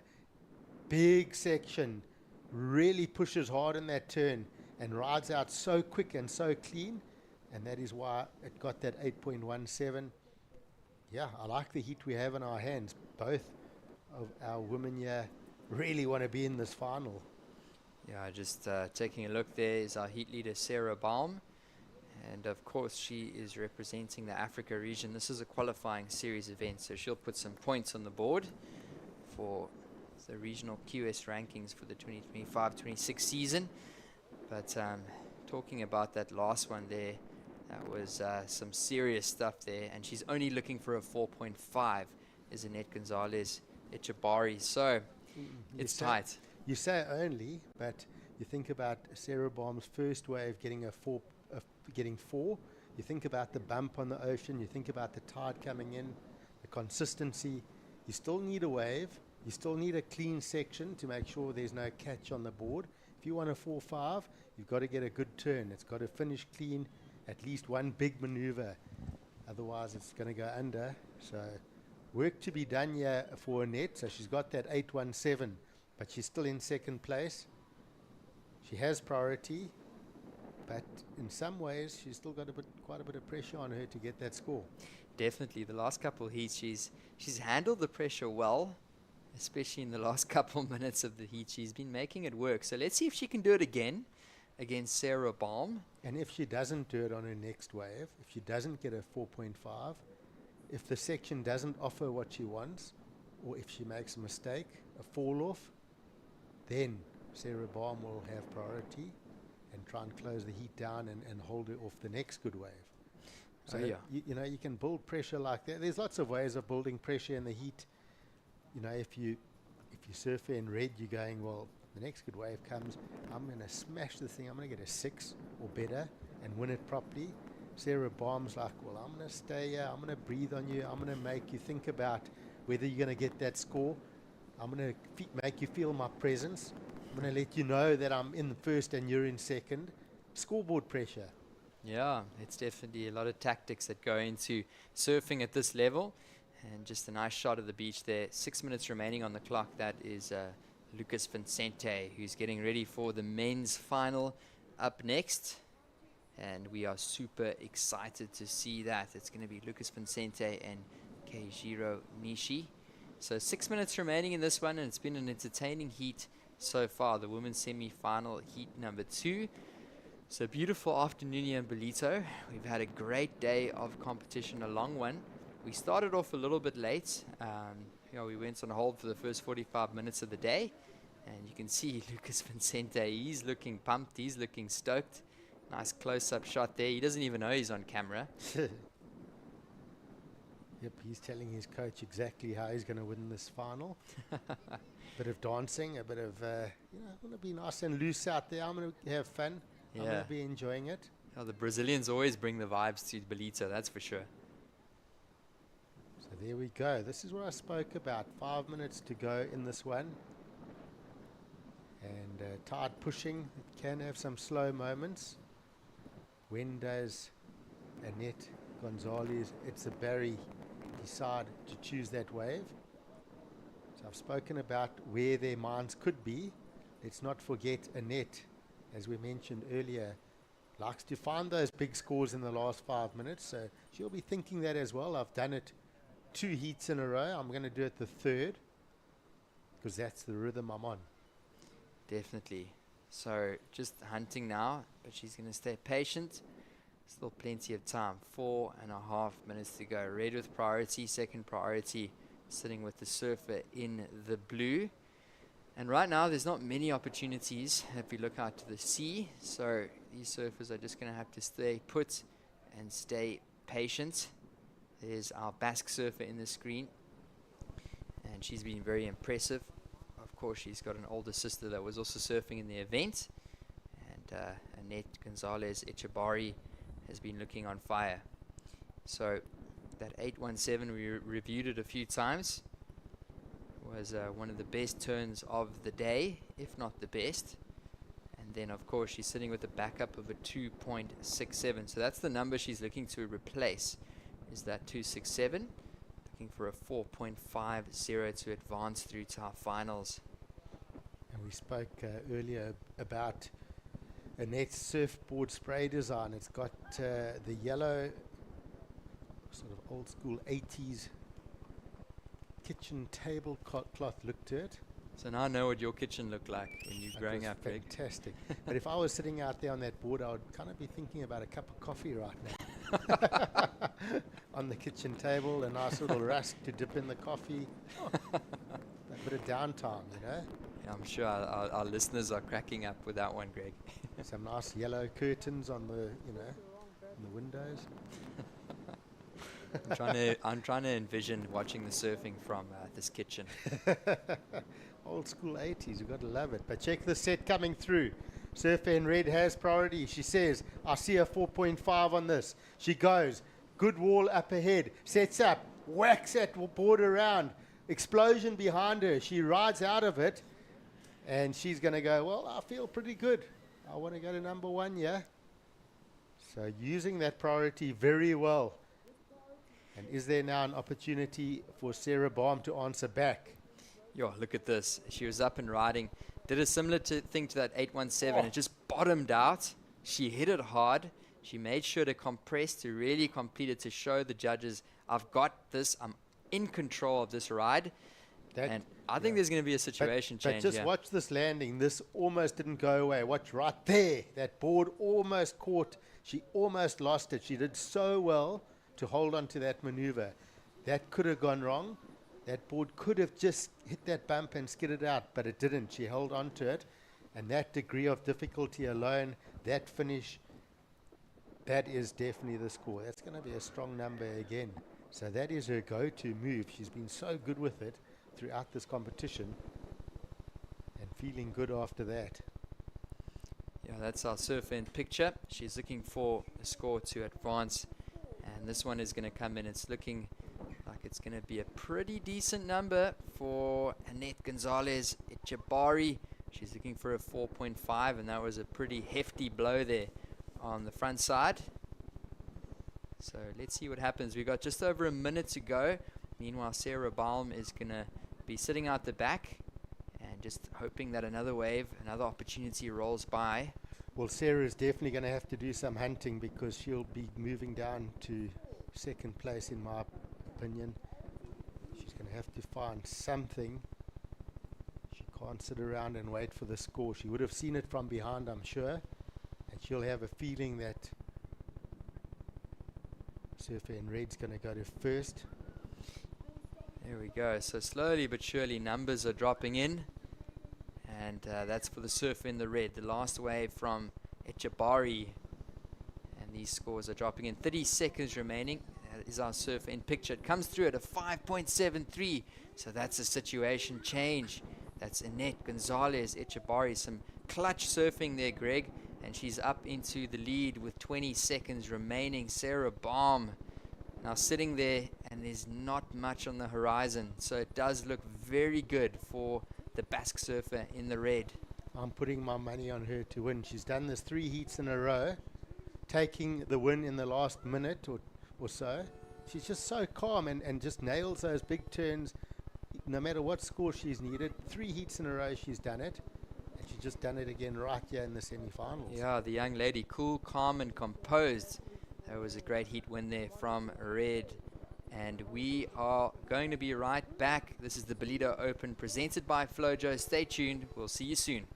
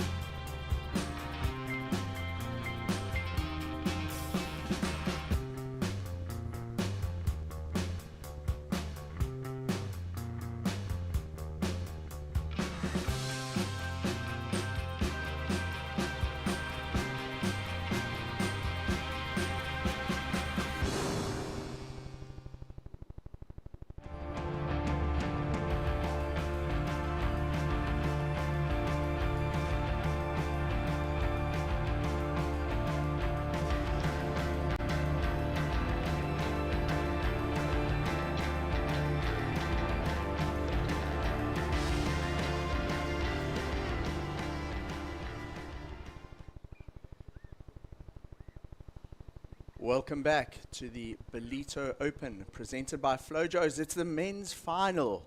We have the last 2 surfers in the draw. It's Lucas Vicente against Kajiro Nishi, and wasting no time, just a quick in and out, but getting a score on the board. It's the surfer in blue, Kajiro Nishi, on screen. I'm Mike Frew, and with me to call the scores and the heats through this final is Kai Linda. Kai, welcome to the booth, and what a final we've got on our hands here between Kajiro Nishi and Lucas Vicente. Yeah, both of these guys had good quarterfinals and semis, so excited for the final. You can see that high tides come in. It's a little bit more difficult, but we saw some good exchanges in those 2 ladies semi-finals, so I'm pretty confident we're going to see some good surfing. It'll be interesting to see what the game plans are here. Sarah Baum on the backhand in that last heat, sticking to the rights, and we saw 1 or 2 big sets. But here on the final 2 goofies, will they follow that game plan? I know Kajiro especially, and actually Lucas, both getting good scores on the lefts in their previous heats going to the air. It looks like they're going to stick to that game plan. So Lucas Vicente getting to work on his first wave of the heat. Oh, goodness me. Gosh, how did he hang on to that, Kai? That was some deft footwork to hang on to that turn. A 1-footed landing, and it will be deemed as complete. He takes to the air, and Kajiro didn't do much on his way, but look at this. Oh, he hangs on by the front foot. That's incredible. And just manages to hang on with the toenails on the edge of that. And an exciting start to the men's final of the Ballito Open presented by Flojos. Take us through this one, Kai. I mean, you saw the little smile as he took off. Punts it out. The lip kind of caught the board on the way down. But geez, yeah, toenails of steel there. He held on with that front foot and somehow made it. I mean, I don't think score-wise it comes in at a 3.5, and that's because, you know, it wasn't clean. But pretty impressive to hold on to that. I mean, that was super skills. I was a bit worried he'd maybe pull something there. Maybe just sort of left it. So Lucas Vicente establishes an early lead after the first two rides, a 3.5. Kajiro Nishi's opening wave, just a 0.5.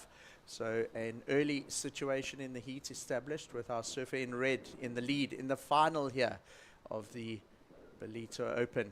Right, Kajiro Nishi answers back. This time he goes right, Kai.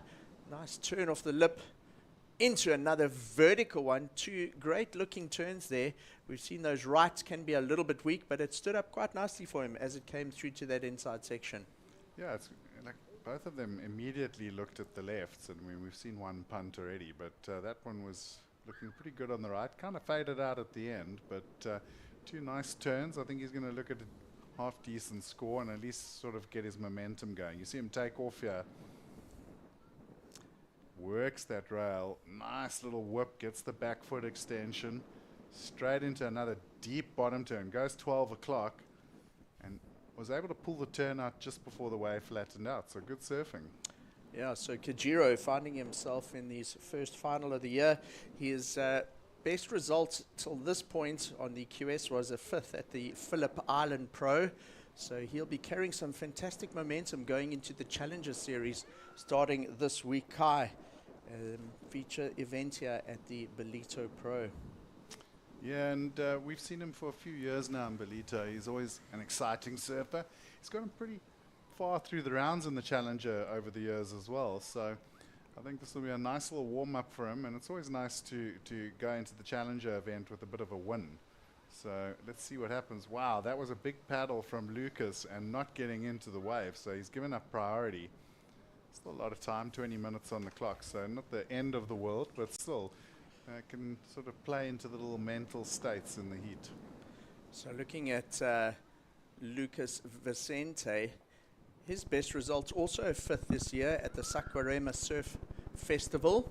So both of these gentlemen having their best results on the QS this year so far, making their first final.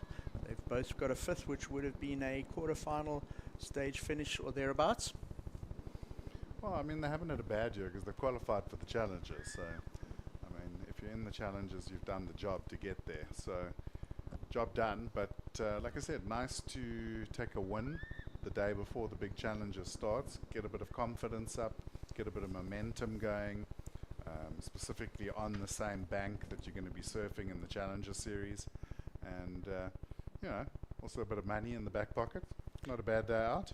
Absolutely, and importantly, some repetition out there, some heat time and time on the board out there in Ballito with only 3 or 1 other competitor out there. Great preparation. The only thing some of the surfers were a little concerned about was surfing 4 heats today and then having to surf again tomorrow. You could be a little bit fatigued, but looking on top form at the moment so far in Ballito here, Kajiro Nishi and Lucas Vicente. Kai. Yeah, I wouldn't be too worried about the fatigue factor. If it was 8 foot and grinding down the bank, sure, you know, that's going to take it out of you. But it's been pretty small today, not a big paddle. So these guys are so fit these days, I don't see that being a problem. And they've gotten some reps out. They'll be feeling strong and where they want to sit on the bank and what waves are working for them. So for me, I think it'll play to their advantages that they've actually worked out how to surf this bank. And just looking ahead to the forecast for the start of the Challenger tomorrow, the wind in the afternoon's not looking so great, but I think early tomorrow morning there's a bit of a swell bump and some wintry offshore winds. So I think we might see a couple of heats surfed in some pretty good conditions. Yeah, it's definitely looking good in the morning, Kai. Still the odd sets. I was having a look at from the top of the building that we're in, that we're doing the broadcast from. I went up to the third floor and had a look during the previous ladies' heat, and there are still a couple of sets out there, and you can see some lines. The reason we're not really seeing it at the moment, though, is because of the fuller tide. The tide high this afternoon at around 5:30. Looking at the draw that Lucas Vicente has made his way through to get to this point. He's taken out a couple of names. Maxine Husino was in his first heat. His second heat had Shane Sykes. He also took out Matthew McGillivray. He took out, who was it? Surprise Mapamulo, Aidan Mason-Camp. So he's taken out some big names on the way through to find himself in the final here, Kai. He's taken out a few South Africans. Absolutely. So good form, and as I said in our previous heat, I did speak to him this morning in one of those interviews. It is his first time in Ballito, and he'll be really chuffed with this. Imagine arriving at a new event, new beach, having to figure things out and using it as a warm-up. He was intentional about that. His coach said to him, look, enter this event because it will give you a good warm-up, and he finds himself in the final. So job done. Yeah, I think these guys would be pretty happy with a little warm-up here at the break before all the Challenger series. It can get pretty tricky, especially when you don't know the spot. But this is one guy paddling now, Kajira. He's been here for a couple of years. He knows this bank. He'll have surfed these conditions before. So he's got a bit of an advantage here. And putting together a nice two-turn combo there just to back up the 4-3-3. And, you know, like, it's not an easy bank this in these conditions, especially with the tide and the smaller swell. There's not as much sand as we'd like here at Willards at the moment as well. It's been a bit of a slow start to the winter for the Ballito banks. But still competitive, still a couple of runners. And certainly I think if we get a low tide with a little bit more swell, I think we'll see some really good waves. In the meantime, that was a solid little performance there, and quite a nice bowly right-hander. So Kajira Nishi's already got a 4.33. Another score still to drop in for our Japanese surfer. Having a look at his road to the final, Kajiro in his first heat had Shion Crawford and Joan Duru. He got through that heat. Then he went through one with a couple of South Africans, Clay Turrell, Josh van Wyk and Logan Tilsley. So a couple of big heats there for Kajiro Nishi. He then also took out Luke Thompson. And the Japanese surfer finds himself in the final of the Ballito Open, presented by Flojos. So Lucas just with a little quick one-turner there. It was quite a nice aggressive turn, got really upside down. So it's going to be interesting to see what the judges think in comparative to the two-turn combo from Kajiro. But you'll see Mike took off, saw it was just going to be a one-turner, but that was a pretty aggressive turn over the sections. So I think the judges will like it. 4-6-7 for the last of blue for the two-turn combo. Kai, this reminds me quite a lot of the wave we saw in his quarter, or it could have been the semi-final, where we said he's so fast and fluid and the board is just looking so snappy out there, and just the one turn, but textbook little re-entry that flared the tail out a little bit as well, added a bit of spice to that turn. I like it. I'm having like flashbacks looking at that board, hot buttered. It's not a brand you see a lot of anymore. Back in the day, of course, Terry Fitzgerald, the Sultan of Speed, doing hot buttered. But it seems like it's been revitalized in Brazil. So 4-6-7, this is a replay of that wave from Kajiro Nishi, the one with the two turns.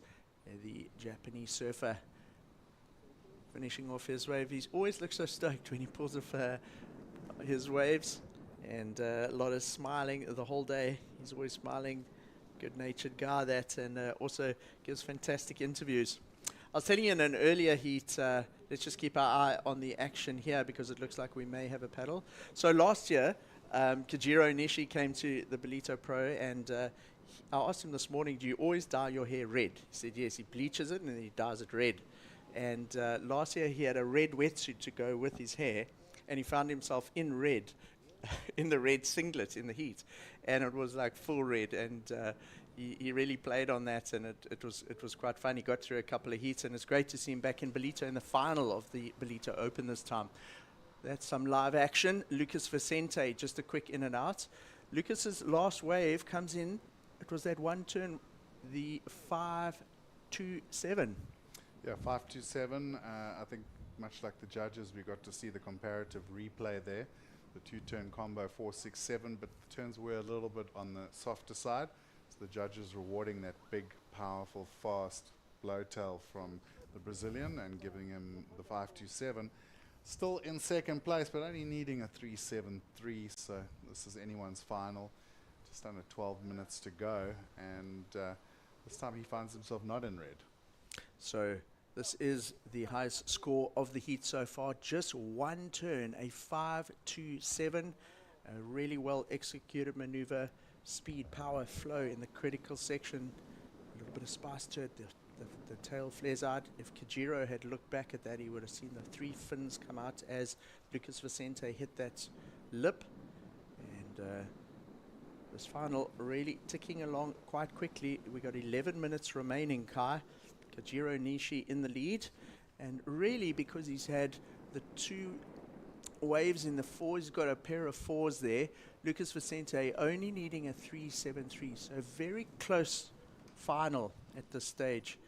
I wouldn't like to call it between these two at this stage. Very close surfing. The only extra that Lucas has at this stage is he has the single highest wave score, and he's carrying a 3.5, which is a very, very low score for surfers of this standard. Yeah, a bit of a slow start to this one. We saw some nice set waves in those two ladies semi-finals. But as we discussed earlier, Mike, there's been sort of an ebb and flow with the action in the sets. But looks like a couple of lines coming in towards the lineup now. Japanese surfer with priority, so he'll have the pick of these waves. But they're also quite separate from each other on the bank, so kind of looking at different peaks. And here goes Lucas. So Lucas Vicente, he's got a bit of a wall ahead of him. Gets a little stuck on the first turn. Second one was lining up to be a great one, but I think he overextended, and the tail of the board came out, and without those fins in the water, it just kind of slid away from him, Kai. Yeah, I think he wore out his steel toenails on that air recovery and couldn't hold on to that one now. They'd already been strained too far on the air, but it was a good-looking turn. Really got the pop, so pity he couldn't ride out of that. I think he would have been looking at a good backup there for the 5-2-7, but he was under priority, so nothing to lose. So Lucas Vicente, there you go, gets a little hung up on the first one, not as snappy as we've seen on his previous turns, and comes unstuck on the second one. So that won't improve. He doesn't manage to drop the 3.5. That score comes in at a 2.5. And Kai, we are looking at a close 9 minutes still remaining in the heat. We've got Kajiro Nishi and Lucas Vicente, only a 3.73 separating him. This is a very close final, eh? Yeah, it's a really close final, you know, and you look at the previous heats, we've seen some big scores. Both of these guys getting sort of sevens in their semis. So I'm waiting for something to happen, but so far they haven't found that platform. We have seen the one big air launch, which just kind of had a bad landing on it. So we know those little peaks are out there, but I feel like the first guy to really find that platform to go to the air is going to be the guy that's going to end up winning this final. I'd love to see them get another one of those ledgy little lefts and manage to actually pop it a little bit higher than we saw on that initial wave. This is live action, just another quick in and out. I don't know if that turn would be better than the highest score of a 5-2-7, Kai. It was almost like a projectional turn down the line, like he was looking for something else, and then the wave faded out. So Lucas Vicente, I say that, but he's looking for a 3.73. Do you think that was worth a 3.73 for that one turn there, Kai? No, not at all. I think it came in at a 1.77. So basically, under priority, 7.5 minutes to go. It's a 9 heat total versus an 8.77. So low scoring final so far, and very, very close between the two surfers. Have a look at the jet ski there, going over a couple of those lines. We may see a little bit more action in terms of wave energy. Kajiro Nishi paddling into this one. Talk us through it, Kai.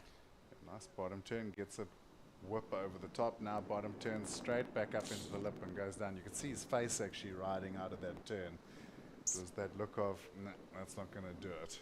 But that board looks really good under his feet. I've also been quite admiring that color choice. It's not often you see that color on a board, but certainly looks like it's one of those little magic blades. So that's Lucas Vicente's support crew on the beach, his coach and supporters. They got quite a big crew supporting Lucas Vicente, and you see, I think they were just saying there, calm down, it's okay, and don't rush it, wait for the right wave. Lucas Vicente has priority at this point with 6.5 minutes remaining. Is it actually possible to stay calm in a final? The coach, there's his coach filming as well. They'll be able to analyze that and re-look. He's potentially seen something at the back. I can't interpret that sign language, Kai, but he's definitely giving some form of instruction to Lucas Vicente. I think he was saying, hurry up and win so you can pay for dinner. Hey, you know, Kai, they get such cool trophies at this event. We'll talk a bit more into that as we see heat leader Kajiro Nishi up and riding. Ooh, that's got a little hung up on that bottom turn. You want to go nice and fluid through the bottom turn because it does set up the maneuver, and when you get hung up like that, it doesn't look great and it doesn't set you up very well for the turn. So Kajiro with a 4.33 and a 4.67, likely not to improve there. He has a nice looking wave, Kai. Yeah, went for the left, gets a little, catches it again. So just like little mistakes in this final, creeping, and maybe right, fourth heat of the day, the guys are a little bit tired, the legs are a bit sore. They have been popping airs through those previous 3 heats.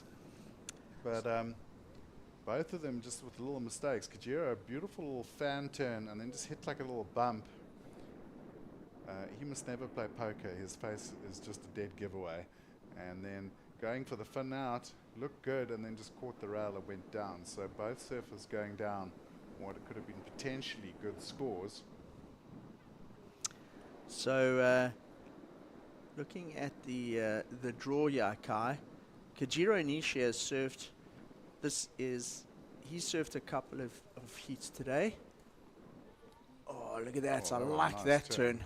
He flared the tail out and really stomped on the tail pad there as it went and hit the white water. It looked a lot more powerful. We both saw it and went, that looked really good. A little bit of power and energy. We've seen kind of flicky maneuvers up until this point, and that was the most powerful turn we've seen in the heat so far. Talk us through this. Break it down for us, Kai. I thought he was going to go for the air, but going for the big sort of layback blowtail, and really liked that turn. Aggressive, a lot of flair, and a bit of wow factor. So I think the judges are going to eat that up. Scores starting to drop in there. We've got an outstanding score for Lucas Vicente for that aerial maneuver that he fell on. And then we also have a score owed to us by the judges for Kajiro Nishi. So look at this. Kajiro Nishi has just had a wave there, and he has priority. So which is this wave of Lucas Vicente? Wow. A lot of height there. Oh. Okay, we missed that one. That must have been while Kajiro had his right. And there you see Kajiro paddling out at the back. So while we were watching the replay of blue, Lucas Vicente lands a great looking air. Yeah, that would look like a full rote. I'd like to see both those again. 3 minutes on the clock. Now the final suddenly come alive. So Lucas Vicente was looking for a 3.73. And score last wave of Kajiro Nishi comes in at a 3.83. Now, what are the judges going to give Lucas for that aerial? If we do get a replay, if you can break it down for us, Kai, because that was most certainly the most technical and probably the best turn of the heat so far in the final of the Ballito Open presented by Flojos. He got a lot of height. He got quite a bit of height on that, and it's right on the inside. You saw him. He knew the section was coming. Hits the launch pad, flings the board around. Almost a full rotation, like almost. Just a little bit short, but super clean. He knew it. That was a great landing. Looks like the judges are pretty much all on the exact same place, looking in the high sevens. But here goes the Japanese surfer. Now he's on the answer back. He knows there's a score coming. Nice first turn. Big bottom turn. Goes up in the lip and just goes down. And that's going to be a tough one. 7.5 for Lucas, and now requirement for Kajero, an 8.1. Wow. So Lucas Vicente landing that air, getting a 7.5 and moving way out in front in the heat.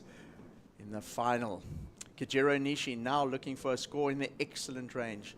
That air reminded me so much of Ian Gouvea's airs in the semis and the finals of the Ballito Pro last year. It was actually held right here in the inside. On that same bowl, Slightly cleaner conditions, but Ian Gouvea took out the Ballito Pro with a very similar air in the final of the Challenger Series last year. Lucas Vicente was telling me this morning he's been watching the Ballito Pro for the last 5 years at home in Brazil. He's never been here. He's been amping to come. He got the opportunity, and he also has now got the opportunity to surf in a QS event, which at this stage, with 1 minute to go, he might even win, Kai. I think it's moving away from might. Less than a minute to go. He's got priority. He's put the task of an 8.1 on the Japanese surfer. You know, that was the best maneuver of the final, and he got a 7.5. So Gajero's going to have to go pretty massive to beat his score and get the requirement. So right now the Brazilian is looking pretty comfortable in the lead. And he has priority. Yeah. So he's right there on Kajiro.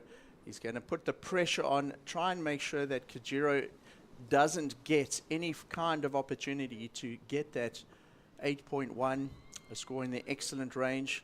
20 seconds remaining, and he's just a couple of seconds away from a big win here in Ballito, leading into the Challenger Series event. Lucas Vicente. Is there one more opportunity? 5 seconds to go. He uses his priority. He's going to go on this wave. And there you go. Lucas Vicente rides to victory in the men's division of the Ballito Open, presented by Flojos. What a great start to his campaign in Ballito. And there you go, the champion. Luke Thompson won last year in the inaugural event, and Lucas Vicente taking out the 2025 edition. High fives all round from his support crew on the beach. Super stoked. He surfed a couple of heats today, and he takes the win. And you can't get a better prep going into the Challenger Series. Oh, and the girls are down on the beach to cheer him up. There you go. So great scenes on the beach in Ballito as the champion in the men's division is cheered up the beach. Brazilian in the red singlet. Lucas Vicente, look how stoked he is, Kai. And he was sort of behind in the heats for up until about that 5 minute mark. He stomped that big aerial maneuver, which was enough to rocket him into the lead, leaving his competitor needing an excellent score. And Brazil, Lucas Vicente taking the win in the Ballito Open, presented by Flojos.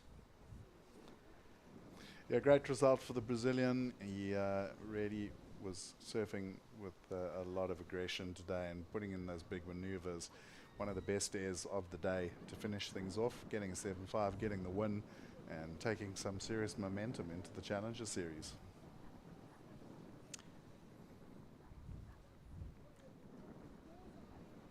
So you see the ladies already in the lineup for the ladies final, and a massive score already in for Annette in an 8.83.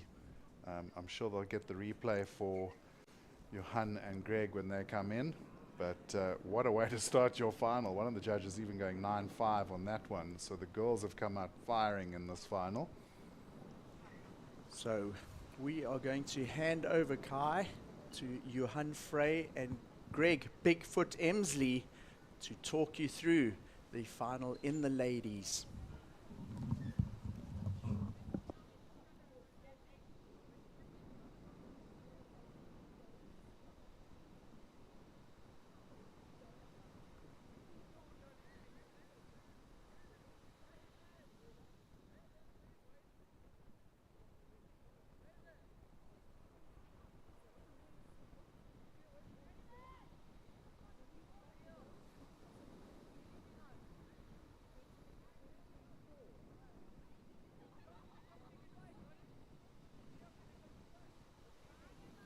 And welcome back, guys.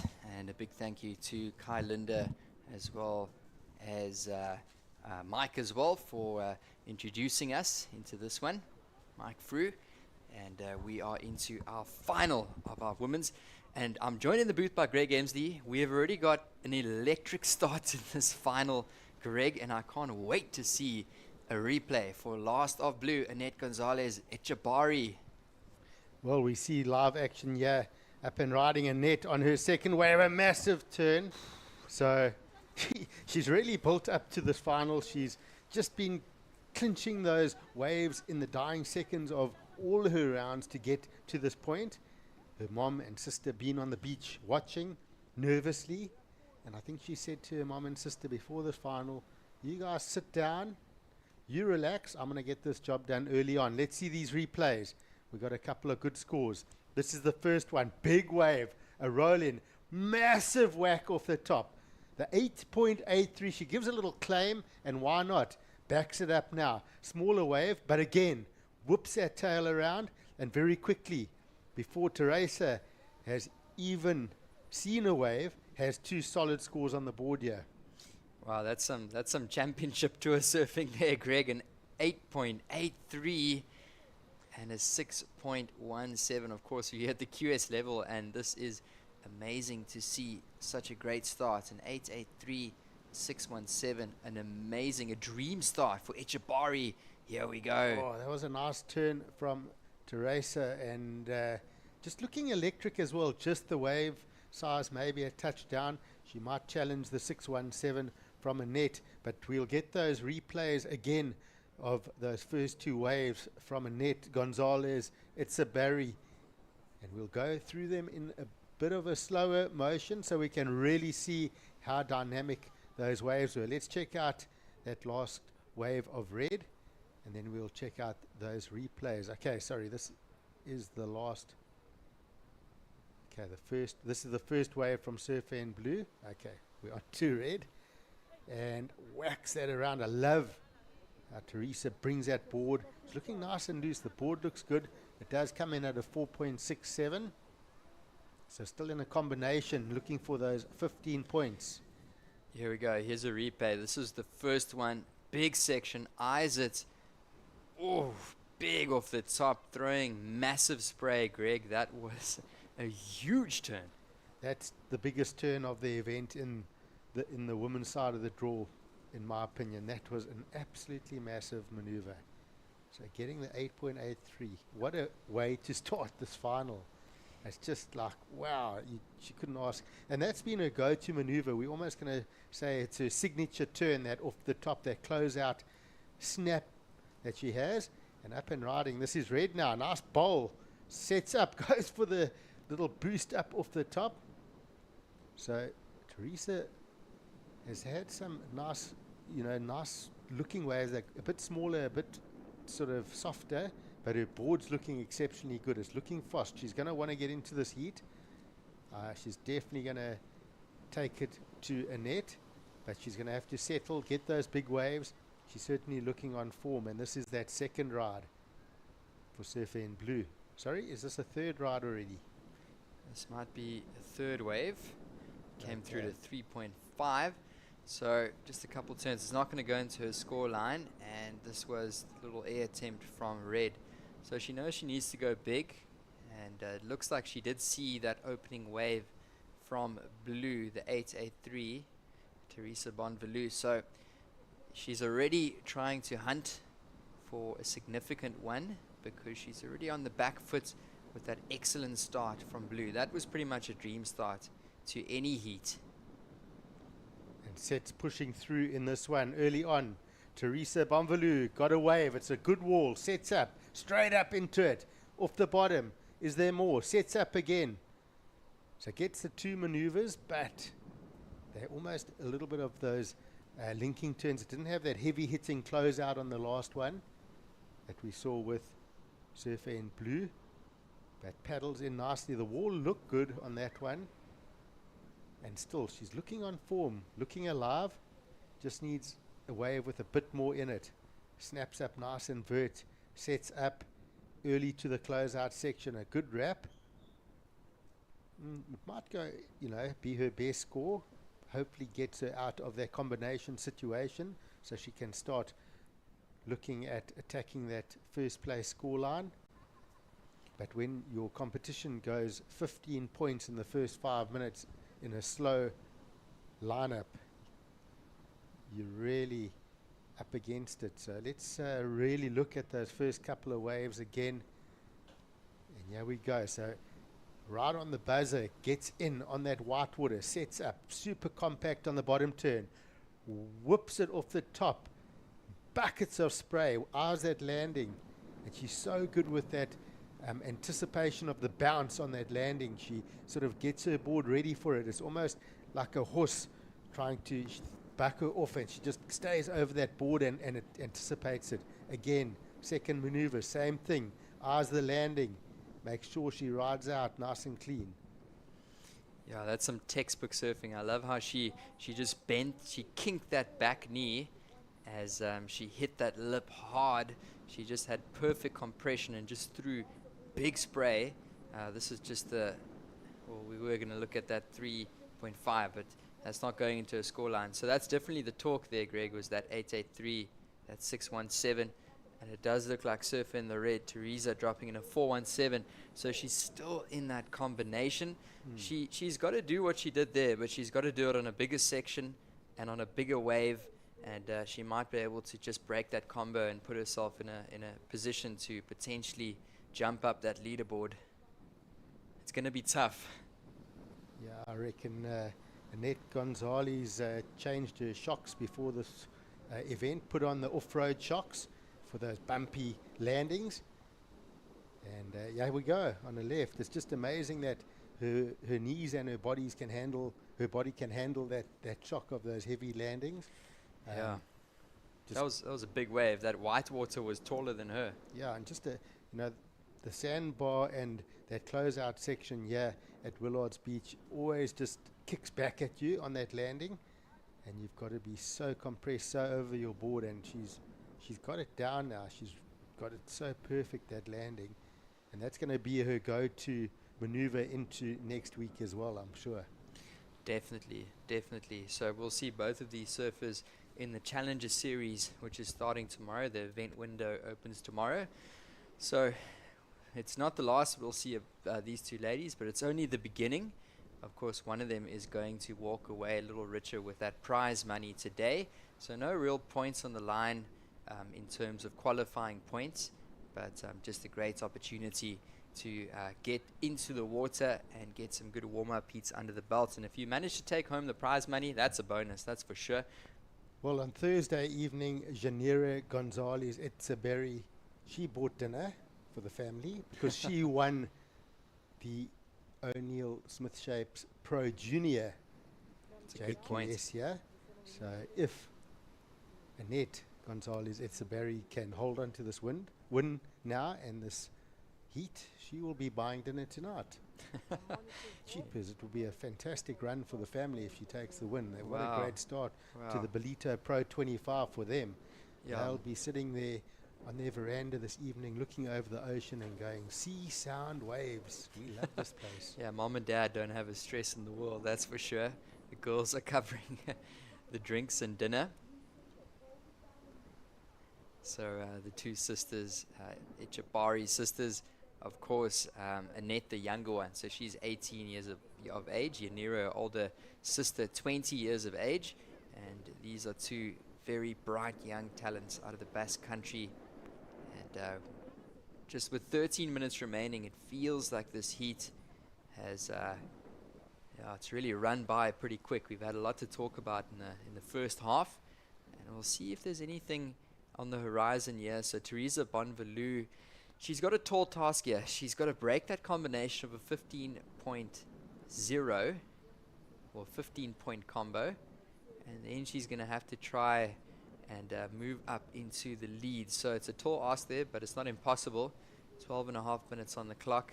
It is red sitting in priority, but Echibari in the blue has got to be feeling confident in this women's final. Yeah, she's definitely going to be feeling confident. And what a gift that first wave actually feathered right out. She managed to get onto the shoulder, big set wave, and got that one big maneuver, capitalizing on this final very early. And then quickly finding the 617 under priority as well. So the two best scores coming in the first, I think it was about 3 or 4 minutes of this final. And now it's a long wait to hold Teresa Bonvalou off. But it's going to be a good wait knowing the scoreline she has. Definitely. And it's just a picture of our two ladies. If you guys have been watching throughout the course of the day, thank you so much. If you've been watching on YouTube or on the World Surf League app, just a reminder to go and download that app if you haven't done so yet, so you can see all the live updates as they drop in from our judges' tablets and our heats, upcoming events, our rankings. And of course tomorrow we're going to be moving to the second Challenger Series event of the year. A few weeks ago kicked off in Australia, in Newcastle. Now the Ballito Challenger Series will be kicking off tomorrow. So both of these surfers will be featuring in that Challenger Series. So this is just the beginning for these two. And it looks like Blue is going to get underway. And at the moment, she's just having fun out there. She knows that Red has got a break, a big hefty combination of a 15.0. So she's just going to have fun under priority. She's going to wait it out. And of course, Teresa Bonvalou is feeling like she's going to have to get a pretty significant wave pretty soon to even stand a chance. So it's the late afternoon down here, Greg. It's been a beautiful long day of competition. We got underway at 7:50 this morning, so 10 minutes before 8. And all these days have been really beautiful long days. We've been watching the sunrise every single day, and of course the sun will be going down pretty soon, so you can see the beach is shaded. And we've got some beachgoers and photographers, broadcast crew enjoying the action here. We're going to see another paddle up and riding. This is our heat leader. Yeah, so just a little throwaway for her. She's just, she's got to be smiling inside, right? She's had to work so hard through all these heats to get through to this final. For the last 3 heats in a row, she's done it in the last minute. It's been stressful. She's in the final and she just nails 2 scores in the first 3 minutes and goes, well, gotcha. And suddenly I find myself with an 883 and a 617, and now I've just got to hold off my other competitor and hopefully take the win. Yeah, and it's such a good confidence booster for these surfers heading into the Challenger.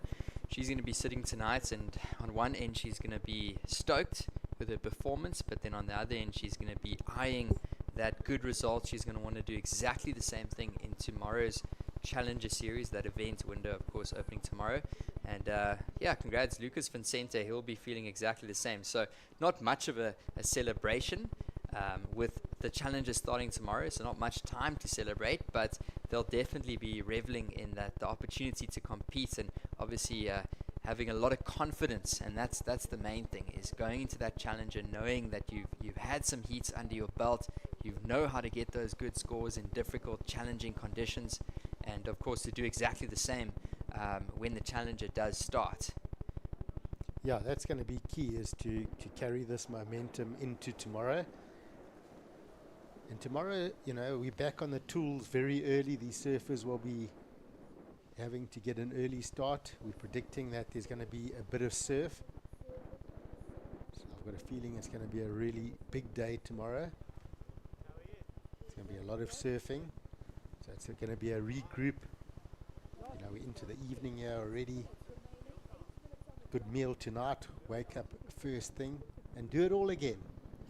100%. A nice early night, knowing that there's still potentially 7 days of competition if you're going to be surfing all the way towards that final at the Ballito Pro. So this is the Ballito Pro Surf. It's a surf festival, actually, and we still got a week of competition down here, and we are blessed to be bringing you guys the action. We've run through the Rookie Rippers, the Pro Juniors, the qualifying series, and now we're going to move into the Challenger. So we're about halfway through the Ballito Pro Festival, which is the biggest surf festival in Africa. And what a blessing it is to be down here in South Africa on the north coast of KwaZulu-Natal. And a lot of the young people flocking to the beach. It's school holidays down here, so the beach was nice and busy today. Still a big crowd watching some of the surfing. So 7 minutes remaining in this women's final out in the lineup. And the situation has been the same for, how long has it been? The last 15 minutes or so.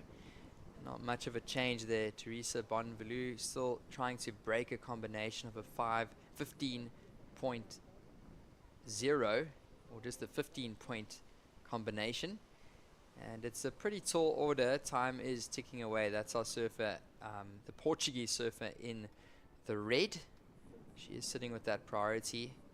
And yeah, she's got to be thinking about catching something in the next minute or two. She might spin, and I think she's going to go for this one. Yeah, so up and riding, sets up, nice wall ahead, whacks her tail around, but the pressure too much. So she goes incomplete on that move. She'll head back out. She's just looking at that ocean going, come on, let's just pump some of these bigger sets. Let's get the bigger sets of the day. Let's get 3 of them in a row, 4 waves, 5 waves for the next 6 minutes. Let's make something happen. Let's make something of it. Yeah, and you just saw her push even harder there because she knew she had to go big. And she just went down, up and riding here. This is our heat leader, feeling comfortable, section ahead. And that's the beauty of the position that Annette's in right now. She doesn't have to sit out there and hold Teresa off. She's got her in a combo. She can kind of have a bit of fun and ride waves. You know, it's also cooling down now into the evening. Make sure she's nice and warm and not sitting out there getting a bit cooler, because it's going to take something to break this combination. So Teresa, yeah, really, she does have priority now. If she doesn't get a solid score of a 6 or better, you know, really she only needs a 5.01 to break the combo, but then she would need a you know, a perfect 10-point ride. So really she needs a 6 or a 7, and then would still sort of need an 8-point or so. So yeah, it's a tall order. Yeah, that's a difficult pill to swallow, but that is the world of competitive surfing. And sometimes it's your heat and sometimes it's not. And in this case, she's been given a very tough task by the Basque surfer in the blue, Annette Gonzalez Echebari. So now under 5 minutes. You get this competitor that you just can't stop. They get the rhythm, they're on form, and you look at Teresa on screen. She's kind of almost having a little bit of a laugh, you know, that she's like, oh wow, this is like an impossible task. And it's, you know, you get that. And Teresa's won, as we've mentioned, many seriously big events. So she knows the feeling of winning and, of course, the feeling of losing. So she's been here before. And you accept it. There's just sometimes when you have an athlete going on a rampage like Annette's done, and she's just unstoppable in this final. Yeah, and I guess she's just got to be optimistic. The reason that she's here is, of course, to compete in that Challenger Series. So definitely a little bit more glass half empty compared to glass half full. She's done really well to get to this final. There's a good chance she's not going to be able to break that combination, and she's just going to have to be fine with that, not let it bother her as she goes into that Challenger Series, but look at it as optimistically as she possibly can, and of course realize that Blue really did surf well, so always good camaraderie and competition here. So I'm sure she'll walk out of this one feeling good nonetheless. We'll surf her in the red no matter what happens. We did see a wave there from Blue, Annette Gonzalez Echebari, so I'm not quite sure how she started that wave off, but you can see the tide has really rolled in now and provided some challenging conditions for our surfers with 3 minutes remaining. But they've made it work in terms of the conditions. Greg, still finding excellent rides, even though the tide is pushed, it's choppy, it's a little tricky out there. They've still managed to find some good ones. We're dealing with some of the best surfers in the world that are competing at the highest level pretty much, just under that tour level, and obviously they're looking to qualify for the tour, and I think they've both got very bright futures. Yeah, I tell you, when I get back home this evening, I'm going online. I'm going to look for a new kitchen tablecloth. One of those yellow crisscross striped designs, exactly like a net surfboard. I think it's going to make a comeback. That fashion, the 80s tablecloth. Yellow. Listen, Greg, I don't know what your wife is going to think of that, though. She's going to love it. Oh, man, it's just good vibes here. And some laughs with 2 minutes remaining. It's been a beautiful long day of competition. And, yeah, it's going to be very, very difficult for Red to break that combo. It's been probably more than 15 minutes now since she's caught a wave. So she's just sat and sat. And you'll see us just in a moment. It's myself, Johan Frey, as well as Greg Emsley in the booth with us. So we've been enjoying all the action down here, Greg. We've been taking you guys through the last 3 days of competition here at the Ballito Open presented by Flojos. And we do only have just over a minute remaining on the clock. So let's see if anything else is going to happen here, if the ocean's going to provide anything else. It doesn't really look like it. It looks pretty flat out there with just the minutes remaining. Yeah, it will be pretty much just a wind down now. And it will be a bit of an odd feeling because Annette Gonzalez Etzebari, she's basically been in this position for over 20 minutes with that 8.83 and the 6.17. And now she can slowly start the celebrations with 30 seconds to go. It will become reality. She's going to win this event. It's the 2000, a QS 2000. So she'll be stoked with that win and add it to her mantelpiece. Yeah, and as you mentioned, dinner's on her tonight. She's going to be looking after the fam, and you can already see the camaraderie between the two ladies there. Congratulating, that is Teresa Bonvalou, and great sportsmanship there. Annette Gonzalez Echebari is going to be stoked. Our two ladies in picture surfing their way in, and they look really, really stoked to be able to have that moment together and obviously celebrate our surfer in the blue who takes out the title down here at the QS 2000 event, Annette Gonzalez Echebari. I'm sure Greg will see her being lifted up onto the shoulders. Yeah, well-deserved winner. And I tell you what, I hope she carries this form into next week. It's been great to watch those turns she did off the top. Really fantastic. And my favorite surfboard design there, you see the Mayhem tablecloth design. I think it's so cool. I think you got to go ask for that that design. You got to go and take a photo of that one, Greg. So there's our two ladies in picture, and it looks like they might just take a photo with some of the young fans on the beach. And there we go. They're going to get the photo. They're up on their shoulders. And super stoked. The reality's hit now. The smiles are out. The hard work's been done. And look how stoked Annette is. There we go. She's had a fantastic run through this event. Really worked hard through all those events and then just absolutely nailing the final. At 8.83, the 6.17 straight off the start. Takes out the win. Yeah, so what a great final. And it was pretty much all the first 5 minutes of the heat. Teresa Bonvalou did fight back just ever so slightly, but she was in a big total there. But well surfed for our surfer in the red, taking a second position. So guys, we'll be back shortly with our prize giving as well as our post show. This is the Ballito Open presented by Flojos. Stay tuned, we'll be back shortly.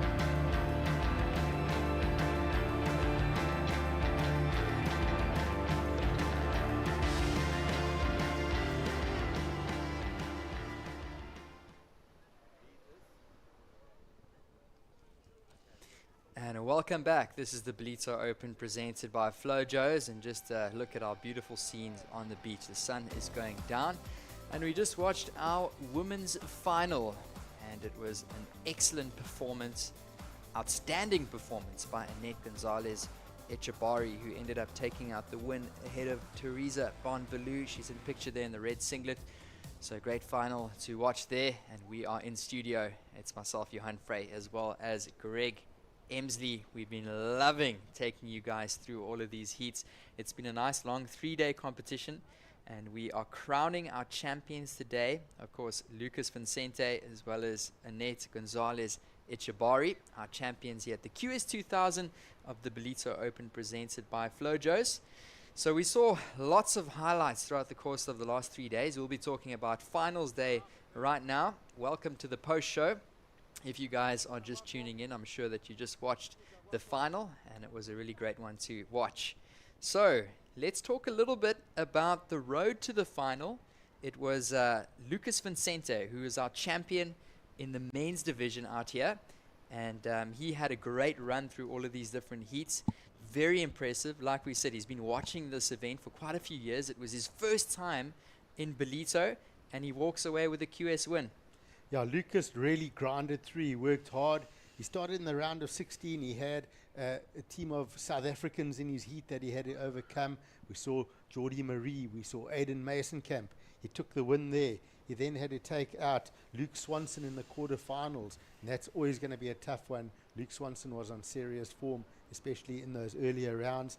He then came up against Jarvis Earl in the semi-finals, and then of course Nishi in the finals, and he had his back against the wall, of course, in that final, and then pulling off that air rotation right at the end for the 7+ and taking the win.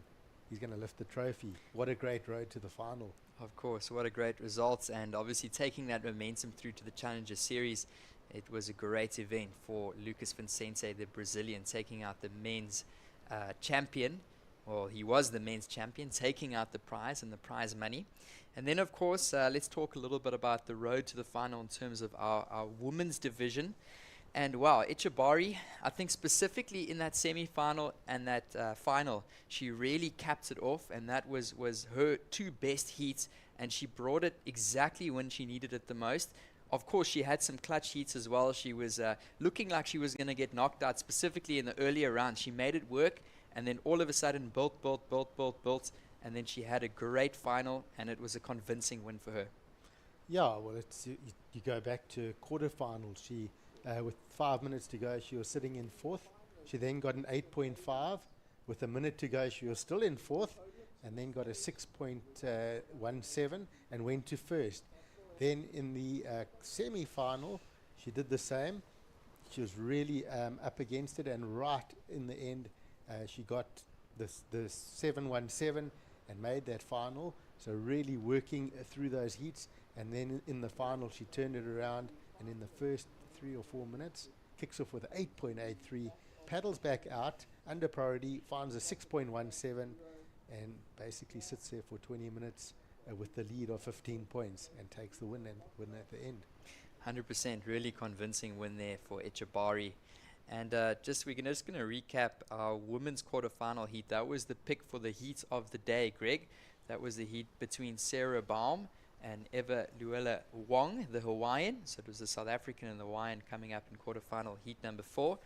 And that was a great heat to watch. Of course, these 2 ladies getting knocked out. They didn't make the finals, but it was an awesome one to watch, and it was highly competitive. Heat totals of a 14.83. Of course, Sarah Baum as well as Eva Luella Wong will be in that Challenger Series. Do you think they're going to be carrying some momentum through with this good performance at the QS?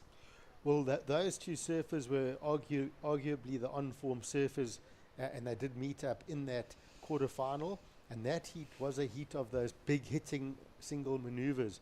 We saw them both starting with 6+ rides. We then saw Sarah Baum with that one really big hit, and that was rewarded the 8-point ride. And then she just finished off with another big hit, a 6.83. We saw Eva Wong trying to come back, really pushing the tail, exciting surfing, going incomplete on a few of those turns. But it was an exciting heat, and I loved how both those ladies attacked those single maneuvers and just throwing spray and showing us how dynamic their surfing actually is. For sure, lots of talent throughout the course of the event, the QS 2000. But even more exciting, we are starting, our waiting period is starting for the Challenger Series tomorrow, Greg. And it looks like we've got a few good days in terms of our conditions. Tomorrow, our first day of the waiting period, do you think there's a good chance we're going to run? I think there's a very good chance. We've got some swell on offer for tomorrow. There's a new bump in the swell according to the charts. We've got a high tide in the morning, so the first call is at 7 o'clock. Let's just see how big it is.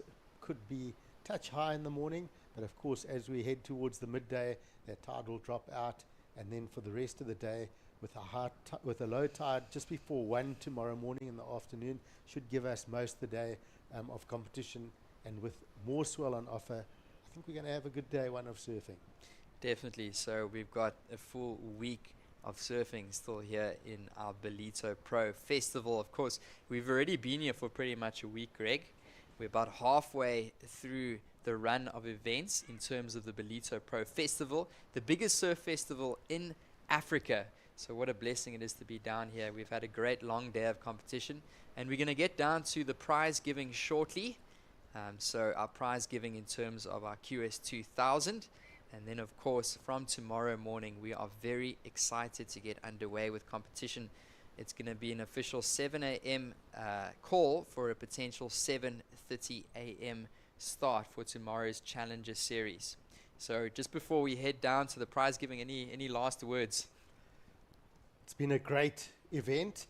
It's been some excellent surfing, and can't wait to kick off tomorrow the Challenger Series. We've got huge talent already in town, ready for it. The free surfing has been insanely good, and I can't wait to see all our Challenger surfers bringing it to our lineup here at Willard Beach. Check in tomorrow at 7 o'clock. It's going to be great surfing. Yeah, 100%, guys. So we are just going to wait until we get the signal, and then we'll be going straight down to prize giving. And of course, we're going to be crowning our champions. So they'll be taking home a nice check. It'll be Lucas Vincente and Annette Gonzalez Echebari. So we'll just go down to the beach with Mike Frew, and he's going to be presenting the prize giving. We'll see you guys shortly. Welcome to the prize giving of the Ballito Open, presented by Flojos. Welcome to all the surfers, families, spectators, and sponsors of the 2025 event, the second edition of the Ballito Open, presented by Flojos. Well done to all the competitors. It was fantastic to see so many international athletes enter this event, which definitely elevated the level of surfing at this Africa qualifying series event. Thank you to our Ballito Open event sponsors, the Quarterfinal municipality, and presenting sponsor Flojos. Your commitment and continued investment in the sport of surfing plays a role in building champions, which the surfing community and WSL Africa greatly, greatly appreciate. Also, a massive thank you to WSL Africa staff for their dedication and level of professionalism they carried throughout this event, and to our broadcast service provider who added an important element to this event. With me on the stage, I have Paul Canning. He's the director of Flojos in South Africa. And then I also have Tasha Bentasti. She's the regional director of WSL Africa. I'm going to hand the mic over to Paul Canning to say a few words, and thereafter he'll hand the mic to Tash, who will also have a couple of words to share. Over to you, Paul. Yeah, thanks very much, Mark. On behalf of the Flojos brand, we're really proud and honored to be part of such a prestigious event. It's our second year now involved in the QS 2000, and it's created some really good awareness around the brand, and we're starting to see some great traction amongst throughout all the surf shops with our slop and sandal range. And also just a massive thank you to the Quarterfinal municipality for not only supporting the Challenger Series, but the JQS and the QS 2000. It really lifts the level of surfing in South Africa through all the different categories of the sport. And it's just want to say well done to the surfers. There's been some incredible surfing over the last few days. It's amazing for the local pros to just get this invaluable experience surfing against some of the best surfers in the world that are here for the Challenger Series. And also good for the guys on the Challenger Series to get some practice before the main event starts next week. And for all of us to see our favorite pros in action even more, and not just on the Challenger. So no, we're very stoked and proud and happy to be a part of it, and looking forward to next week. Yeah, big thank you so much to Paul Canning and to Flojos for supporting this event.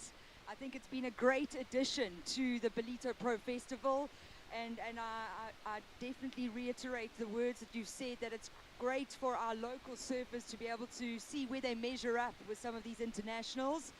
I just want to say a very big thank you to everyone who's stuck around today. It's just fantastic to have so many people on the beach and enjoying this beautiful region and area in KwaZulu-Natal, and to enjoy the Dolphin Coast. Thank you to the international surfers that have come here to our shores and definitely putting on a performance that we're very grateful for. We've got some good news as well before we crown these champions.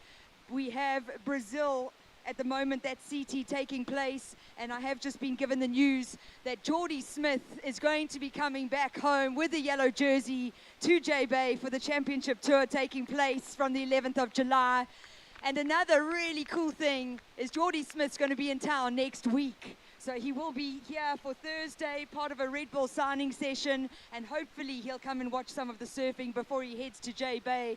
But it's a proud moment for us as South Africans. As W South Africa, we believe in him. We know that he can take that title. We know he's wanted it for a long time. And I just want to wish Jordy Smith all the best of luck for the rest of his campaign.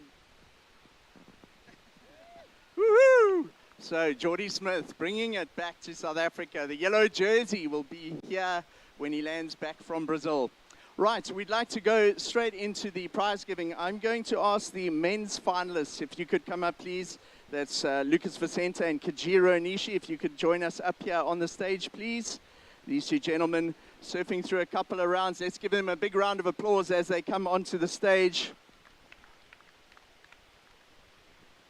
As Paul and Tash were saying, it was great to have so many international surfers joining us here and give the Africa Series competitors a run for their money and get some practice in as well before the Challenger Series event that kicks off tomorrow.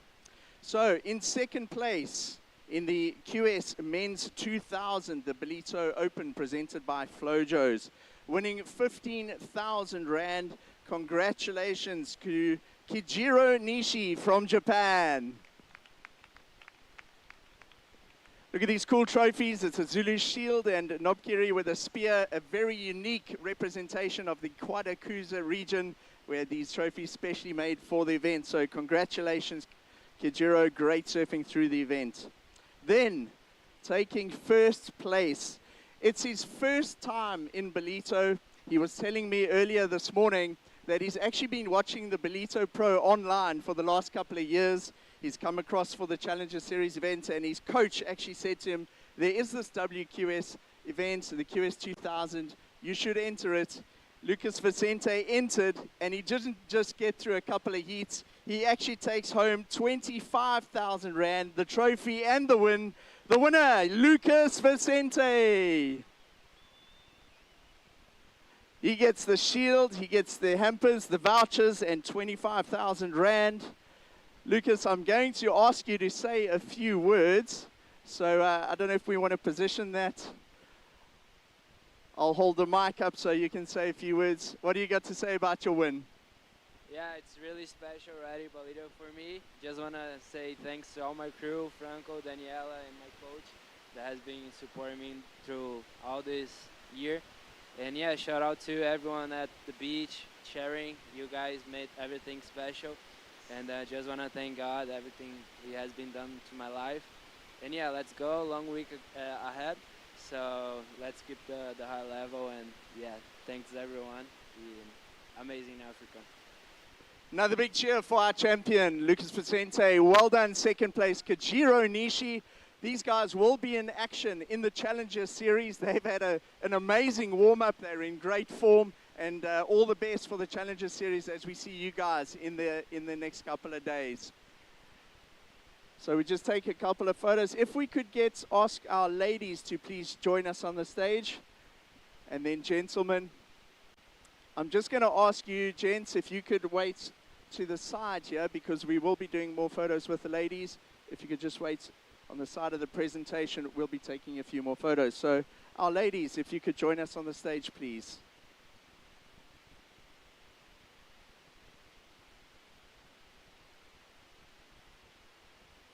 So these are our two women's finalists. They also are both international surfers. They surfed their way through a couple of rounds of competition, made their way all the way through to the finals. Both of them also surfing in the Challenger Series coming up this week, so also a great warm-up. In second place, winning 15,000 Rand. Congratulations from Portugal. Well done to Teresa Bonvalo. Well done, Teresa. Great surfing and also fantastic preparation for the Challenger Series event coming up this week.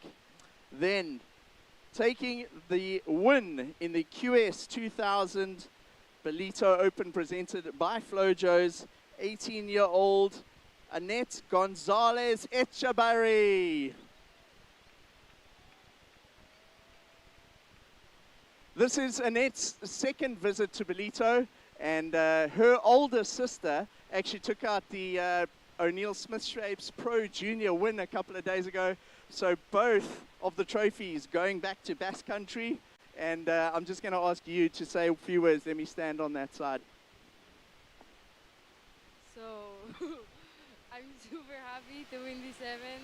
I love Ballito. We came last year with EDP. I really want to thank that team, EDP, because we came for like a training for this year because they knew that we were going to be here again. And yeah, I'm super happy. Congratulations, Annette. Fantastic win. And you take home the win and the big trophies. So we also just want to wish you both the best of luck this week in the Challenger Series. And we hope to have good waves and great surfing.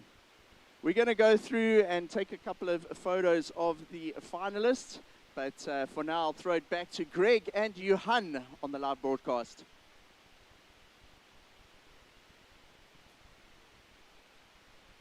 And there we go, Greg. What amazing scenes. Great to crown our champions For, there. So we just watched our prize giving, and we're back in studio just signing off for the day. So a QS 2000, it was Annette Gonzalez Echebarri, Lucas Vincente. What a great day of competition, a run of a few days culminating. And of course, tomorrow we'll be moving into the day number 1 of our waiting period. So Greg, we have got a 7 a.m. call for a possible 7:30 a.m. start. You already let us know that it looks like we might have some decent conditions on hand tomorrow. We're wishing you guys just an awesome evening further. Any last words, Greg? No, that's it from me. Stoked for the winners. What a day of surfing. It was entertaining. I hope you folk at home enjoyed it. And get back on the couch if you're not in Ballito and watch us tomorrow. We'll bring you the Challenger Series live. Otherwise, come down here if you're in town. Come and join us on the beach. It's going to be great surfing. So signing off, this is the Ballito Open presented by Flojos. We'll see you guys bright and early for a 7 a.m. call tomorrow morning. We'll see you guys.